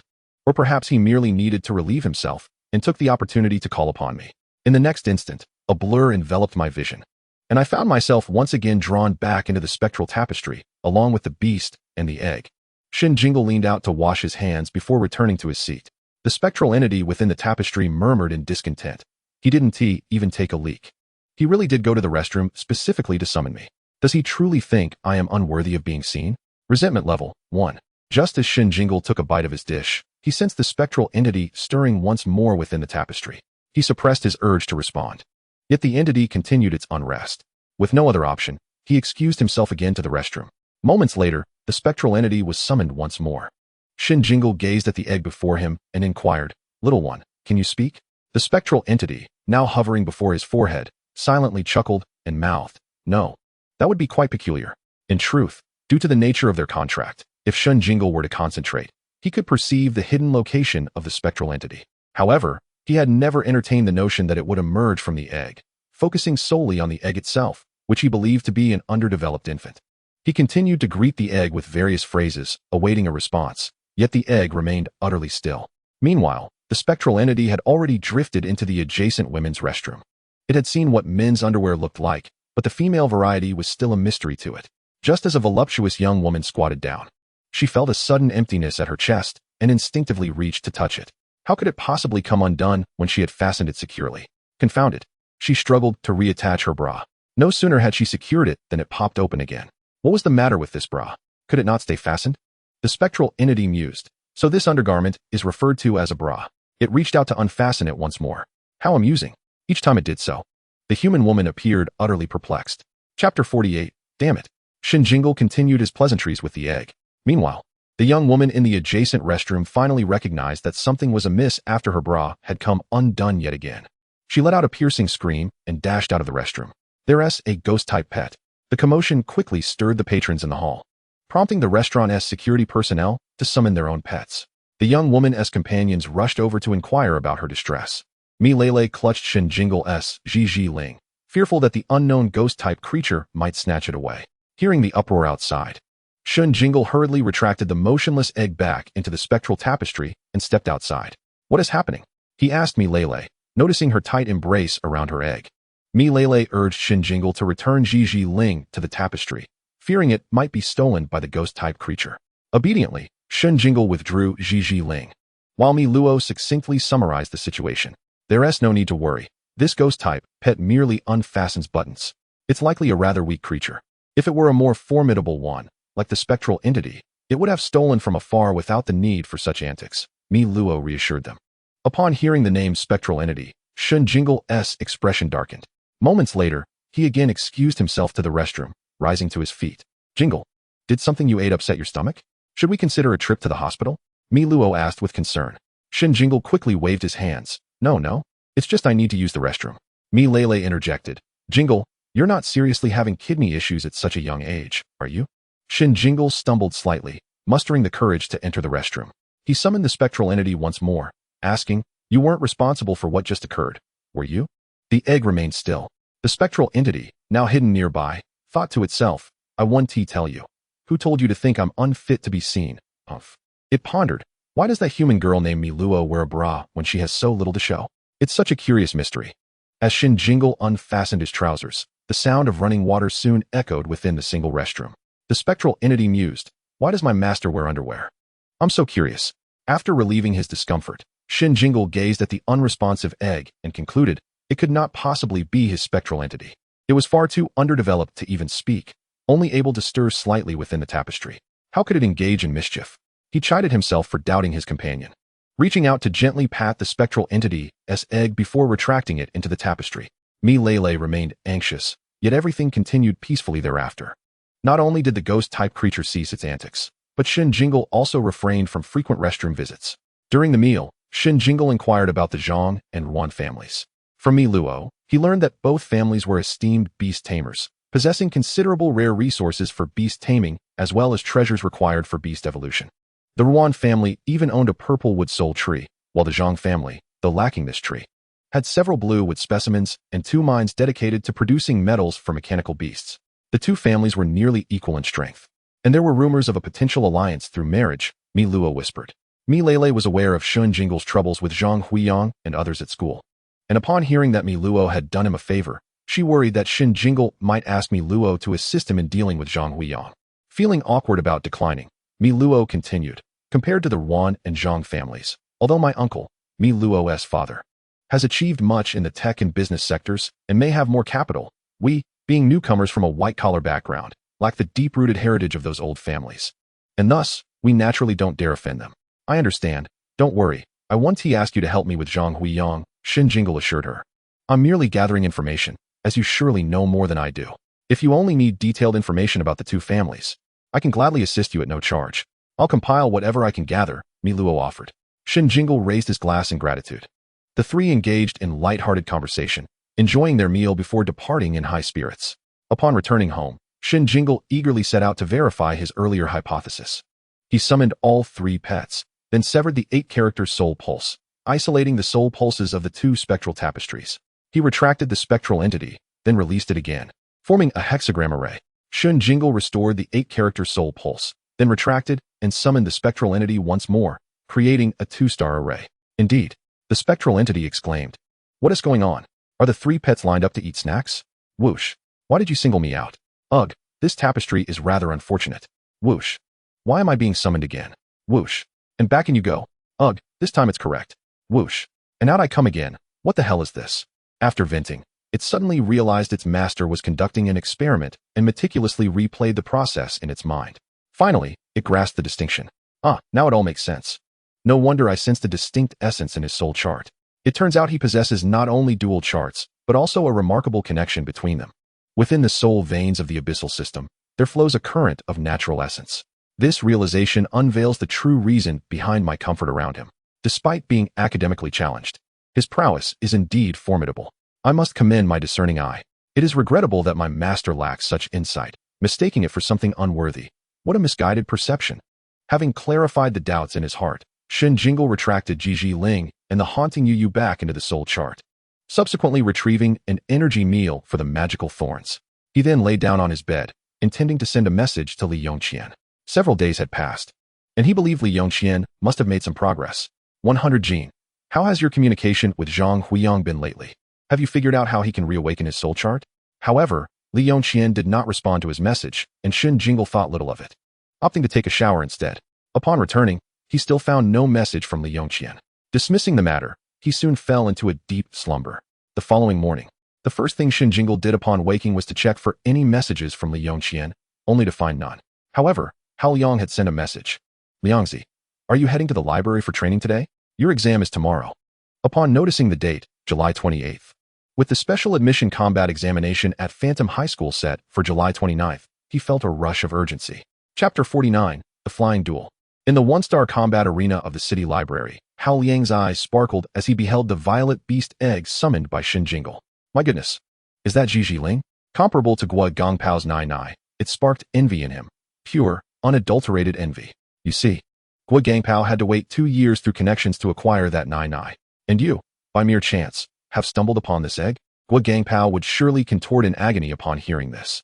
He chuckled, anticipating tomorrow, when he would share this news with him in person. He could hardly wait to witness his expression. As the day of the combat examination approached, Shen Jingle silently took the magical thorns for training, leaving Ji Ling in Hao Liang's company. Ji, are you good friends with your master? Wow, Jingle, it can talk even as an egg. How impressive. Hao Liang turned to see Shen Jingle had already wandered off in the distance, thus summoning his Ka Ling to translate Ji Ling's words for him. For the entire morning, Shen Jingle focused intently on training, refining the magical thorns techniques, while Hao Liang engaged Ji Ling in conversation. Discovering it had an endless array of questions, even unearthing tales of Hao Liang's childhood mishaps. With a sweet voice, Ji Ling chimed, "You are the best friend of my master. I wish to know more about you." The phrase best friend completely won over Hao Liang. During lunch, Shen Jingle noticed Hao Liang was being unusually attentive towards him. "Why am I utterly exhausted after conversing with Ji Ling, yet you seem invigorated and even more obsequious? What has Ji Ling done to you?" At that moment, Ji Ling's voice echoed in his mind. "Ji, master, see how well I have endeared myself to your friend. Ji, master, you must praise me." Shen Jingle transmitted with his thoughts. "You are exceptional, splendid, the very best." In the afternoon, Shen Jingle continued practicing the rotating hurricane with the magical thorns, while Hao Liang's curiosity about Ji Ling was satiated. And he took Ka Ling aside to focus on training the Thunderbolt Bomb. Hao Liang eagerly anticipated that before school commenced, he would teach Ka Ling to launch the Thunderbolt Bomb, after which he would challenge Shen Jingle to a duel. The next day, at the break of dawn, Shen Jingle swiftly rose from bed, quickly resolved breakfast with the magical thorns, and stepped outside. Today, he opted for a flying service. Lon City had no restrictions against flying, and thus many beast tamers who contracted flying beasts would let their companions carry passengers for a fee. However, prior reservations were necessary, otherwise, waiting for a flying beast to land nearby could prove time-consuming. Suddenly, Shen Jingle perceived an opportunity to create a flying platform responsible for timely dispatch of orders. Reflecting on numerous existing platforms from his past life, he discovered for the first time the advantage of being a time traveler. After a brief wait at the entrance, a dove-like bird landed gracefully before him, its grayish-white feathers and substantial size striking him. It was his first encounter with this breed, resembling a larger version of a pigeon. Its owner stood on its back, verified the information with Shen Jingle, and helped him aboard. A solitary flight from the eastern part of the city to the western part would cost 250 coins. Shen Jingle found this price somewhat unfriendly and haggled with the dove's tamer, managing to reduce it by 2 coins. The tamer appeared perplexed. "You are headed to Phantom High School for the preparatory exam, right?" The sturdy man, piloting the dove steadily through the air, turned to inquire. Shen Jingle, nestled comfortably among the thick feathers, nodded slightly. "My younger brother also has a flight booked to Phantom High today, coming from the south of the city. Do both of you have contracted flying beasts?" "Yes, my brother S is also a dove. Though its combat abilities are lacking, its size and plush feathers provide an exceptionally comfortable flying experience, making it ideal for passengers." "Is the business thriving then?" "Indeed. Thanks to it, I managed to secure a mortgage for a house in the Northern District and married a wife. In Lon City, housing prices are highest in the Southern District, followed by the Western District, with the Northern third and the Eastern District being the most affordable." "Quite impressive," Shen Jingle remarked, pulling out his phone. "Let me save your contact information for future reference." "Sure thing," the man readily agreed, interpreting Shen Jingle's actions as a sign that he would call him for the next flying service. However, Shen Jingle was contemplating how to promote his platform through this driver once it was developed. Before long, they arrived at their destination. The dove landed smoothly at the entrance of Phantom High School. Shen Jingle retrieved his identity card and walked towards the entrance. On the school playground, 8 or 9 children were already gathered, awaiting their turn. "Have you heard? There's a prodigy signing up for the preparatory class this time. He's in 7th grade. 7th grade? No way. Who told you that?" "My cousin is in the high school team. He heard it from his teammates. Apparently, he was introduced to the school by one of them. He's a genius. No matter how gifted, there's still a year's difference between us. I doubt his beast is already at 1 star. That is not impossible. My cousin at Longyuan High School had a classmate who naturally awakened in the first semester of 7th grade and soon rose to 1 star. By the time he entered the 2nd grade, he had already nurtured a 1-star beast. Then why didn't this genius go to Longyuan High School? Why come to us at Phantom? I still think the news is unreliable. Come on, if he does show up at Phantom, we just need to defeat him and send him packing. Otherwise, where do we, the 2nd graders, save face?" A group of 3 or 5 engaged in animated discussion, while a few others remained quietly standing aside, saying nothing. As Shen Jingle entered, he observed this scene but chose to remain silent, waiting patiently. Meanwhile, in the principal's office, several teachers were embroiled in a heated debate. Teacher Lin, it is imperative that you understand. The individuals who have been specially recruited into the preparatory class are all destined for the school team, and members of the team do not require such pampering. Teacher Gua, our primary objective is to recruit individuals with innate talent. If their performance is adversely affected by their mindset during battles, resulting in the loss of gifted children, it would be a profound loss for us. If one crumbles under the realization that others surpass them, can that truly be considered talent? Is that even a semblance of excellence? To achieve the rank of a 2-star Beast Master in the first year of middle school is no small feat. Any child witnessing his 2-star formation would likely feel disheartened. I maintain my stance that they should summon their beasts in advance, rather than during combat. We are selecting gifted children, and once their mindset is established, we can gradually nurture their abilities. The principal tapped his desk, asserting, "All right, Guidelin and Xia, cease your disputes. Let us proceed as per Lin Xia's suggestion." Chapter 50, 7 Arenas. Meanwhile, on the playground, 14 figures swiftly gathered. These were the students specially recruited for the preparatory class at Phantom High School. According to the quotas of previous years, we were to enroll 7 individuals, with a mere 50 chance. This year, however, we find ourselves rather unfortunate. Last year, only 11 students enrolled. What a pity. I recall a year when 18 students applied. All the students donned their respective school uniforms, Shen Jingle observed discreetly, noting that among them, 9 wore the Phantom Junior High uniform, while 2 boys and 2 girls were clad in uniforms from other schools. They were all solitary figures, unfamiliar with one another, leading to a silence where everyone strained to hear the conversations of the Phantom Junior High students. As Shen Jingle glanced at the time, noting that there was still half an hour until 9 o'clock, he found himself idly counting ants. Suddenly, 2 ants before him were crushed underfoot, and he looked up to see a boy from Phantom High. "Hey there, classmate. Which school do you hail from? I haven't seen your school's uniform before." The boy did not wait for Shen Jingle to respond and began examining the badge on his chest. "Lawn City 11th Middle School. I haven't heard much about it. Is it notable?" He turned to his companion.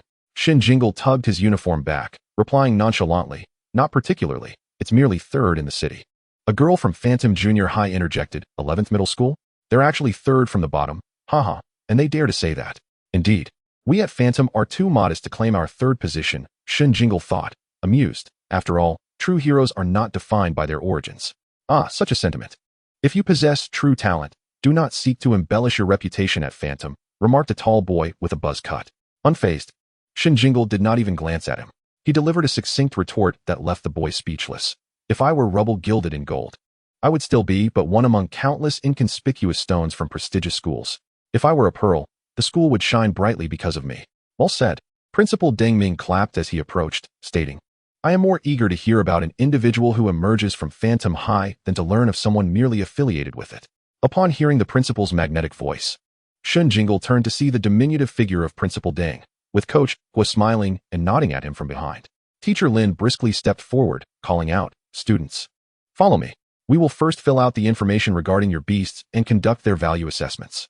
The group immediately fell into a tense state, following Teacher Lin toward an academic building. "Hello, I'm Li Bu from the 3rd Middle School," a slender boy of average height greeted Shen Jingle. "I'm Hua Xiaomei from Lawn City Girls' School," a lively round-faced girl chimed in, squeezing beside him. Shen Jingle smiled and nodded but offered no reply. Before long, the group entered an office with Teacher Lin. She had arranged for 3 assistant teachers to oversee the distribution of information forms. "I will be in the adjacent office. Once you have completed your information sheets, please hand them to the assistant teachers and then wait at the door of the next office for your names to be called, one at a time." In a short while, the 14 students had lined up at the door of the adjacent office. "First up, Yi Chuan," Teacher Lin announced. The tall boy who had spoken earlier entered, and 5 minutes later, he emerged with a hint of confusion on his face. "Why can't we retract our beasts once summoned today?" Typically, during battles, summoning on-site is standard to prevent beast masters from using others' beasts to impersonate their own. However, in a school setting, there shouldn't be any issues, just feels a bit redundant. Before long, Shen Jingle's name was called. Teacher Lin merely verified his information and instructed him to summon his magical thorn, allowing an assistant teacher to take it for value assessment while asking Shen Jingle to wait outside. Once all were finished, the group was led to the school's beast training ground. The principal, Coach Gua, and 3 other teachers were already waiting at the judge's stand. Without any introductory remarks, an assistant teacher instructed them to draw lots, pairing those with matching numbers together. Shen Jingle drew number 5, and as the draw concluded, Teacher Lin arrived with their beasts in tow. Yichuan remarked, "Indeed, it feels redundant. Wouldn't it be more enjoyable to summon directly? I hope that after joining the school team, I won't be led by that convoluted thinking female teacher. Students, there are 14 of you, paired into groups of 2. I trust you have all received your numbers. Those with matching numbers will be in the same group. There are a total of 7 arenas set up. Please proceed to Teacher Lin to claim your beasts, then find your corresponding arena," the principal announced as he stood up. Gazing at the considerable distance of over 100 meters, Shen Jingle suppressed the urge to summon his magical thorn immediately and obediently walked toward Teacher Lin. Among the 14 beasts, Shen Jingle noted that he could scarcely name most of them, indicating their rarity and value, as they were seldom seen. He recognized that Yichuan's beast was a fire-type flame armored dragon, and Li Bu's was a flame sparrow. The beast belonging to Hua Xiaomei, who had greeted him earlier, resembled a rose, though he did not know its name. Once all 14 had claimed their beasts, they lined up before Teacher Lin. Next, I will quickly provide you with an overview of the beasts on the field. Please listen carefully and try to memorize the information. Step forward when your name is called. Teacher Lin instructed, holding a stack of materials. Given that the participants were all middle school students with little combat experience, a chaotic free-for-all would be inevitable. This could also be viewed as additional care for these fledgling talents. Yichuan, Phantom Junior High, Fire-type Flame Armored Dragon. Lin Shuyu, Phantom Junior High, Fairy-type Illusion Spirit. Zhang Tsong, Phantom Junior High, Demon-type Nether Gray. Shen Jingle was somewhat surprised and looked up to see a previously quiet boy who bore an unnaturally pale countenance. This marked Shen Jingle's first encounter with the Abyss-type Beastmaster. Meng Changxi, Phantom Junior High, Water and Ice Dual-type Green Spotted Python. Fu Xiaoxiao, Phantom Junior High, Electric-type Thundermouse. Chen Yelon, Phantom Junior High, Psychic-type Wonder Umbrella. Kai Chen, Phantom Junior High, Psychic-type Marvelous Spirit. Huang Yuan, Phantom Junior High, Fighting and Fire Dual-type Toad Lion. Luo Hao, Phantom Junior High, Wind and Fire Dual-type Wind Crane. Li Bu, 3rd Middle School, Fire-type Flame Sparrow. Zhu Tongtong, from the 7th Middle School, possesses a dual attribute companion beast, a spicy seed of both wood and fire elements. Shen Jingle, hailing from the 11th Middle School, commands a dual attribute companion beast of wood and wind, the Magical Thorns. Hua Xiaomei, from the Launching Girls Middle School, wields a fiery rose, also a dual attribute beast of wood and fire. Wang Fei, from the Launching Boys Middle School, has a short-tailed blue alligator, a water and earth-type creature. Chapter 51, The First Match. Indeed, the gathering of geniuses is evident. Not a single companion beast among them is substandard. Hua Xiaomei murmured beside Shen Jingle. Noticing Shen Jingle's gaze upon her, she continued, "Even the least talented flame sparrow has a growth ceiling at the bronze level. Do these individuals still wish to live?" The flame sparrow belongs to Li Bu, a student from the 3rd Middle School. Once Teacher Lin concluded his speech, the 14 individuals, accompanied by their companion beasts, made their way toward the arena. The Magical Thorns, however, moved sluggishly, clinging to Shen Jingle's leg. Similarly, Hua Xiaomei's Fiery Rose and Zhu Tongtong's Spicy Seed exhibited the same behavior. When Li Bu drew the number 3, his face turned pale upon seeing Yichuan standing at the 3rd arena. He had not anticipated that his first match would be against Yichuan's Flame Armored Dragon. Although the Flame Armored Dragon is a 1-star beast, dragons are notoriously high in energy and possess formidable defenses. Li Bu feared he might be defeated in an instant. Yichuan, upon noticing Li Bu beside him, scoffed derisively. At the 5th arena, Shen Jingle's opponent was Huang Yuan from Phantom Middle School, whose companion beast was a dual attribute creature combining fighting and fire elements. Huang Yuan, filled with confidence upon seeing Shen Jingle, believed that his fighting-type beast, known for its explosive power, would easily crush Shen Jingle's green vine into vegetable paste. In the first match, pairs would battle, with the victors becoming the defenders, while the 7 who lost could choose to challenge any of the winners on the stage. After 3 hours, those still standing would be declared the ultimate victors, announced Coach Guo with his booming voice. Each arena was equipped with energy restoration potions for the participants to use, and a medical team was available in the resting area to treat any injured beasts free of charge. Now, please take your positions on the battle stage. Prepare. 1, 2, 3, begin. In an instant, chaos erupted on the stage, with bewildering commands flying about. Coach Guo's expression darkened as he heard Li Bu's lengthy 15-word command. By the time he finished, his beast would have already been knocked out. Huang Yuan's toad lion entered the fray, enveloping its fists in flames, ready to strike. In response, the magical thorns extended 5 tendrils, swirling and slashing. Huang Yuan thought, "Is this an attempt to keep me at bay?" How could mere physical strikes hinder a fighting-type creature renowned for its strength? He fixated on the tendrils of the magical thorns, searching for an opening. Advance and strike. Huang Yuan commanded as he spotted a gap, directing Toad Lion to close in. Toad Lion charged forward, delivering a powerful punch. Lift off. Shen Jingle instructed. Huang Yuan gaped in astonishment as the magical thorns soared into the air. What on earth? A plant can actually fly. Huang Yuan wiped his brow, his expression turning serious. Toad Lion, gazing up at the airborne magical thorns, was momentarily dumbfounded, but soon he heard his trainer's command, jump. Toad Lion retreated a few steps, gathering momentum before sprinting towards the magical thorns, leaping into the air while swinging its fist. The fiery fist whipped through the air, creating a momentary distortion in the atmosphere. Yet, it fell short of its target. Strike it, Shen Jingle urged. The magical thorns swiftly extended a tendril, curling it into a ball, and sent it flying towards the descending Toad Lion. Guard your chest. Burn it. Huang Yuan exclaimed urgently. Why does this magical thorn's fighting style resemble that of a fighting type? Toad Lion crossed its fists defensively before receiving the blow. A resounding crash echoed as Toad Lion's fists momentarily went numb. In that instant of impact, it channeled fire energy, directing flames towards the magical thorns. The ball at the end of the magical thorns ignited instantaneously. Without needing further instruction from Shen Jingle, the magical thorns, dragging the fireball along, launched it forcefully at Toad Lion once more. At a critical moment, it severed the fireball, which, the size of Toad Lion's head, struck its chest with a resounding bang. Toad Lion fell to the ground, unable to react in time. The magical thorns swiftly regenerated their tendrils, curling them into a ball once more, and swung it towards Toad Lion's head. With a resounding thud, the blow landed squarely on its forehead, causing Toad Lion to lose consciousness. Huang Yuan's face was a mask of disbelief. His fighting-type beast had been physically defeated by a wood-type creature. Who would believe such a tale? Reluctantly, he led Toad Lion off the stage. Meanwhile, Shen Jingle, observing the effortless victory, gained insight. Although the students' companion beasts were all exceptional varieties, their recent ascension to one-star status left them with relatively immature battle awareness and skills. He approached the arena's side with the magical thorns for energy replenishment. Before long, Coach Guo blew the final whistle. The first match concluded with 7 pairs having battled. In the first group, Lin Shiyu's illusory spirit triumphed over Meng Changshi's green spotted python. In the second group, Fu Xiaoxiao's thunder mouse defeated Luo Hao's wind crane. The third group saw Yichuan's flame armor dragon prevail against Li Bu's flame sparrow. In the fourth group, Kai Yichen's Miao Lingzi overcame Zhu Tongtong's spicy seed. The fifth group witnessed Shen Jingle's magical thorns triumph over Huang Yuan's Toad Lion. Yichuan, who had previously worn a slight smirk, now cast a perplexed glance towards the fifth arena. Huang Yuan had actually lost. In the sixth group, Zhang Tsung's Grim Gray faced off against Hua Xiaomei's Fiery Rose, with Grim Gray emerging victorious. In the seventh group, Chen Yelon's Chili Umbrella defeated Wang Fei's Short-Tailed Blue Alligator. Of the 7 victors, only Shen Jingle was not from Phantom Middle School, showcasing the school's formidable prowess. Now, you have 10 minutes to rest.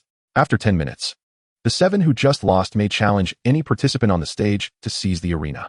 Huang Yuan, visibly distressed, lamented, "What happened? You couldn't even defeat someone from the 11th middle school?" The students from Phantom Middle School gathered, and Meng Changxi, another combatant who had lost, declared, "I'll step in and teach him a lesson." Her companion beast, a green-spotted python, was a dual water and ice type, known for its innate toxicity.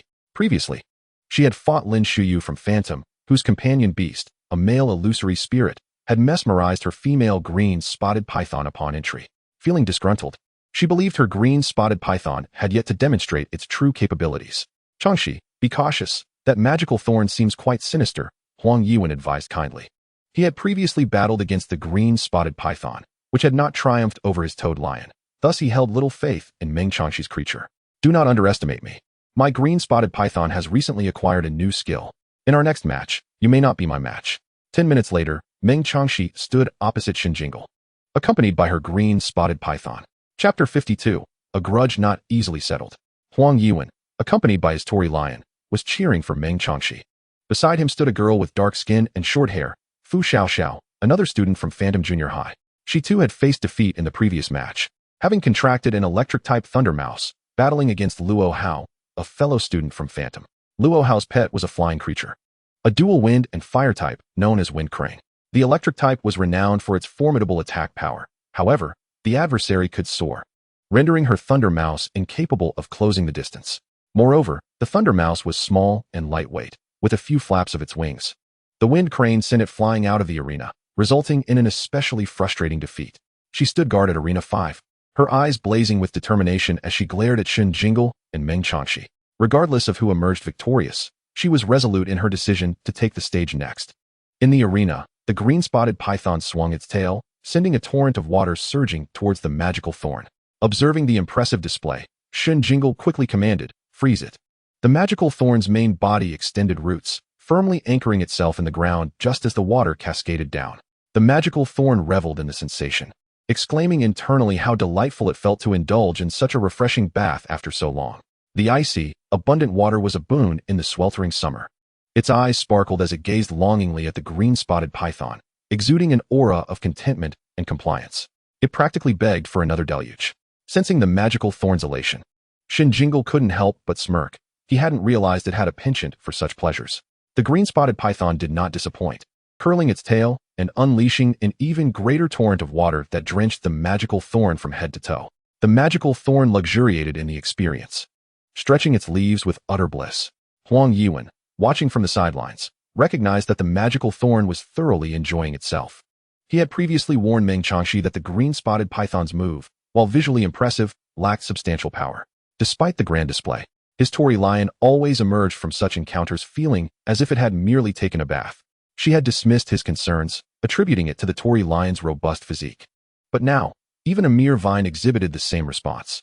As the magical thorn continued to treat the battle like a spa day, Shen Jingle gently interjected, "Pollen heal." The moment Meng Changxi, who had begun to doubt herself, heard Shen Jingle's command, her eyes lit up. The magical thorn was injured. The green-spotted python's attack had been effective. Now was the time. "Advance and freeze it," she ordered. Her green-spotted python had recently awakened an ice-type skill, localized freezing. If it could immobilize the magical thorn's core, victory would be hers. However, before her smile could fully form, she witnessed her green-spotted python, amidst a shower of glimmering pollen, rolling on the ground, bloodied and in agony. For a toxic creature, pollen heal was a deadly assault. While such superficial injuries were painful, they did not incapacitate the creature entirely. Yet, this was the first time Meng Changxi had witnessed her pet in such a state, and in her shock, she rushed onto the field to tend to her green-spotted python. Thus, the magical thorn emerged as the victor. The magical thorn pondered, "Is that it? Aren't we supposed to be fighting? I've only taken 2 baths." Huang Yuan remarked from the sidelines, "This feels even more anticlimactic than my own matches. At least I managed a few exchanges." Just then, he saw Fu Xiaoxiao stepping onto the stage with her Thunder Mouse. "Xiaoxiao, you can do it." Fu Xiaoxiao's Thunder Mouse was an electric type, boasting an attack power second only to the Flame Armored Dragon among their group, a classic example of small stature yet immense strength. However, recalling her previous encounter with the flying wind crane, which had kept her at bay, Huang Yuan suddenly remembered that the magical thorn could also fly. "Xiaoxiao, be cautious." As Huang Yuan felt a pang of anxiety, he observed the magical thorn indeed taking flight. With it airborne, landing a hit on the Thunder Mouse would prove challenging. Conversely, the magical thorn would also find it difficult to strike the nimble and swift Thunder Mouse. The latter could simply wait until the magical thorn expended enough energy to maintain flight, seizing the opportunity to attack. Huang Yuan's lost confidence began to rekindle. On the stage, Fu Xiaoxiao shared similar thoughts. Then, they both witnessed the magical thorn's vines moving with increasing speed, forming a small whirlwind. The diminutive figure of the Thunder Mouse was swept off the arena. Both Fu Xiaoxiao and Huang Yuan felt the match concluded rather hastily. After that, no one else dared to challenge Shen Jingle. Subsequently, Fu Xiaoxiao attempted to challenge Lin Shuyu. Lin Shuyu's illusion spirit was male, adept at captivating female creatures with a mere glance, but Fu Xiaoxiao's Thunder Mouse was also male. With a single electric shock, it rendered the illusion spirit unconscious. Defeated, Lin Shuyu refrained from seeking further challenges, acutely aware of her own limitations. While her charm was effective against female creatures, it faltered against males, especially since fairy types were notoriously fragile. She recognized that she was not yet suited for the school team and would have to wait until she reached 2 stars and contracted a female fairy type pet to compete in 2v2 matches, at which point she could truly bring glory to the school. Her presence at today's special recruitment was merely to observe Yichuan. Hua Xiaomei from Launching Girl School challenged Luo Hao at Arena 2. Her pet, the Flame Rose, was a dual wood and fire type. In her previous encounter with Zhang Tsung from Phantom Junior High, the Flame Rose had inexplicably wandered off towards something enticing outside the arena, ignoring Hua Xiaomei's frantic calls, leading to an inexplicable loss. In this match against Luo Hao, his pet was a wind crane, also dual wind and fire type. relying on its ability to fly. The wind crane took to the skies, unleashing flames upon the flame rose from above. However, the flame rose ensnared it with a vine that shot straight upwards, constricting it. And with a thud, the wind crane fell to the ground, unconscious. Were Shen Jingle present, he would undoubtedly applaud Hua Xiaomei. The flame rose's vine extended over 6 meters high, while the magical thorn's longest vine barely reached 5 meters. This was the flame rose's innate talent, known as ascending vine, a singular attack that struck directly upwards. It was indeed peculiar that Luo Hao had such a limited understanding of the flame rose. Otherwise, he would have anticipated this move and not foolishly flown directly above it to become a target. Meanwhile, other arenas witnessed various challenges, as the participants, excluding Lin Shuyu, were all vying for a spot on the school team. No one wished to concede until the very last moment. However, after 3 hours, aside from Fu Xiaoxiao and Hua Xiaomei re-entering the arena, no one else succeeded. Congratulations to the 7 students present. You have successfully advanced to the preparatory class of Phantom High School. The next step will be to determine the top 3 among you, who will receive additional rewards from the school. The principal announced with a sly grin. To motivate you, I shall first reveal the rewards for the top 3. First place will receive 1 million interstellar coins, along with 3 years of advanced training. Second place will receive 800,000 interstellar coins and 2 years of advanced training. Third place will receive 500,000 interstellar coins and 1 year of advanced training. Apart from Shen Jingle, the other 6 individuals remarked, the interstellar currency is but an illusion. It is the advanced breeding that truly entices. Indeed, advanced breeding necessitates the presence of skilled breeders, a privilege not easily acquired through mere wealth. Conversely, Shen Jingle countered, advanced breeding is not but a fade. It is the interstellar currency that holds genuine allure. Regardless, Coach Gua had previously stipulated that as long as he was present at Phantom, the resources required for breeding pet beasts would be provided by the school. Next, the 7 of you shall draw lots. The individual who draws number 0 shall sit out, while the remaining 6 will pair off, with the 3 victors joining the one who sat out in the semifinals. Coach Gua beckoned to the 7 and led them to Arena 1. The 7 who have lost. Follow me, Lin Laosher instructed. Among you, 1 may be revived. This year, there are 8 special recruitment spots in the preparatory class. The previously despondent 7 were instantly reinvigorated. Following Lin Laosher to Arena 7, no one pondered why there was an additional spot this year. Each grade school team typically comprises 12 members, with 7 selected during the special recruitment of the preparatory class. The remaining 5 spots are determined upon entry into the first year of high school, where original members may also face elimination. Hao Yang had once entered the school team by defeating an existing member. Meanwhile, the 7 swiftly drew their lots. Shen Jingle revealed a 0. Huaxiaomei, seeing Zhang Tsong, who also held number 1, wore a bewildered expression. Was this what they called a fateful bond? She was facing Zhang Tsong once more. Students who drew number 1, please step forward. Huaxiaomei, feeling despondent, led her flame rose onto the stage. Zhang Tsong, having just faced a previous opponent, remained vigilant, not allowing his recent victory to lull him into complacency. His awakened demon-type beast, the first he contracted, aligned perfectly with his attributes. Such beasts are rarely affordable. Often, those in the abyss lineage of beast tamers must settle for beasts of a more common type. As a direct descendant of the Zhang family, endowed with exceptional talent, the family's resources were naturally directed towards him, enabling him to successfully contract his Shadow Gray. Currently, Shadow Gray had awakened only one skill, the ability to evoke desire. It could draw forth the desires of the opponent's pet beast and project those desires into the arena. When the opponent was ensnared by their own desires, they would forget the battle and walk straight out of the arena. This was not an illusion crafted to deceive the eyes, but rather a mental manipulation inducing hallucinations, manifesting the desires as spectral illusions. The drawback of this skill, however, was that after being used once, the opponent would develop a degree of resistance. Naturally, who would remain unguarded after being deceived once. Yet, Zhang Tsong soon discovered that the flame rose was indeed unaffected. It strode resolutely towards the outside of the arena without hesitation. My Shadow Gray only knows this move, and her flame rose only succumbs to it. Was this truly what they termed a fateful bond? Thus, Zhang Tsong and Huaxiaomei, one bewildered by victory and the other numbed by defeat, approached Coach Guo with expressions akin to zombies. Coach Guo inquired, students who drew number 2, please step forward. This time, it was Yi Chuan against Fu Xiaoxiao. Upon realizing she was to face Yi Chuan, Fu Xiaoxiao knew defeat was inevitable. After all, Yi Chuan was the prodigy of their cohort, the first to awaken naturally and the earliest 1-star beast tamer. He had captivated countless girls and strong women alike. Fu Xiaoxiao was among those enchanted. The flying thunder mouse could execute an electric shock, striking opponents within a half-meter radius.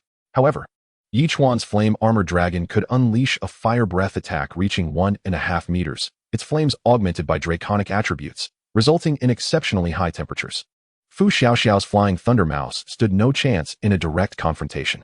Indeed, within less than a minute, the flying thunder mouse was reduced to a roasted rodent, perfectly charred on the outside, yet tender within. Students who drew number 3, please step forward. The ice-faced Qin Yalan and the dimple-eye Kai Qin advanced together. Yichuan discreetly approached Shen Jingle. Consider yourself fortunate. Your luck may not hold out much longer. Shen Jingle, not bothering to look up, primarily due to a lack of habit, leisurely replied, luck is merely a facet of strength. I hope your abilities are as formidable as your words. Yichuan scoffed.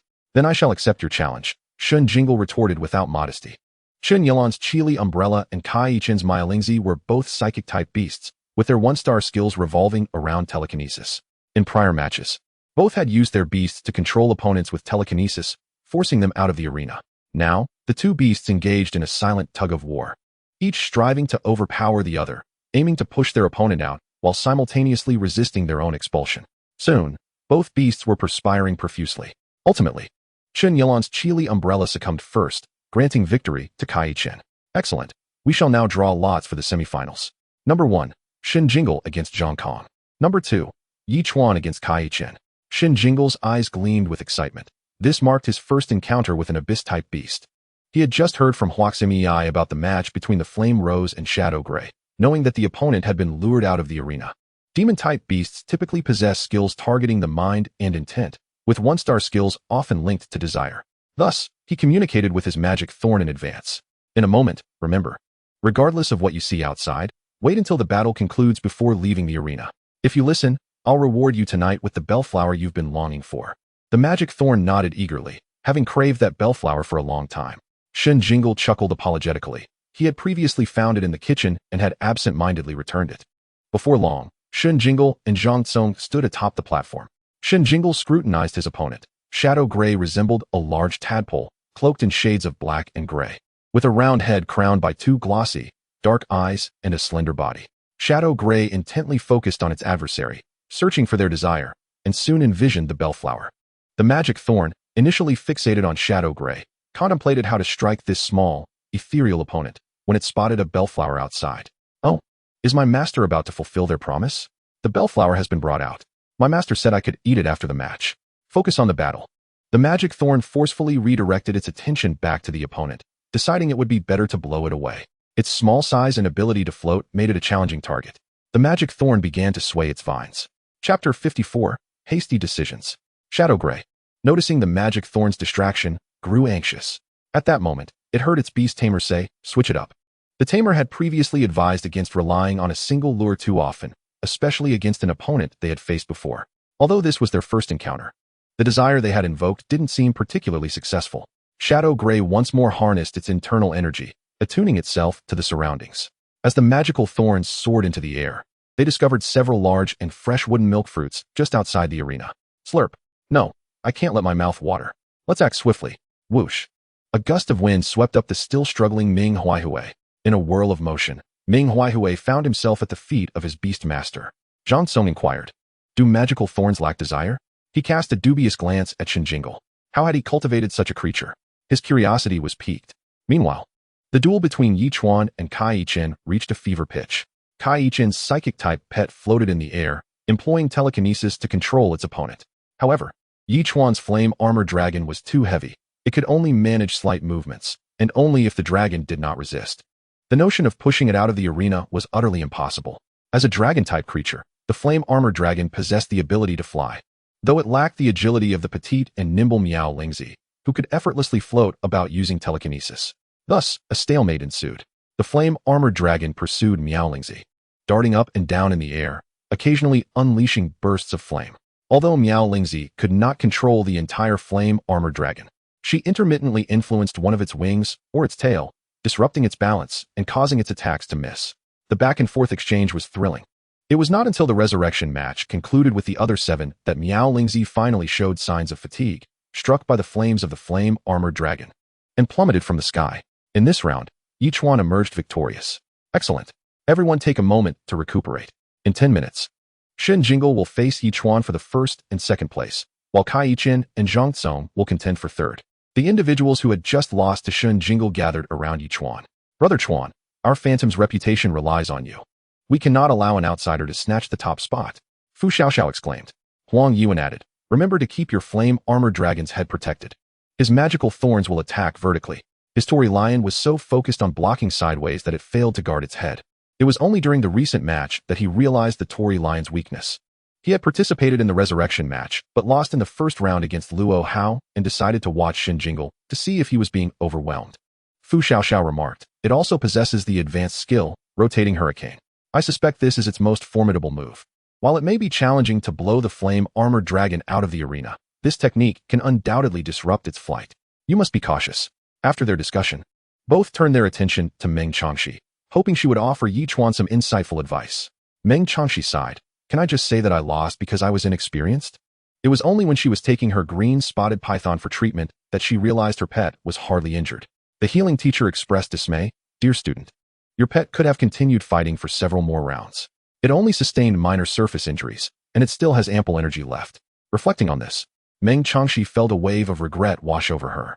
Upon hearing this, the others fell silent and turned their gazes toward Zhang Tsong, who asked, do you want my experience pack too? The group pondered and shook their heads in unison. What use is experience from a demon type? They thought, before collectively shifting their focus back to Yichuan. Brother Chuan, rise to the occasion. We believe in you. Yichuan, initially on high alert, began to relax after listening to his companion's matches. It was no wonder the outsider had won. His own team members were simply too inept. He could not help but start lecturing them. Huang Yuan, couldn't your Torii lion just stay on the ground? You're a fighting and fire type. Wait below for it to tire out or seize the chance to pull it down when it attacks. Wouldn't that work better than bouncing around like an ape? Huang Yuan nodded in realization. You're right. Why didn't I think of that? Fu Xiaoxiao, did you forget that your thunder mouse can dig? You could hide in a hole, and when it gets close, zap it with a lightning strike. Wouldn't that be splendid? Fu Xiaoxiao replied, I'm sorry. Ever since I contracted with the thunder mouse, I've been cuddling it to sleep and forbidding it from digging, so it became a habit. After all, it gets dirty after digging, and it dislikes baths. Meng Changxi, never mind. I can't even bother scolding someone who's so inexperienced. Just keep your snake in check. Meng Changxi retorted, you're scolding me? How dare you? Yichuan, growing impatient, turned to Zhang Tsong and asked, Zhang Tsong, how did you end up losing? Zhang Tsong shrugged, I wish I knew.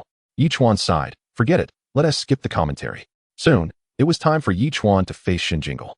He had already devised a strategy. The magical thorns would employ rotating hurricane, a technique that could disrupt the flame-armored dragon's flight.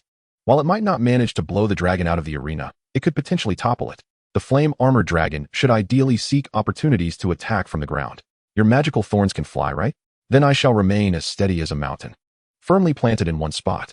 You can fly, and I will wait for your energy to deplete. If you extend your vines to strike me, I will burn each one that approaches. After all, the flame-armored dragon has ample energy to spare.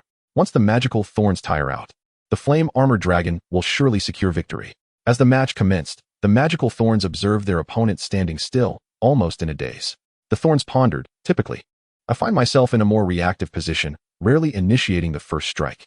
The opponent's stance appears too perfect. It feels almost improper not to attack. With this thought, it extended a vine forward.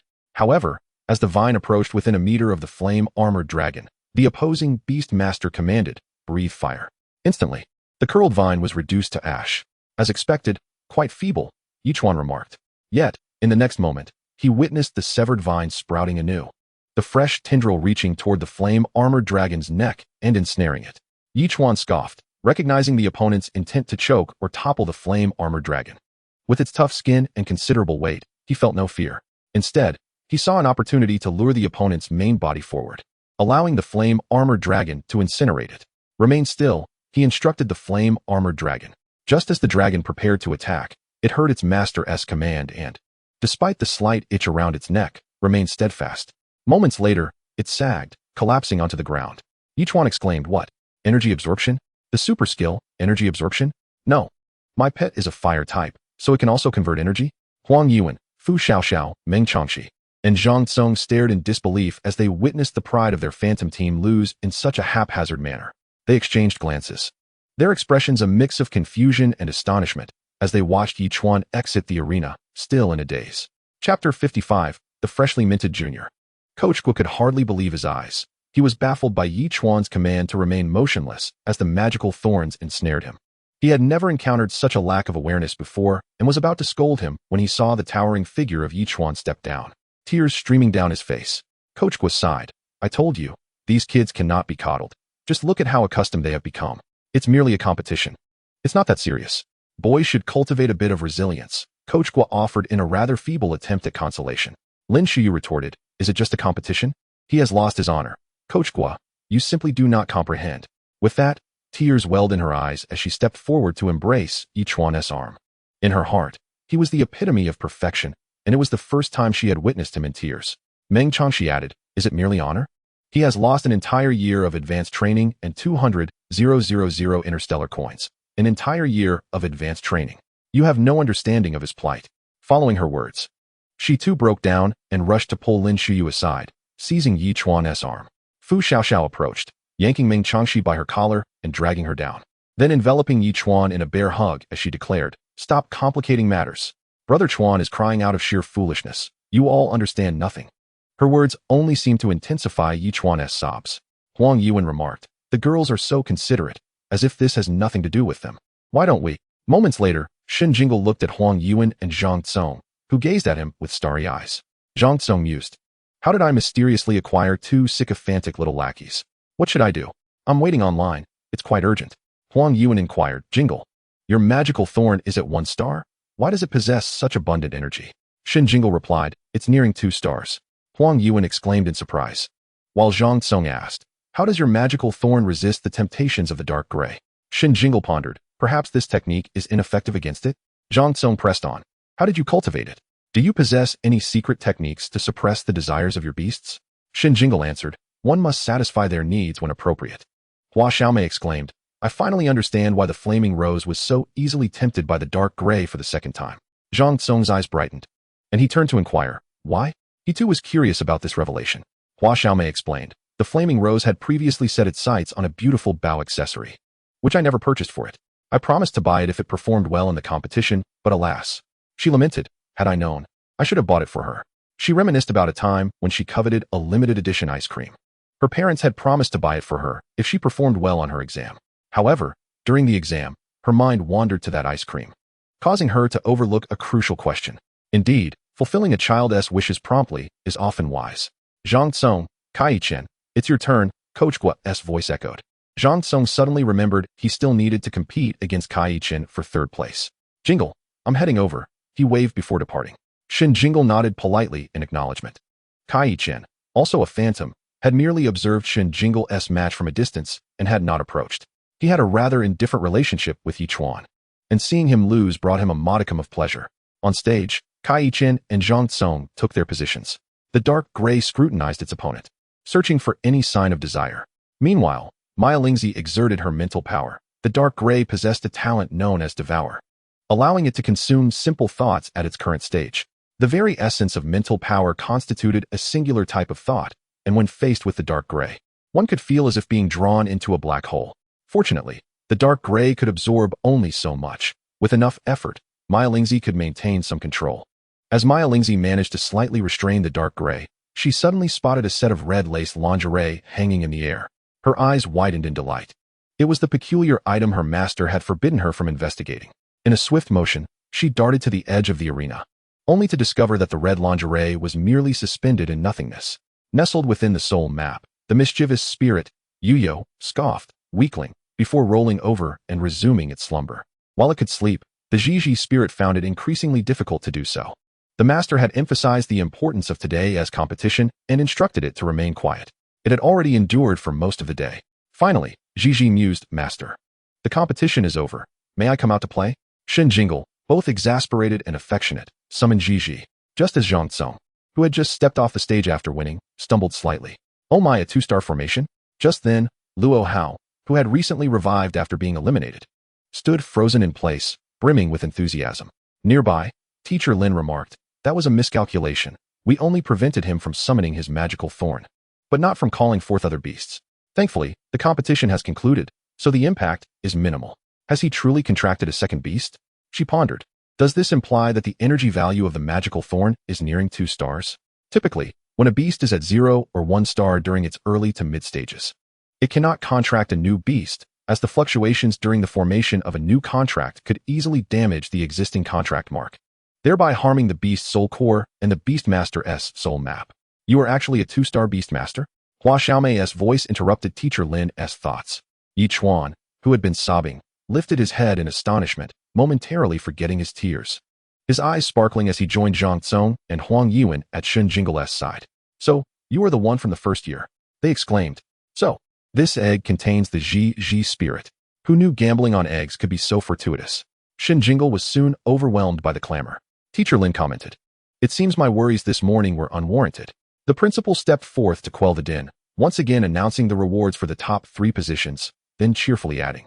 The remaining 5 students who successfully advanced will also receive 300,000 interstellar coins and 6 months of advanced training.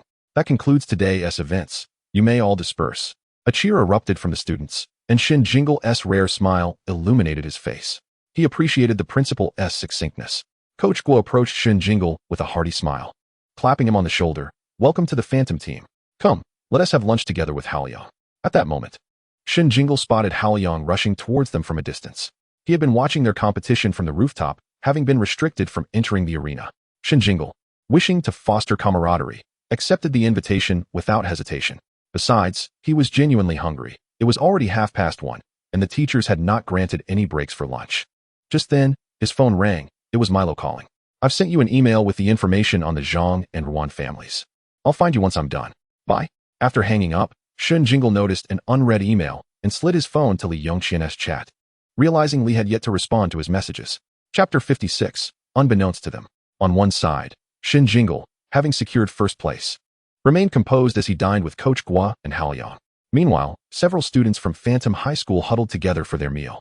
Huang Yuan, fixated on becoming Shen Jingle's subordinate, seized the opportunity to post on the Phantom High School forum while waiting for their food. This year's special recruitment has unearthed a dark horse, a first-year 2-star Beastmaster, with evidence to prove it. He selected several imposing photos of the magical thorn and subtly uploaded a picture where Shen Jingle's profile was visible alongside his own prominent visage. On the other side, Kai Yi-chen, who had missed the top 3, strolled alongside Luo Hao while simultaneously posting on his phone. Special recruitment winner stolen by an outside school. Phantom's pride weeps inconsolably. High-definition images available. No thanks required. Yi Chuan wept inconsolably, his face a mosaic of tears, with one photograph capturing a bubble emanating from his nose. When Shen Jingle returned home, it was already past 5 in the afternoon. Instead of opting for a flight, he chose to travel by bus, enduring a journey that stretched a full 3 hours, resisting the overwhelming urge to collapse into slumber. Shen Jingle opened the laptop he had just purchased for 20,000 interstellar coins at the mall, a model that the original owner had long coveted but never acquired. He logged into his email and opened a message sent by Milo. The current head of the Zhang family was named Zhang Xiqian, an S-class Beastmaster with 3 sons, 5 grandsons, and 3 granddaughters. Upon seeing the name Zhang Tsong among the grandsons, Shen Jingle raised an eyebrow. Zhang Huiyang's grandfather was a cousin of Zhang Xiqian, which made their familial ties relatively close, but due to Zhang Huiyang's father being of subpar aptitude, a mere 2-star Beastmaster even at over 50, Zhang Huiyang himself was insignificant among the younger generation.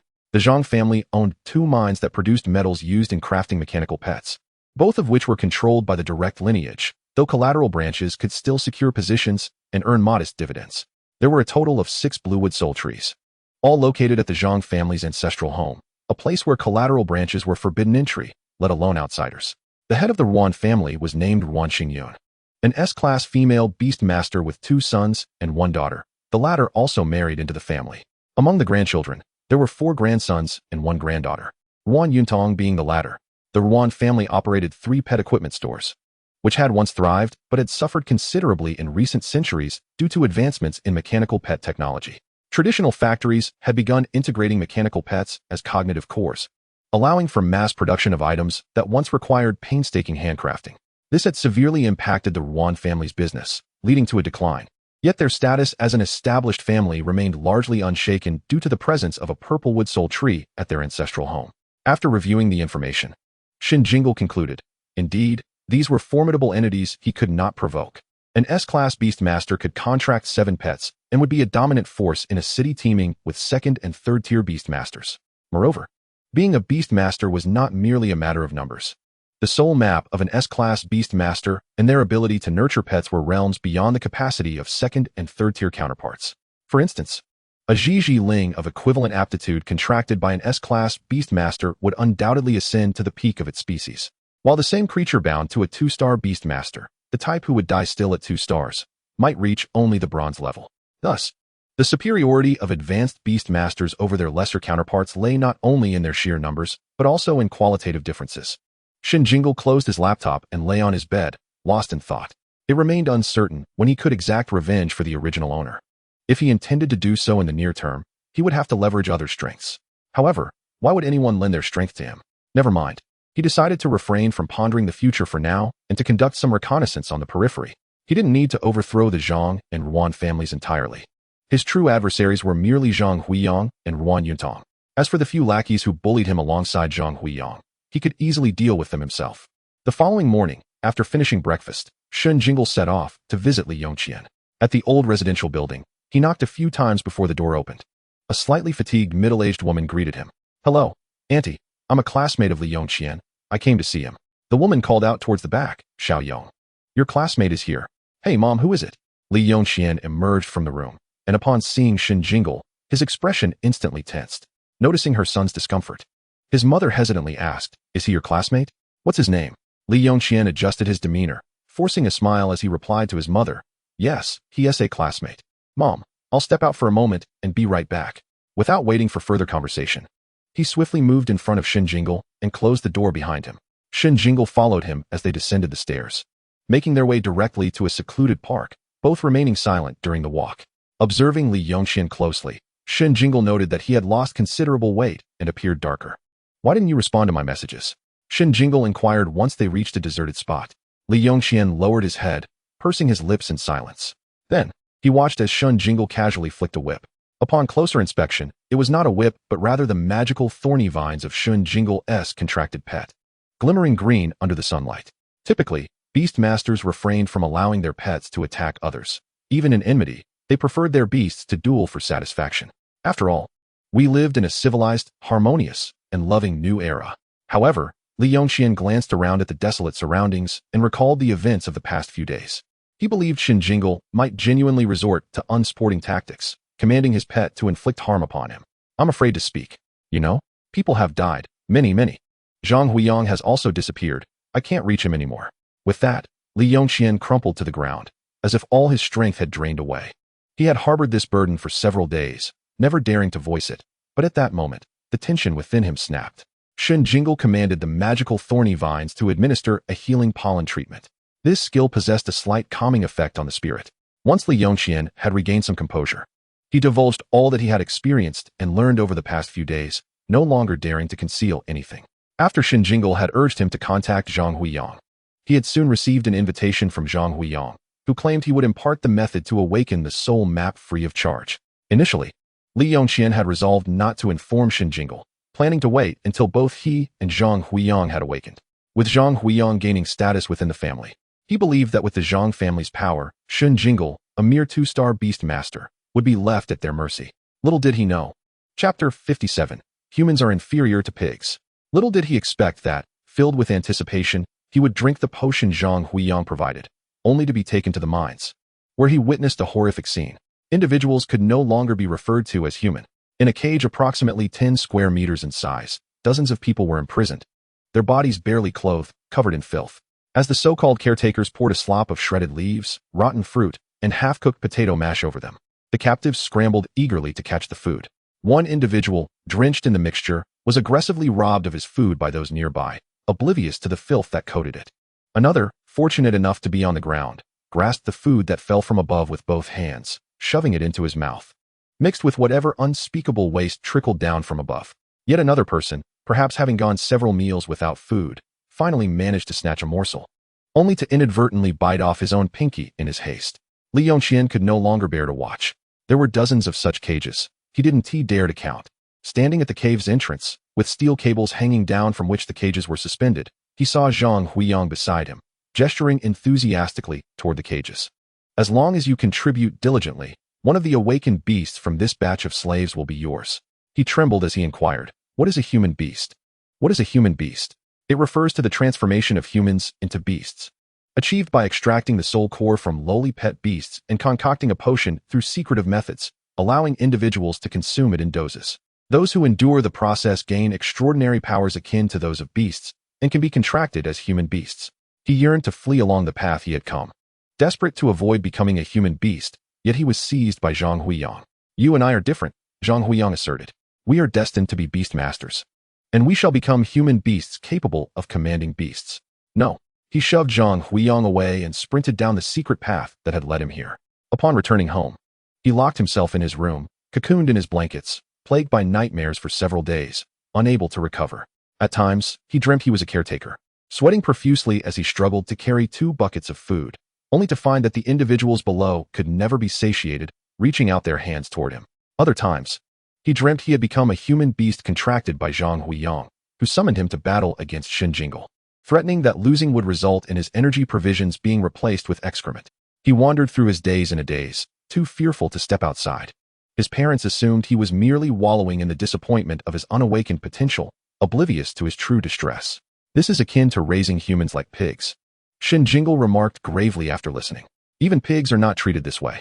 In my past life, I visited a pig farm where each pig had its own space, receiving daily baths and cleaning.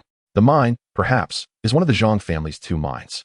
After a moment's contemplation, Shen Jingle asked, "What contribution did Zhang Huiyang require of you?" Li Yongqian replied, "He wanted me to work there as a caretaker for a month, but I cannot do such a thing. The most outrageous act I have ever committed in my life was my treatment of you. You need not mention it." Shen Jingle shot him a glare. All right, I apologize. I shall never bring it up again," Li Yongqian hastily offered. And then, Shen Jingle pressed. Li Yongqian continued, "After I returned, I lived in fear that Zhang Huiyang would come for me, yet he did not. Only then did I attempt to contact him. But I found myself unable to reach him. You've been back for so long. Did you not consider reporting this?" Shen Jingle inquired. "I dared not. I was afraid. I remember Zhang Huiyang mentioning that the Zhang family has connections," Li Yongqian confessed. Understood. Li Yongqian was not foolish. The Zhang family must possess formidable backing to engage in such actions, otherwise, they would not have the audacity. Perhaps it was these very connections that compelled their behavior. Shen Jingle recalled his previous attempt to report the situation regarding Villa Number 9, which ultimately led to nothing. After realizing that he could not extract further information from Li Yongqian, Shen Jingle prepared to depart.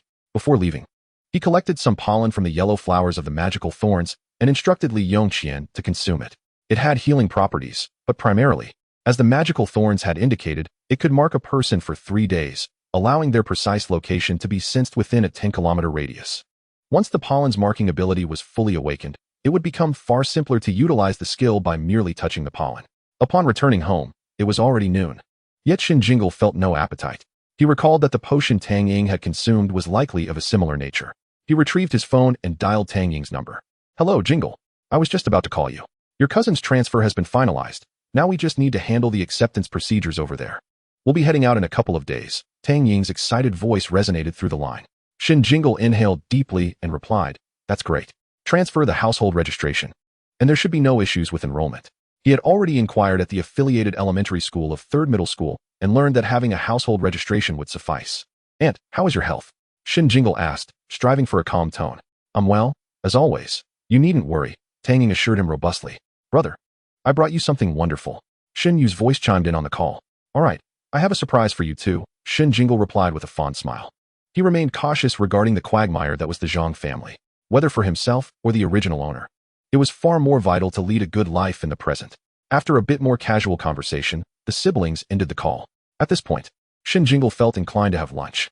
Meanwhile, none of the involved parties noticed the uproar that had erupted on the forum of Phantom Middle School.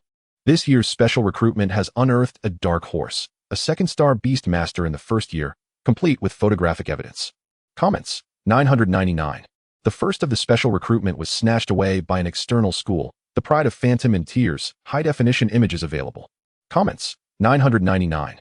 Mahisi had just returned from her sister's room, having borrowed notes from the first semester of the 3rd year, and was eager to share on the forum. Dragon Abyss Scholar Milo's notes, first semester of 3rd year. Interested parties please follow me. After photographing the first 2 pages, she sent it out. Returning to the homepage, she habitually browsed popular posts, only to freeze in place. The first of this year's special recruitment at Phantom was taken by an external school. That guy Yichuan actually didn't come first? She quickly clicked in, discovering the magical thorns. It was indeed not Yichuan's pet. His pet was the flame-armored dragon. Oh no, isn't that the one lying in front of the magical thorns? Good heavens, I bet my week's allowance on that wager with my deskmate. Yichuan, you owe me. Chapter 58, The Clever Ones. Just as Milo returned home, he heard his younger sister wailing in despair. He frowned and stepped into her room, which was ajar. Mahisi was berating Yichuan into her phone. Who is Yichuan? I don't know. I'm leaving, he muttered, turning away. Just as he did, his sister enveloped him in a bear hug from behind. Sister, did you know? This year's preparatory special recruitment at our school was actually won by someone from an external school. Milo raised an eyebrow, recalling Shen Jingle's impending arrival at Phantom. What is their name? He asked. I don't know, let me check. Shen Jingle. From 11th middle school? Since when did 11th middle school become so formidable? Milo urged, please forward the post to me. Since when did my scholarly sister take an interest in such matters? Mahisi pondered, recalling that the post noted Shen Jingle was a second-star beast master, a level of prowess her sister had not attained at that age. Oh, my sister must feel a sense of crisis. Elated, she forwarded the post to Milo. As Milo ascended the stairs, she clicked on the link. 1 Yichuan. Come out and clarify, I don't believe it. 2. Ha ha ha. Is the one upstairs a hater? Is this intentional? 3. Yichuan S9 square grid JPG. 4. Please show us Shen Jingle S9 square grid. I've decided to be your fan now. I look forward to your guidance. 5. But he is only in first year. He has a younger brother. 6. Younger brothers are even cuter, aren't they?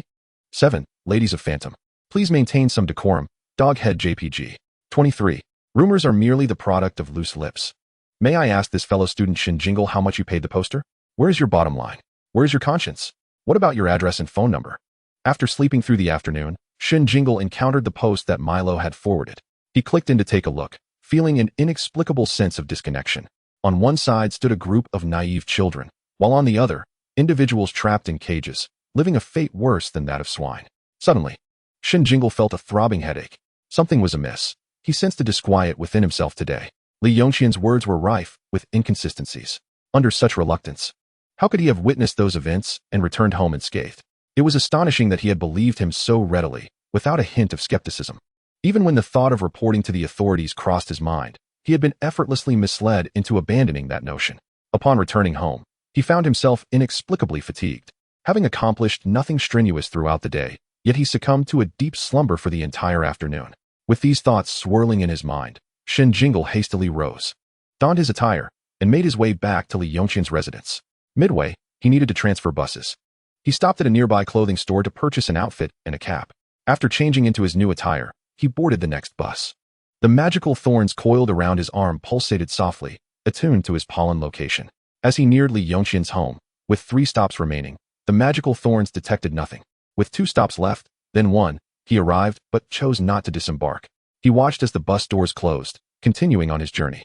The absence of the pollen signal suggested either that it had been eradicated by another creature's extraordinary abilities or that Li Yongqian was no longer home. In either scenario, it indicated that he had inadvertently stirred the hornet's nest today.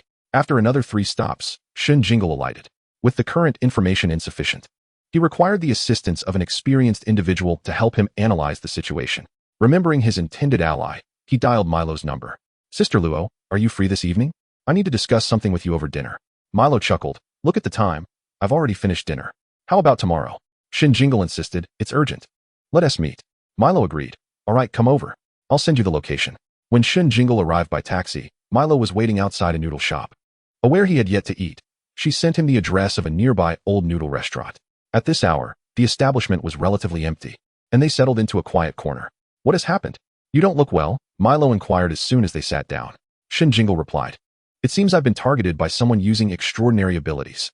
This morning, I was sluggish and unalert, and I only returned to normal after sleeping the afternoon away. Can you elaborate? Milo prompted. Shen Jingle recounted the events of the morning, omitting the specifics of his encounter with Li Yongqian, providing her with a general overview.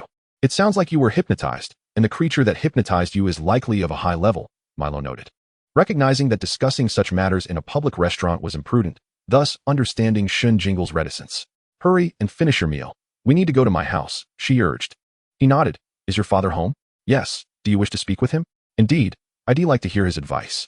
After considering, Milo decided it should be fine. Once they finished dining, they proceeded to her home without delay, and Milo knocked on her father Mi Buoching's study door. Dad, This is Shen Jingle, the student I mentioned before. Jingle, this is my father. The dashing Mi Buoqing appeared remarkably youthful, hardly resembling a parent of a university student. He seemed more akin to a young social elite freshly graduated. Hello, Jingle, Mi Buoqing greeted with a warm smile at this hour. It's not the best time for visitors. What is the matter? Feel free to speak candidly. Seeing his forthrightness, Shen Jingle wasted no time and laid out the situation in its entirety, this time without holding back anything. Upon hearing about the individuals trapped in cages, both Milo and Mi Buoqing exhibited shock.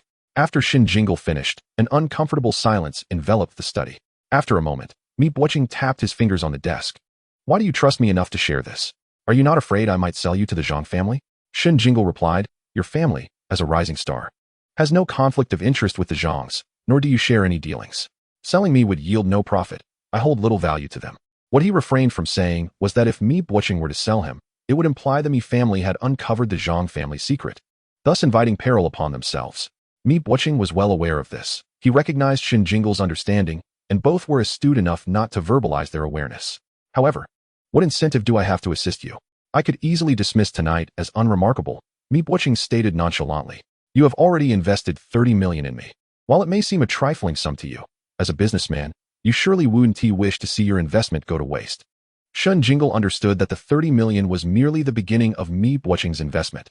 As the head of the Mi group, he would inevitably think long-term. Shen Jingle's presence here was to demonstrate his worthiness of continued investment. Astute, Mi Buoqing finally smiled. Not only clever, but also exceptionally gifted. Let us begin by clarifying today's events. Chapter 59. The Level of Extraordinary Creatures. First and foremost, I must inform you that Li Yongqian's claims regarding those trapped in cages are unequivocally false. Shen Jingle gasped. He had anticipated that Mi Buoqing would question the validity of Li Yongqian's statements, such as how Zhang Huiyang could have allowed him to return safely, or why he hadn't reported to the authorities. However, he had never expected Mi Buoqing to first refute the existence of such horrific realities. Why? Shen Jingle inquired. Mi Buoqing explained, we have long surpassed the Dark Ages. Our civilization of beast tamers has entered a new epoch for a millennium now. No one would engage in such barbarity. It's not that our moral standards are exceptionally high, but rather, the risks and rewards of such actions are disproportionate. It's simply isn't worth it. For instance, in these times, who truly lacks food? Even the unemployed rely on government assistance to meet their basic needs. For a large family, conducting experiments on a few hundred individuals monthly would only constitute a minor expenditure. Noticing Shen Jingle's lingering skepticism, Mi Buoqing continued. Consider this. How can an experiment succeed if its subjects are poorly nourished and deprived of rest? Shen Jingle countered. But what if the experiment necessitated tormenting individuals before achieving results? Mi Buoqing replied, perhaps submerging individuals in glass tanks or confining them in solitary rooms. Subjecting them to various drugs and electric shocks would be more fitting. Understanding dawned upon Shen Jingle. The dissonance he had felt previously now made sense. The narrative painted by Li Yongqian resembled that of a dark slave era, whereas the cruelty of the new age might align more closely with a dystopian scenario akin to a bioweapon crisis. Milo, too, was struck with clarity, nodding as she realized the strangeness that had crossed her mind earlier. So, Li Yongqian only witnessed an illusion? Shen Jingle deduced. Indeed. That is precisely why Zhang Huiyang dared to release him. Everything he perceived was a fabrication. And what, then, is the truth? Shen Jingle pondered deeply for a moment before a revelation struck him. The only consistent element throughout had been Zhang Huiyang's mention of the contractual beast, which indeed existed. He looked at Mi Buoqing and articulated his realization. Mi Buoqing nodded appreciatively. Impressive. Your intellect exceeds my expectations. You've managed to keep pace with my line of thought.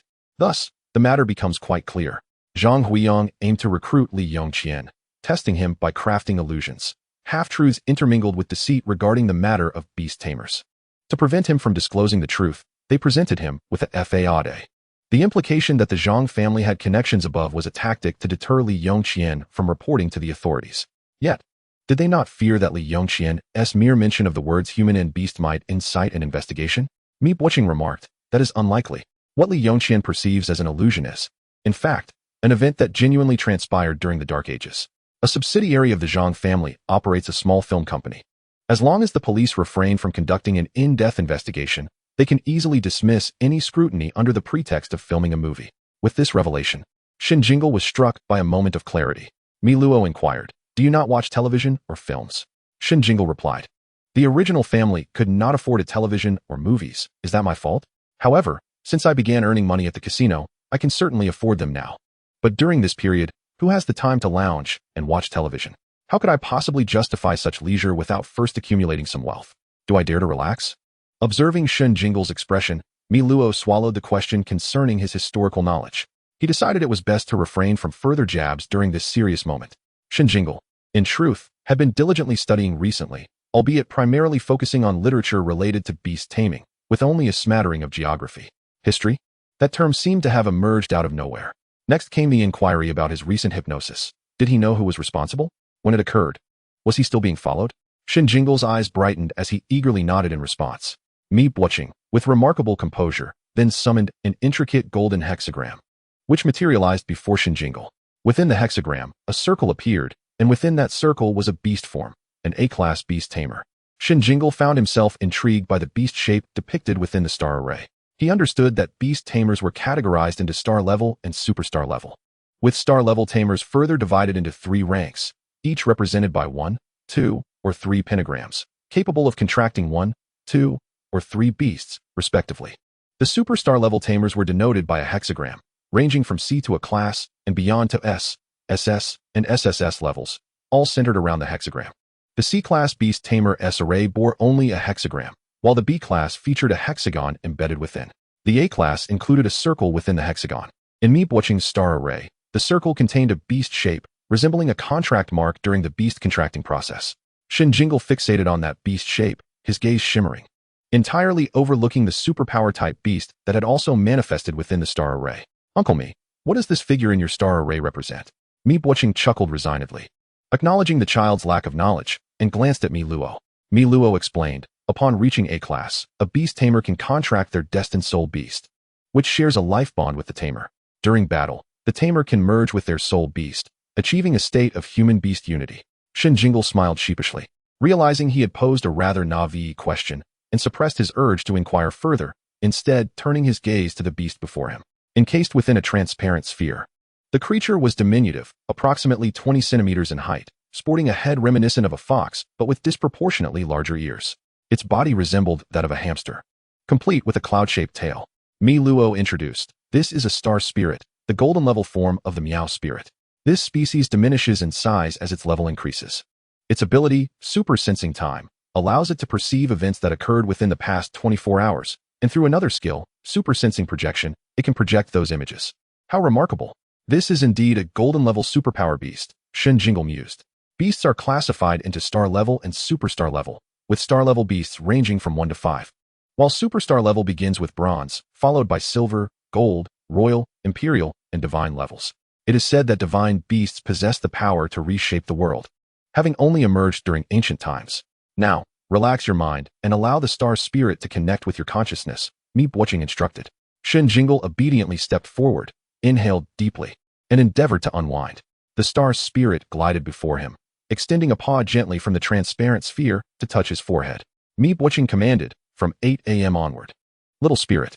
The star spirit's delicate touch created ripples around Shen Jingle's head, and the outer transparent sphere suddenly projected an image to the right, swiftly clarifying into a scene of Shen Jingle leaving his home. 10 times speed, first-person perspective, Meep Watching added. Shen Jingle experienced his morning's events as if watching a fast-forwarded film, failing to detect anything amiss. Rewind to 5 minutes before the two of us entered the park. Normal speed, Meep Watching instructed again. This time, Shen Jingle noticed something suspicious. As they approached the park, the image froze for nearly 2 minutes, indicating that he remained stationary during that time. Yet, in his recollection, he and Li Yongqian had moved directly into the park without pause. Luo speculated, most likely, it was an invisible ghost-type beast performing hypnosis. The ability to execute such a targeted hypnosis while remaining invisible suggests this ghost-type beast is at least silver level. Meep Watching commanded, little spirit, third-person perspective, panoramic view. The scene shifted to a third-person perspective centered around Shen Jingle. Now, he could observe himself standing in a daze, his eyes unfocused. The star spirit's abilities were indeed impressive, capable of both fast playback and perspective shifts. As Shen Jingle pondered this, the image began to rotate around him. Is this a 360-degree panoramic view? He wondered aloud.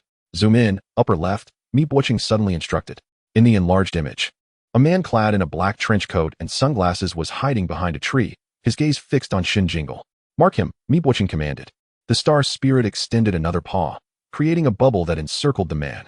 As the scene continued to play at an accelerated pace, it became evident that the marked man had followed Shen Jingle into the park, lurking at a distance. After Shen Jingle parted ways with Li Yongqian, the man trailed him to the bus station. A chill ran down Shen Jingle's spine. It appears to be a ghost-type Beast Tamer, orchestrating the hypnosis through his beast. Meepwatching deduced. Furthermore, the illusion that Li Yongqian had encountered was likely the handiwork of this Beast Tamer, as ghost-type tamers are rare, making it improbable for one individual to manage two beasts simultaneously. Shen Jingle recalled Zhang Tsong's dark gray beast, asking, "Can demon-type beasts also create illusions?" Mi Luo clarified. To be precise, demon-type beasts induce hallucinations in their targets, affecting them on a mental level, while ghost types create illusions that manipulate the actual environment, misleading the senses of intruders. Any creature entering the illusion will be affected. The illusion must align with the reality to some extent. I suspect the mountain path Zhang Huiyang took Li Yongqian down truly exists. Shen Jingle nodded. My lackluster academic background has certainly limited my intellect. Meepwatching, may I inquire why you are seeking out Li Yongqian to inquire about Zhang Huiyang's situation? From your tone, it seems you have intentions that are rather pointed towards him. Consequently, Shen Jingle conveyed his experiences of being bullied at school, as well as the incident involving Tang and testing drugs at Villa No. 9 in Hehe Garden, wherein he called the police and later informed the father and daughter about witnessing Zhang Huiyang's actions in the dead of night. Regarding the shattered soul maps of Zhang Huiyang and Li Yongqian, he had initially relayed the information according to Li Yongqian's account, and to this day, he has not disclosed to anyone that he was the one responsible. Upon hearing this, Meepwatching cast a meaningful glance at Shen Jingle, harboring a lingering suspicion that the shattering of the soul maps of Zhang and Li was somehow intertwined with Shen Jingle. As for how Shen Jingle managed to enlist the aid of a superlative beastmaster, that remained a mystery. However, everyone possesses their own secrets, and he had no intention of delving deeper. Meepwatching, of course, could not fathom that the young man standing before him possessed dual soul maps, allowing him to contract as many beasts as Meepwatching himself could. I must have startled the snake in the grass today, given Zhang Huiyang's temperament. He will undoubtedly strike first against me. I wish to hear your counsel. How do you think they will respond to me? And what measures can I take to safeguard myself? Shen Jingle earnestly sought Meepwatching's wisdom. While he called it a consultation, it was, in truth, a plea for assistance. Meepwatching replied, were I in your position, I would directly instruct a beast of the psychic type to erase your related memories, thus eliminating any threat to me. However, given Zhang Huiyang's animosity towards you, upon learning you are a 2-star beastmaster, he would surely be consumed by jealousy and would likely seek the help of a high-ranking beastmaster to deal with you, potentially leading to the demise of your contracted beasts, thereby damaging your soul map. Upon hearing this, Mi Luo grew anxious. Jingle, why not stay at my house? During the day, you can accompany me to the company to discuss the development of that platform. In typical competitive matches, if a beast is incapacitated and unable to rise, or if it faints and is moved outside the arena, the match concludes without any grievous harm being inflicted. Yet, in secret realms or wilderness, should a struggle for rare resources ensue, it is plausible that one might strike an opponent's beast down to the point of turning it into a soul core, at which juncture they would cease hostilities. Shen Jingle realized that Zhang Huiyang was certainly capable of such actions, and thus, his recent days would undoubtedly be fraught with unrest. Mi Luo's suggestion was, from a safety perspective, the most prudent course of action. Nevertheless, Shen Jingle was unwilling to procrastinate. The issue would need resolution sooner or later. Moreover, in a few days, his aunt and Shun Yu would be arriving, and Shen Jingle hoped to resolve this predicament before their return. Now was the opportune moment, as the adversary likely perceived him as weak and would not dispatch formidable individuals against him. He looked up at Meepwatching and proposed, if I were to serve as bait to draw out Zhang Huiyang, might I borrow someone from Uncle to assist me in confronting him? Excellent. You display commendable resolve. Mi Luo will accompany you, and I shall also provide you with another ally who will remain in the shadows. Thank you, Uncle. Shen Jingle exclaimed joyfully. Then turned to Mi Luo. I would like you to accompany me to Li Yongqian's residence once more tomorrow, and afterward, we shall scout the periphery of the Zhang family's mine. Though Mi Luo was the daughter of the Mi family patriarch, she had never publicly revealed this identity, and the old-fashioned families were not particularly interested in the newly affluent merchants. Thus, she felt no apprehension about being associated with Shen Jingle in front of the Zhang family. Furthermore, her identity only needed to remain concealed in the introductory phase. As for the subsequent developments, she was confident that her cunning father would have plans in place. Upon exiting Meepwatching's study, Shen Jingle could not help but ask Mi Luo, is the matter of humans and beasts well known during the Dark Century? Mi Luo replied, indeed. During the Dark Century, there existed a formidable army of humans and beasts. Chapter 61. Harvesting corn. Mi Luo continued. The Dark Century was an extensive epoch, lasting several 100,000 years. Before the Dark Century, there was an era devoid of beast tamers, in which no extraordinary beings roamed Blue Star, nor were there spatial rifts. Until one fateful day, an explosion occurred among certain celestial energy bodies in the universe, sending dozens of meteors imbued with extraordinary powers crashing into Blue Star, resulting in the annihilation of human civilization, with only a scant few surviving. As humanity endeavored to rebuild their homeland, a myriad of extraordinary beings emerged, and a portion of humans awakened as beast tamers, capable of forging contracts with these extraordinary entities to become formidable forces, albeit in limited numbers. In a bid to fend off the onslaught of these extraordinary beings, humanity forged an army of humans and beasts, creating special potions from the soul cores of hunted extraordinary beings for consumption, in hopes of humans mastering extraordinary powers. At that moment, Shen Jingle's phone chimed, prompting him to instinctively glance at it. Mi Technology Company Limited has initiated a business remittance of 30,000,000 interstellar coins to your account, which has been successfully received. Mi Luo caught a glimpse and involuntarily twitched her lips. In any case, if you look back at history, you will discover that humans and beasts indeed existed, but only during the early phases of the Dark Century, which is quite distant from the present. I wonder what the Zhang family currently aims to achieve with these endeavors? Father's remittance was surprisingly prompt. Typically, a transfer within a month is considered swift. Mi Luo escorted Shen Jingle to the door, just in time to encounter Mi Cici, returning home with classmates after a movie. "Big sister, I'm back," she exclaimed. "Oh, who is this? He seems somewhat familiar." "Hello, I am Shen Jingle," he introduced himself, extending his hand. Mi Cici hurriedly shoved the popcorn in her right hand into her left, which was occupied with a glowing candy stick, a rose-shaped lollipop, and a skewer of grilled meat. Before gently shaking Shen Jingle's hand. "Hello, I am Mi Cici. Are you a friend of my sister?" Shen Jingle replied. "Yes, we can have a meal together sometime." "Sure, that sounds good," Mi Cici responded eagerly. Once Shen Jingle had walked some distance away, Mi Cici turned to her sister and asked, "Who is this Shen Jingle?"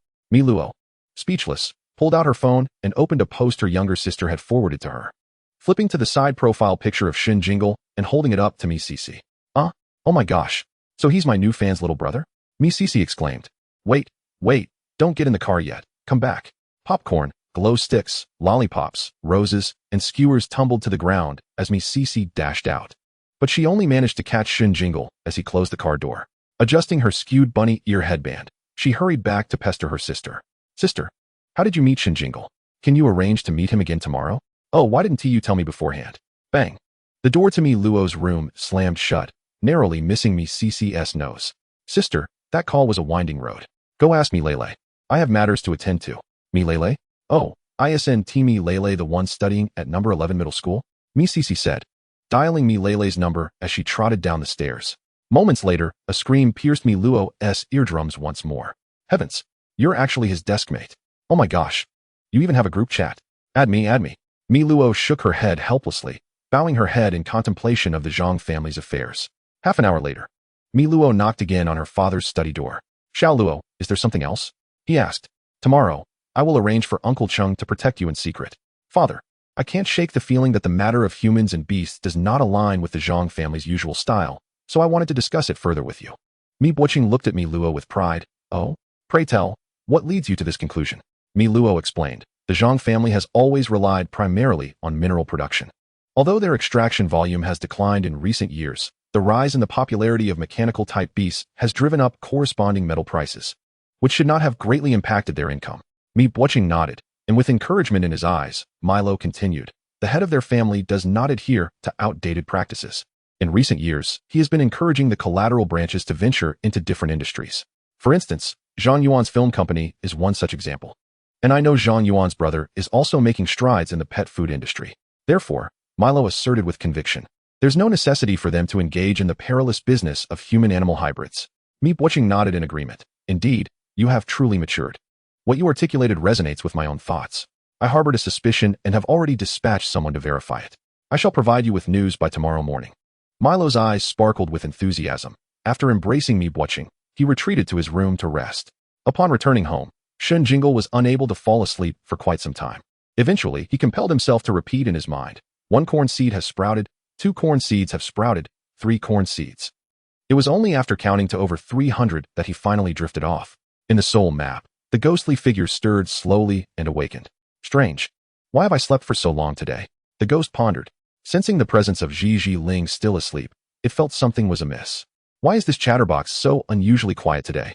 In the next moment, it heard Ji Ling mumbling drowsily. 321 corn seeds are asleep. 322 corn seeds have turned into popcorn. 323 corn seeds have been eaten by a mouse. The ghost exclaimed, for heaven's sake, will you please be quiet? Sensing that its master was already asleep, the ghost had no choice but to join the ranks of the corn-counting brigade. Forcing itself to slumber once more, it silently chanted, 1 kilogram of corn is fried, 2 kilograms of corn take a bath, 3 kilograms of corn sit in a row eating fruit, 4 kilograms of corn eat umbrellas and lie on boards. The next day, as Shen Jingle awoke, he received a call from Milo. Jingle, my father has obtained some new information, and I've sent it to your email. Shen Jingle sprang upright, unleashing his magical thorns to provide an energy snack, all while brushing his teeth and opening his computer. He received more detailed information regarding the Zhang family's mines. The Zhang family's 2 mines, Zhangjiashan and Zhangganshan, both yield purple gold ore, which can be refined into 2 metals suitable for mechanical pets, one known as floating gold and the other as tungsten. Zhangjiashan has been mined for a longer period, and there are not many ores left. Many of the mine shafts are now abandoned. Zhangganshan, on the other hand, has only recently commenced operations, and each mine shaft is bustling with activity. A point of suspicion arose regarding the western side of Zhangjiashan, where previously vacant mine shafts now had people entering and exiting, with faint lights emanating from the shafts at night. Regrettably, having been hypnotized yesterday, he was not quick-witted enough to inquire which mine Zhang Huiyang had taken Li Yongqian to. However, Shen Jingle mused, today he and Milo would visit, and perhaps Zhang Huiyang would use Li Yongqian as bait to lure him in. Meanwhile, in a basement of a villa, Zhang Huiyang patted Li Yongqian's back. It's settled then, no backing down. You will go out as bait to draw Shen Jingle in. My uncle and I will be waiting for you at the mine. If successful, there will be rewards for you. In Meepwatching's study, Milo stood facing Meepwatching. So, you suspected last night that the Ruan family is conducting human-animal experiments at the Zhang family mine? Meepwatching confirmed, indeed, as you analyzed. The Zhang family is unlikely to personally wade into such murky waters. They wouldn't even come into contact with it directly. The fact that they are tempted enough to involve themselves indicates that the matter of human-animal hybrids is far from simple. Milo inquired, how did you come to think of the Ruan family? Meepwatching replied, there have been rumors circulating that the Zhang family has intentions of an alliance with the Ruan family, and as far as I know, the initiative for this alliance rests with the Ruan family. However, in comparison to the Ruan family, which has seen better days, the Zhang family clearly possesses far greater strength. Milo nodded in understanding. Thus, the Zhang family is currying favor with the Ruan family regarding the marriage alliance, and has even allowed the Ruan family to utilize their abandoned mine shafts. If the plan succeeds, they will share in the spoils. If the scheme is exposed, they can simply claim to have rented out the mine shafts without any further involvement. Milo then asked, so, are we primarily targeting the Ruan family this time? Meepwatching nodded affirmatively. Father, aside from assisting Shen Jingle, do you have any other plans? Meepwatching smiled. I have long coveted the Ruan family's soul trees. Milo's eyes sparkled with delight. The Mi family's distinction from old-fashioned clans lies precisely in the absence of such soul trees. I understand now, Father. I will collaborate with Jingle to escalate the situation. Meepwatching cautioned, yes, but remember, patience is key. Timing is crucial. You should first gather information today so we can ascertain the specifics. Milo nodded earnestly. Milo and Shen Jingle arranged to meet at Shen Jingle's residence. Milo took a taxi directly to Shen Jingle's doorstep and shared her father's suspicions regarding the Ruan family with him. Shen Jingle nodded thoughtfully. Indeed, some matters cannot be discerned without viewing them from the appropriate vantage point. Milo declared, for the sake of convenience, let us share our backgrounds. I am currently a 3-star Beastmaster. In addition to the charming Shadow Fox you have seen, I possess 2 other pets, a 4-star Fire Phoenix that wields both wind and fire elements, and a 3-star Thunder Beast that commands the electric element. Shen Jingle's eyes widened slightly. You awakened with both fire and electric elements? Milo nodded. What about you? Shen Jingle replied, you know my pets. One is the Magic Thorn, and the other is Ji Ling. Milo clarified, I meant your awakened elements. I sense you must be at least dual elemental. Shen Jingle replied, I don't know my elemental type. It hasn't been tested. Milo exclaimed, what? It hasn't been tested? Then you must be at least a 4-elemental type. Could you possibly be an all-elemental type? Shen Jingle was taken aback. All-elemental type? I had never considered that. Milo suggested, you should head to Port City for testing. Their equipment is advanced, and it's not far from Lawn City. Shen Jingle agreed. By the way, Ji Ling is about to hatch. He then reached into his pocket and produced the Ji Ling egg. Ji Ling wobbled and exclaimed, Ji, hello, beautiful lady. With that, it floated up from Shen Jingle's hands and hovered in front of Milo. Milo smiled mischievously. Why did you tuck it away in your pocket? Shen Jingle explained. After waking up this morning, it has been clamoring to come out. It didn't want to stay in the soul map. Milo remarked, it's indeed about to hatch. It can already use its psychic powers to float. Congratulations, you will have an additional ally. Shen Jingle chuckled inwardly, realizing Milo was likely trying to soothe his nerves. What assistance could a freshly hatched one-star pet provide, even if it possessed psychic abilities? Milo said, let us go. I'll accompany you to find Li Yongqian. She promptly summoned her fire phoenix, leaping onto its back and beckoning to Shen Jingle. Let us make a grand entrance. Shen Jingle gazed at the vividly red-feathered bird, somewhat entranced by its beauty. Its feathers blazed like flames, its neck was elegantly long, its head small, adorned with a tuft of long, fiery crest feathers, and its glossy black beak was tightly closed. The bird crouched slightly, poised for Shen Jingle to mount, yet its head was held high, exuding an air of pride and nobility. Without hesitation, Shen Jingle climbed aboard, settling in behind Milo. Ji Ling obediently floated into Shen Jingle's embrace. With a resounding cry, the fire phoenix soared into the sky. Soon, the two arrived above Li Yongqian's residence. Milo asked, what do you think? Will we manage to see Li Yongqian smoothly? As Shen Jingle was suspended in midair, he summoned the magical thorns, enabling them to detect the location of the pollen from afar. Thus, he was utterly convinced of its presence. The opposing party evidently possessed the means to eliminate the magical thorn's pollen, yet chose not to do so, clearly intending to lure him into a trap. Shen Jingle remarked, your father mentioned sending someone to assist us yesterday. Why have I not seen anyone today? Milo, with a hint of pride, replied, he's right behind us. Shen Jingle glanced back, but saw nothing. It appeared that they were dealing with a formidable figure. Milo commanded the firebird to descend, and the two dismounted amidst the astonished gazes of the onlookers. Wow, what kind of beast is this? It's so impressive, exclaimed one passerby. Another remarked, I've never seen anyone ride a firebird before. A third added, I wish I could touch it. In the next moment, the crowd witnessed the firebird vanish into thin air, only then realizing that one of the two had been its beastmaster. Such a young girl possessing such a magnificent beast must be of noble lineage. Shen Jingle approached the door of Li Yongqian's residence and knocked firmly. Jingle? You've arrived just as I was about to seek you out, Li Yongqian exclaimed, momentarily taken aback before his face lit up with surprise upon seeing Shen Jingle. It was then that he noticed Milo behind Shen Jingle. And who might this be? He inquired. Shen Jingle maintained a stoic expression as he replied, this is my friend, Milo, a 3-star beastmaster. Indeed, as Zhang Huiyang had anticipated, Shen Jingle sought assistance. However, he had only managed to enlist a 3-star beastmaster, which was likely the pinnacle of his available strength. Despite her youth, it was probable that her beasts were not of high rank. Li Yongqian then exhibited a somewhat sheepish demeanor, confessing, Jingle, I must admit, I deceived you yesterday. Shen Jingle continued to wear an impassive expression, emanating an air of coldness. Let us converse outside. At the riverside park from the previous day, Li Yongqian wore a broad smile.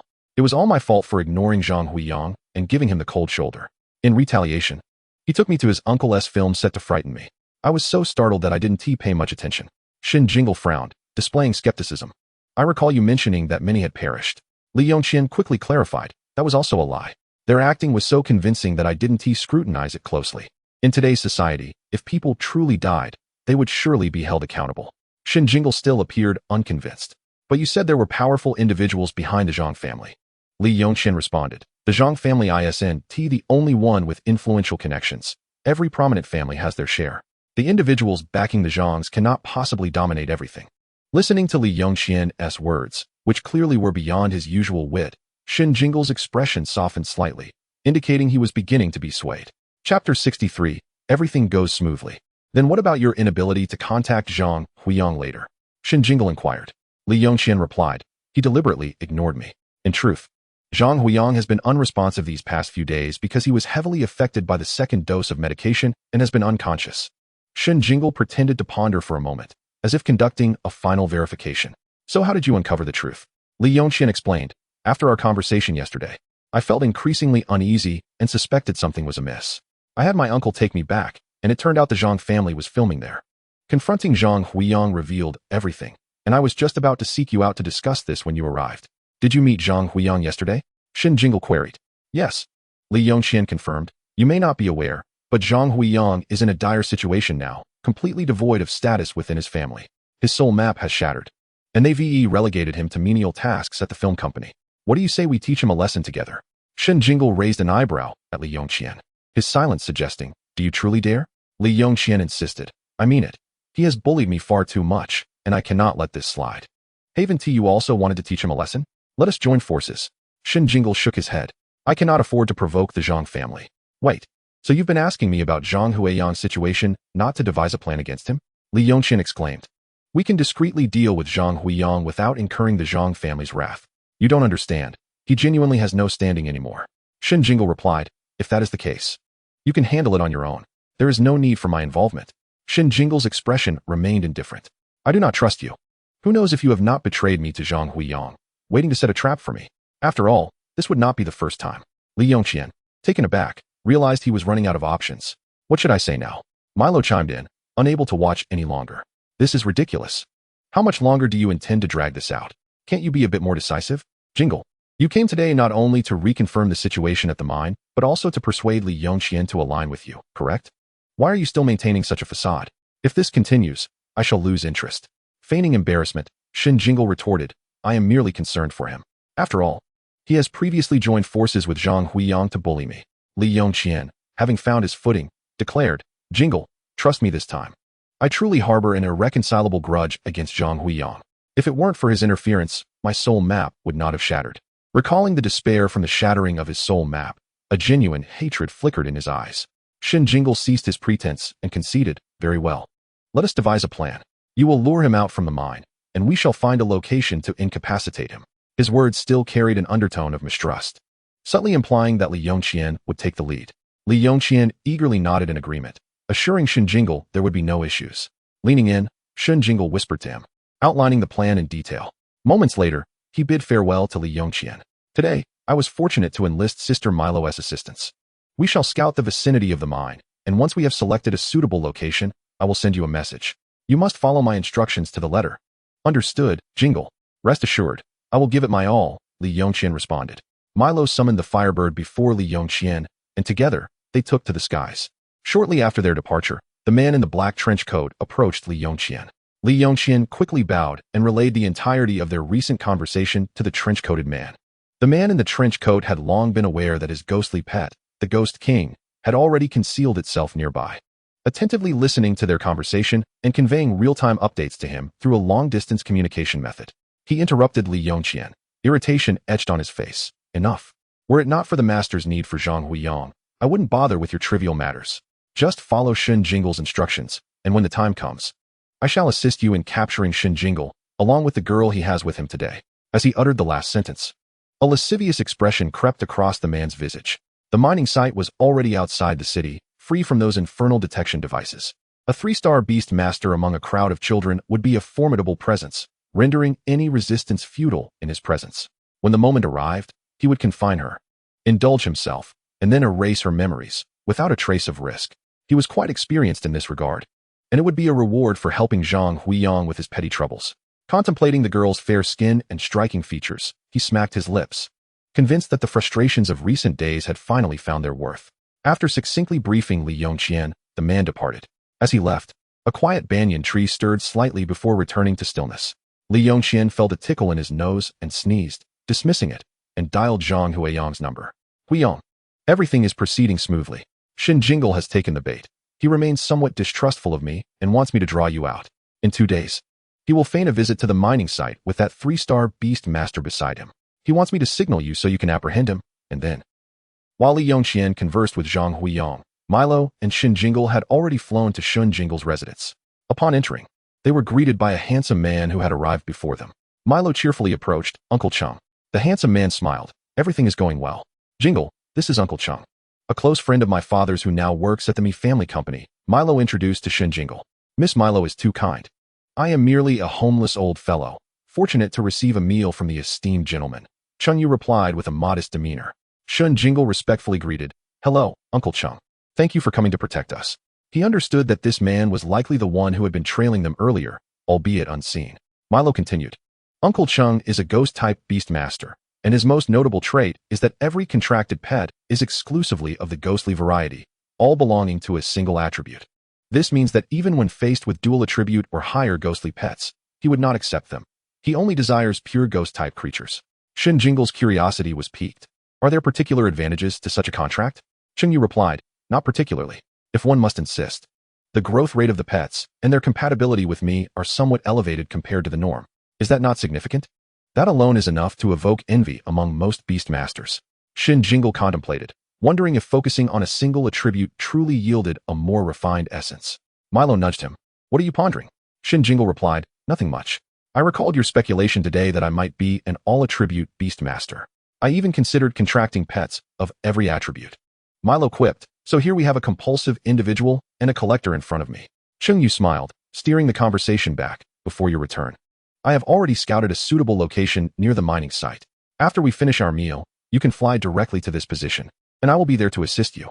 With that, he sent Milo a location via Lolo. Understood, Milo and Shen Jingle replied in unison. After their meal, Shen Yu summoned his pet, the Wraith of the Abyss. Shen Jingle was initially startled, another A-grade beast master. His eyes soon gleamed with excitement as the Wraith of the Abyss manifested in its golden form. Upon its emergence, the creature took the shape of a large sphere, with several smaller spheres floating above it.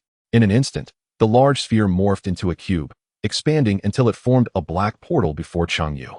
Within Shen Jingle's soul map, the Wraith stirred slightly, carefully sensing the formidable entity before its master. The two circular orbs atop the black portal opened like eyes, briefly glancing in Shen Jingle's direction, causing the Wraith to become docile. Cheng Yu then waved to the two, stepping into the portal, which shrank into a mere black dot before vanishing. Milo looked at Shen Jingle, who was visibly impressed and couldn't help but chuckle. This technique is called spectral traversal, allowing one to instantaneously move from one location to another, akin to the spatial transfer of superpower types. Do not envy, nurture your own pet well, and you will achieve the same. Come on, in the blink of an eye, Uncle Chung must have already arrived. Shen Jingle nodded, his anticipation for the Wraith of the Abyss growing ever more fervent. The duo continued to ride Milo's Crimson Flamebird, flying directly towards Zhang's mountain after exiting the city. Meanwhile, upon receiving Li Yongqian's report, Zhang Huiyang was elated. He instructed Li Yongqian to come to the mining site and then dialed Ruan Yuntong's number. Hello, Tong Tong, it's me. Zhang Huiyang said cautiously over the phone.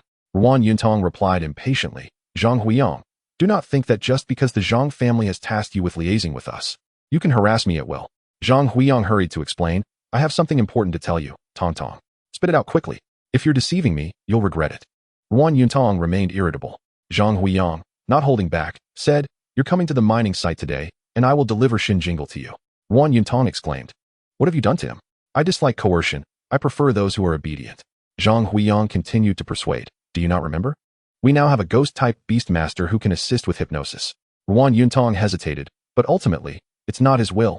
It lacks meaning. Zhang Huiyang sighed. If you don't want him, after tonight, you'll only see him in the laboratory. Ruan Yuntong considered Shen Jingle's handsome face and ultimately relented. Fine, bind him in my room. And ensure no one knows. Zhang Huiyang rejoiced. Great, Tong Tong. After it's done. I know. You won't miss out on your benefits. Ruan Yuntong said before abruptly hanging up, humming a tune as she greeted her mother before heading out. After the call, Zhang Huiyang stood at the entrance of the mine, awaiting the return of Yang Gu. This Yang Gu was the man in the trench coat who had hurried back to the mining site after parting ways with Li Yongqian. Shen Jingle had instructed Li Yongqian to schedule their meeting for 2 days later and informed him that he would scout the area with Milo today. Zhang Huiyang, receiving this news, recognized that today presented the optimal opportunity to act, planning to seize them while they were scouting. Before long, the trench-coated Yang Gu returned. Yang Gu, you must act swiftly and send out your pets to see where Shen Jingle and the others might be. No need to fret. That girl's Crimson Flamebird is quite conspicuous. Despite his reassurances, he promptly dispatched all 4 of his pets. Zhang Huiyang gazed at the hexagram array before him, a look of envy crossing his features. A C-grade beast master, there was a time he too had aspired to awaken successfully, to transcend the threshold of star-level beast masters and become a professional beast master himself. Unfortunately, that journey had ended before it truly began. His soul chart lay shattered, and he was oblivious to the identity of the perpetrator. Despite his wretched existence, he learned from Li Yongqian that Shen Jingle had surprisingly risen to the status of a 2-star beast master, a revelation that left him astounded. Li Yongqian, lacking worldly experience, speculated that Shen Jingle had awakened his powers long ago. However, he knew better. Shen Jingle must have awakened as a 2-star beast master right from the start. Had he awakened earlier, he would not have been subjected to their bullying. This innate talent surpassed that of their family's direct descendant, Zhang Tsong, by several magnitudes. Why was it that such a gift eluded him? Had he possessed such an ability, his standing within the Zhang family would not be so insignificant. Perhaps he could even contend for the position of clan leader in the future. Nevertheless, he felt a strange gratitude towards Shen Jingle. Had Shen Jingle not sought out Li Yongqian and nudged him towards seeking refuge with him, Li Yongqian might have lacked the courage to approach. That day, had Li Yongqian delayed his arrival, they would have resolved to erase his memories, but Shen Jingle's intervention had altered the course. In a daze, Li Yongqian divulged everything to Shen Jingle, and once he had done so, regret washed over him. Unable to offend either party, he was compelled to align with the stronger side. Thus, Li Yongqian sought him out once more, Zhang Huiyang. Here, both of them were rare subjects of the shattered soul chart experiment. Subjects? Zhang Huiyang scoffed at the term. He was unwilling to accept such a fate. As Chapter 65 unfolded, Shen Jingle and Milo had just arrived at the designated location provided by Chengyu when they were detected by Yang Ji's pet. Yang Gu, take me along. I am now capable of fighting, Zhang Huiyang declared to Yang Gu. Yang Gu nodded in agreement, saying, I'll take the girl, that boy is yours. Zhang Huiyang affirmed, no problem. He had already consumed 2 doses of a potent elixir, with a concentration surpassing that which was administered to ordinary individuals, utilizing higher-grade soul cores. Presently, he was stronger than the average 1-star beast. Upon their arrival, Milo and Shen Jingle quickly retrieved 2 vials from their bags, distributing one to Shen Jingle. It was a level 5 anti-hypnosis potion, capable of resisting the hypnotic abilities of silver-level ghost-type beasts for 8 hours. Yang Ji's background had already been thoroughly investigated by the Mi family. He was a fugitive, a sea-level ghost-type beastmaster with 2 ghost-type pets, the most formidable of which was the silver-level Ghoul King. Just as they finished their potions, Chengyu, hidden from view, communicated with them, prompting an immediate shift into action. Milo surveyed their surroundings, noting, this place seems quite suitable, relatively concealed. Shen Jingle, attempting to curry favor, replied, Sister Luo. When Li Yongqian brings Zhang Huiyang the day after tomorrow, you should hide. I'll pretend to be captured by Zhang Huiyang and Li Yongqian. And you can command your beasts to bind Zhang Huiyang. Zhang Huiyang, who had just flown in with Yang Gu, overheard Shen Jingle's plan to ensnare him. He taunted, you intend to bind me? Come, I present myself willingly, bind away. Oh, my apologies, but it seems I have arrived 2 days early. He relished the sight of Shen Jingle's astonished expression, while the girl beside him immediately summoned her other beast, an electric-type thunder beast, in a defensive stance. Yang Gu raised an eyebrow. The girl's talent was commendable, and once he grew bored, he could send her off for experimentation, potentially yielding significant results. The duo dismounted from a wind-type bird and positioned themselves not far from Shen Jingle and Milo. In a flurry, Shen Jingle summoned his magical thorns. Yet, before he could react, Milo's Firebird and the Thunder Beast engaged in combat. Meanwhile, Zhang Huiyang lunged forward, throwing a punch towards the magical thorns. Entangling spikes. Shen Jingle shouted desperately. Zhang Huiyang scoffed, fully aware that a 1-star magical thorn would only possess that singular move. With his fist enveloped in flames, he struck with blinding speed, the moment of contact causing the flames to surge and engulf the magical thorns entirely. Shen Jingle gasped in horror. Yuv, turned into a monster. Before him, Zhang Huiyang's arms and face were adorned with exoskeletal shells resembling those of a shrimp. Worry about yourself, Zhang Huiyang retorted, stepping back as the flames dissipated, leaving the magical thorns charred and unconscious on the ground. He advanced once more, wielding a peculiar 3-pronged spike that he plunged into the magical thorns, which contained a silvery liquid. What are you doing? Shen Jingle cried out in panic, attempting to thwart Zhang Huiyang, only to be shoved aside and tumble to the ground. By the time he rose again, the silvery liquid had been fully injected into the magical thorns, transforming it into a green soul core. Sister Luo, help me. Shen Jingle called out desperately to Milo, only to turn and witness the windcoat-clad man placing the unconscious Milo onto the back of the wind bird. Meanwhile, the Firebird and Thunder Beast had also been reduced to soul cores.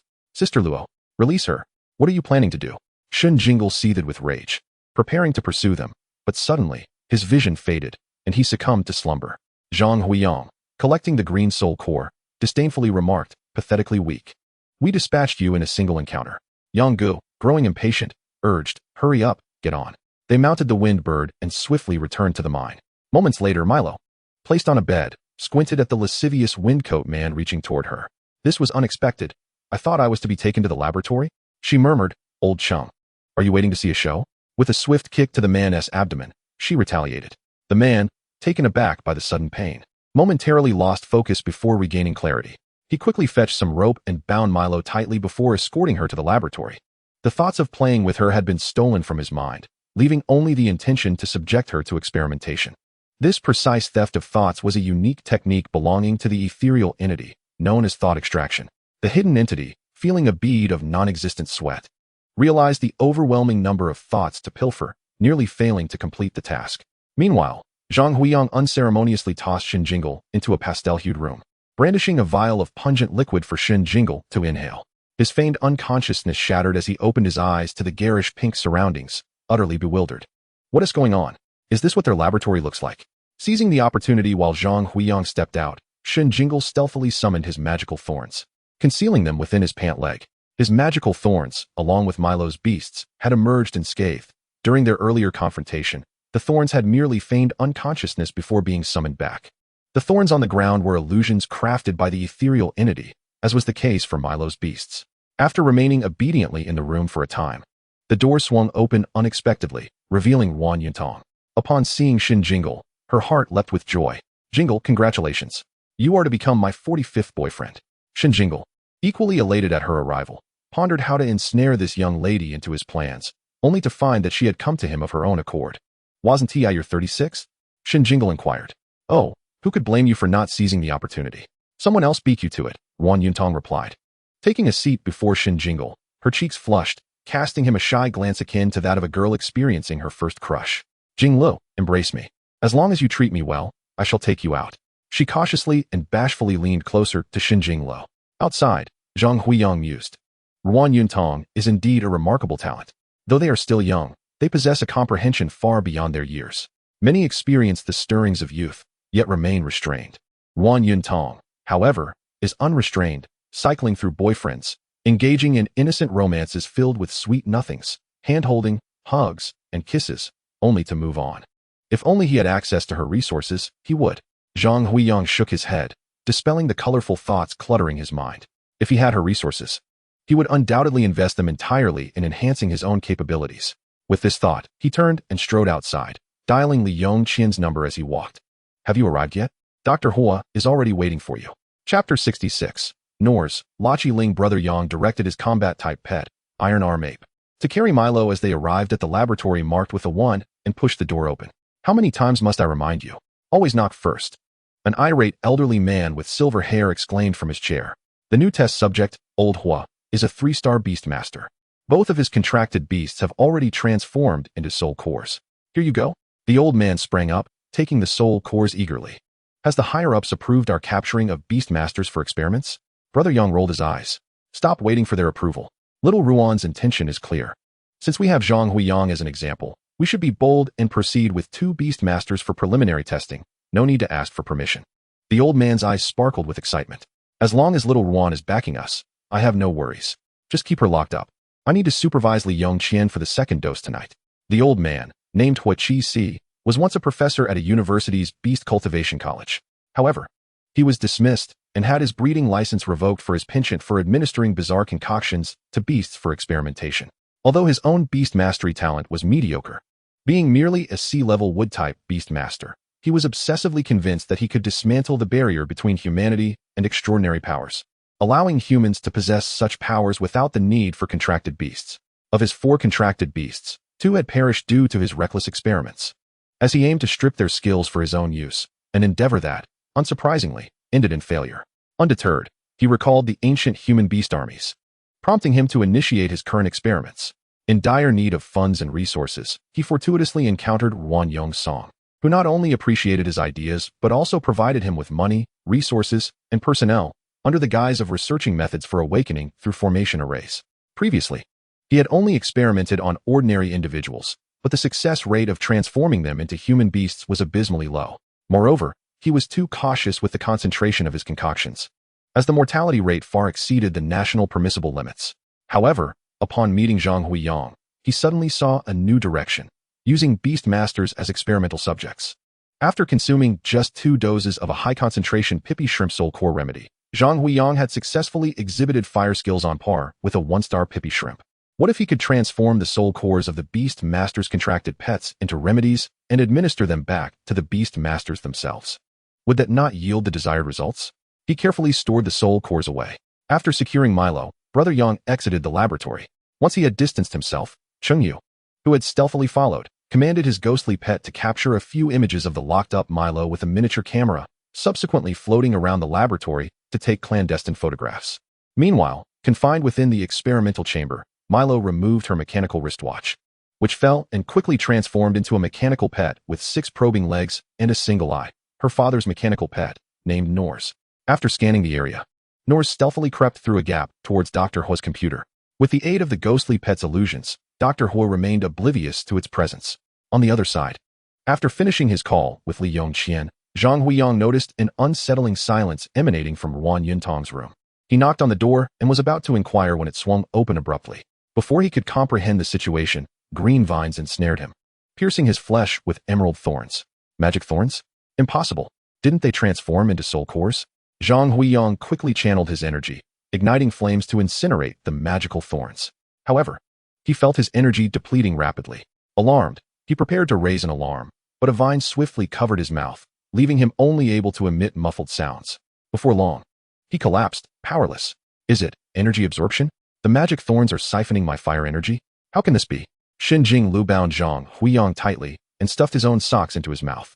When Zhang Huiyang was thrown beneath the bed by Shen Jingle, he caught sight of Ruan Yuntong similarly bound and unconscious nearby. Shen Jingle retrieved Zhang Huiyang's phone, unlocked it with his fingerprint, and sent a message to Li Yongqian. Also bring along Wang Chengxian, Li Minghao, and Chai Tao. After we had our fun with Shen Jingle, let us take them for experiments too. As Li Yongqian neared the city limits and read the message, he frowned, feeling it might be a hassle.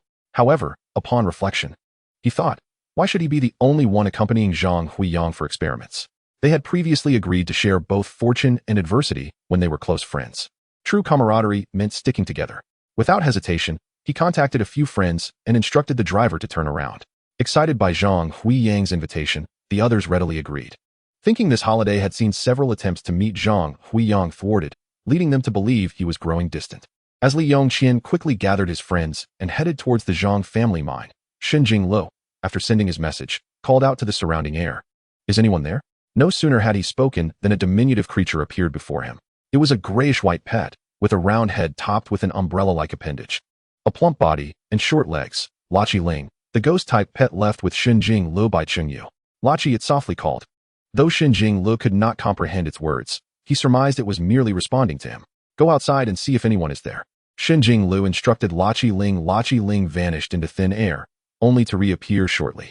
Lachi, there are 3 individuals, all beast masters, at the elevator. The magical thorns swiftly translated Lachi Ling's words for its beast master to understand. Shen Jingle pondered for a moment, then gently opened the window to peer outside. The pressing matter was to reunite with Milo swiftly. He was on the 3rd floor of the mine's factory apartment, and there were people in the corridor. Stepping outside would surely lead to an encounter.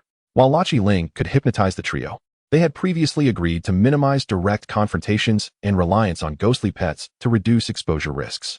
Shen Jingle decided to escape through the window. A vine from the magical thorns wrapped around the window, while another coiled around Shen Jingle, gently lowering him to the ground. Crouching low, he maneuvered around to the side of the apartment. At that moment, he caught a whiff of a delightful aroma wafting from nearby, instantly sparking an idea. A moment later, Shen Jingle walked into the cafeteria with an air of confidence and addressed the lady serving food. Hello, Auntie, I am a classmate of Zhang Huiyang. He asked me to come here to lend a hand. The lady immediately understood. Ah, young Master Zhang is up to his tricks again, she thought, and without hesitation, she began to assign tasks to Shen Jingle. Chapter 67. The glamorous moment of the enchanting fox. Shen Jingle observed that the cafeteria's meals were divided into 2 categories. The lady had him pack the simpler boxes, consisting of 2 meat dishes and 1 vegetable. In contrast, 2 individuals were preparing elegantly crafted meals. Shen Jingle quietly counted. There were over 200 boxed lunches, while the exquisite meals numbered only 36. He feigned a meek and innocent demeanor to blend in with the food delivery team. His partner was a tall young man. We are delivering to mine number 33, the young man informed Shen Jingle from his towering height, nodding in acknowledgement. Shen Jingle silently followed the young man as they pushed the food cart toward the mine entrance. Once inside the mine and walking along the tunnel, Shen Jingle was struck by the hidden wonders of the mountain. The walls were solid and smooth, with electric lights spaced every few meters, and the ground was wide enough to accommodate large trucks. The tunnel connected various numbered mines, and they traversed from number 1 to number 33. The young man led him into mine number 33. Upon entering, Shen Jingle finally comprehended why he had gained access so easily. They were genuinely engaged in mining, and a group of miners awaited their meal delivery. No wonder they had been so unsuspecting, allowing him to accompany them. However, he had achieved his goal of infiltrating the area. Hey, I need to use the restroom. Where is it? Shen Jingle inquired of the young man, who was distributing meals. The young man scoffed. What do you need a restroom for in a mine? Just find a spot in this hole. Shen Jingle felt a bit lost, but eventually sheepishly located a corner, turning his back to the serving area to unfasten his pants. Could you quietly check where Milo is, and then come back to guide me? He murmured to the air. A faint sound resonated in the atmosphere. Lachi. Shortly thereafter, Shen Jingle's phone rang, displaying Zhang Huiyang calling. He deliberately let the young man see before answering on speakerphone. Hello, Jingle, where are you? Hurry over to my location. I'm with Dr. Hua at mine number 16. Zhang Huiyang's voice came through. All right, Shen Jingle replied, hanging up and bidding farewell to the young man before departing. The young man remarked, this might not end well for you. You could end up as a test subject. Having returned to his own space, Yang Gu, whose mind felt vacant but whose body craved relief, suddenly sensed that something was amiss upon awakening from his nap. After a while, confronted by his body's demands, he belatedly realized, I've been tricked. There's a high-level beastmaster present. There's a ghostly pet. He promptly dialed Huiqi's number. In laboratory number 1. Huiqi was engrossed in reviewing data on his computer when the phone rang. He picked it up to answer. Hello, old man Hua. Is that girl still there? Huiqi glanced at the experimental chamber in the distance and saw the girl still lying there peacefully. Yes, she's still here. What's the matter? Inject yourself with a level 6 stimulant and take a look again. A ghostly pet has infiltrated. But perhaps what you injected was also a fake. Just stay put. I'll come over. He hastily opened the safe, administered a level 6 stimulant, discarded the needle, and rushed out. Laboratory number 1 was located in mine number 16, while Yang Ji's room was in mine number 2. Just as he exited, he encountered the personnel delivering food.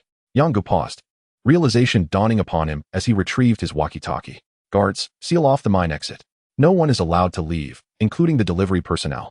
Having issued the command, he quickened his pace toward laboratory number 1. After Yang Gu called Huiqi, he quickly summoned his 4 pets, entering a state of vigilance. I despise ghostly pets.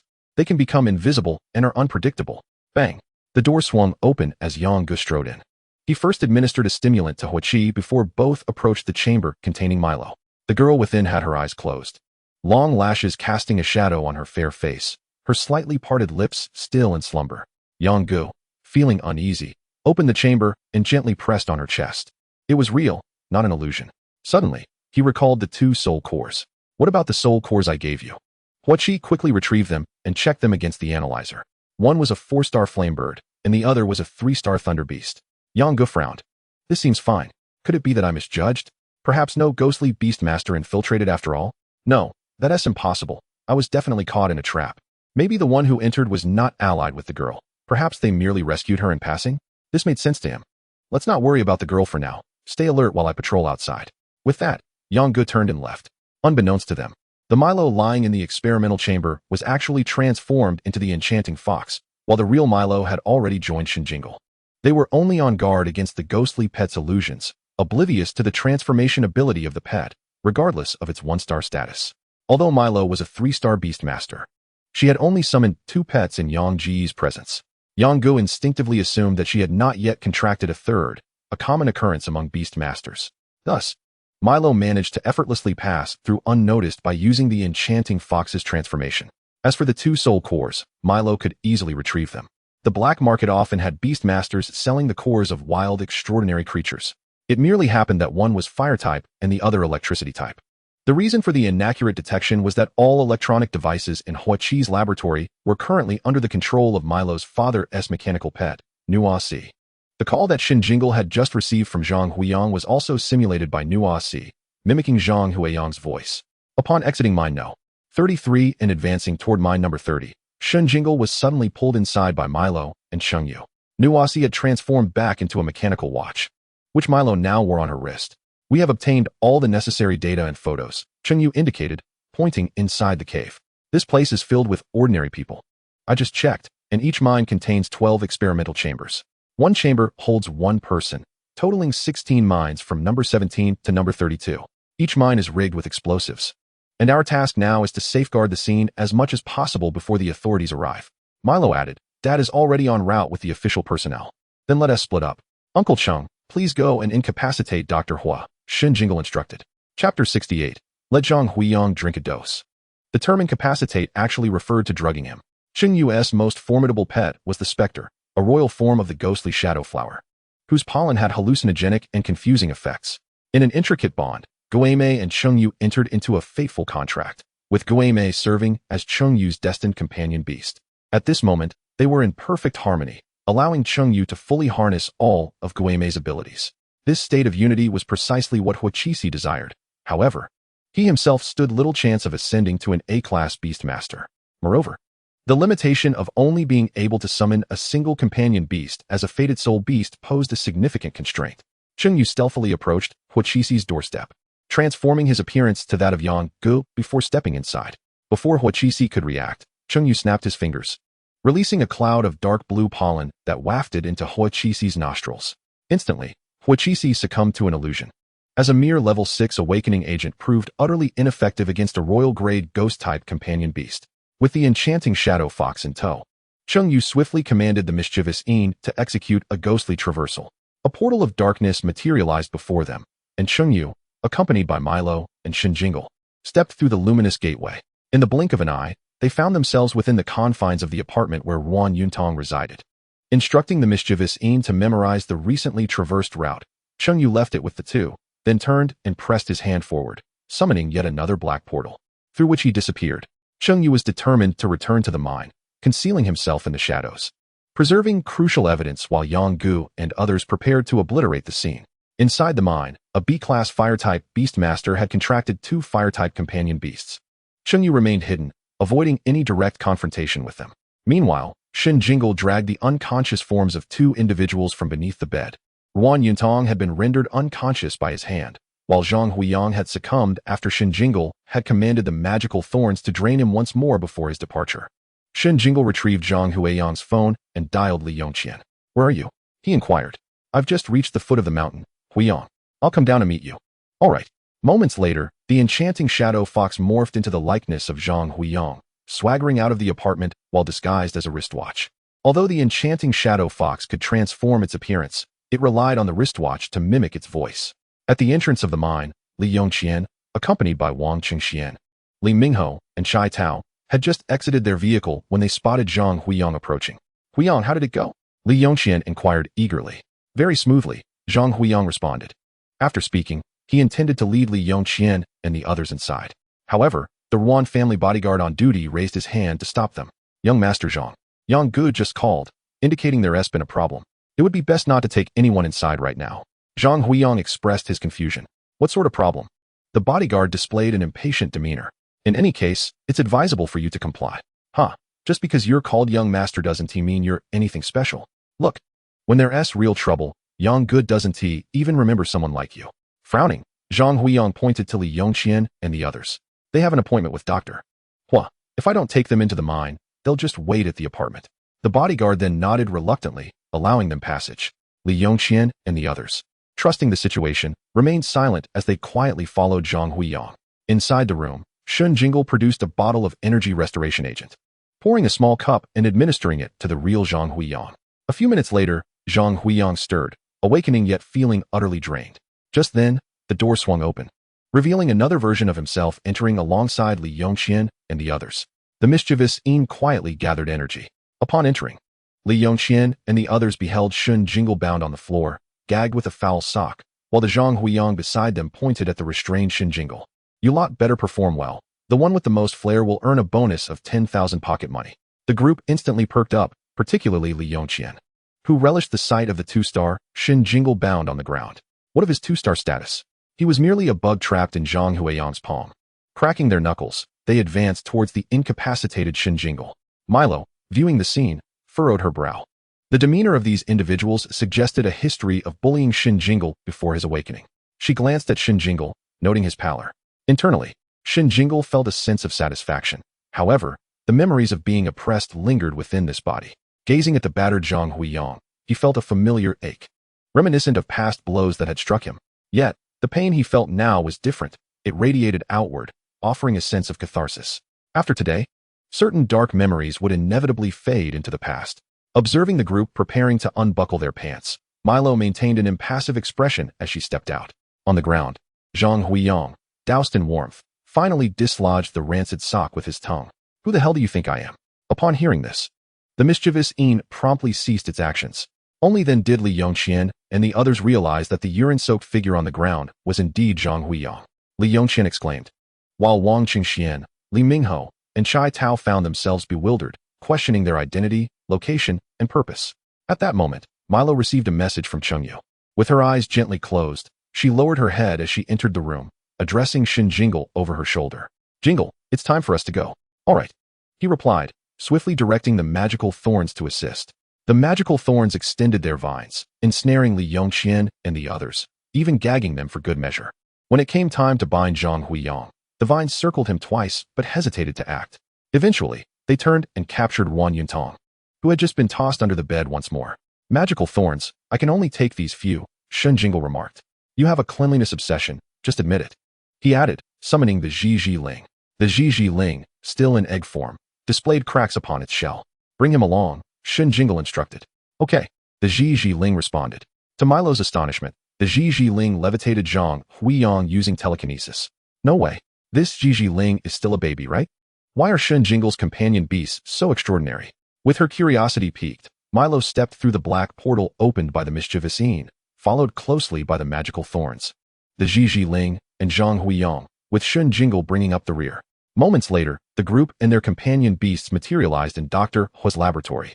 Chapter 69. A grievous debt repaid night had fully descended, and 4 official rescue personnel, alongside 3 bodyguards from the Mi family, were conducting a search near Zhangjiajian Mountain under Mi Buoqing's direct supervision. Yu Cheng served as the leader among the 4 official personnel, a B-class Beastmaster, accompanied by a C-class and 2 D-class Beastmasters. Yu Cheng was at a loss. The Mi family had plenty of Beastmasters at their disposal, and Mi Buoqing was an A-class himself. Did they truly need to enlist official assistance for a missing person case involving his daughter? Typically, they would deploy 2 or 3 D-class Beastmasters for preliminary investigations. Only due to Mi Buoqing's personal report did the Bureau send additional personnel as a courtesy to him. The situation with the light reinforcements proved insufficient. Mi Buoqing insisted on deploying at least 2 C-level Beastmasters, and Yu Cheng was specifically called out. A group of 8 ascended on their flying beasts, meticulously searching for half an hour, yet yielded no results. As they approached Zhangjiaji Mountain, an ominous premonition surged within Yu Cheng. In laboratory number 1, Hua Qixi succumbed to a hallucinatory state, spiraling into madness as he extracted the soul cores he had previously amassed, concocting potions. As Shen Jingle stepped out, he was greeted by the sight of Hua Qixi's table cluttered with vials of potions. Shen Jingle felt a surge of joy. Uncle Cheng had indeed come through, providing precisely what he desired.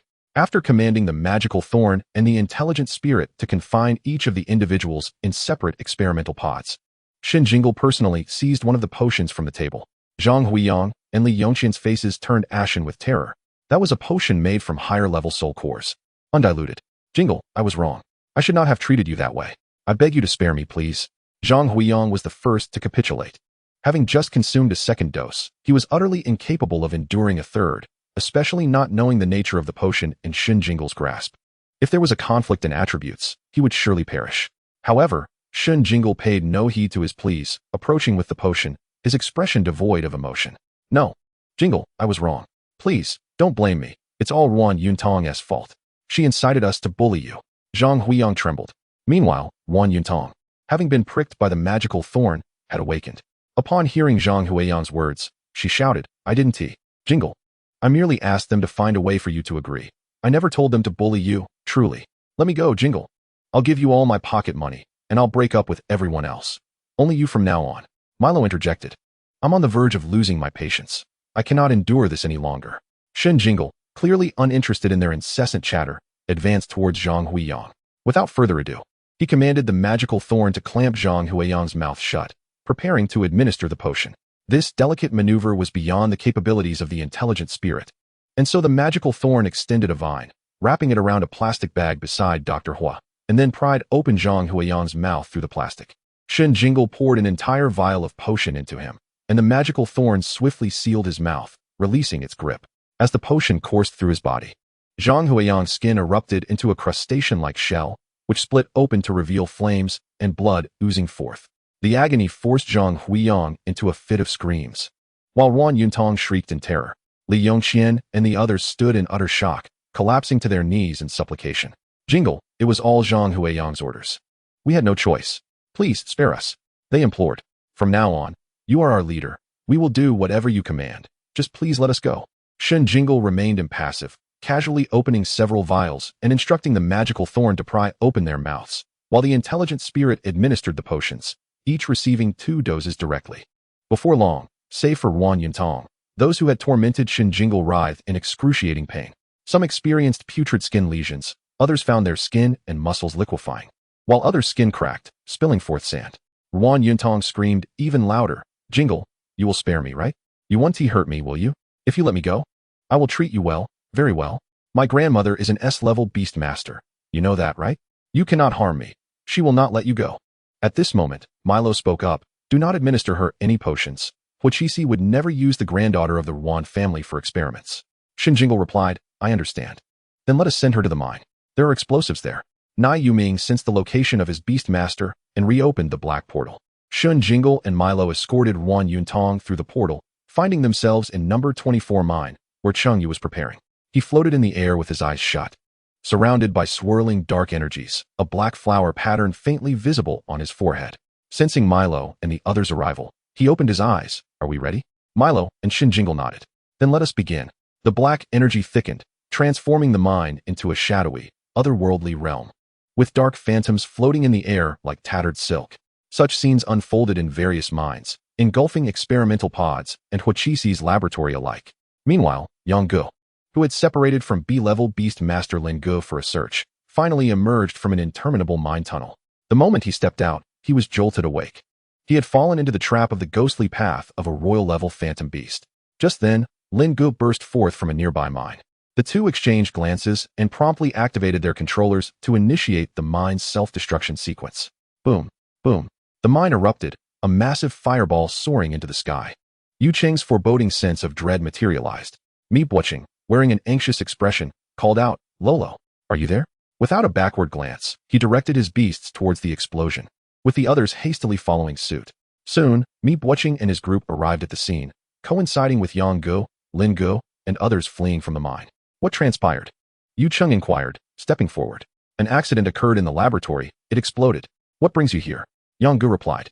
Mi Buoqing did not afford Yu Cheng the opportunity to continue his inquiries. I suspect you are conducting illegal experiments. My daughter went missing near your facility today, and I believe it is connected to your experiments. Who is this? Yang Gu asked. This is Mr. Mi from the Mi group. Mr. Mi? Me, Lolo. My goodness. Yang Ji's face paled instantly as he forced himself to maintain composure. Mr. Mi, everything requires evidence, doesn't it? Sir, the evidence is right inside. You must come in and see. I have found the young lady. Cheng Yu's voice echoed from the mine. Mi Buoqing shoved Yang Gu aside, charging in with his bodyguards. Yu Cheng furrowed his brow, sensing the gravity of the situation, and followed closely behind, accompanied by officials. Chapter 70, Exhausted to Death. As the group entered the mine, they were met with the sight of several tunnels billowing thick smoke and flames, accompanied by the sound of cascading rocks. Lin Gu, feeling uneasy, followed them in, relieved to find the destruction was not as catastrophic as feared. Meanwhile, Yang Gu, sensing the impending danger, seized the opportunity to slip away. He understood that if the truth surfaced, his fate would be sealed. Even if the beast-human experiments were obscured by the recent explosion, he was already a wanted man in Yuqing, and Mi Luo was someone he had captured earlier that day. On the other side, Mi Buoqing, having learned that his family was unharmed, anxiously called out for Mi Luo while summoning a steel-armored dragon. The steel-armored dragon, a silver-level earth-type beast, emerged with a low roar, its 6-meter-long body nearly filling the tunnel. Mi Buoqing issued a command, reinforce the mine. The steel-armored dragon immediately exerted its power, and the sounds of collapse within one of the tunnels diminished. Two officials, also bonded with earth-type beasts, followed suit, summoning their creatures to provide support, while Mi Buoqing's bodyguards, possessing water-type beasts, rushed into the newly stabilized mine to extinguish the flames. Lin's expression was far from pleasant. The official personnel had arrived too early, leaving him uncertain whether the items inside had been completely incinerated. Soon, the 16th mine was secured, and the flames within were extinguished. Mi Buoqing pulled Yu Cheng, leading the way inside. As the white smoke dissipated, a dark and eerie scene unfolded beneath, with phantoms floating amidst flickering bioluminescence. Yu Cheng exclaimed, "Is this the manifestation of the self-contained spatial shadows?" The figure of Cheng Yu emerged, enveloped in a shroud of black aura. "Sir, you tasked me with locating the young lady. I had just found her and was about to rescue her when the explosion occurred. I had no choice but to shield this area with the spatial shadows." Noticing the faint black flowers appearing on Cheng Yu's forehead, Yu Cheng momentarily lost his focus, only to realize that he was in the presence of an A-grade beast master. At that moment, another official rushed in to report the situation of the recently stabilized 17th mine. "Still the spatial shadows," Cheng Yu remarked. "From the 17th to the 32nd. Many ordinary people were confined there, and I had to protect them all." Yu Cheng thought, to have shielded so many mines during the explosion, this soul beast must be of royal caliber. An A-grade beast master with a royal-grade phantom-type companion had time to shield his lady and these ordinary people, but lacked the opportunity to rescue them directly? Yu Cheng's lips twitched in a sardonic smile. He understood the gravity of the situation and reluctantly pulled out his phone, scrolling to the deputy director's number. He hesitated for a moment before dialing the director's number instead. The deputy director was his patron, who had previously advised him to exercise leniency toward the Zhang family. If he continued to act as a shield for them now, he would be a fool. Upon witnessing the scene, Lin was taken aback. When he heard Yu Cheng reporting the need for additional police forces, panic gripped him, and he hastily attempted to contact the Yuan family for updates, only to find his message failed to send.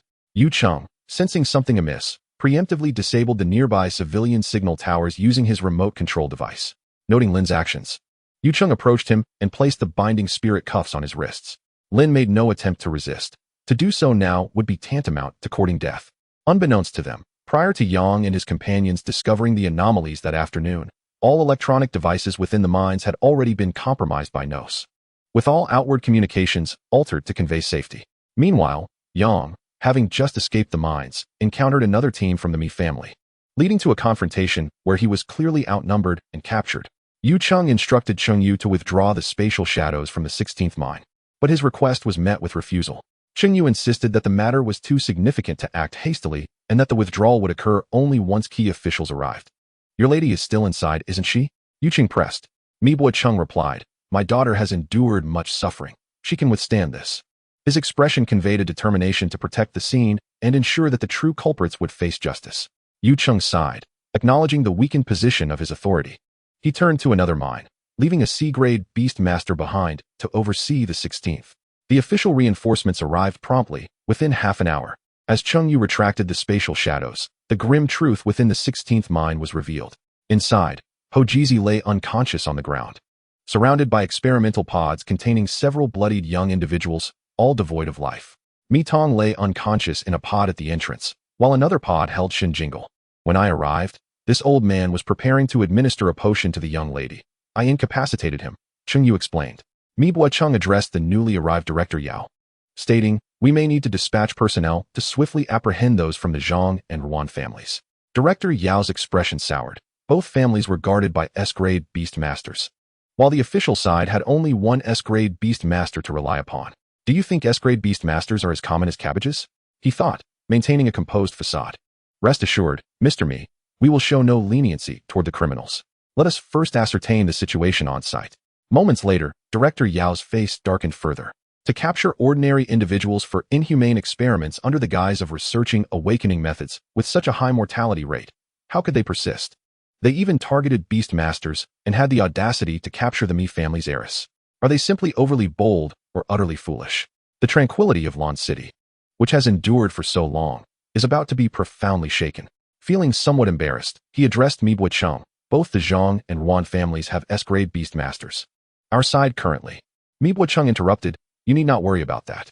Professor Lan from Yuqing and his esteemed disciple Huang Yi are currently guests of the Mi family. I can invite them to assist." Both were S-grade beast masters. Director Yao regarded Mibo Cheng with a discerning look. He could hardly believe that Mibo had no ulterior motives. He recalled the soul trees of the Zhang and Yuan families. Suddenly enlightened, the Zhang and Yuan families had captured the Mi family's heiress, and as the victims, the Mi family would naturally receive compensation. If the Mi family were to exert significant effort in apprehending the Zhang and Yuan families simultaneously, they would likely emerge with a substantial share of the spoils. However, given the urgency of the situation, a swift resolution was imperative. He nodded in agreement with Mibo Cheng's suggestion.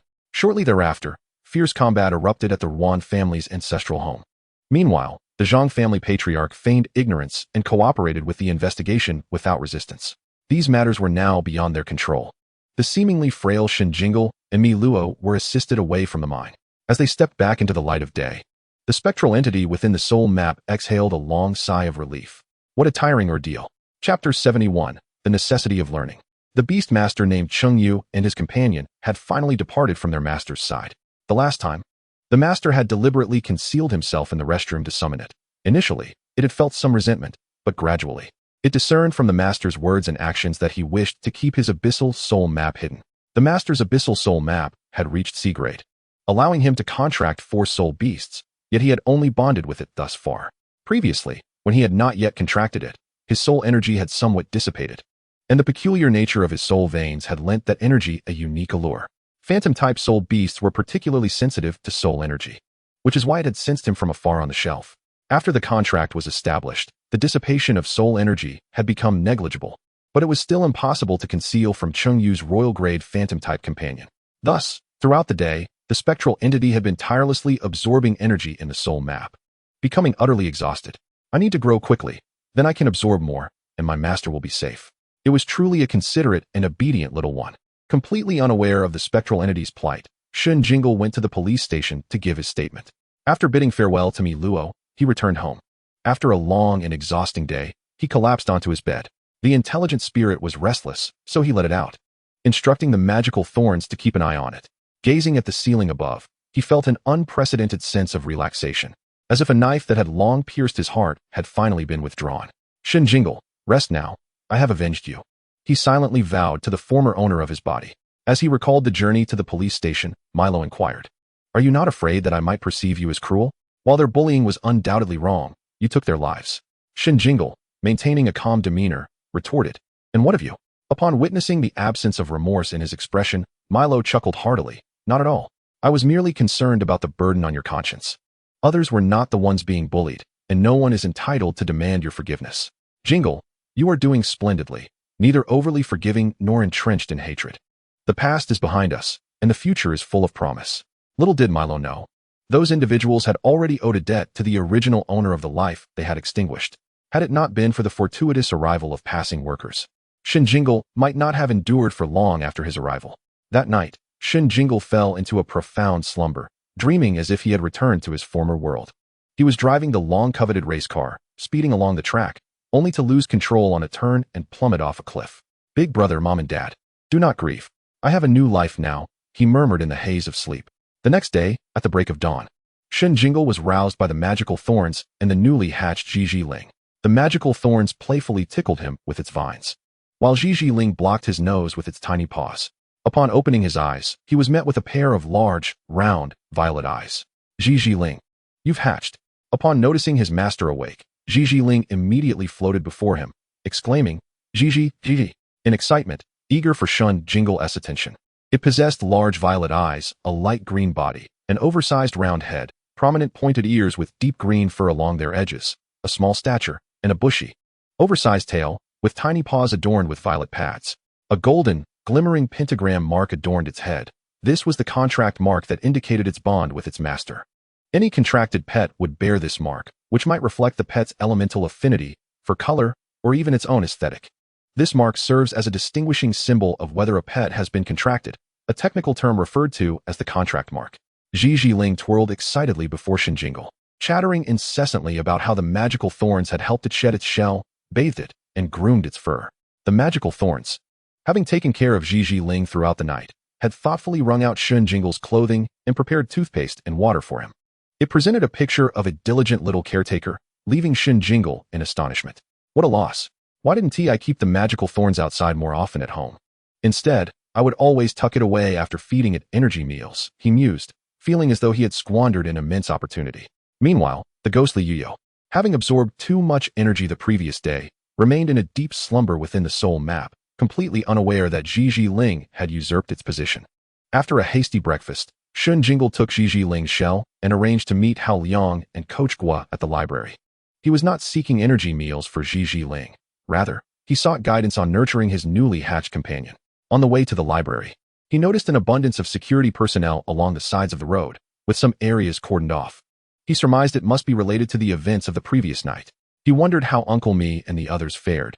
Surely, results would not come swiftly, and it was best he remained focused on his own tasks while awaiting news. At the CAF in front of the library, Coach Gua beamed at the sight of the newly hatched Gigi Ling. This little one is truly remarkable, though it does chatter a bit excessively. However, that is a positive trait, showcasing its liveliness and amiable disposition. Beside Coach Gua was a bespectacled instructor, who observed Gigi Ling while speaking. He was a senior breeding master named Yu Ji Shi, the head of the breeding team at Phantom High School, responsible for the previous energy meals provided to the magical thorns. Upon recognizing the breeding master, Gigi Ling understood the importance of ingratiating itself with him, as its access to delightful meals depended on this individual. It flitted to Yu Ji Shi, eagerly calling out, Gigi, Gigi, before nestling into the palm of his hand with its wide, curious eyes. Then floating to Yu Ji Shi's chest, affectionately rubbing against him. When Yu Ji Shi mentioned, I will prepare a suitable energy meal for it later. Gigi Ling planted a kiss on his cheek, leaving the older man blushing. Hao Liang, witnessing this scene, was left astounded, realizing that his Kalele Eagle could benefit from a similar learning experience. Indeed, it was imperative. In Chapter 72, Beautiful Sister's Affection, Yu Ji Shi patiently imparted knowledge, explaining that for the first 3 months after Gigi Ling's hatching, training should be avoided, as improper training could hinder its development. Additionally, newly hatched pets often exhibit a tendency towards somnolence. Thus, they should be summoned back to the soul map during sleep or allowed to rest within their shells if they prefer. I will take half of this shell to prepare the energy meals for the first 3 months, while you can use the other half to create a soft little nest. Newly born cubs feel a profound sense of security when sleeping in their shells, along with their energy meals. It is crucial to provide fruits and spiritual herbs of a low level. Level 1 will suffice during their first year. Pets of this age are typically quite curious, requiring patient guidance to instill a proper sense of values. Shen Jingle diligently noted down the advice, finally feeling a sense of responsibility as a caretaker. After discussing Gigi Ling, Yu Ji Shi requested Shen Jingle to summon the magical thorns for an inspection. Your magical thorns are thriving. Does it still enjoy the energy meals provided last time? Before Shen Jingle could respond, the magical thorns eagerly nodded. It seems your magical thorns are somewhat superior to typical 1-star magical thorns, Yu Ji Shi remarked during his examination. Coach Gua mused, the energy must have reached a 2-star level. How could it be compared to an ordinary 1-star? I will adjust its energy meal. Once the previous supply is exhausted, switch to the new one, Yu Ji Shi instructed. Understood. Shen Jingle replied. Eager to prepare Gigi Ling's energy meal, Yu Ji Shi, having finished inspecting the magical thorns, called for Coach Gua to summon Na Na Ku to escort him away. Meanwhile, Hao Liang and Shen Jingle entered the library to train.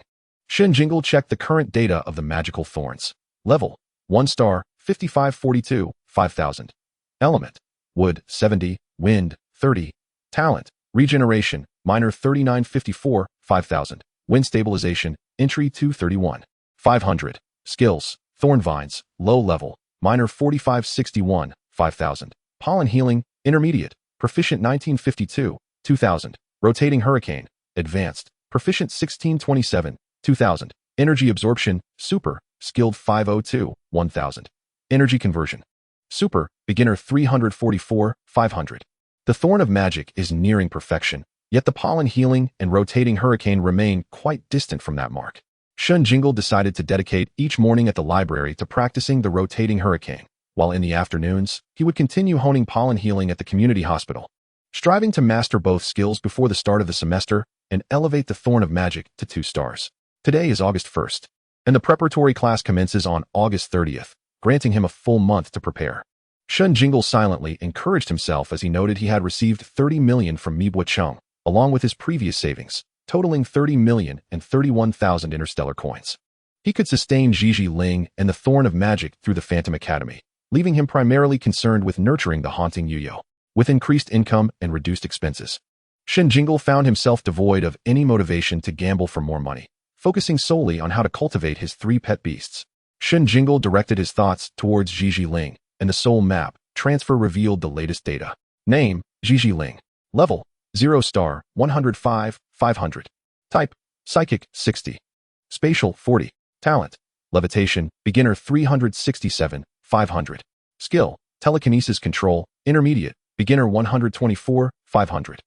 The level data exceeding 100 confirmed what Milo had previously mentioned. Surpassing 100 would lead to breaking the shell. The skill of telekinesis control boasted a proficiency of 124, and Shen Jingle recalled that it could be utilized while still in the egg, suggesting that proficiency had been accumulated even then. However, the data was incomplete while in the egg, showing the skill bar is empty. With this thought, Shen Jingle turned his attention to the slumbering Yuyo. Name, Haunting Yuyo. Level, 0 star, 321, 500. Type, Ghost, 100. Talent, Transformation. Skill, none. Its level had risen from an initial negative of over 680 to the current negative 321, especially having increased significantly over the past 2 days. While he could seek advice from others on cultivating Zhiji Ling and the Thorn of Magic, the nurturing of Yuyo rested solely on his shoulders. Shen Jingle had contemplated exposing his dual soul maps, but feared being classified as an anomaly, potentially inviting trouble. In light of the uncertainty regarding safety, he resolved to keep this secret from everyone. Thus, he was left to rely solely on himself for the cultivation of Yuyo. Leaving the Thorn of Magic to train at the training ground, Shen Jingle descended alone to seek out books related to ghost-type beasts.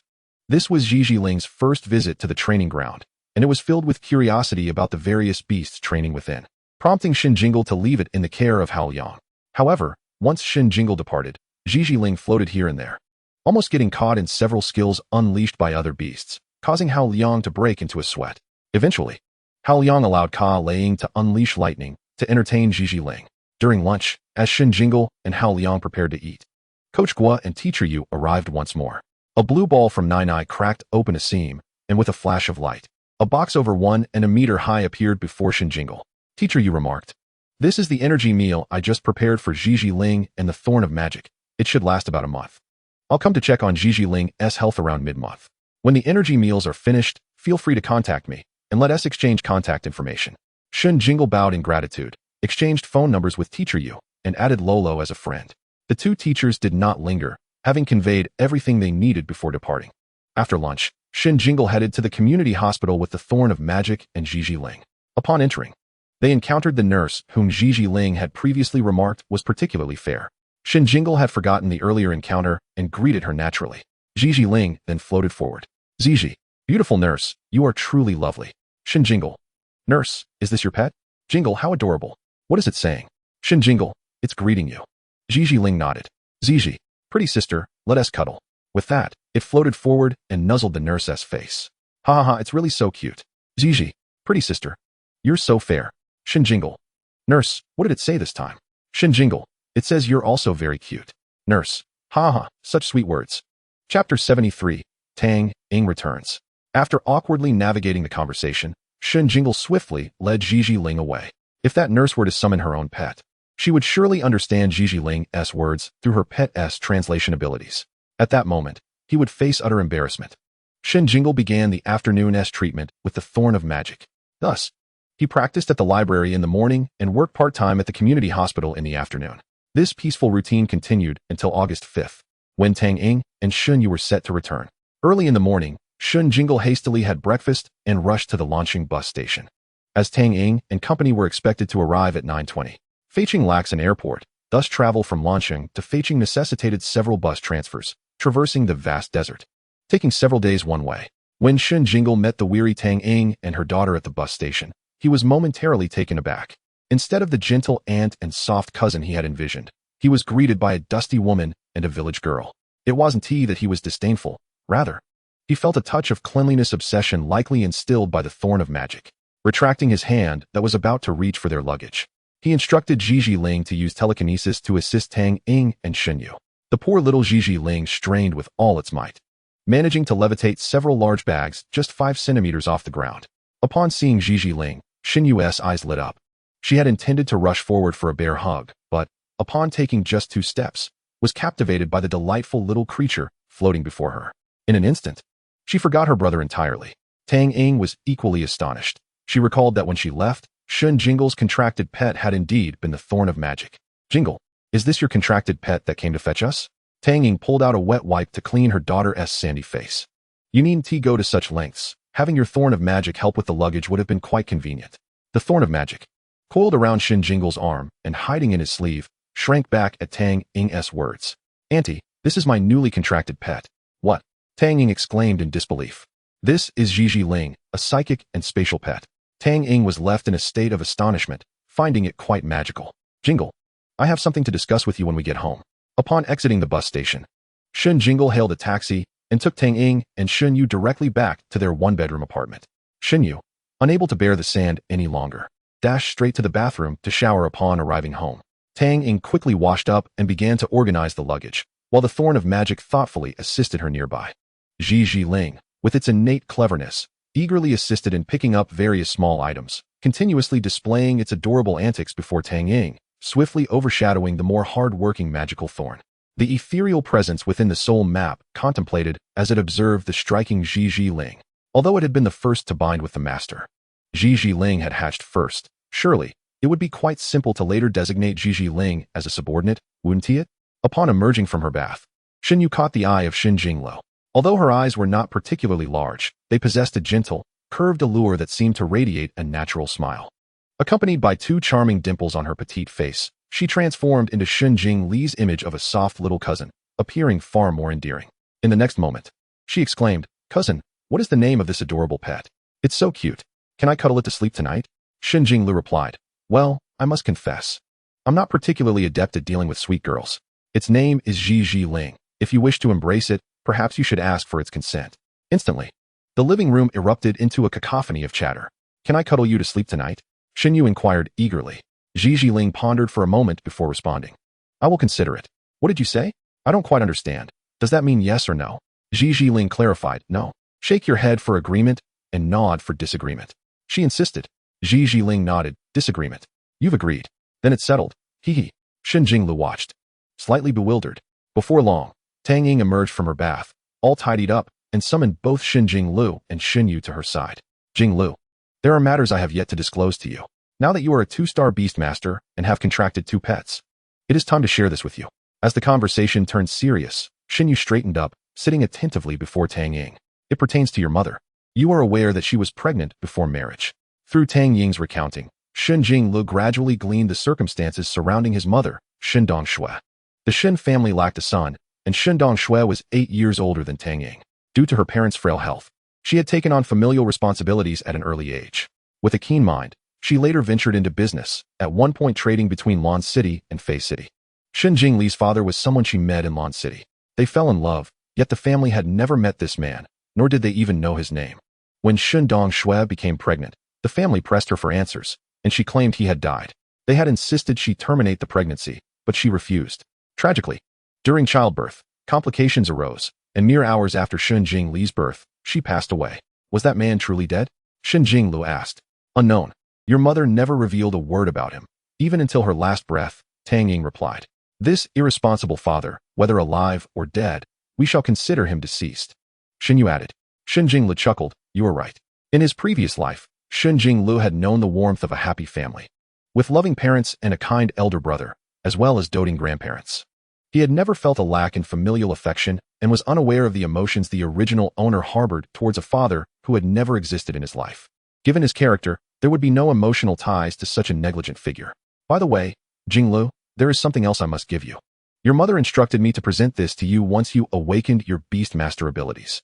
I have brought it along, Tang Ying said, retrieving a document pouch from her belongings. Shen Jinglu accepted it and opened it to find an identity card bearing the name Eli Hall. Yet all other details remained blank. This card contained a chip, and upon comparison with his recently issued Beastmaster identity card, he discovered that Eli Hall's card was of a higher grade, universally applicable in the stars, issued by the Central Beast Service Center of the Crimson Starbone Estate. Crimson Star? Another planet where humanity resides, renowned for its advanced Beastmaster civilization, where everyone is a Beastmaster. Within the pouch was a letter containing a brief message, blank identity card of the Hall family from Crimson Star, valid for 15 years upon activation. Shen Jingle's identity card was internationally recognized, currently activated, with a faint green light pulsing from its chip. He recalled that day at the Beastmaster Center when he had activated it by channeling a strand of soul power from the White Soul map. As the essence flowed into the card, the chip had illuminated. Chapter 74, The Second Identity. Holding the Eli Hall identity card, Shen Jingle fell into contemplation. Had the negligent father left this card for the original owner? A validity of 15 years meant that within that time frame, if he successfully awakened, he would be recognized as his son. Otherwise, he would be disowned. What a dramatic beginning. However, this identity card indeed seemed usable, perfectly suiting his needs. Presently, he was publicly recognized as a 2-star nature beast master, and this card would provide a legitimate identity for his abyssal self. All beast master identity cards are encoded with the beast master's unique soul power, marking their identity.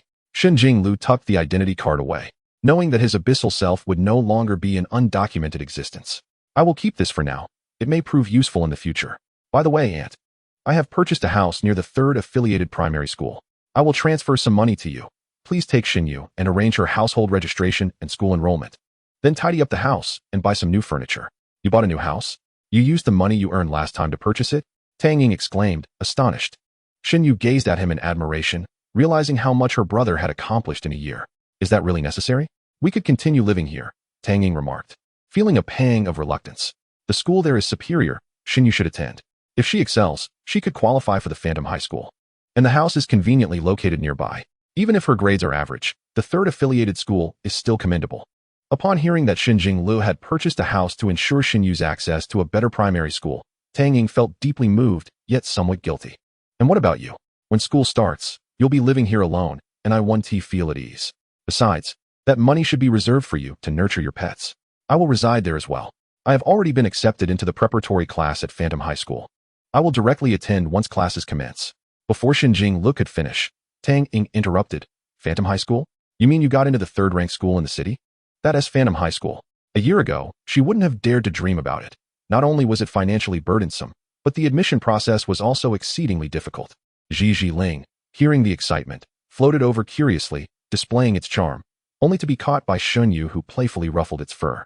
Realizing Ji Ling was present, Tang Ying belatedly recalled that Shen Jingle was already a 2-star beast master. Such talent made him a contender not only for Phantom, but even for Long Yuan. Oh my goodness. She could hardly contain her excitement. No, stay composed, stay composed. I must maintain my poise as an elder. Tang Ying turned to see Shinyu, blissfully playing with Ji Ling, and shot her an annoyed glance. Why are you glaring at me? Shinyu asked, puzzled. Are you not going to scream in excitement? Shinyu looked bewildered. Why would I scream? Tang Ying pointed at Ji Ling, and then at Shen Jingle, your brother, a 2-star beast master. And he is going to Phantom. Oh my goodness. Shinyu exclaimed. Ji Ling is just too adorable. I want one so badly.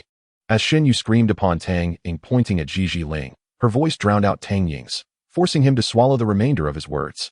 The previously quiet magical thorn, stirred by Shen Yu's enthusiasm, could not resist extending a vine to affectionately ruffle Ji Ling. It is worth noting that when Ji Ling had just hatched, it had been lovingly petted by every vine. Ji Ling protested, stop tugging. If you keep this up, I shall go bald. Shen Jingle sighed. It's already noon. Let us venture out for a meal and later visit our new home. To this, both Tang Ying and Shen Yu wholeheartedly agreed. Who could resist the delight of viewing a new abode? The trio joyfully exited, with the magical thorn still entwined around Shen Jingle's arm, while Ji Ling, reluctant to enter the soul map, chose to float beside him. The area they inhabited was primarily populated by low-income families, and the contracted beasts of the Beastmasters were mostly of the brawny variety, such as forceful oxen, green silkworms, and shrimp. The sudden appearance of a Ji Ling instantly attracted the attention of passers-by. Many were unfamiliar with this particular beast, which only underscored its rarity and value. Otherwise, how could they be oblivious to such a creature? On her first day in launching, the village girl Shinyu basked in the envious gazes directed at her through Shen Jingle. Feeling somewhat bashful, she resolved to strive harder. Determined not to bring shame to her cousin, Ji Ling reveled in the attention, strutting with a carefree gait, its tail swaying playfully. The ghostly figure within the soul map, observing the conspicuous Ji Ling, closed its eyes, exclaiming, "How foolish, I cannot bear to watch." The trio soon found a modestly decent restaurant nearby, where Shen Jingle ordered an extravagant feast to welcome Tang Ying and Shen Yu. The chef was swift, and before long, the table was laden with dishes.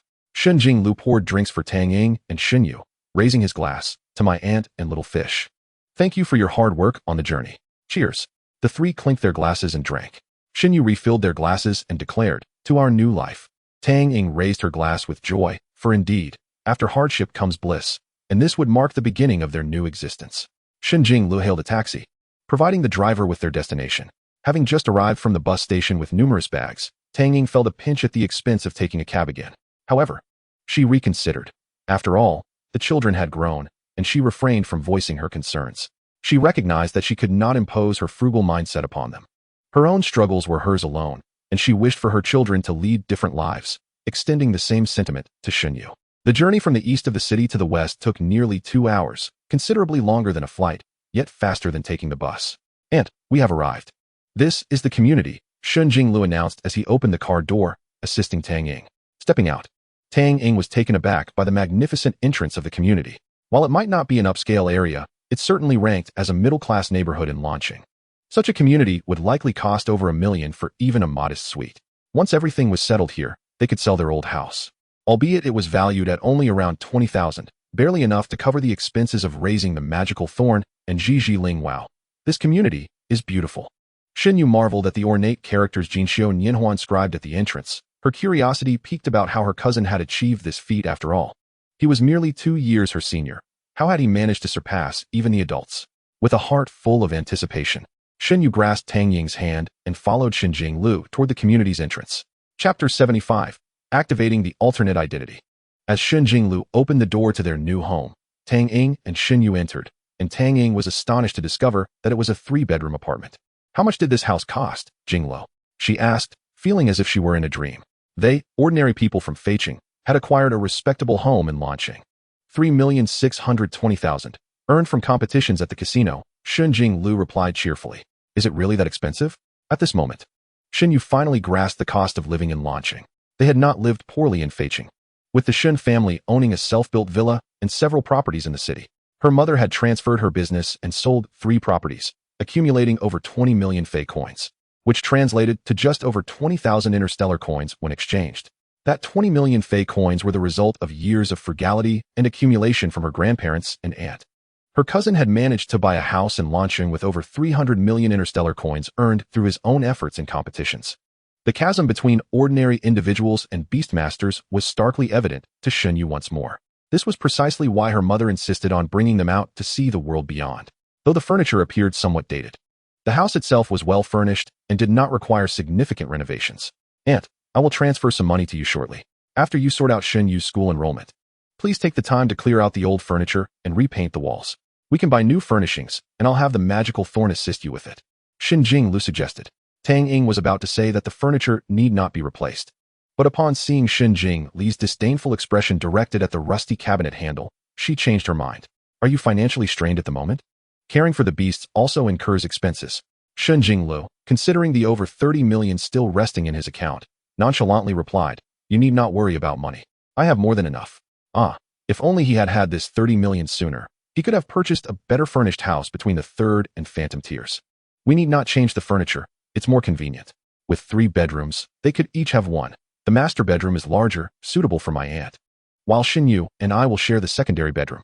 The 2 secondary bedrooms were roughly equal in size, one featuring a bay window, the other lacking it, but possessing a small balcony connected to the kitchen. No, Jingle, the master bedroom is too large. Shen Yu and I will take it. You should occupy one of the secondary bedrooms, and the other can be used as a training room for the beasts. If Shen Yu awakens in the future, she can utilize it too. Yes, that sounds better. I haven't slept with my mother in ages, Shen Yu chimed in, wrapping her arms around Tang Ying in agreement. This arrangement seemed feasible, and Shen Jingle nodded in concurrence. The 3 of them engaged in an extensive discussion about how to furnish the house and what types of furniture to purchase, and before long, the afternoon had slipped away. That evening, they returned to their previous small abode, with Shen Jingle occupying the bedroom, while Tang Ying and Shen Yu settled in the living room. After several days of travel, both Tang Ying and Shen Yu were utterly exhausted, and they quickly fell asleep after dinner. Alone in his room, Shen Jingle retrieved the identity card that Tang Ying had given him earlier that day. Heir. This name must have been bestowed upon the original owner by his unworthy father. Shen Jingle scrutinized his reflection in the mirror, noting that he did not appear to be of mixed heritage. How then did he bear a foreign name? Nevertheless, the original owner's features were indeed more defined than average, undeniably handsome. The Hall family certainly sounded prestigious. With a smirk, Shen Jingle tapped into his abyssal soul power, directing it toward the identity card. Soon, the chip embedded within the card illuminated with a green glow, signaling successful activation. From this day forth, a C-class abyssal beastmaster named Heir would exist in this world. With a disguise in place, he could begin honing his alternate identity.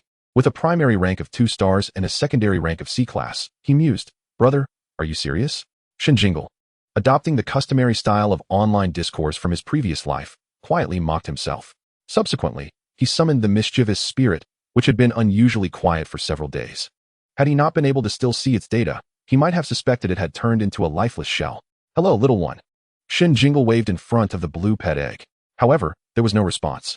The mischievous spirit had already rendered itself invisible and floated out of the egg the moment he released it. It stifled a giggle behind Shen Jingle's head before stealthily drifting into the living room. Initially, it tugged at the teddy bear in Shun Yu's arms, attempting to poke at the bear's eyes, but to no avail. Then, it floated into the wardrobe, extending its claws toward the young girl's undergarments. Grasping a few diminutive pieces, the mischievous spirit also unearthed Tang Ying's garments. It meticulously compared the two sets in terms of size, material, and style, examining them thoroughly. Ultimately, it placed one atop its head and gazed into the mirror, finding it rather unappealing. With a sigh, the spirit remained perplexed as to why humans donned such attire. Even if it was for the sake of covering excess flesh, was it truly necessary to have so many variations? It simply could not comprehend. After some contemplation, it selected a pink piece and dressed the teddy bear in it. Quite fashionable, it mused. Just then, it sensed Shen Jingle was about to summon it back, prompting it to hastily shove the collection of undergarments back into the wardrobe. As soon as it closed the door, it was whisked back into the soul map along with the egg. Shen Jingle, who had received no greeting from the mischievous spirit despite his efforts, wore a troubled expression. This spirit was inherently underdeveloped, and it was uncertain when it would hatch or whether it would be healthy upon emergence. He recalled having read in the library a couple of days prior that the nether crystals were beneficial for underdeveloped ghost-type pets. Yet, he had no idea where to procure such crystals. Should he venture into the city tomorrow and inquire at various pet supply stores? Resolute, he set his plan into motion. The following day, Tang Ying took Shen Yu to handle household registration and schooling matters, while Shen Jingle entrusted his magical thorn to Hao Liang for training before heading out for a leisurely stroll with Zhi Ling. Hao Liang was envious of Shen Jingle. His magical thorn was remarkably obedient. With just a few bottles of energy recovery agents, it diligently trained, neither slacking off nor shirking responsibilities, and when its energy was depleted, it would simply roll up a bottle of recovery agent and continue on. In contrast, his own Carry-Eye Eagle was only energetic during battles. During training, it required constant encouragement, coaxing, and occasional shouting to keep it motivated. As Shen Jingle strolled with Zhi Ling, he found himself missing the magical thorn. It was so well-behaved that when out shopping, it felt as if it were non-existent.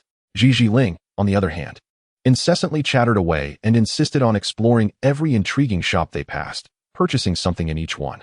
Had it not been able to levitate items with its psychic powers, Shen Jingle would have surely expressed his frustration. Eventually, they arrived at a specialty pet supply store, and Shen Jingle stepped inside. Chapter 76, Task Release. The shop offered a plethora of items, ranging from energy meals for pets, energy recovery agents, and consumable treasures infused with energy, to pet accessories, clothing, hats, and a variety of toys. Although the selection was vast, it was rather commonplace, and upon inquiry, Shen Jingle discovered they did not possess the nether crystals he sought. Upon learning of his desire to purchase nether crystals, the shopkeeper regarded him as if he were a curiosity. Shen Jingle instructed Zhi Ling to choose 2 toys, and while settling the bill, he inquired about where he might procure nether crystals. Such items are typically pre-ordered, and small shops like ours cannot stock them. If you lack connections, you might try the Beastmaster Comprehensive Service Center's task hall, the owner advised. Shen Jingle's eyes brightened at this suggestion. After paying, he and Zhi Ling proceeded to the Beastmaster Comprehensive Service Center in Lon City. Upon arriving at the task hall, Shen Jingle located a self-service terminal and entered nether crystal to search. A task offering a reward of 50 G of nether crystals in exchange for 200 G of flame crystals caught his attention. However, he had no flame crystals and was uncertain whether 50 G would suffice. Scrolling further, he found several requests to purchase nether crystals, with the price for 50 G listed at 200,000. Returning to the homepage, Shen Jingle clicked to post a task and retrieved his Ally Hall identity card for verification, seeking to purchase 200 G of nether crystals, with a reward of 1,000,000. After completing the edit, he clicked submit. Then, he searched for flame crystals. This time, he stumbled upon a promising task. Team Exploration of Secret Realm number 26 in Huangqi County, requiring a healing pet of at least 2-star level and a Beastmaster of at least level 2 with some self-preservation capability. Next to the task was an introduction to Secret Realm number 26, indicating the presence of flame crystals, which explained why this task appeared in the search results. Secret Realm number 26 was renowned for its fire-type pets and treasures, and due to its extensive development, most significant dangers had been eradicated, making it suitable for low-level Beastmasters to explore. Shen Jingle verified his identity card, and chose to accept the task. After filling in his contact information, he scrolled through the listings but found no suitable options. He wondered how Milo was faring. Regrettably, he was uncertain whether the dual soul map would be classified as an anomaly, and given the safety concerns, it was best to maintain discretion. Otherwise, he could have directly asked Milo where to acquire nether crystals. Shortly thereafter, Shen Jingle received a call from the task issuer. Upon learning that his pet, the magical thorn, was only 1 star and that its healing skill had not yet matured, the issuer politely declined his participation, repeatedly apologizing before hanging up. Shen Jingle understood, as it was reasonable for the other party to consider the unknown risks associated with exploring a secret realm. Subsequently, Shen Jingle wandered through other shops in the city. But predictably, he found nothing. As evening approached, he picked up the magical thorn from the library and, after bidding farewell to Hao Liang, returned home. Upon arriving downstairs, he encountered Tang Ying and Xun Yu, who had just returned.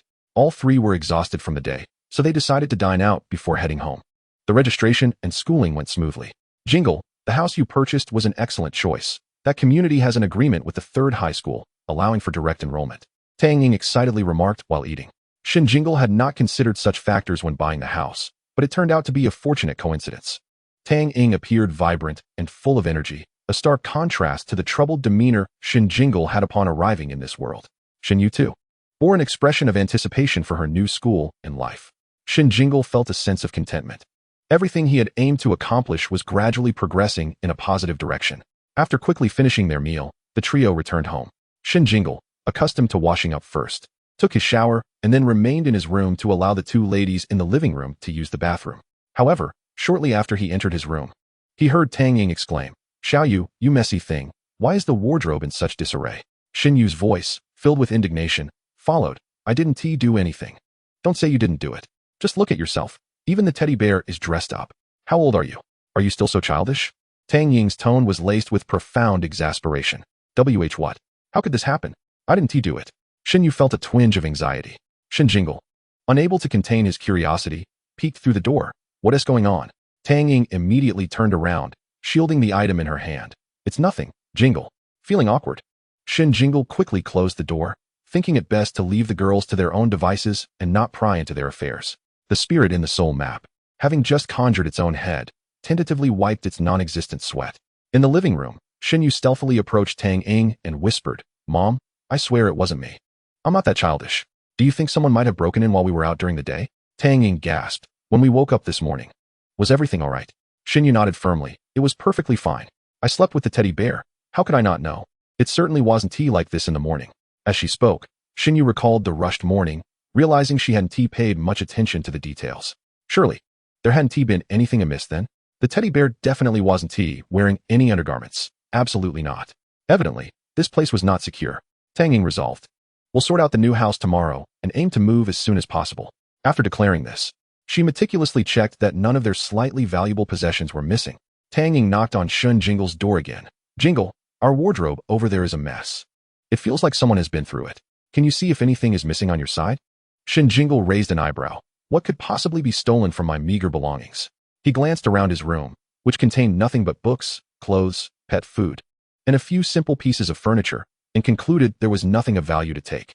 Finally, under Tang Ying's scrutinizing gaze, he stood up and recounted the magical thorns and the energy meals of his pet. Nothing was amiss. Tang Ying, now suspicious, closed Shen Jingle's door. So, only the undergarments had been tampered with? Could it be that a pervert had entered? A chill ran down her spine as she glanced at her delicate daughter, vowing to remain closely by her side until they moved into the new house. In Shen Jingle's room, the spirit excitedly rummaged through the 2 toys purchased that day. One was a prank box that, when opened, would spring forth a clown that emitted a mechanical voice inviting a kiss. After playing with it for a while, the spirit had grown disinterested. The other was a cat puppet that could be worn on the hand. The spirit picked it up eagerly, ready to have Shen Jingle wear it. Shen Jingle, with a fond smile, obediently extended her right hand. Once donned, Shen Jingle began to manipulate the puppet's mouth and pretended to provide its voice. "Hello, Gigi Ling. I am Doraemon. I have a plan to save the world. Are you interested?" "Gigi," the spirit exclaimed with enthusiasm. "I'm very interested." However, within 10 minutes, Shen Jingle lost her patience and flopped onto her bed, feigning death. "Gigi, come on, let's play again. Be good, go play with Xiaoyu outside." Shen Jingle removed the puppet glove. Excitedly, the spirit scampered off to find Shen Yu. Soon, the living room echoed with their whimsical banter. "Hello, my name is Xiaoyu. I am your good friend. Ziji, don't call me Xiaoyu, call me Doraemon. You say my name is beautiful?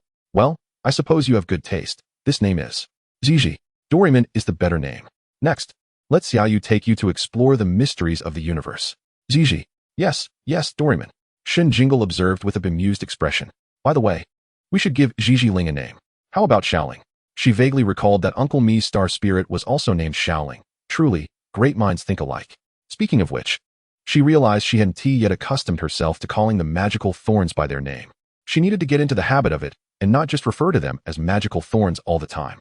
The next day, Tang Ying and Shen Yu took Xiaoqing to clean out the old furniture from the new house, while Shen Jingle continued her search for the nether crystal with Xiaoling in tow.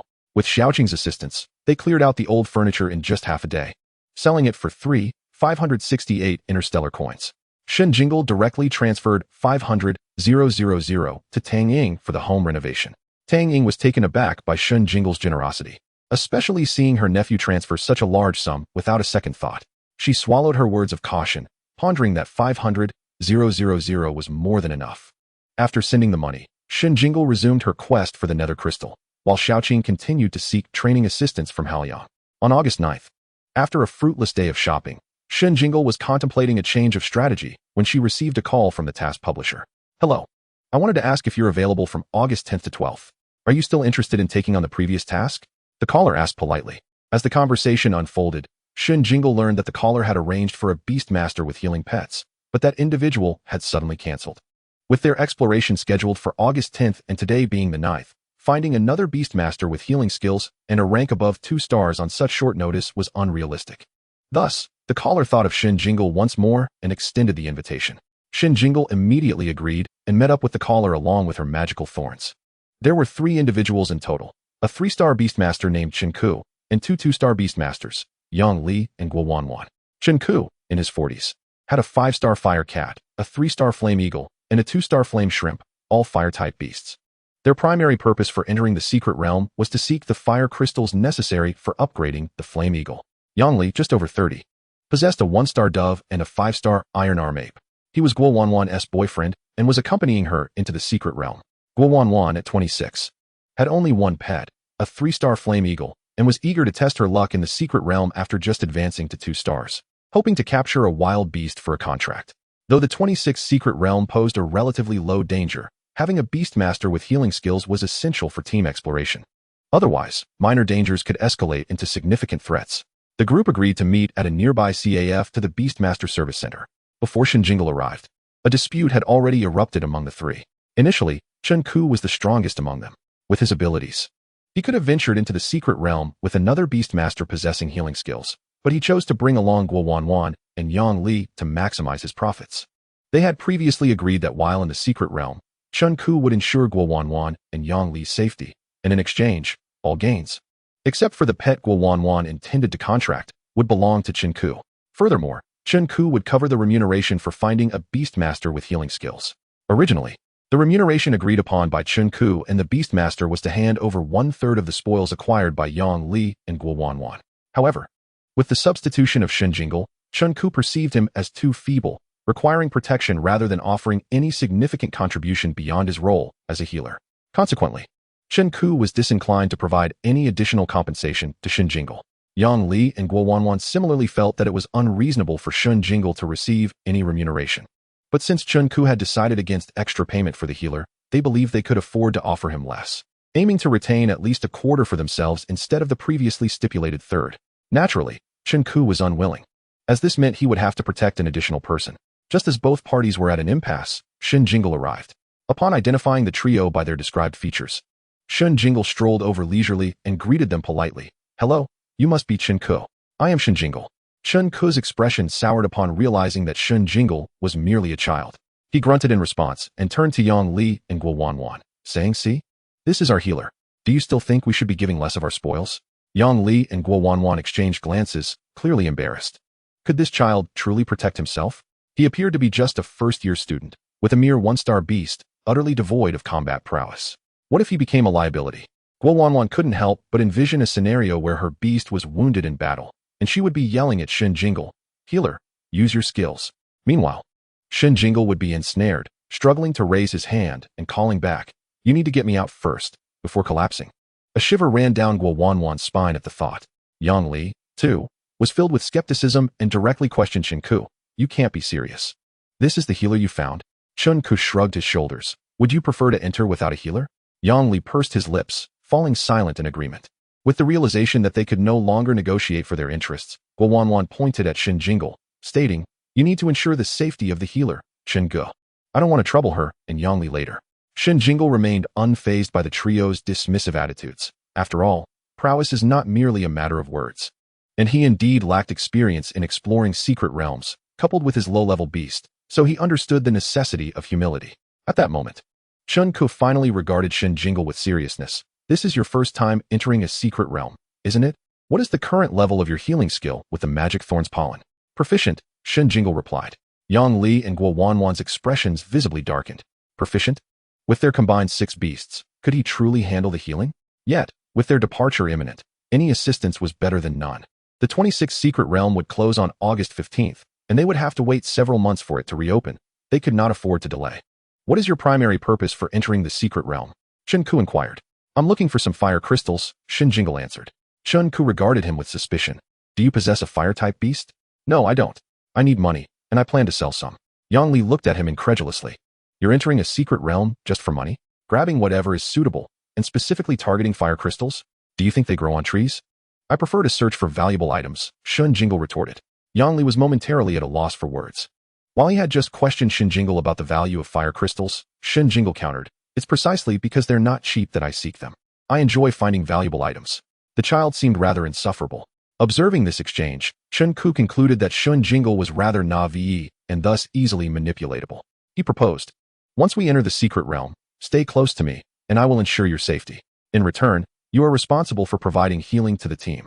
You will not partake in the distribution of our spoils. To maintain fairness, your findings will belong solely to you. Though he spoke with an air of fairness and justice, his true intention was to secure a free healer.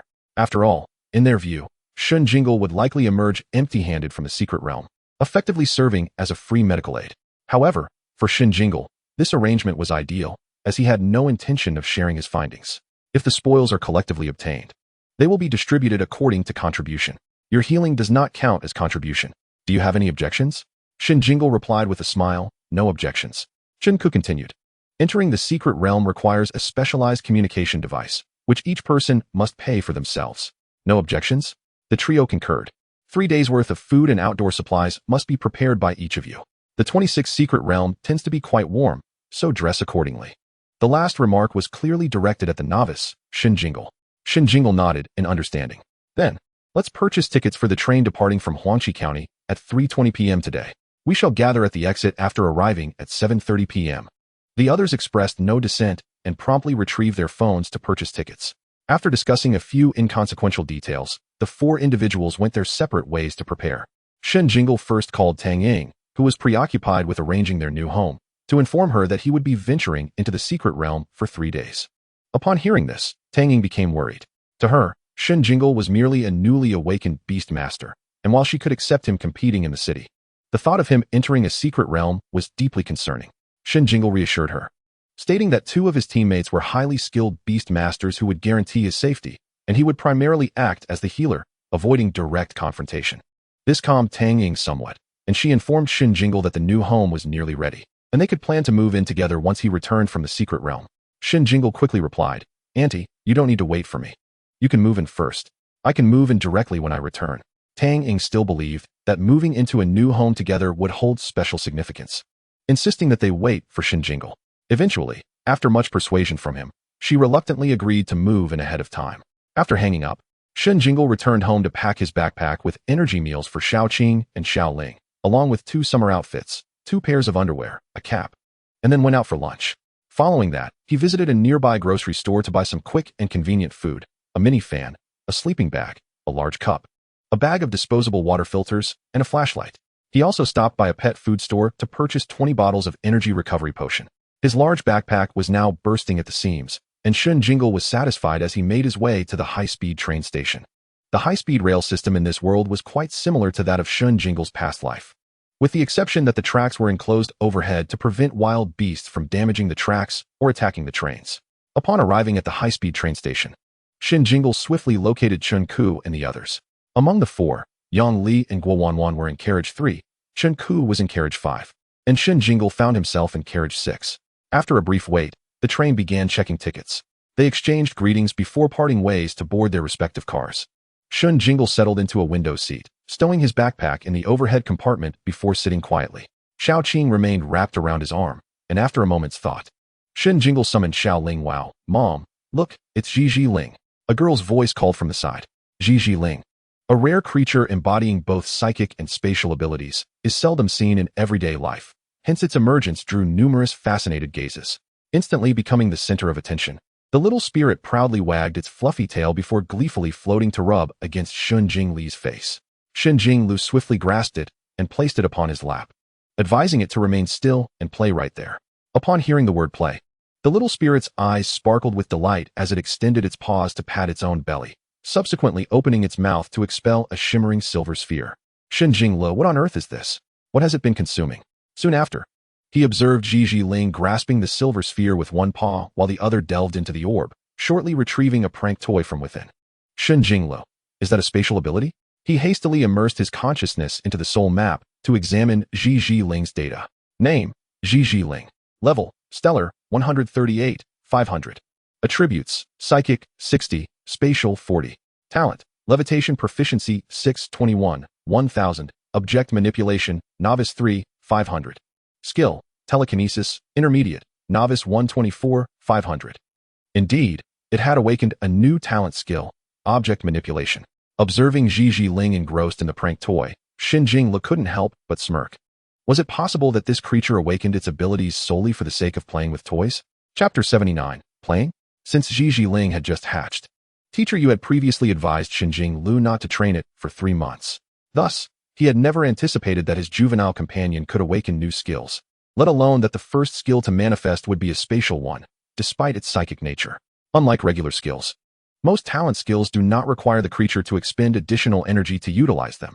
As long as they have not transformed into a soul core, they remain available for use. Moreover, talent skills possess no growth cap and will enhance alongside the creature's level. Currently, the magical thorn possesses the talent skills of wind control and regeneration, while Ji Ling's talents include levitation and object manipulation. And the ghostly Yu has the talent of transformation. Among these talents, only regeneration necessitates energy expenditure, the rest do not. Shen Jinglu retrieved his phone to research Ji Ling's spatial skill, object manipulation. He soon discovered that the silver orb the little spirit had conjured was a unique spatial pocket. Initially, the space would be limited to storing objects, but as it matured, it would expand to accommodate living beings as well. The academically challenged Shen Jinglu began to reflect on his oversight. While other matters could be forgiven, he must diligently study the upgrade path for his own creature.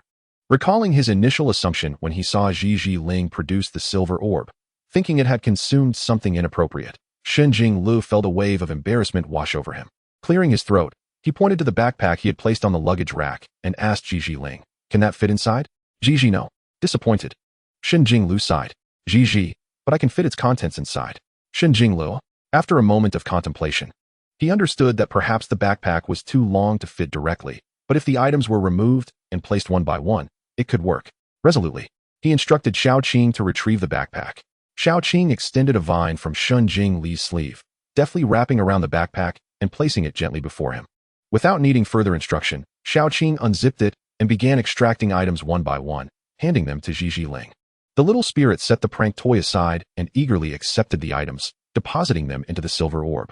The surrounding onlookers were captivated by the seamless cooperation between the two creatures, many casting envious glances at Shen Jinglu. Some, however, frowned, believing he was deliberately showcasing the prowess of his spatial creature. Why, they thought, should he wait until they were on the vehicle to arrange his belongings? As if only he could contract a spatial beast? When Xiao Qing retrieved Shen Jingli's underwear and expertly handed it to Ji Ling, he felt a wave of acute embarrassment wash over him as he sensed the gaze of the crowd upon him. In the soul map, the ghostly Yu remarked, "Those two are new." Before long, Xiao Qing and Ji Ling had successfully organized all the items from the backpack, leaving it empty. Just as Shen Jinglu was about to speak, he noticed Xiao Qing extending 2 vines to flatten and fold the backpack before handing it to Ji Ling. The little spirit reached into the silver orb, rummaged for a moment, then accepted the neatly folded backpack and placed it inside. Perfect. Shen Jingle felt an overwhelming sense of satisfaction as the four of them reconvened at the station exit. The other three noticed that Shen Jingle's previously carried backpack was mysteriously absent. Guowanwan was at a loss for how to react. She had anticipated some unreliability, but never imagined he would forget his own bag after a car ride. Shen Ku gazed at Shen Jingle in speechless exasperation, wanting to reprimand him, yet at a loss for words. He simply felt exhausted, unable to bear the burden of Shen Jingle's carelessness. It was akin to returning home for summer vacation, prepared to assist your mother with your fourth-grade brother, only to find she had given birth to a newborn sister in the meantime. Now your responsibility as well. Even Yongli, who was occasionally forgetful, casually asked Shen Jingle, "Did you forget your bag? You should hurry and ask the staff if they can retrieve it. You can't go into the secret realm empty-handed." Seeing her boyfriend express concern, Guowanwan recognized that scolding was futile and comforted him, saying, "If it's lost, it's no big deal. We can quickly gather supplies in the county tonight." Shen Jingle pulled Ji Ling from his pocket and pointed at it, stating, "I left it with it." Upon hearing this, the trio stared at him in silent disbelief. Shen Jingle, assuming they doubted him, urged Ji Ling, "Little spirit, bring out the water. I need a sip." Obediently, Ji Ling patted its belly and expelled the silver sphere, reaching inside to retrieve a large cup in mere seconds. Shen Jingle accepted it and took a symbolic sip. Finally, the three snapped back to attention, their previously haughty demeanor transforming. While they had acknowledged Shen Jingle's magical thorn creature, it hadn't struck them until now that Ji Ling, a unique fusion of two rare attributes, was something unattainable without significant connections or wealth. As Guowanwan contemplated how to forge a closer bond, she noticed Shen Jingle's uncharacteristically troubled expression and gently inquired, "Shen Jingle, what's wrong?" After swallowing a mouthful of water, Shen Jingle's expression grew complicated as he sought out a nearby trash can and discreetly spat out the water. The trio watched in confusion as Shen Jingle reached into his mouth and retrieved an object. Being beast masters, their vision was sharp, and they instantly recognized it as a tooth. A tooth? What on earth? Is he still teething? The three found themselves utterly bemused. After a considerable lapse of time, Guowanwan finally regained her composure. At that moment, Shen Jingle had calmly instructed Ji Ling to properly stow away his teeth and approach the group. "Jingle, how old are you?" Guowanwan inquired, her tone suddenly softening, reminiscent of an elderly lady conversing with a child. "I'm 13, Shen Jingle replied, maintaining an unperturbed demeanor. The three of them exchanged incredulous glances. They had speculated about his age when he was losing his baby teeth, but to have it confirmed was still astonishing. Wait a moment, 13 years old and already a 2-star beast master? What sort of prodigy is this? Shen Ke instantly regretted having summoned Shen Jingle. With such talent and background, he must be a prize jewel of some prominent family. If anything were to happen to him in the secret realm, they would surely face dire consequences. Jingle, perhaps you should sit this mission out? We can find another partner, Shen Ku cautiously suggested. Upon hearing this, Shen Jingle assumed they thought him too young. He hadn't anticipated that the large tooth that had been wobbling might fall out at this moment. Didn't you say the secret realm would soon close? It would be difficult to find another partner at this point, wouldn't it? Rest assured, I won't hold you back, Shen Jingle assured them. Shen Ku remained uncertain. Suddenly, Yongli interjected, "Jingle, you must be the child of a prominent family, right? Do you really need to come to Lon City to sell flame crystals?" Shen Jingle replied, "I am not from any notable family. Have you ever heard of a prominent family in Lon City with the surname Shen?" The trio pondered and, indeed, could not recall any. Realizing that the three of them had mistaken him for a scion of a prominent family, Shen Jingle felt the weight of their expectations. Guowanwan's eyes sparkled with insight. Just because there isn't one in Lon City doesn't mean there aren't any in other cities. Shen Jingle shrugged. What are the odds that the heirs of other families would come all the way to Lon City to explore a secret realm like number 26? The trio conceded that it was indeed improbable. Under Shen Jingle's continued persuasion, they finally dismissed their doubts and resolved to proceed as originally planned. Huangqi County is a medium-sized county under the jurisdiction of Lon City. The Dragon Kingdom comprises 8 provinces, each containing several cities, and each city governs multiple counties aside from its central urban area. Strictly speaking, Lon City refers only to the central urban area, while broadly, it encompasses the surrounding counties as well. Huangqi County lies to the southeast of Lon City, over 700 kilometers away from the central urban area. After several hours of travel, the four arrived at their destination as night fell. They decided to dine together before heading to their lodging. This time, Shen Ku generously offered to treat them to dinner. At the table, Guowanwan cast an envious glance at Shen Jingle. "Jingle, how did you acquire your Ji Ling? I heard that pets of this caliber require reservations well in advance and necessitate connections to procure." Shen Jingle replied nonchalantly, I bought it from a gambling den. The trio chorused, "How much?" 1 million, Shen Jingle stated. The three of them were taken aback. Such luck. They wished for a dozen of it. Guowanwan, who couldn't even scrape together tens of thousands to try her luck in the secret realm, could only feel envy. After dinner, they took a taxi to a hotel near the secret realm and agreed to set off at dawn the following day.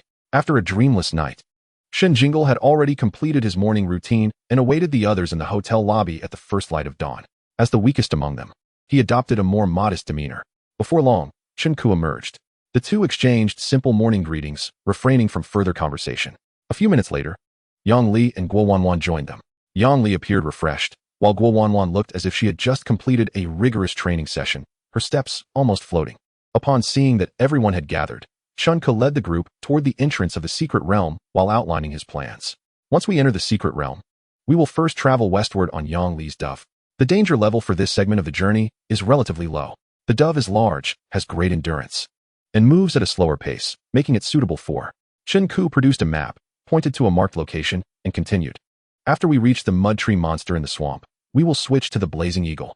Jingle will be in my group, while Yang Li will team up with Guowanwan. Chenku chose to head west because a small dormant volcano in that direction had a chance of yielding flame crystals. Shen Jingle's objectives aligned with Chenku's, while Yang Li and Guowanwan were merely interested in finding pets, rendering the direction inconsequential to them. Thus, they nodded in agreement with Chenku's plan. Chenku then turned to Shen Jingle specifically, advising, in the secret realm, remember to always have at least one pet outside. Never summon all your pets into the spirit map at once. Unexpected events may arise, leaving you no time to summon them back. Understood, I'll keep that in mind. Shen Jingle replied. Chenku then elaborated on several basic precautions to take within the secret realm, all of which Shen Jingle carefully noted. Shortly thereafter, the four reached the entrance of secret realm number 26. Xiaoqing peeked out from Shen Jingle's sleeve, its little yellow head curiously gazing at the entrance. It had originally emerged from the secret realm and, considering the time, had been out for about a month and a half. It wondered if its mother had thought to come looking for it. After a moment's contemplation, it doubted that she had. After all, during its time in the secret realm, it often played outside with its siblings for months on end without returning home. If only there were a chance to revisit the secret realm of its birth with its master, to show him where it had come from and introduce him to its mother. As for its siblings, it decided not to introduce them to its master. One thorny companion was quite enough. Lost in thought, Xiaoqing suddenly noticed Xiao Ling drifting behind, captivated by a roadside toy stall, having fallen quite a distance behind. It quickly extended a vine to pull it back. Shen Jingle, engrossed in Chun Ku's account of secret realm number 26, remained oblivious to the fact that his little companion had nearly fallen behind. This was not entirely his fault. In his previous life, he had been the one others worried might get lost, and he still lacked the awareness befitting a responsible pet owner. Currently, only star-rated beast masters were permitted to enter secret realm number 26, which meant that the most formidable beast masters encountered within would only be of 3-star rank. The pets of 3-star beast masters were, at most, of bronze level. In reality, most beast masters with 5-star pets were already considered quite powerful within the realm. Therefore, the inherent dangers of the secret realm required more vigilance. It was said that when secret realm number 26 was first developed, royal-level pets had been spotted within, and numerous rare treasures were abundant. However, after countless explorations, formidable pets had become scarce, and most treasures were of a lower tier. Only star-rated beast masters had a chance to encounter some fortunes inside, which was why entry was restricted to prevent superstar beast masters from entering. The four quickly arrived at the entrance of the secret realm, where they purchased tickets with their identification cards at the service window and rented specialized communication devices. Chenku then led them inside. He walked first, followed by Shen Jingle, Guowanwan, and finally Yang Li. Before entering the secret realm, they summoned all their pets back into their spirit maps. The entrance of the secret realm was a shimmering light curtain. Shen Jingle placed his newly purchased ticket against the luminescent surface, and in the next moment, he was drawn inside.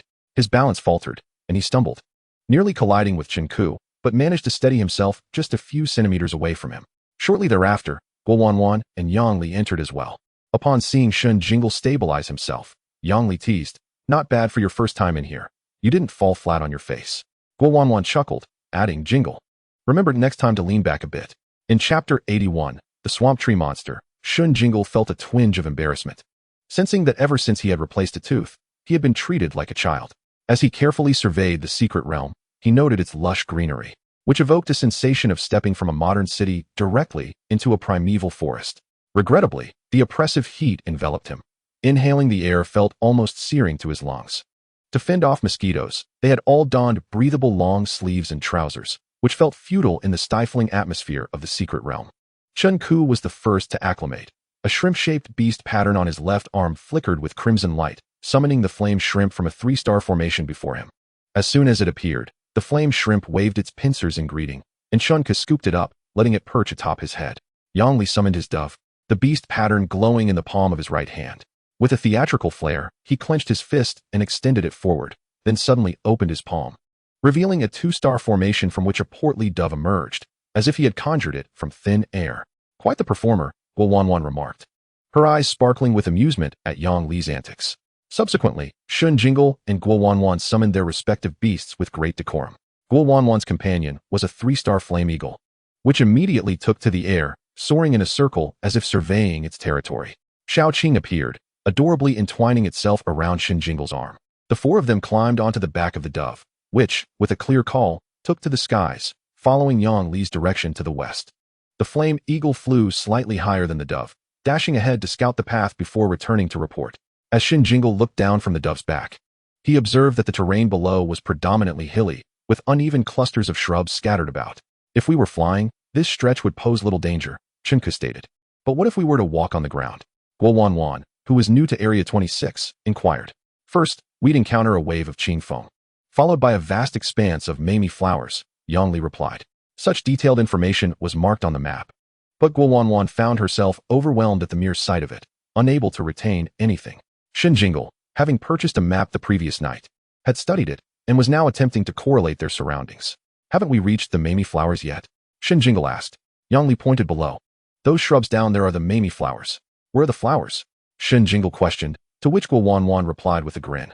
The petals and leaves of the mamey flowers are the same color, both green, making it nearly impossible to distinguish between them from a distance. Realizing this, Shen Jingle understood. Mamey flowers were a type of pseudo-fey extraordinary creature. A few isolated plants bore no resemblance to ordinary flora, but once their numbers reached 20, they could activate a mild charm ability. At 100, their charm ability would rival that of a 1-star fey creature. Chun-Ku enlightened Shen Jingle further. How many are down there? Shen Jingle inquired. Approximately several thousand. Unless provoked, they only employ a few 1-star charm abilities. If agitated, they might unleash 4 or 5-star fey attacks, Chun-Ku explained. Shen Jingle and Guo Wanwan gasped. Recalling a conversation with Milo, Shen Jingle asked, do their abilities affect both male and female creatures? Indeed, as this area contains a sufficient mix of both male and female plants, Chun-Ku confirmed. Thus, they would have no effect on genderless creatures. After a while, the underbrush thinned, giving way to a patch of coniferous trees. In this grove of white firs, numerous low-level extraordinary creatures reside. Their numbers are considerable. Once we reach the edge, we should pause to rest before proceeding, as beyond lies the territory of the swamp mud tree monster, Chun-Ku remarked. Shen Jingle felt invigorated at the prospect of an impending battle. After approximately 20 minutes of flight, the white firs began to fade, revealing a small stretch of sandy ground leading to a dark and murky swamp. Yang Li directed the dove to land on the sand. The 4 of them dismounted and found a relatively open area to recuperate. Guo Wanwan, who had appeared soft and delicate in the morning, now brimmed with vitality. It was evident that beast tamers possessed far superior physiques compared to ordinary individuals. Shen Jingle summoned Xiao Ling, allowing it to fetch its large cup and take a sip of water. Afterward, he attempted to recall Xiao Ling, but it resisted. Eager to frolic outside, being its first venture into the secret realm, Xiao Ling was exuberantly curious. Shen Jingle, contemplating the forthcoming battle, deemed Xiao Ling too small and ultimately decided to return it to its capsule. After a brief respite of about 10 minutes, Chun-Ku urged everyone to set off again. This time, he summoned both his flame eagle and crimson flame cat, cradling the latter in his arms while the flame shrimp remained perched atop his head. He leaped onto the back of the flame eagle and extended a hand to Shen Jingle, who climbed aboard and soon found himself yearning for the comfort of the dove. The flame eagle's feathers were coarse and stiff, making for an uncomfortable ride. However, there was no time for complaints. Shen Jingle quickly adapted and focused on the journey ahead.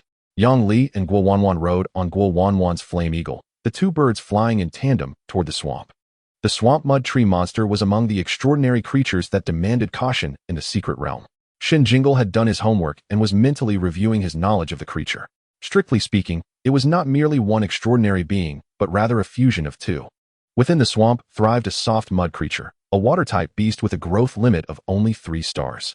However, upon reaching that limit, it would merge with another swamp-dwelling tree creature, the mud tree, which had a growth limit of just 1 star and was thus quite amenable to being chosen by the mud creature. One mud creature could assimilate dozens of mud trees, resulting in the formidable swamp mud tree monster. This creature was colossal, typically lying in wait within the mire. And due to its hybrid nature, it exhibited highly volatile emotions and a strong desire to attack any intruder. Those who fell victim to its assault would become nourishment for the swamp, while the injured would eventually merge anew in the mud, forming a fresh entity. Complicating matters, the roots it lashed out with could reach heights of several dozen meters. Furthermore, they possessed the ability to hurl their companions into the air, allowing them to strike from above. Thus, even those riding flying beasts could not evade a fierce confrontation. Within just 3 to 5 minutes, the quartet arrived at the swamp's edge. In Chapter 82, Seizing the Moment, Shen Jingle looked down from the back of the flame eagle, observing the ground below, which was entirely coated in a dark brown mire, bubbles occasionally emerging from the muddy surface. Xiaoqing also poked her little floral head out to glance below, and upon seeing the bubbling, murky sludge, she recoiled in evident disgust. Chen Ku and Guo Wanwan directed the flame eagle to ascend as high as possible, with Chen Ku and Shen Jingle flying ahead, while Guo Wanwan and Yang Li trailed behind. Yang Li had summoned his iron arm monkey moments ago. However, since the dove had little combat prowess and was rather slow, he stored it back in his soul chart. The group, along with their beasts, advanced quietly while maintaining a heightened vigilance towards the terrain beneath. After nearly 10 minutes of flying, the swamp showed no signs of change. Guo Wanwan, who had been quite tense, gradually exhaled a sigh of relief, gently stroking the equally anxious flame eagle. Perhaps their stealthy approach would allow them to bypass disturbing the swamp's mud tree monster. Just as she felt a twinge of fortune, a root, caked in mud, suddenly shot up from the mire, aimed directly at Chen Ku's flame eagle ahead. Left, Chen Ku commanded, and the flame eagle deftly tilted its wings to evade the impending attack. The root missed its target and fell back into the swamp, only for 5 or 6 more muddy roots to rise and strike from various directions toward Chen Ku's flame eagle. Right, up, down, retreat, and ascend. Chen Ku instructed swiftly, guiding the flame eagle to evade the onslaught. Several clumps of sludge splattered onto the flame eagle's wings, emitting a foul, decaying odor. A flicker of flame ignited on the wings, incinerating the mud and causing it to fall away, though the stench lingered. Before the roots could completely return to the mire, 3 more shot up from the previously quiet swamp, swinging toward Guo Wanwan's flame eagle. Although a bit anxious, Guo Wanwan quickly directed her flame eagle to dodge, managing to escape unscathed. Fly a bit higher, Chen Ku suggested. The flame eagle was not particularly adept at soaring among birds, yet it could ascend to several hundred meters when flying solo. Unfortunately, carrying passengers and beasts limited its altitude to merely 50 or 60 meters, precisely within the attack range of the swamp's mud tree monsters. Faced with the imminent threat below, Chen Ku decisively chose to sacrifice speed for elevation. With numerous mud tree monsters lurking in the mire, remaining at their current altitude would inevitably lead to a barrage of attacks. Guo Wanwan immediately followed Chen Ku's lead and ascended. At that moment, several more roots lunged toward them. Chen Ku commanded the flame eagle to evade with agility. Guo Wanwan's flame eagle was struck on the left wing, causing it to wobble and descend a dozen meters before stabilizing. More concentrated assaults were now directed at Guo Wanwan's flame eagle. Chen Ku, noticing the peril, quickly maneuvered his flame eagle downward to launch a counterattack. Firestorm, he commanded. The flame eagle, carrying Chen Ku and Shen Jingle, dove down, circling above Guo Wanwan and unleashing 2 powerful wing beats against the roots attacking her flame eagle. A dozen fiery feathers shot toward the roots below. With a series of crisp sounds, the flaming feathers pierced through the roots, causing them to plummet in agony. Despite this, Guo Wanwan's flame eagle was still hit twice more, once again faltering in flight. Chen Ku, exasperated, had anticipated the stark disparity in performance between their respective flame eagles, both of which were rated at 3 stars. He directed his flame eagle to drop lower, positioning it beneath Guo Wanwan's. Just then, another wave of attacks surged forth.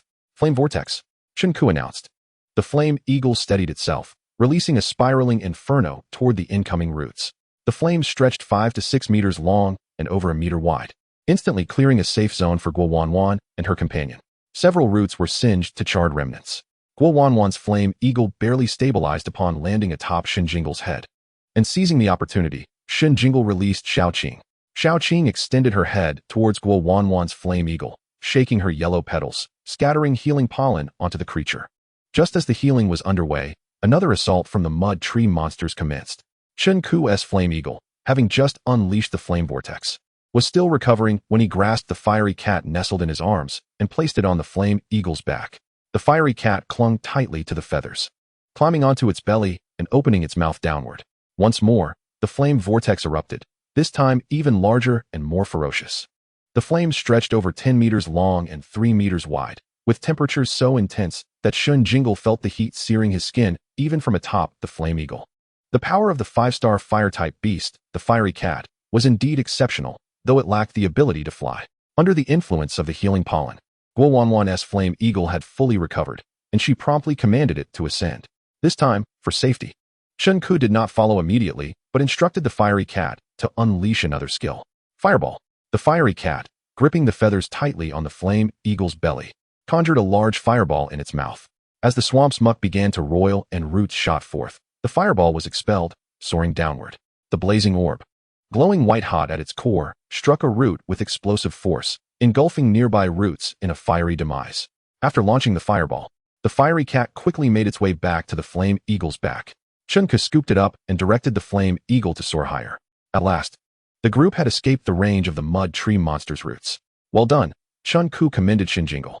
Had Shen Jingle not seized the moment to heal Guowanwan's flame eagle, they would have been delayed further. It was nothing, Shen Jingle replied, turning to Guowanwan. Are you all right? Yes, thanks to you, Jingle. I never expected your reflexes to be so quick, seizing that moment in mere seconds. If only your healing beast could fly, it would have been perfect, Yongli remarked. Shen Jingle arched an eyebrow but remained silent. His magic thorn could indeed fly, but only to a modest height and with sluggish speed, rendering it utterly ineffective in this scenario. Its propeller-like form would make it an easy target, guaranteed to be ensnared by roots within seconds of deployment. As Shen Jingle pondered this, new disturbances arose in the swamp below. This time, it was not roots launching forth.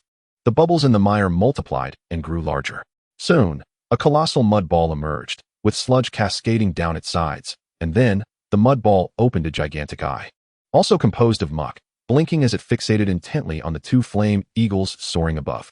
Then came a cacophony of sounds as a bizarre, round-headed creature rose from the swamp, towering over 10 meters high. Its body was matted with mud, and countless roots twisted around it, entering and exiting its form. Shaoqing peered down and was instantly repulsed. Magic. It's utterly hideous, filthy, and foul-smelling. They had ascended to an altitude exceeding 80 meters, rendering the swampy mud tree monsters incapable of launching their root attacks through the air. Thus, they were compelled to alter their strategy. Two blazing eagles struggled to carry the quartet forward. This time, remember to have your blazing eagle attack as well, Shen Ku urged Guowanwan. Guowanwan nodded, realizing that for the moment, they had to rely solely on her blazing eagle for offense.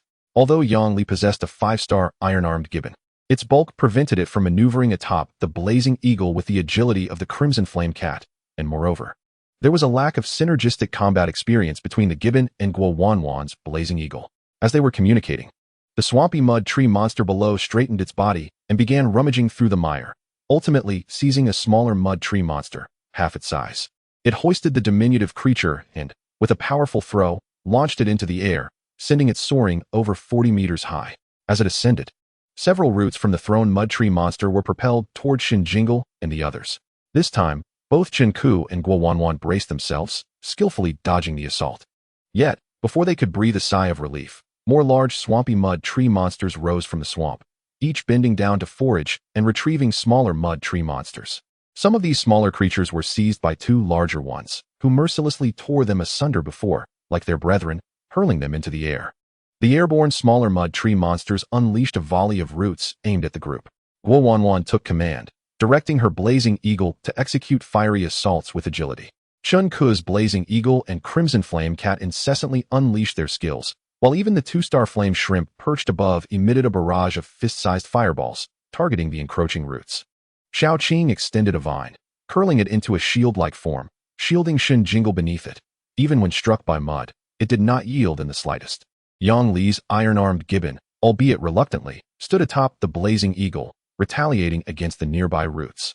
The fireballs from the crimson flame cat erupted repeatedly upon the smaller mud tree monsters, while the fiery vortexes from the two blazing eagles engulfed the roots encroaching upon them. Mud! Mud! Cried the smaller mud tree monsters in agony. The injured creatures plummeted back into the swamp with a resounding splash. As some fell, even more were cast skyward. The skirmish devolved into a stalemate, hindering their advance. Suddenly, Yang Li let out a piercing scream. It turned out that Guo Wanwan's blazing eagle had been struck once more. The sudden jolt caused Yang Li's iron-armed gibbon to lose its footing and tumble down. Pull it up, Shen Jingle commanded. Xiaoqing swiftly extended a vine, deftly maneuvering through the gaps between the attacking roots of the mud tree monsters, successfully ensnaring the gibbon. As it was drawn back, the gibbon realized it was secure and took the opportunity to retaliate against the surrounding roots. Xiaoqing seemed to have discovered an amusing tactic, guiding the gibbon toward the nearest roots. The gibbon found it unnecessary to seek out the enemies. It merely unleashed its skills with abandon. The two beasts unexpectedly displayed remarkable coordination. Yang Li, observing from above, was left astounded. It can be done this way? With the full-fledged assistance of the 5-star gibbon. The situation was swiftly brought under control. Ultimately, Chun Ku instructed the Crimson Flame Cat to launch several fireballs. The quartet finally broke free from the encirclement, with Xiaoqing intending to place the gibbon onto Guo Wanwan's blazing eagle. Just then, a smaller mud tree monster suddenly latched onto Guo Wanwan's blazing eagle, its roots tightening around it, causing the creature to dangle precariously from the eagle. The abrupt addition of weight sent the blazing eagle plummeting down. Guo Wanwan cried out. Chun Ku was preparing to direct his blazing eagle to the rescue when Xiaoqing unfurled the vine it had just shaped into a shield, extending it toward Guo Wanwan and the others. It coiled around the blazing eagle, entangling the smaller mud tree monster, with thorns sprouting forth to pierce into its roots. The smaller mud tree monster, in pain, loosened its grip. At that moment, the vine carrying the iron-armed gibbon brought it close to the smaller mud tree monster.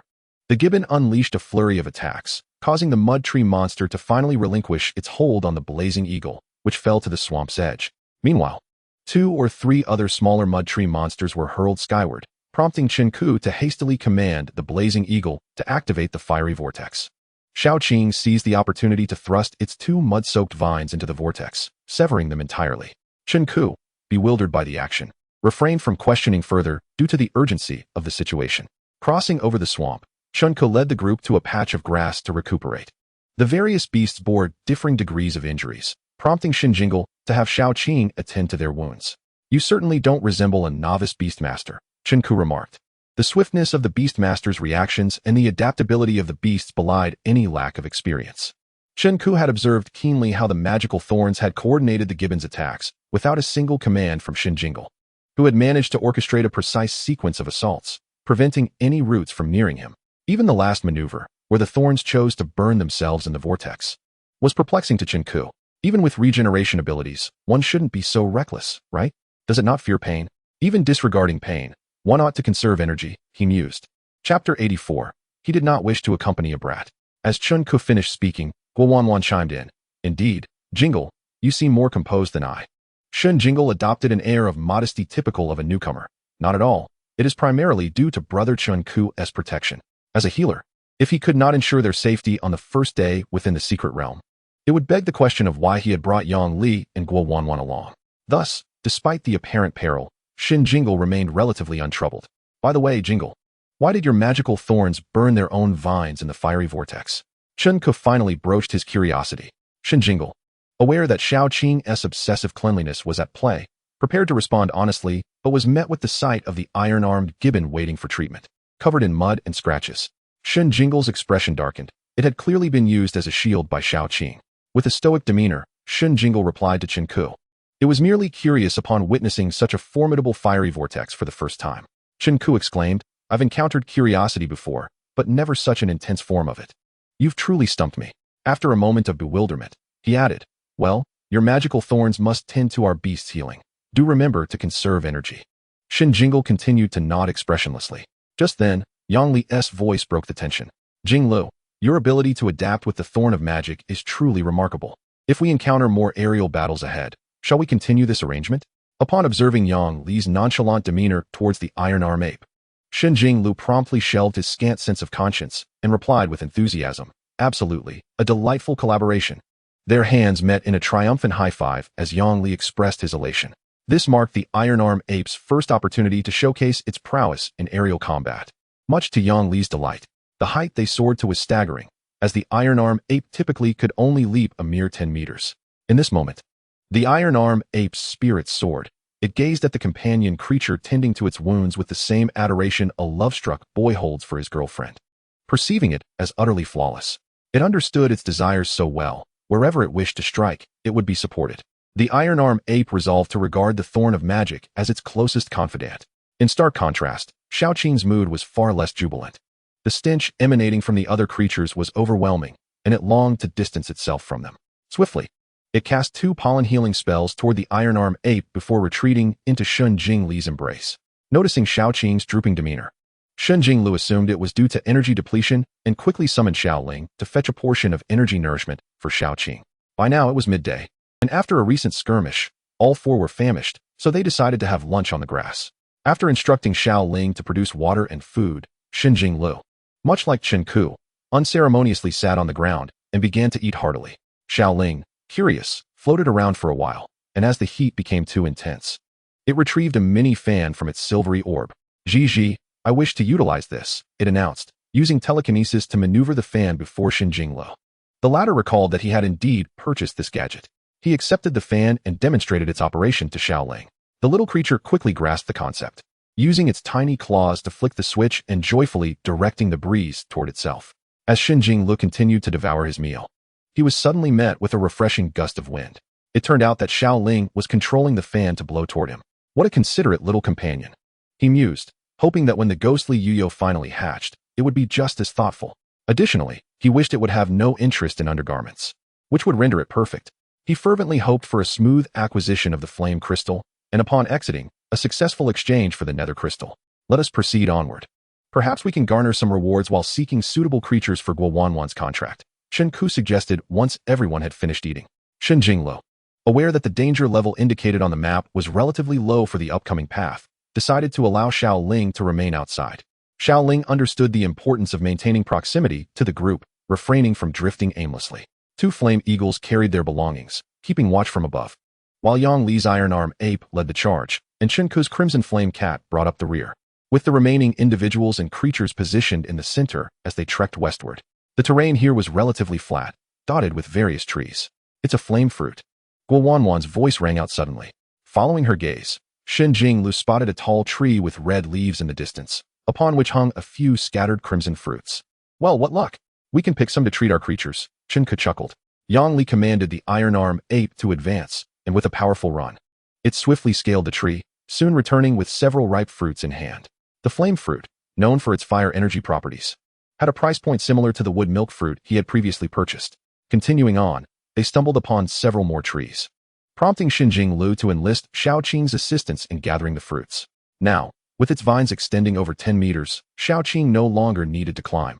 Instead, it deftly extended its vine from Shen Jingle's sleeve, coiling it around the treetop to pluck the fruits. The Iron Arm ape, witnessing this, gazed at its closest confidant with awe. Meanwhile, Xiaoqing, still in its early stages, nestled its head within Shen Jingle's sleeve, blissfully unaware that it had garnered a 5-star admirer. The most entertaining was Zhi Ling, which used telekinesis to manipulate the flame fruits Xiaoqing had just retrieved. Placing them atop the tree the Iron Arm ape was currently ascending.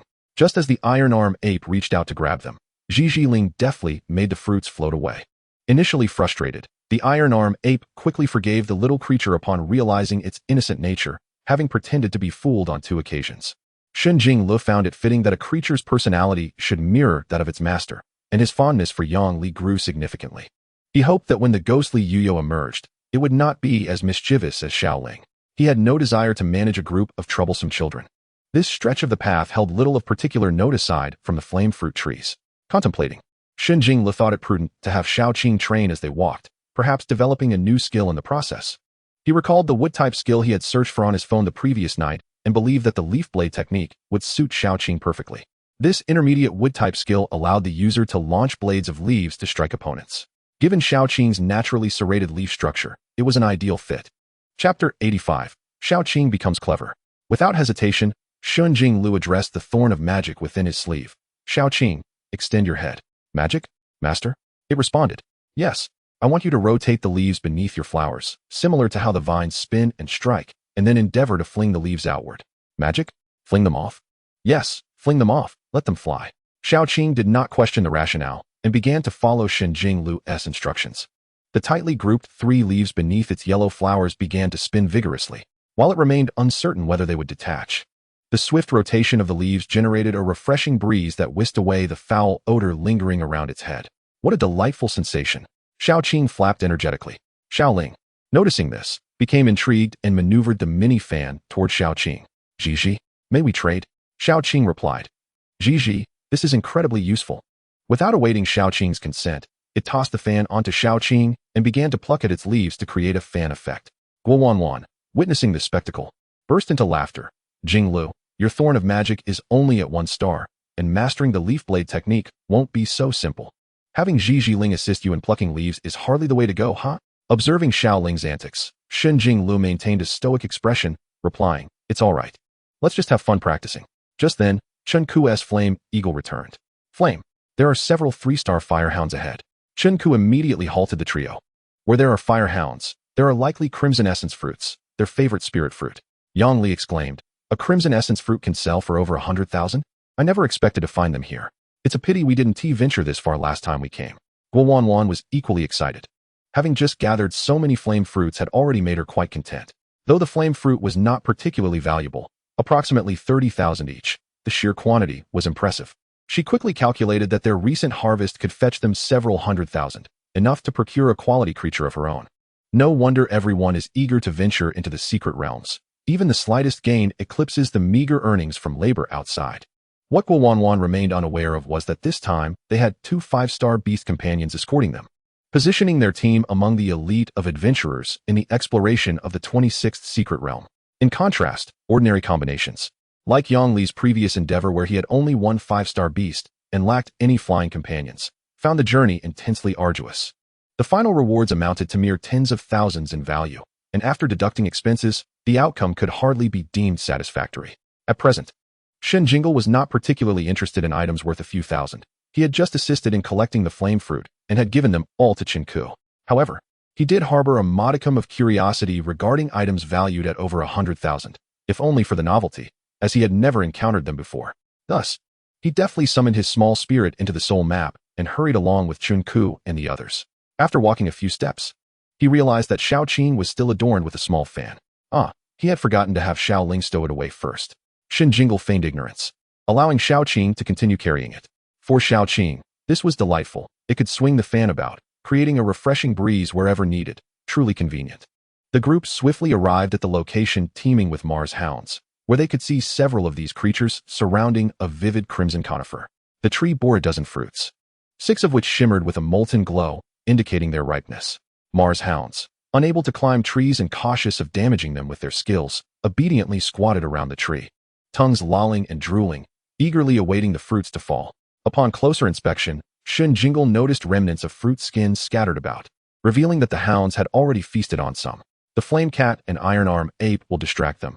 We'll approach using the blazing eagle, Jingle. Have your magic thorns harvest the ripe flame fruits, Chen Ku instructed. The 4 swiftly mounted the blazing eagle's back, while the flame cat and iron arm ape dashed towards the Mars hound's position. Before long, the Mars hounds, squatting on the ground, sensed the approaching flame cat and iron arm ape. One by one, they stood, fur bristling, arching their backs, and issued threatening growls at the flame cat and iron arm ape. Both the flame cat and iron arm ape refrained from using their skills against the Mars hounds for fear of harming the flame fruit tree. Likewise, the hounds, sharing this concern, could only voice their threats. A skirmish ensued, predominantly relying on physical attacks, where the fighting prowess of the iron arm ape shone brightly. With swift kicks, slashing hands, and spinning kicks, it dispatched several Mars hounds in mere moments, then leapt to snatch a flame fruit before turning to flee. Seeing this, several Mars hounds split off to pursue it, while the flame cat seized the opportunity to climb the tree and pluck a fruit, darting off in another direction. Pursued by the remaining hounds, Shen Jingle's lips twitched, reminiscent of witnessing the antics of a foolhardy dog. The blazing eagle carried Chen Ku and Shen Jingle closer to the flame fruit tree, where Shen Jingle directed Xiaoqing to harvest the 4 ripe fruits perched high above. Xiaoqing extended its tendrils towards the glimmering flame fruits, feeling an increasing heat as it approached.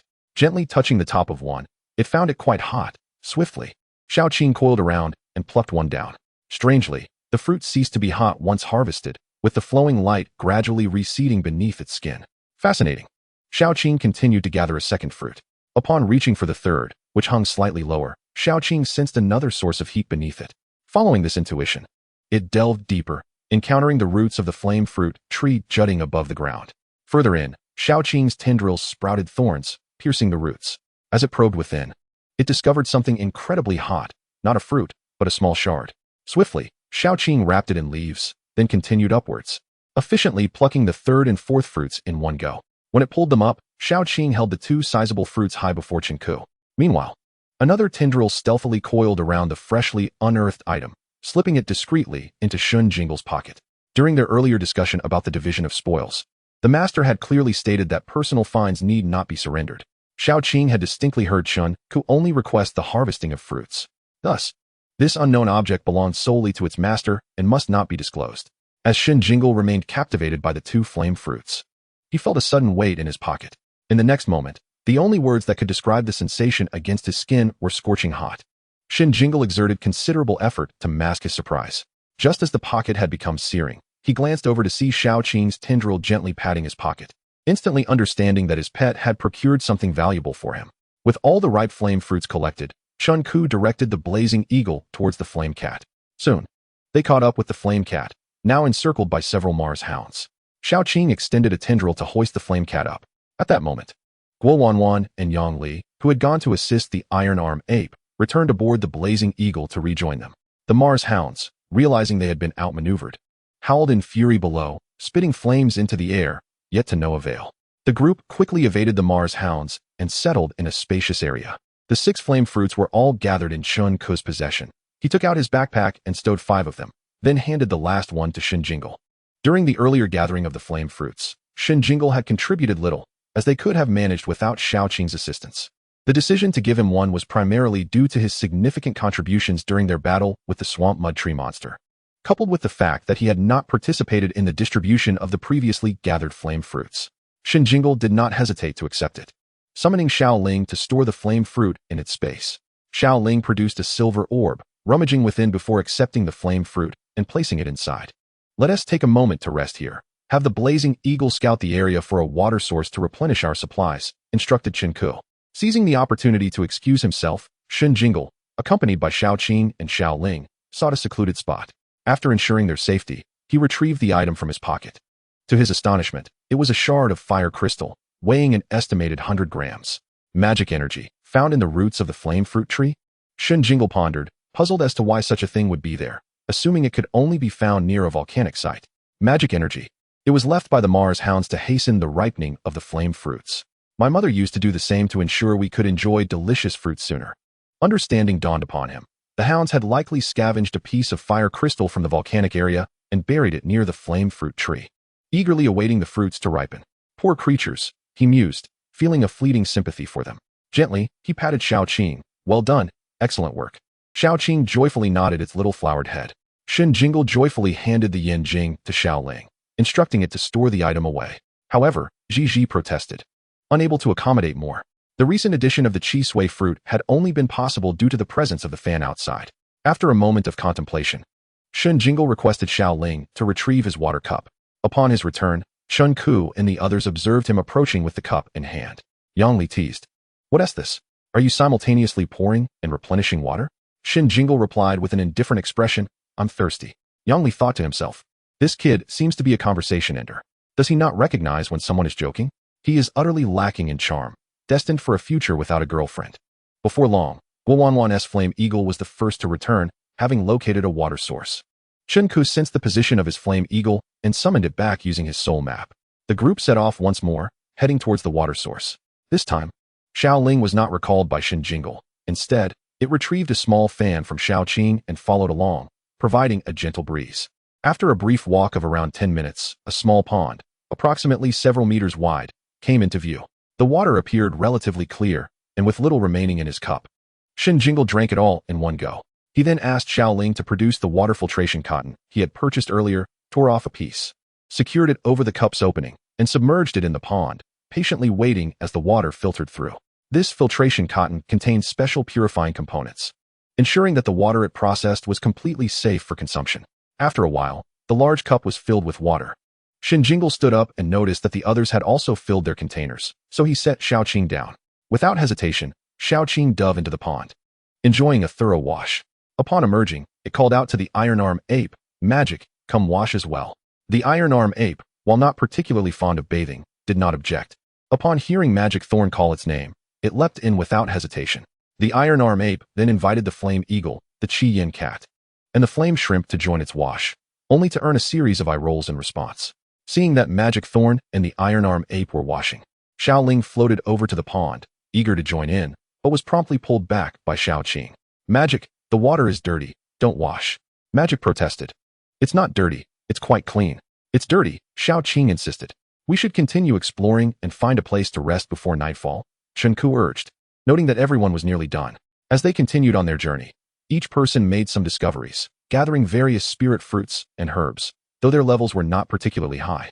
Akin to the previously encountered flame fruits, Guo Wanwan and Yang Li, adhering to their initial agreement, handed their findings over to Chenku. This time, Chenku did not take everything. Instead, he left them with a third of their haul. Before darkness descended, the group reached the edge of a sandy area. And according to the map, the dormant volcano Chun Kasat lay ahead in the sand. They decided to rest there for the night, planning to head directly to their destination the following day. Chenku's spirit fruits and plants were packed into 3 large bundles, all carried by the Flame Eagle. Now that they had stopped to rest, Chenku set the bundles down. The Iron Arm ape gathered some firewood nearby, while Yang Li sparked a flame. The 4 gathered around the fire for dinner, each feeding their spirit beasts energy meals. With the protection of their beasts for the night watch, they each took out their sleeping bags and settled in. During the first half of the night, Chenku assigned his Chi Yin cat and Yang Li's dove to keep watch, since each person was required to have a spirit beast outside. Guo Wanwan's Flame Eagle and Shen Jingle's Ji Ling, although not on guard, were not summoned back to their soul maps. The Flame Eagle, exhausted from the day's exertions, fell asleep beside Guo Wanwan. Meanwhile, Ji Ling, having spent little time outside during the day, was quite lively, flitting between the Chi Yin cat and the dove, engaging in playful banter and songs. Fortunately, none of them felt sleepy at that moment, engrossed in conversation, allowing Ji Ling to frolic freely. In a moment of boredom, Shen Jingle pulled out his phone, but the secret realm lacked signal, leaving his messages stagnant since a day prior. He wondered about the outcome of the situation between the Ruan and Zhang families, hoping for good news upon exiting the realm. As the night deepened and tranquility enveloped them, the group gradually succumbed to slumber. Ji Ling, no longer chatty, had shifted its focus to digging in the sand. It extended its tiny claws, diligently excavating, intensely focused on a sight it had just witnessed. Soon, Ji Ling unearthed what it had seen moments ago, a newly born sand scorpion, no larger than itself. The baby sand scorpion, initially out for a leisurely stroll, was provoked by Ji Ling's relentless pursuit and retaliated by pinching Ji Ling's claw. As Ji Ling extracted its paw, it found itself adorned with the small scorpion. The sand scorpion's coloration nearly matched that of the sand, translucent with only its black pincers distinguishing it. Without hesitation, Ji Ling fetched a stick and poked the sand scorpion off, placing it over the fire to roast. It was preparing for an additional meal, uncertain of the flavor but instinctively believing it would be delectable. Moments later, the aroma of protein being roasted wafted through the air. Ji Ling's mouth watered profusely as it swiftly retrieved the cooked sand scorpion and devoured it. Chewing, it found it both crispy and flavorful, though it lamented the scantiness of the meat. Unsatisfied, Ji Ling turned its attention back to the sand, intent on spotting more. After a prolonged gaze, it finally noticed another spot where a sand scorpion emerged. Excited, it floated over, ready to employ its prior technique. To its surprise, another, larger sand scorpion appeared beside it, followed by yet another, a veritable swarm emerging from the sand. Ji Ling exclaimed in alarm, "Surely, this cannot be the trouble I have caused?" The Chi Yin cat emitted a warning sound, awakening Chenku, who immediately sensed the anomaly and quickly roused everyone. They sprang into action, gathering their spirit beasts and belongings. Climbing onto the back of the dove, as the dove took flight, the area where they had been resting was swiftly inundated with sand scorpions, sending Shen Jingle into a panic due to his fear of crowded spaces. Though the individual sand scorpions posed little threat, their overwhelming numbers were daunting. Yang Li, crouched on the dove, asked, "What should we do now? Should we set them ablaze?" Guo Wanwan inquired. Chenku swiftly interjected, "Absolutely not. Sand scorpions hold grudges, attack one, and a swarm will retaliate. Furthermore, those arriving later may be of a higher level. We mustn't waste our time and energy on this." Yang Li remarked, "How could they suddenly attack our camp? I specifically used a powder to disperse the nearby sand scorpions when I lit the fire, without harming a single one." Shen Jingle, who had been contemplating the earlier deliciousness of the sand scorpion, felt a twinge of guilt and asked, "Is there a way to drive them away?" Chenku replied, "Offer them something to eat. They favor an exchange of equal value. Shen Jingle, with a sudden inspiration, instructed Xiao Ling to produce a packet of energy food for spirit beasts and scattered it on the ground. The energy food was quickly snatched up by several sand scorpions. Xiao Ling then produced another packet and asked Shen Jingle, Gigi, will they be willing to let me have another if I give them a pack? Shen Jingle inquired. So you remember the principle of equivalent exchange, do you? The mischievous child, can they be reprimanded? Shen Jingle shook his head. Little Ling immediately fell into dejection. At that moment, a rustling sound arose from the sand, and soon the mound-like cluster of sand scorpions dispersed. The group landed once more and spread out their sleeping bags at the same spot, this time in pursuit of a sound slumber. Yang Li sprinkled a circle of medicinal powder around the campsite. Jingle, it's perfectly normal for a young pet to be curious. It's nothing to worry about. We don't mind, Yang Li reassured Shen Jingle. When Gigi Ling had earlier queried Shen Jingle, they had learned through their own pet's translations that Gigi Ling was the instigator of this unforeseen incident. I apologize for causing you all a restless night, Shen Jingle said as he handed out several bottles of drinks he had purchased earlier, offering a small gesture of apology. It's nothing. Surprises are inherent to the secret realm, Chunku responded with a magnanimous air. Seeing that everyone was unperturbed, Shen Jingle ceased to dwell on it. He admonished Little Ling gently, instructing it to refrain from any further mischief. Little Ling nodded obediently, fully aware of the concept of equivalent exchange. Once the group fell asleep again, Little Ling quietly drifted outside the campsite and tore open a bag of its energy food. Gigi, equivalent exchange. Do you still want some? Before long, a sand scorpion peeked out. Russell? Any more? Little Ling tossed out 2 morsels. The sand scorpion promptly approached and devoured them in 2 bites. Russell, still want more? Little Ling covered the bag. Gigi, equivalent exchange. The sand scorpion twirled in place, contemplated for a moment, then burrowed back into the earth. After a few seconds, the sand beneath Little Ling began to shift, and hundreds of sand scorpions emerged. They touched pincers, nudging one another, and after a while, several scorpions lifted a smaller one before Little Ling. With a grin, Little Ling speared the little sand scorpion with a stick and tossed down a handful of energy food. Immediately after, it turned and went to the campfire to roast the small sand scorpion. Crispy and delicious. After finishing one, it turned back towards the swarm of sand scorpions, who had selected another small one to present. This cycle continued until nearly midnight, when Little Ling finally grew weary of its feast. It had consumed 3 bags of energy food. Meanwhile, the cluster of sand scorpions remained, encircling it. Little Ling pondered and retrieved a piece of flame crystal from its silvery orb. Gigi, if you can bring me this, I'll trade with you again. 1 piece for 1 bag. The sand scorpions clashed their pincers together, and soon all of them burrowed into the ground. Little Ling waited for quite some time, but no scorpion resurfaced. Losing patience, feeling full and drowsy, it decided to return to sleep. Now it was the middle of the night, and the watch was taken over by Yang Li's iron-armed monkey and Shen Ku's blazing eagle. Shen Jingle recalled Little Ling into the soul map and released Little Qing. The latter part of the night passed peacefully, and the group enjoyed a restful sleep until dawn. After breakfast and feeding their pets energy food, they set off again. Today, we shall head directly towards the volcano. Although it is a dormant one, the temperature remains quite high, so be cautious of burns, Chen Ku instructed the group. Given that flying high above the sands was relatively safe, they all boarded Yang Li's dove for flight. Chen Ku continued briefing them on the dove's back. There will certainly be more than 3 types of fire-type pets near the volcano. The most common are the fire star hounds and the blazing sparrows, both at 3-star level. However, inside the crater, there may be 5-star beasts. So everyone must not act recklessly. Follow my lead. The 3 nodded in agreement. In truth, the retrieval of the flame crystal was primarily for Chen Ku, as his blazing eagle was on the verge of an upgrade, requiring the flame crystal as a supplementary material to ascend from 3-star to 4-star. However, Guowanwan also possessed a blazing eagle, which had only recently reached 3 stars and was far from 4. If the opportunity arose to acquire some flame crystals, she would certainly not let it slip away. Following Shen Jingle's display of capability the previous day, Chen Ku had agreed to let them keep 1/3 of their harvest. It appeared that Chen Ku was relinquishing some profit, but in reality, since Shen Jingle would not require Chen Ku's attention, their total yield would significantly increase, likely resulting in Shen Ku ultimately receiving more than originally anticipated. After nearly 2 hours of flight on the dove, they arrived at a rocky area. Let's pause to rest, Chen Ku suggested. Yang Li commanded the dove to land, and the group quickly replenished their water and stretched. Not far ahead lay the dormant volcano. When the time came, they would remain at the periphery, not approaching too closely. The 2 blazing eagles would first ascend to divert the outer beasts, while the crimson cat and iron-armed monkey would swiftly advance on the ground to enter the crater, collect the flame crystals, and retreat before the 5-star beasts inside could react. Meanwhile, at the volcano's mouth, a dozen 3-star fire star hounds and over 32-star blazing sparrows were locked in confrontation. The blazing sparrows occasionally launched fiery feathers at the hounds, who retaliated by shooting flames skyward. Fire-type pets possess a certain resistance to fire-type skills, yet they still incur damage from energies not their own. Similarly, other elemental pets experience the same effect. Although the fire star hounds sustained injuries from the blazing sparrows, they did not retreat.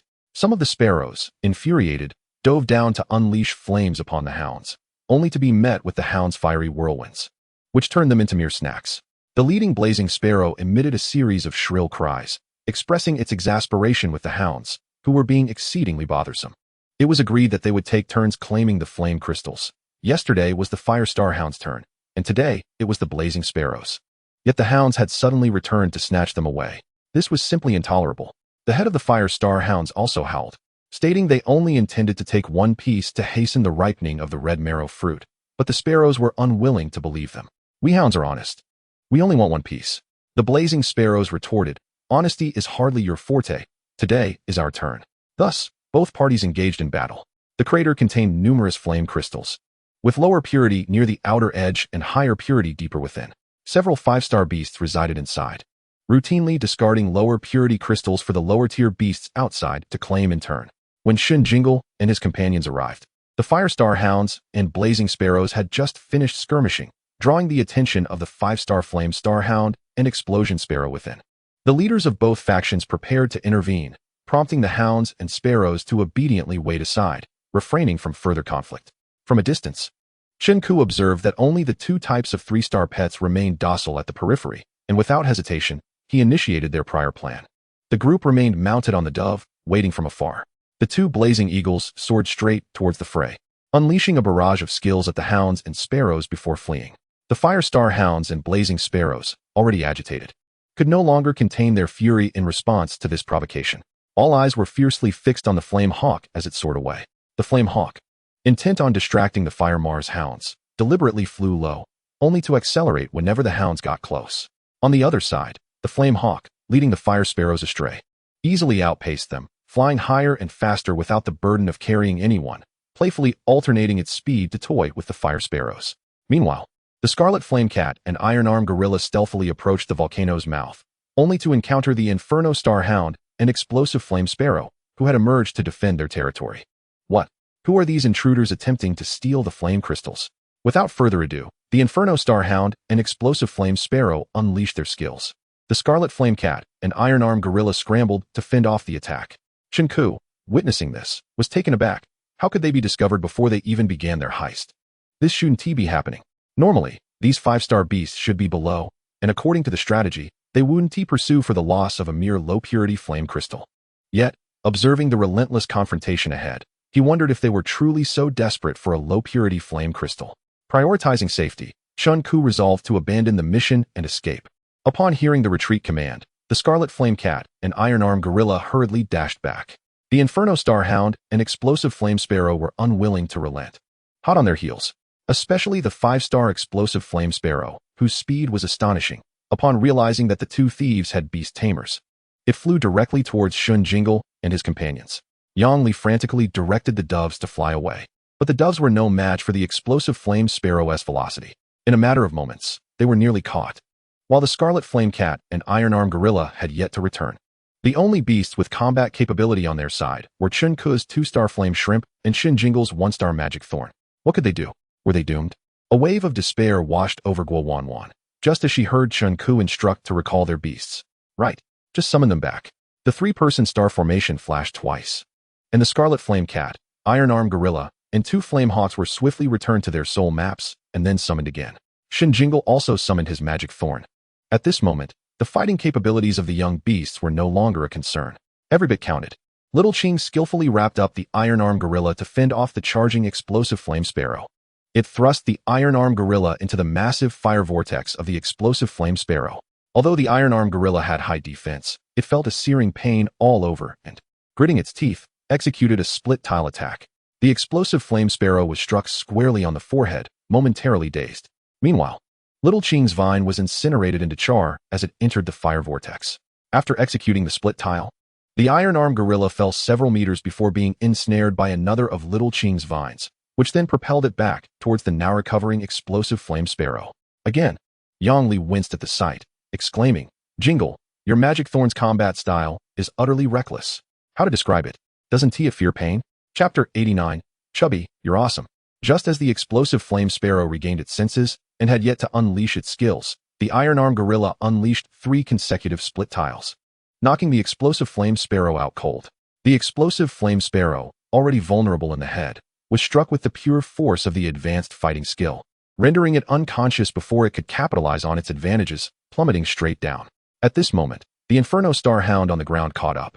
Seeing the explosive flame sparrow incapacitated, it immediately turned and dashed towards the volcano, howling for reinforcements. Realizing what it was doing, Chun Ku quickly shouted, "Finish it quickly. We must escape."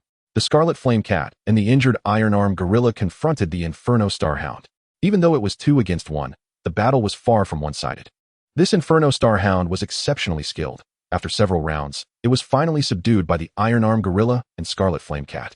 However, the Inferno Star Hound was not one to surrender easily, still launching its skills at the 2 attackers. The iron-armed gorilla and Scarlet Flame Cat retaliated simultaneously, creating a dazzling display of flames that engulfed all 3 figures in a fiery tempest. Yang Li shouted into the flames, "Yang Daong, come out." Yet, the iron-armed gorilla did not heed the command and instead continued to fight. Yang Li's expression darkened. Had the iron-armed gorilla also caught the reckless bug? What was it doing? The other 2 were fire types, and it was the only fighting type, injured, joining the fray with the Scarlet Flame Cat. Didn't it know to dodge? Was it addicted to fire? After a while, as the flames dissipated, the iron-armed gorilla lay motionless on the ground. Yang Li lamented, recalling how he had named it Yang Daong in hopes of instilling some courage in its timid nature. Yet today, it had certainly been overly brave. Seeing the fallen iron-armed gorilla, Little Qing quickly extended a vine to pull it back. Just then, as the Scarlet Flame Cat and Inferno Star Hound continued to grapple, the Inferno Star Hound was on the verge of breaking free. "Absorb," Shen Jingle commanded suddenly. The vine that was about to wrap around the iron-armed gorilla hesitated for a moment before diverting to ensnare the still struggling Inferno Star Hound. Sharp thorns pierced in, and soon, 4 more vines joined in. Energy absorption. In mere seconds, the once spirited Inferno Star Hound suddenly wilted.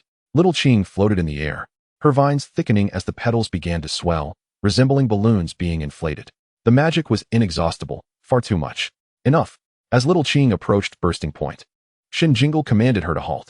The still capable Inferno Star Hound attempted to retaliate, but this time, the Scarlet Flame Cat denied it any chance.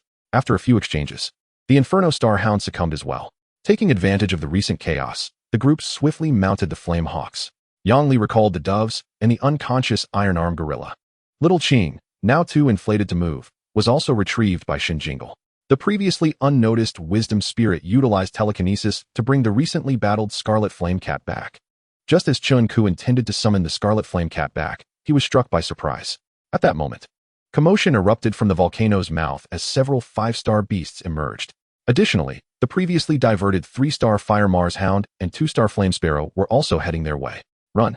The group hastily took flight on the Flame Hawks. The pursuers relentlessly chased them, and it wasn't until over an hour later that they finally managed to shake them off. Fortunately, the Flame Hawks were remarkably swift when flying low, allowing them to outpace the 5-star explosive Flame Sparrow. Initially, they had flown west toward the volcano, but in their escape, they veered northeast. They eventually reached the sandy outskirts, and the time was already past 1 in the afternoon. Exhausted and famished, they decided to stop and recuperate. Yang Li summoned the iron-armed gorilla, which had been recovering in the soul map. It woke up, but bore visible injuries. "Jingle, please have your magic thorn heal it." Shen Jingle promptly summoned Little Qing, but she still appeared swollen and unable to move. Shen Jingle inquired with a hint of concern, "Xiao Qing, are you feeling all right?" "The magical energy. I feel so bloated and heavy. Can you heal the iron-armed ape?" "Magical energy. I shall give it a try," Xiao Qing replied. The plump little creature turned towards the iron-armed ape and shook its balloon like blossoms. Yet, no pollen fell. Shen Jingle pondered. Could it be that the excess energy is hindering its performance? Perhaps we should let some of it dissipate. You should move aside and unleash a spinning strike to release this energy. Such a physical skill should be minimally affected. Obediently, Xiao Qing shuffled to the side, extending its chubby vines to commence the swinging motion. As it swung, a ticklish sensation spread across its skin, prompting it to sprout thorns. Let them grow, it thought. One by one, glimmering green thorns emerged, lengthening rapidly. Suddenly, a thorn shot forth, piercing Shen Jingle's rear. A refreshing sensation radiated from the point of impact, coursing throughout his entire being. He felt invigorated, the weariness vanishing in an instant. Upon inspection, he discovered that the thorn had become limp and detached itself effortlessly. The robust, iron-armed ape, eager for Xiaoqing's recovery, stood closer and bore the brunt of the thorns, sustaining several punctures. Remarkably, its wounds visibly healed, returning to pristine condition in no time. The others, both humans and beasts, experienced varying degrees of discomfort from the thorns, save for Yang Li and Zhi Ling. Yang Li happened to lean against a tree, shielded from the onslaught, while Zhi Ling, possessing the ability to float, deftly evaded the needles, unwilling to endure the sting. Xiaoqing, the unwitting instigator, ceased its actions after releasing a volley of thorns, fearing it had caused a calamity. Yang Li, eyes wide with wonder, exclaimed, "Jingle, what kind of skill is this? I don't recall hearing about it before." "I am equally perplexed," Shen Jingle admitted. Chen Ku interjected. "Thorn-based creatures can learn to launch thorns as a form of attack at the 3-star level." Yang Li pointed out, "But you mentioned that it's an attack skill." Chen Ku countered, "Yet, it is a healing creature. Surely, a thorn healing technique is not out of the question? In any case, typically, only those at the 3-star level can master such a skill." Guo Wanwan noted, "But it is only 1 star. Shen Jingle speculated, "Perhaps it just imbibed too much energy. It is an exceptional circumstance." The trio belatedly recalled that the appearance of the magical thorns must have resulted from recently absorbing the energy of the fiery starhound. Energy absorption. Such a superlative skill is not even guaranteed for bronze-level beasts. Lower-tier creatures exhibiting such capabilities are either endowed with innate talents or are remarkably extraordinary individuals. Wait a moment, Shen Jingle realized. The fiery starhound is a fire-type beast, which means the magical thorns can also convert energy. Another superlative skill. Well, if you have already mastered superlative skills, then an advanced thorn attack, even if it is a healing variant, is hardly surprising.